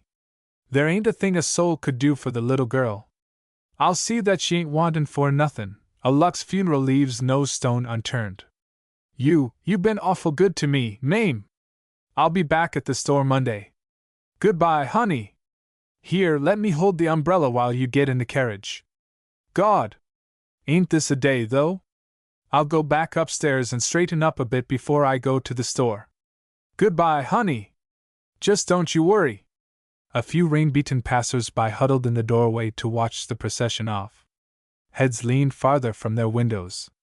Within the hearse the dove of peace titillated on its white carnation pillow as they moved off. Tilly sank back against the soft corner of the carriage's black rep upholstery, which was punctured ever so often with deep-sunk buttons. There was a wide strap dangling beside the window for an armrest, and a strip of looking-glass between the front windows. "I hope you are comfortable, little missy. If I say it myself, our carriages are comfortable. That's one thing about a Lux funeral. There ain't a trust concern in the business can show finer springs or better tufting. But it's a easy matter to take cold in this damp. I've seen 'em healthy as a herring go off just like that," said Mr. Lux, snapping his fingers to emphasize the precipitousness of sudden death. "I ain't much of a one to take cold, either was poor Angie.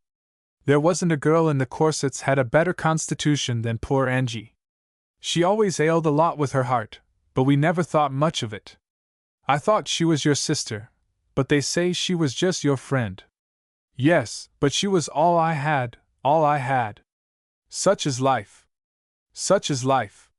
They crept through the city streets, stopping to let cars rumble past them, pulling up sharply before reckless pedestrians, then a smooth bowling over a bridge as wide as a boulevard and out into the rain-sopped country, with leafless trees stretching their black arms against the rain-swollen sky, and the wheels cutting the mud road like a knife through cold grease.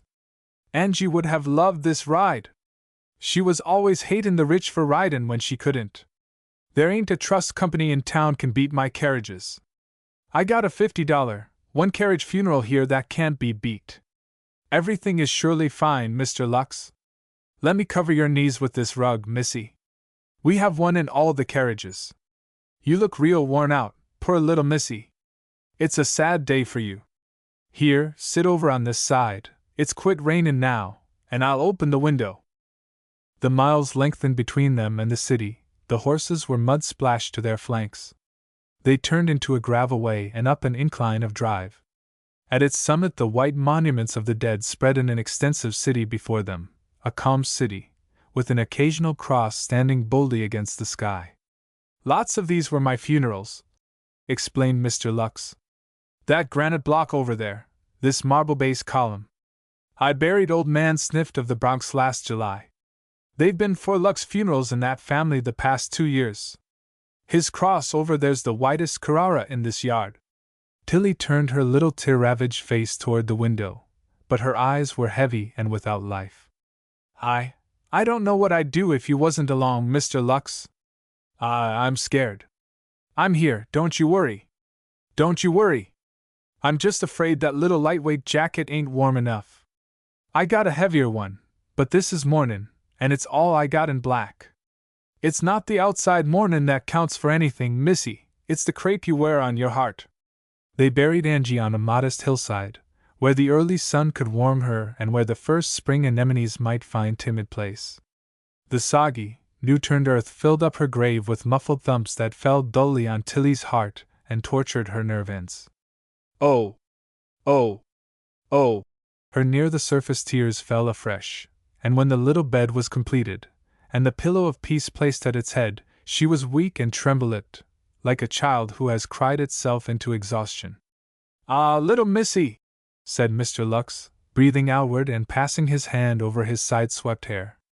Life is lonely, ain't it? Lonely, lonely. Why, yes, she said. The rain had ceased, but a cold wind flapped Tilly's skirts and wrapped them about her limbs. They were silhouetted on their little hilltop against the slate-colored sky, and all about them were the marble monoliths and the rocks of ages of the dead. Goodbye, Angie, she said through her tears. Goodbye, Angie. And they went down the hillside, with the wind tugging at their hats, into their waiting carriage, and back as they had come, except that the hearse rolled swifter and lighter and the raindrops had dried on the glass. Oh ah! said Mr. Lux, breathing outward again and blinking his deep-set eyes. Life is lonely, lonely, ain't it, for those like you and me? Lonely, she repeated. He patted her little black handbag, that lay on the seat beside her, timidly, like a man touching a snapping turtle. You poor, lonely little missy, and if you don't mind my saying it, so pretty in all. My nose is red, she said, dabbing at it with her handkerchief and observing herself in the strip of mirror. Like I care. I've seen a good many funerals in my day, and give me a healthy red nose cry every time. I've had dry funerals and wet ones, and of the two it's the wet ones that go off easiest. Give me a wet funeral, and I'll run it off on schedule time, and have the horses back in the stable to the minute.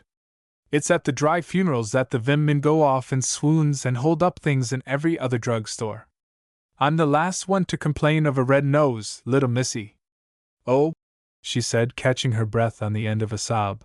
I know I'm a sight. Poor Angie, she used to say a lot of women get credit for being tender-hearted when their red noses wasn't from crying at all, but from a small size and tight lassin'. Poor Angie, to think that only day before yesterday we were going down to work together. She always liked to walk next to the curb 'cause she said that's where the oldest ought to walk. In the midst of life we are in death, said Mr. Lux. The wind stiffened and blew more sharply still. Let me raise that window, little missy. It's gettin' real Novembery, and you in that thin jacket and all. Hadn't we better stop off and get you a cup of coffee? When I get home I'll fix it, she said. When I get home. She lowered her faintly purple lids and shivered. Poor little missy! Toward the close of their long drive a heavy dusk came early and shut out the dim afternoon. The lights of the city began to show whimsically through the haze. We're almost home, she said. Almost, and if you don't mind I ain't going to leave you all alone up there. I'll go up with you and kinda stay a few minutes till the newness wears off. I know what them returns home mean. I'd kinda like to stay with you a while, if you'll let me, Miss Prokes. Oh, Mr. Lux, you're so kind and all, but some of the girls from the store'll be over this evening, and Mame and George. I'll just come up a minute then, said Mr. Lux, and see if the boys got all the things out of the flat. Only last week they forgot and left a ebony coffin stand at a place. The din of the city closed in about them, the streets, already lashed dry by the wind, spread like a maze as they rolled off the bridge. Then the halting and the jerking, the dodging of streetcars, and finally her own apartment building. Mr. Lux unlocked the door and held her arm gently as they entered. The sweet, damp smell of carnations came out to meet them, and Tilly swayed a bit as she stood. Oh! Easy there, little one. It'll be all right. It's pretty bleak at first, but it'll come round all right. He groped for a match and lit the gas. There, you set a bit and take it easy. A little blue glass vase with 3 fresh white carnations decorated the center of the small table. See, said Mr. Lux, bent on diverting. Ain't they pretty? A gentleman friend, I guess, sent them to cheer you up, not? My! Ain't they pretty, though? Just think, Maine doin' all that for me. Straightening up and going out and getting me them flowers before she went to work. And Angie not here. Little missy, you need to drink something hot. Ain't there some coffee round, or something? Yes, she said. But I got to get used to bein' here without Angie. Oh. Come now, the carriage is downstairs yet, and there's a little bake shop, with a table in the back, over on 20th Street. If you'll let me take you over there, it'll fix you up fine, and then I'll bring you back, and by that time your friends'll be here, and it won't be so lonesome like. She rose to her feet. I want to go, she said. I don't want to stay here. That's the way to talk, he said, smiling and showing a flash of strong, even teeth. We'll fix you up all right. She looked up at him and half smiled. You're so nice to me and all, she said. He felt of her coat sleeve between his thumb and forefinger. Ain't you got something warmer? It's getting cold, and you'll need it. Yes, but not mornin' dot. It's the crepe of the heart that counts, he repeated. All right, she said like a child. I'll wear my heavier one. And she walked half fearfully into the little room adjoining. When she returned, her face was freshly powdered and the pink rims about her eyes fainter. Her tan jacket was buttoned snugly about her. She stood for a moment under the bracket of light and smiled gratefully at him. I'm ready. Mr. Lux stepped toward her and hooked his arm, like a cotillion leader asking a debutante into the dinner hall, then stopped, took another step, and paused again. A quick wave of red swept over his face. Why? He began. Why? Well. She looked down at her skirt with a woman's quick consciousness of self. I told you, she said, with her words falling one over the other. I told you it wasn't mornin'. I. She followed his gaze to her coat lapel and to the magenta bow. A hot pink flowed under her skin. Oh, she cried. Ain't I the limit? That bow was on, and I forgot, me wearin' a red bow on poor Angie's funeral day. Me oh. Her fingers fumbled at the bow, and smarting tears stung her eyes. But Mr. Lux stepped to the blue glass vase on the table, snapped a white carnation at the neck, and stuck it in his left coat lapel. Then he tore off a bit of fern and added it as a lacy background. His deep-set eyes were as mellow as sunlight. Hello? He whispered, extending both hands and smiling at her until all his teeth showed. Hello? Hello? She said like one in a dream. Back to contents. Back to contents. The squall. Lily raised the gas flame beneath the coffee pot and poked with a large 3-pronged fork at the snapping chops in the skillet. The spark of frying and the purl of boiling water grew madder and merrier, and a haze of blue smoke and steam rose from the little stove. I don't see why you can't stay for supper, Lou. Miss Lulu Tracy opened her arms wide, like Juliet greeting the lark, and yawned. What's the use stickin' round? She said in gapey tones. What's the use stickin' round where I ain't wanted? Charlie ain't got no use for me, and you know it. I'll go over to the room and wait for you. Well, I like that. I guess I can have who I want in my own flat. He isn't bossing me round, let me tell you that much. But she did not urge further. Oh, my feelin's ain't hurt, Lil.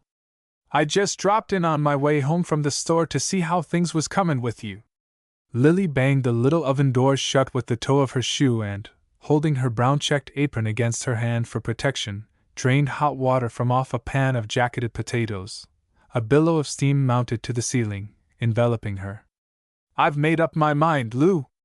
There's a whole lot of sense in what you've been saying, and I'm going to do it. Now remember, Lil, I ain't buttin' in. I ain't the kind that butts into other people's business. But when you come down to the store the other day and I seen how blue you was, I got to talkin' before I meant to. That's the way with me when I get to feelin' sorry for anybody. I ain't always understood. You're just right in everything you said. It ain't like I was a girl that wasn't used to anything. If I do say so myself, there never was a more popular girl in the gloves than I was. You know what refined and genteel friends I had, Lou. That's what I always say, some girls could put up with this all right. But a person that had the swell time and friends you did, to marry and have to settle down like this, it just don't seem right.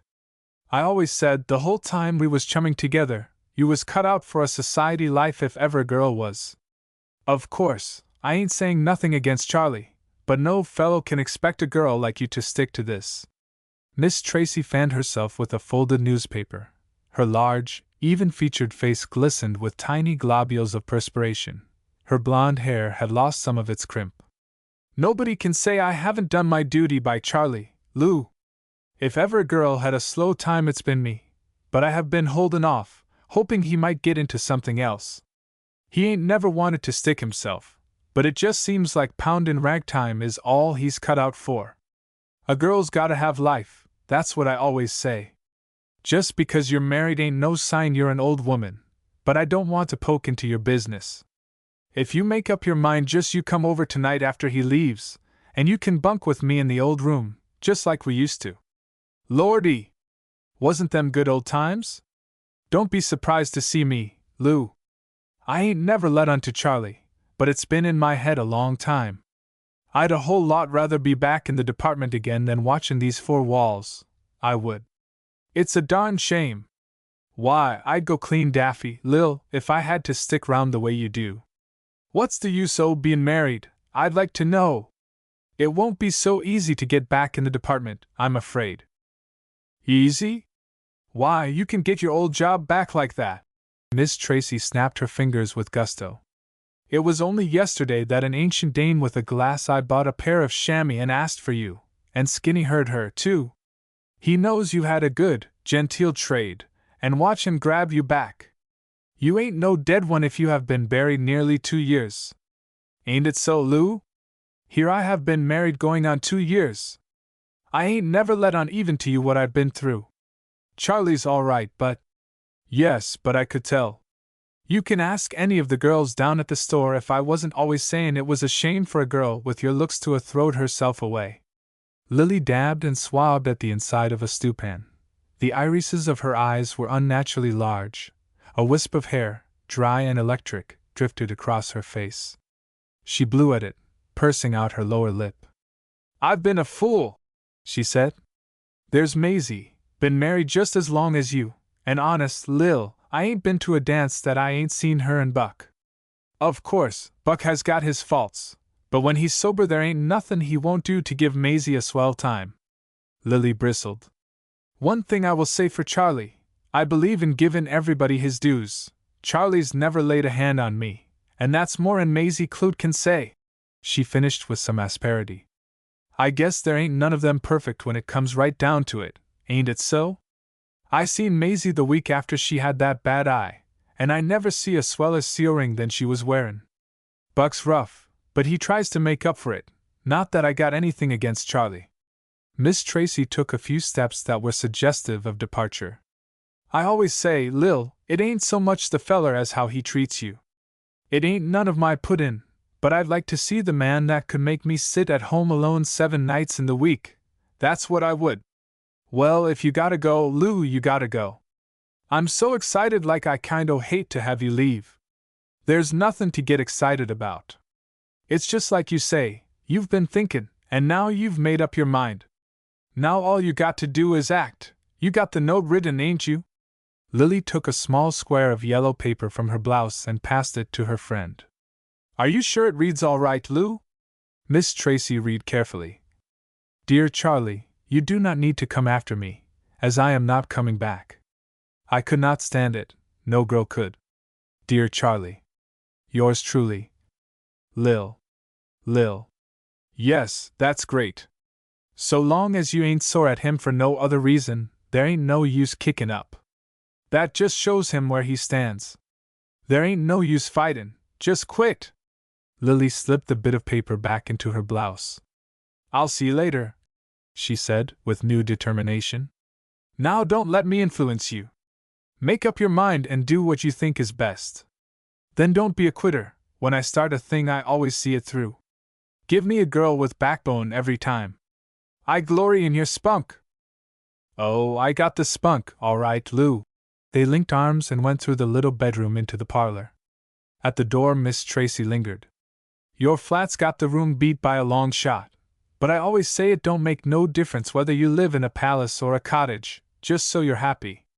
Gimme one room and what I want, and you can have all your swell marble entrance apartments. Ain't that right? You've hit it, Lou. Take this here red parlor set. When me and Charlie went down to pick it out, I couldn't hardly wait till we got it up in the flat, and now just look. I can't look red plush in the face no more. That's the way of the world, said Lou.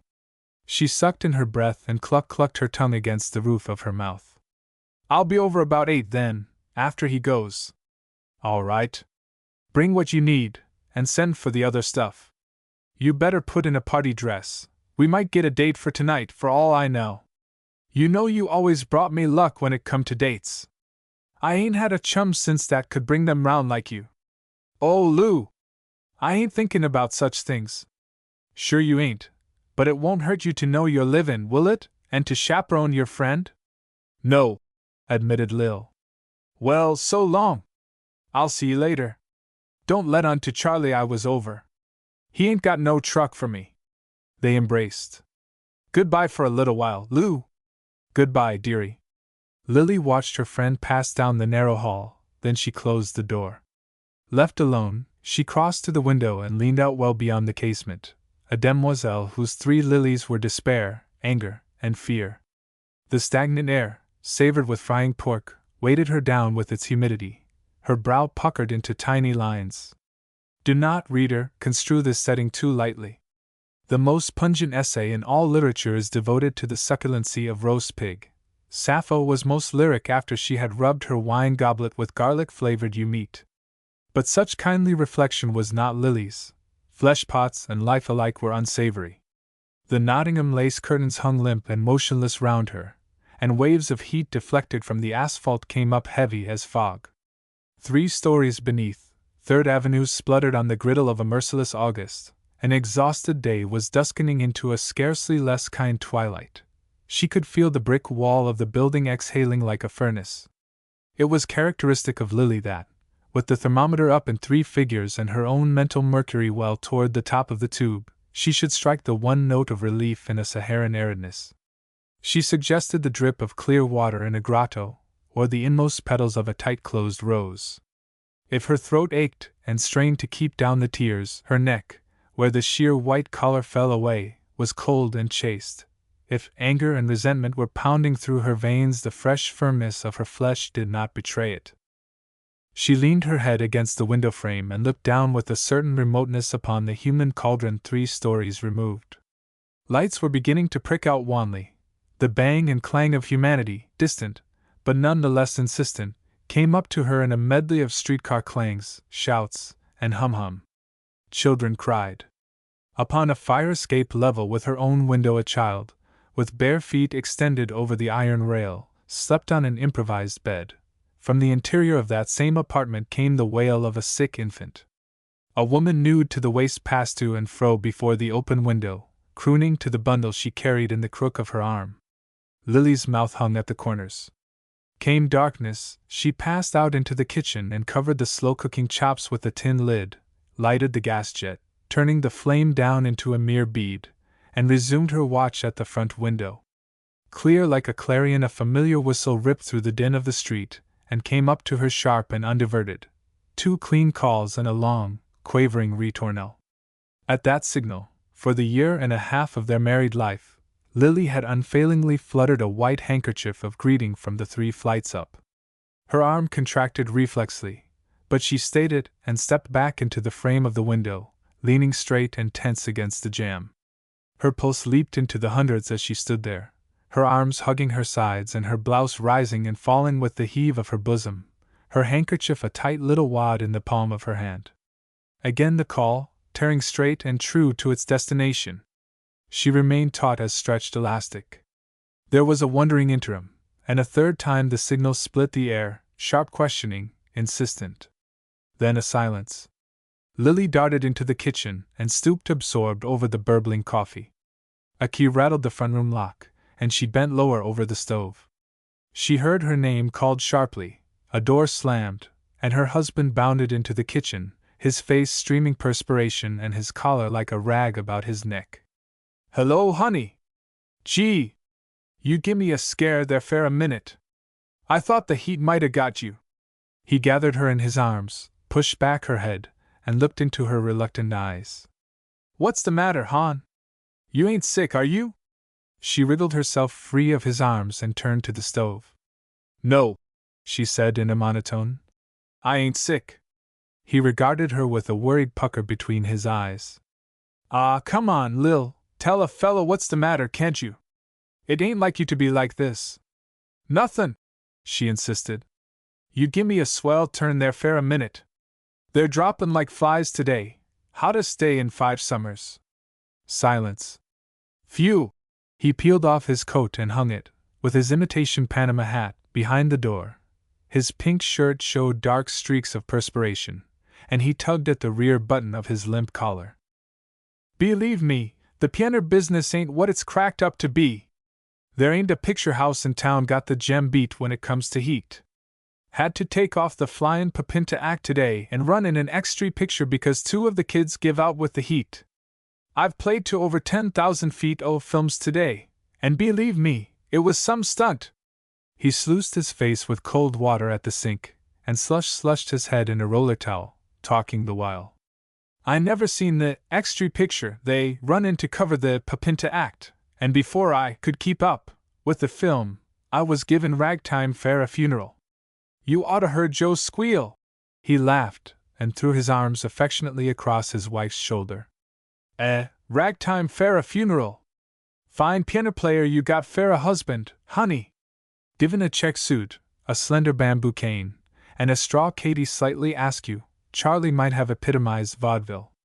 He had once won a silver watch fob for preeminent buck dancing at a Coney Island informal, and could sing, "Oh, you great big beautiful doll," with nasal perfection. "Yes, siree, Lil, you got a fine piano player for a husband." She squirmed away from his touch and carried the coffee pot to the little set-for-2 table. The chops steamed from a blue and white plate. Her husband, unburdened with subtleties, straddled his chair and scraped up to the table. His collapsed collar, with 2 protruding ends of red necktie, lay on the windowsill. The sleeves of his pink shirt were rolled back to the elbow. The meal opened in a silence broken only by the clack-clack of dishes and the wail of suffering babies. "Poor kiddies, they ain't got a chance in 100. Gee! If I had the coin, wouldn't I give them a handout of fresh air and milk? I'd give every one of the dern little things a Delmonico banquet. I'd just as soon get hit in the head as hear them kids bawl."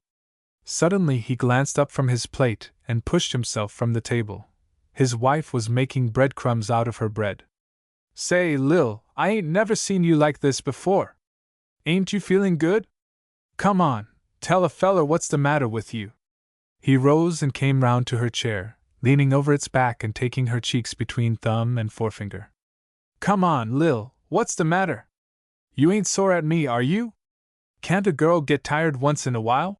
she said. "Poor little pussy." He patted her hair and returned to his place. "Guess what I got?" groping significantly in the direction of his hip pocket. "Something you been having your heart set on for a long time." "Guess." "I dunno," she said. "Ah, g'wan, kiddo. Give a guess." "I can't guess, Charlie." "Well, then I'll give you 3 guesses." "I dunno." "Look, now can you?" He showed her the top of a small, square box tied with blue cord. It bore a jeweler's mark. "Can you guess now, Lil? It's something you've been aching for." "Let me alone," she said. He looked at her in frank surprise, slowly replacing the box in his hip pocket. "Derned if I know what's got you," he muttered. "Nothing ain't got me," she insisted. He brightened. "Poor little girl. Never mind. Next summer I'm going to grab that Atlantic City job I'd been telling you about. The old man said again yesterday that, just as sure as he opens his sheet music bazaar down there next season, it's me fair the keyboard. His schemes don't ever turn out." "I know his talk," his wife objected. "Sure they will this time, Lil. He's got a feller to back it. He dropped in special to hear me play the Louisiana Rusticaner rag today, and honest, Lil, he couldn't keep his feet still. I sprung that new one on him, too, the Giddy Glide, and I had to laugh. The old man nearly jumped over the piano, couldn't sit quiet. Just you wait, Lil. I got that job cinched. No more picture show stuff fair me. It'll be us fair the boardwalk next summer. That's just what you said about grabbing that Coney Island job this season. I couldn't help it that they cut out the piano at the concession, could I? The films ain't no more fun fair me than fair you, honey. It's pretty lonesome for a girl sitting here alone every night. It was bad enough before you took the 12 to 2 job, but I never have no evenings nohow." He looked at her with wide open eyes. "I didn't know you were sore, Lil, on the real, I didn't. I just took that cafe job fair a few weeks to help along the surprise." His hand went to his hip pocket. "Oh," she said, her lips curling, "I'm sick of that line of talk. Lil."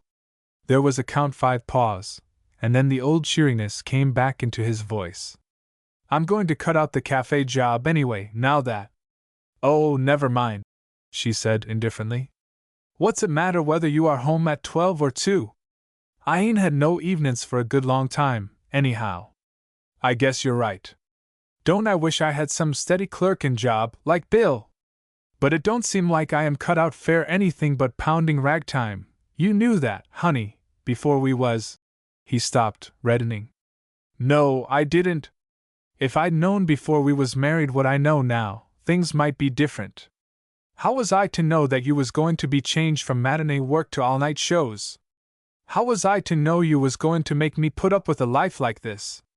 When I see other girls that's married out of the department, and me, I just want to die. Look at Sally Lee and Jimmy, they go to Vaudeville every week and to Coney Saturdays. You even kick if I want to go over to Lou's to spend a evening. I don't kick, Lil, I just don't like to have you running around with that live wire. She ain't your style. That's right, run down my friends that I worked next to in the Gloves Fair 4 years. She was good enough fair me then. Me and her is old friends, and just 'cause I'm married don't make me better 'n her. I'm sorry I kicked up about it, honey. Maybe I was wrong. She can tell you that I had swell times when I was in the Gloves, even when I was in the Notions, too. There wasn't a night I didn't have a bid for some dance or something. Well, if this ain't a darn sight better 'n pushing gloves at 6 per aisle, I'll give you to understand, Charlie Harkins, that I was making $8 when I married you, and everybody said that I'd have been promoted to the jewelry in another year." She rose, gathered a pyramid of dishes, and clattered them into the dishpan as he talked. He followed after her. "Ah, quit your foolin', Lil, can't you?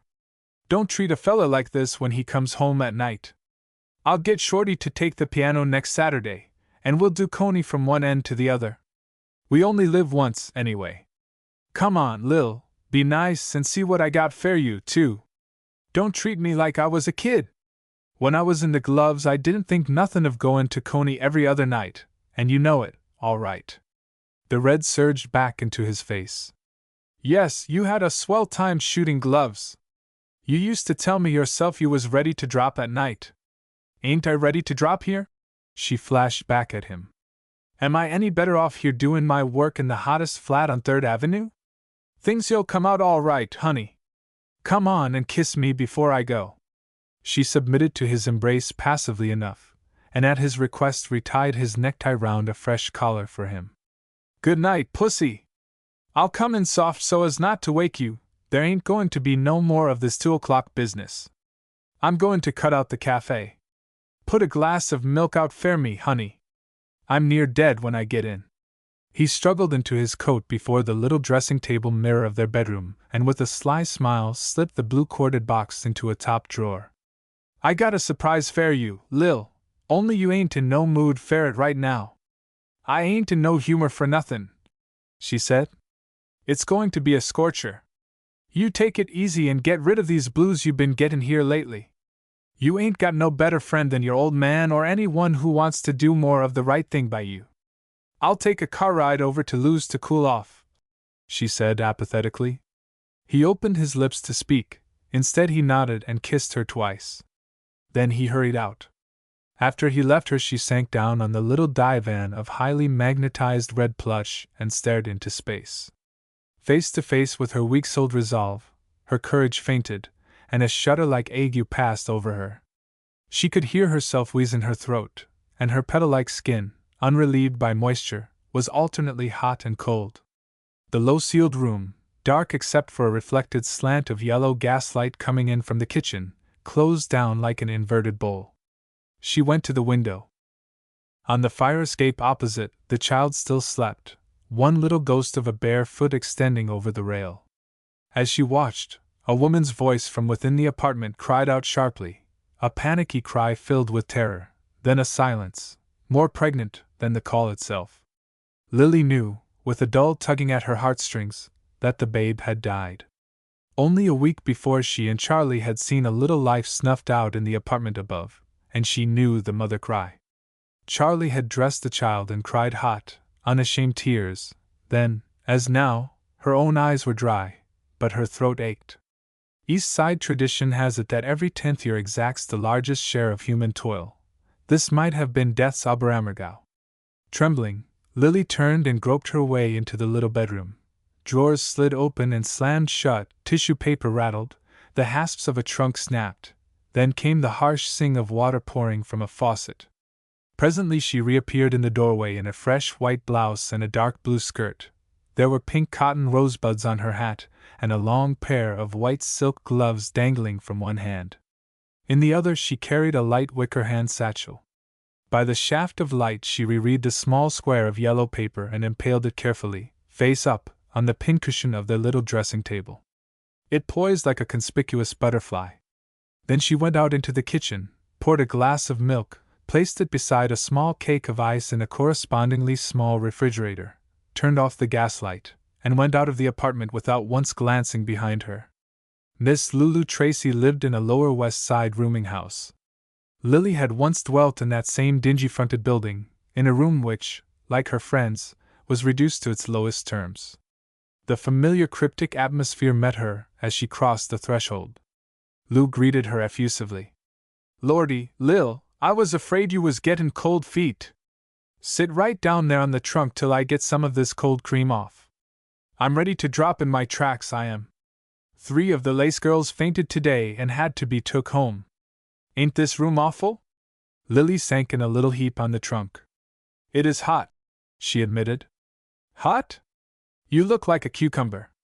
Wait till I get this cold cream off, and tell me all about it. I'm here to tell you that you're all right, you are. Give me a gain one every time. But wait till I tell you what's up."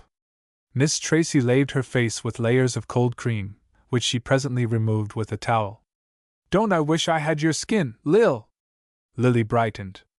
"Quit your kiddin', Lou," she said. "I ain't used to jollying no more. You know yourself you was the best looker we ever had at the counter. Skinny calls you the Lily to this day. I ain't got the looks I once had, Lou."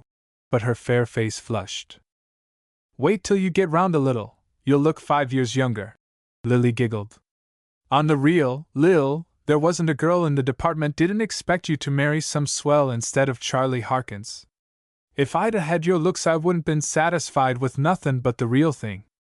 Look at Tootsie Grab and Old Man Rickman. She can't hold a candle to you. Just the sammy, she'd 'a' rather had Charlie if she could 'a' got him. I know a thing or two about that." Cold cream removed, Miss Tracy enveloped her friend in an embrace. "So you're going to bunk with me tonight? Seems like old times, don't it?" "Just like old times," said Lily. "Now tell me how you got away. He didn't get wise, did he?" "No, I just left the note, Lou." That'll hold him for a while. You're the real thing, you are! Not that I want to make any trouble, but a blind man could see that you're a fool to spend your time that way. Huh! Sellin' gloves ain't no cinch, but if it ain't got being buried alive beat by a long shot, I'll eat my hat. Impressed by her friend's gastronomic heroism, Lily acquiesced. You're right. I'll try to get my job back tomorrow. Maybe it won't be so easy. Easy?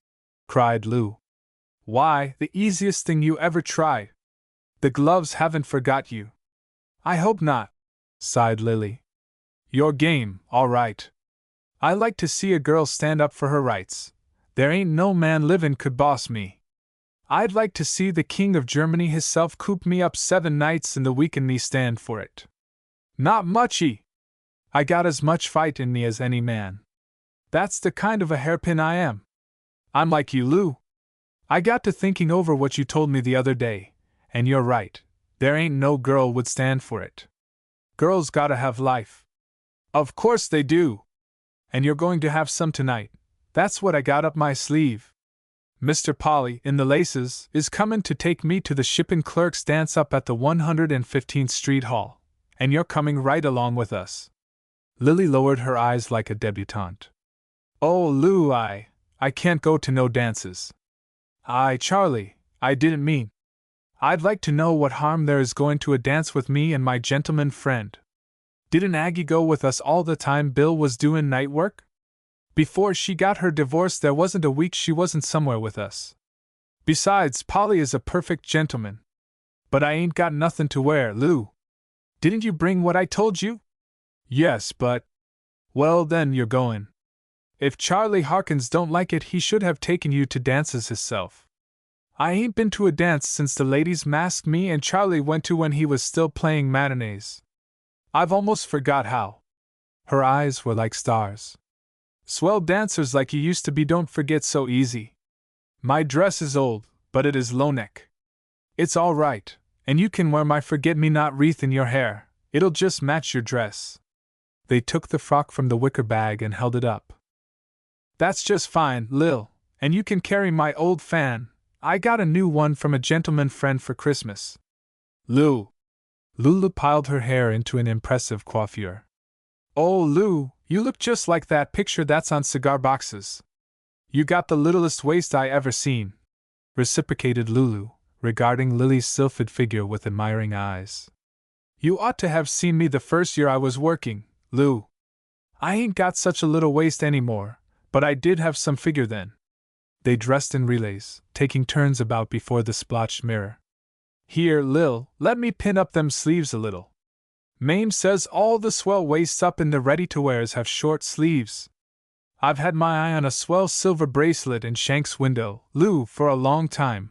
They are so pretty with elbow sleeves. They pecked at each other like preening birds. At 7 Lulu's suitor arrived. They took final dabs at themselves. He ain't such a nifty looker, Lil, but he sure knows how to treat a girl swell. He ain't none of your piker kind that runs past a drugstore like the soda fountain was after him. Why, I've known him to treat to as many as 3 sodas in an evening. And say, kid, he is some classy dresser, latest jewelry and black and white initials worked on his shirt sleeves. I met him at a mask, and he give me his card. Does he know you work? Yes, but he said he'd rather have a girl tell him she's workin' like I did than to have her stuff him. That's what I used to say, they find out, anyway. Sure they do. The only time I told a guy I didn't work was that time with you. That time you told Mr. Evans you was going to school? Yes, and he up and said, yes, you go to school. You wrestle with pots, you do, sis. They laughed reminiscently. We sure used to have swell times together, Lulu. Swell times, well, I guess yes. I never did have the same good times with no chum of the department since you left. They descended to meet Mr. Polly in the lower hall. That gentleman rose from the hat tree. 4 fingers of a tan glove protruded with studied intent from the breast pocket of his coat. His trousers and sleeves were creased as definitely as paper. Mr. Polly's features were strictly utilitarian. It was his boast that by a peculiar muscular contraction he could waggle his ears with fidelity to asinine effect. His mouth was of such proportions that the slightest smile revealed his teeth back to the molars. He smiled as he rose from the hat tree. "Howdy do, Mr. Polly? Is it warm enough for you? I want to make you acquainted with my friend, Lily Harkins." "Pleased to meet you," said Mr. Polly. "I didn't think you'd mind my bringing a lady friend along tonight. I thought maybe you could find her a friend up at the hall, Mr. Polly." He bowed with alacrity. "Always ready to do the ladies a favor," he said, extending both arms akimbo and stepping between them. Lily hung back with becoming reticence. "I'm afraid I'm butting in. Two's company and three's a crowd." They hastened to reassure her. "You just make yourself right at home. I'm always ready to do the ladies a favor, Miss Harkins." A startled expression flashed across Lily's face. Her friend sprang into the breach like a lifesaver off a pier. "Miss Harkins ain't the kind of a girl to sponge on nobody. Mr. Polly knows if she's my friend she's all right." "That's the idea," agreed Mr. Polly. "I like to see girls good friends." The trio swung down the street. "That's what I always say. Why, before Lil was Mar, why, me and Lil never are stingy with our gentlemen friends. I was always the first one to introduce you, wasn't I, Lil?" "Yes, and me the same way," amended Lily. "I think it's the right way to be. I got a friend coming up to the dance tonight, just about your style of a fellow, Miss Harkins. One nice chap, he's been in the stockroom at Tracy's for years, some little sport, too." "Ain't that grand?" beamed Lulu. "Two couple of us." Lily hummed a little air as they walked along, both girls receiving the slightest of Mr. Polly's sallies with effusion.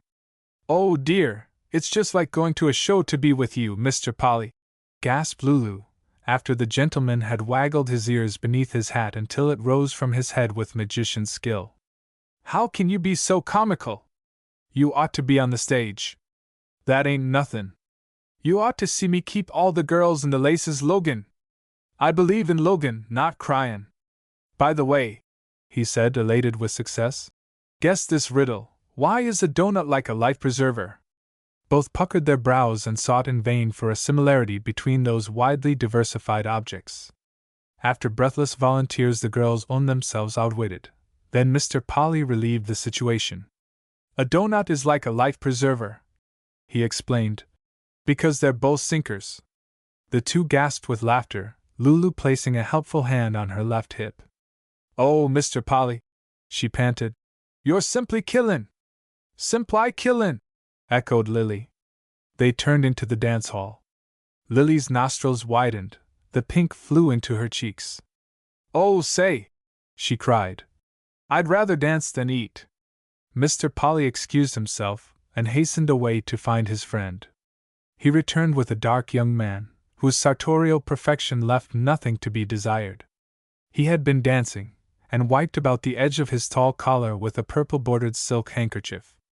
"Ladies," announced Mr. Polly, "I want to introduce you to the swellest dancer on the floor tonight. You may think I'm kiddin', but I'm not. Miss Tracy and Miss Harkins, this is my friend, Mr. George Sippy." Mr. Sippy pirouetted on 110 Oxford and cast his eyes upward. "I'm all fussed," he said, "but pleased to meet you, ladies." The girls laughed again. Then they strolled toward the dance hall, where the gentlemen bought tickets. Dancing at the 115th Street Hall was 5 cents the selection. The music struck up. Lulu crossed both hands upon her chest, Mr. Polly clasped her round the waist, and they moved off with that sinew tension peculiar to dance halls. Mr. Sippy turned to Lily. "Will you go round, Miss Harkins?" They melted into the embrace of the dance and moved off. When Mr. Sippy danced, every faculty was pressed into service. His head was thrown back and his feet glided like well-trained automatons. "Wasn't that just grand?" breathed Lily, when the music ceased. She was softly radiant. "Swell!" agreed Mr. Sippy, applauding for an encore. "Swell!" He regarded her with new interest. "You're some dancer, kid," he said. "Oh, Mr. Sippy, who could help dancin' good with you?" They glided away again. After the waltz, they sought the sidelines, where soft drinks were served. A waiter dabbed at the tabletop. Lily fanned herself and ordered sarsaparilla. You don't look hot, you look cool, said Mr. Sippy, admiringly. She took a dainty draught through her straw. I'm just happy, that's all, she replied. The misery, the monotony, the wail of the mother, her own desperation, were away back in the experience of another self. Life had turned on its axis and swung her out of darkness into light. Girls in lacy waists and with swagger hips laughed into her eyes. Men looked at her with frank admiration. George Sippy leaned toward her and looked intimately into her face. Say, he said, Polly must have known I like blondes. Oh, and I'm always wishing to be a brunette. You're my style, all right. I'll bet you say that to every girl. Nix, I do. You can ask Polly if I ain't hard to suit. I know just what style of girl I like. There's a lot of knowing just what you like, she said archly. That's some yellow hair you got, he observed irrelevantly. My sister used to have hair like that. She felt of her coiffure. Do you like 'em? You ought to see 'em just after they've been washed. Mr. Sippy expressed a polite desire to observe the phenomenon. They danced again. Once in the maze of couples, they caught sight of Lulu and Mr. Polly, and they changed partners. But after a while they drifted together again. Gee, said Mr. Sippy, I'd rather dance with you. Ain't that funny? Said Lily. That's just what I was thinking, Dot. They looked into each other's eyes. I ain't the kind of a fellow that takes up with every girl, explained Mr. Sippy, in self-elucidation. That's just what I like, said Lily. That's just the way with me. It ain't everybody I take a liking to, but when I do like a person I like 'em. Now just look at me, went on Mr. Sippy. If I wanted to I could bring a girl down here every night, but I don't, just because it ain't often I take a fancy to a girl. I like for a gentleman not to be so common-like. I like a person or I don't like them, that's all. He looked at her ringless hands. You ain't keepin' no steady company, are you? She colored clear up into her hair. No, she replied, in a breathy voice. Can I have the pleasure of escorting you to Coney tomorrow night? I'll be pleased to accept your company, she said. They danced again, and her hair brushed his cheek. You're some girl, all right, he said, holding her close. She giggled on his shoulder. Gee, but I love to dance. Say, he said, looking down at her suspiciously, is it my dancing you like or me? Silly, she whispered. I like you and your dancing. You're all right, little one, he assured her. When they finally left the hall, the lights were beginning to dim. The four of them went out into the quiet streets together. The streetcars had ceased to rattle except at long intervals. They walked in twos, arms interlaced, talking in subdued tones. A cool breeze had sprung up. At a corner drugstore they partook of foamy soda water and scooped, with long-handled spoons, refreshing mouthfuls of ice cream from their glasses. Perched on high stools before an onyx fountain, they regarded themselves in the mirror and smiled at each other in the reflection. At Lulu's rooming house they lingered again, talking in subdued tones on the brownstone stoop. I'll call for you early tomorrow night, Miss Harkins, and since we decided to make a party of it, me and Polly'll call for you and Miss Tracy together. That'll be nice, she said. I'm glad you have no other fellow. I don't like no partnership stuff. I love Coney, she said. At last they separated, and the two girls tiptoed up to the terrific heat of their box. Phew! Gasped Lily. Ain't this just awful? Lulu lighted the gas and turned ecstatic eyes upon her friend. Lil, I always did say you brought me luck when it came to fellers. I think I got him tonight, all right. Oh, Lou, ain't I glad? Just feel my hand, Lil. How excited I am. I'm sure glad for you, dearie. Glad? Girl, you don't know what I'd give to own a corner of my own, where I'd never have to see a glove no more. She curled up on the bed, forgetful of everything but her own potential happiness. He sure did everything but pop tonight. Come over here and kiss me, kid. They kissed. My red kimono's on the top shelf, you undress first, just help yourself. She slumped deeper in bed. I guess you didn't make some hit yourself tonight, Miss Harkins, and I guess I didn't make some hit myself. Lulu laughed immoderately. Lily fingered the lace at her throat. What's the matter? You ain't sore at the joke, are you, Miss Harkins? No, replied Lily. She spoke through a mental and physical nausea, a reaction which laid violent hold of and sickened her. Lulu loomed to her like a grotesque figure. The imprint of Mr. Sippy's farewell handshake was still moist in her own hand. What time is it, Lou? Well, what do you know about that? It's 10 after 1. Gee! Don't I wish tomorrow was Sunday? You gotta climb out early with me if you're going to that job. 1 o'clock! Lily's voice caught in terror. 1 o'clock! I can't beat Charlie home no more now. What do you mean? Ain't you going to stay here with me? You ain't quittin' now, are you, after all the trouble I went to introduce you to my gentlemen friends? Lily nodded. You been awfully good, Lou, but I ain't got the nerve. I gotta go back to Charlie. Lulu jerked to a sitting posture, her feet dangling over the edge of the bed. Well, ain't this a fine come-off? What'll my friends think of me? I always say you never get no thanks for trying to help other people. That's what I get for trying to do the right thing by you. It ain't you, Lou, I had a fine and dandy time. Come on, Lil, come to bed, and you'll be all right in the mornin'. Gee! Won't the girls be glad to see the beauty back? Come on to bed, it's too late for you to go back tonight, anyhow. There's time to talk 'bout things in the mornin'. I wouldn't let any man know I couldn't get along without him. Come on, Lil, and tell me what the guy tonight was like. Lily was pinning on her hat in an agony of haste. I left the note on the pincushion. If he goes in the kitchen for his milk first, like he does on hot nights, maybe I can beat him. He may be. Her voice trailed down the hall. She fumbled a little at the street door, hot flushes darting over her body. In the streetcar, Lily dug her nails through the silk palms of her gloves and sat on the edge of the seat, her pulse pounding in her ear. Her voiceless prayer beat against her brain. She did not see or think beyond the possibility of reaching their bedroom before her husband. Charlie was due home now, as she was lumbering across town in a lethargic streetcar. Her whole destiny hung on the frail thread of possibility, the possibility that her husband would follow his wont of warm nights and browse round the kitchen larder before entering their room. She drew in a suffocating breath at the thought of Charlie's wrath. She had once seen him on the verge of anger. To reach home and the note first. That hope beat against her temples. It flooded her face with color. It turned her cold and clammy. She left the car a corner too soon and ran the block, thinking to gain time over the jogging streetcar. It passed her mid-block, and she sobbed in her throat. She turned the corner sharply. From the street she could see the yellow glow of gas coming from a side window of her apartment. The light must come from one of two rooms. Her six senses could not determine which. Oh! Her breath came in long, inarticulate wheezes. Oh!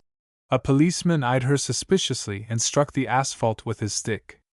She turned into the embrace of the apartment house and ran up the 3 flights of stairs with limbs that trembled under her. Her cold fingers groped about before she could muster strength to turn the key in the lock. Lily entered noiselessly. The bedroom was dark. Tears sprang to her eyes. For a moment she reeled, then she felt along the parlor wall to the middle room.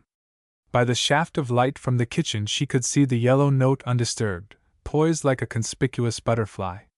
Her hand closed over it. She crushed it in her palm. "Charlie!" she called, and entered the kitchen. Her husband was standing by the window, his face the white of cold ashes. He looked up at her like a man coming out of a dream. "Charlie!" she cried. "I was afraid you'd get worried. I went over to Lou's, and we stayed up and talked so late, I didn't know." She stopped at the sight of his face. Her fear returned. "Charlie, you. He regarded her, with the life coming back into his eyes and warming his face. "It's this heat, this pesky old heat almost got me. My poor, sweet boy," she said with a sob of relief. "My poor, sweet boy." He caressed her weakly, like a man whose strength has been drained from him. "You ain't mad at me because I kicked up at supper, are you, Charlie? You know I don't mean what I say when I'm out of sorts. You know there ain't nobody like my boy." He kissed her. "No, I ain't sore, honey. Here's your milk in the icebox. You must have just gotten before me. And let me fix you a sardine sandwich, lovey. I ain't hungry, Lil. I can't eat nothin', honest. I want you to, Charlie. You've had a hard day. Yes, a hard day, he repeated, smiling. She prepared him a sandwich. At the sink, her foot struck a small, square package bearing a jeweler's stamp. It might have dropped there from nerveless fingers or been willfully hurled. She picked it up wonderingly. It was neatly tied with blue cord. What's this? Her husband started. That? Oh, that's the little surprise I was tellin' you about. I started to fix it fair tomorrow, but. His voice died in his throat. She opened it with trembling fingers. It's the silver bracelet, she cried. It's the silver bracelet. The unshed tears sprang to her eyes. Oh, Charlie dear, you ain't. The tears came like an avalanche down an incline and choked off her speech. He folded her to him. No, dear, I ain't, he soothed. The end.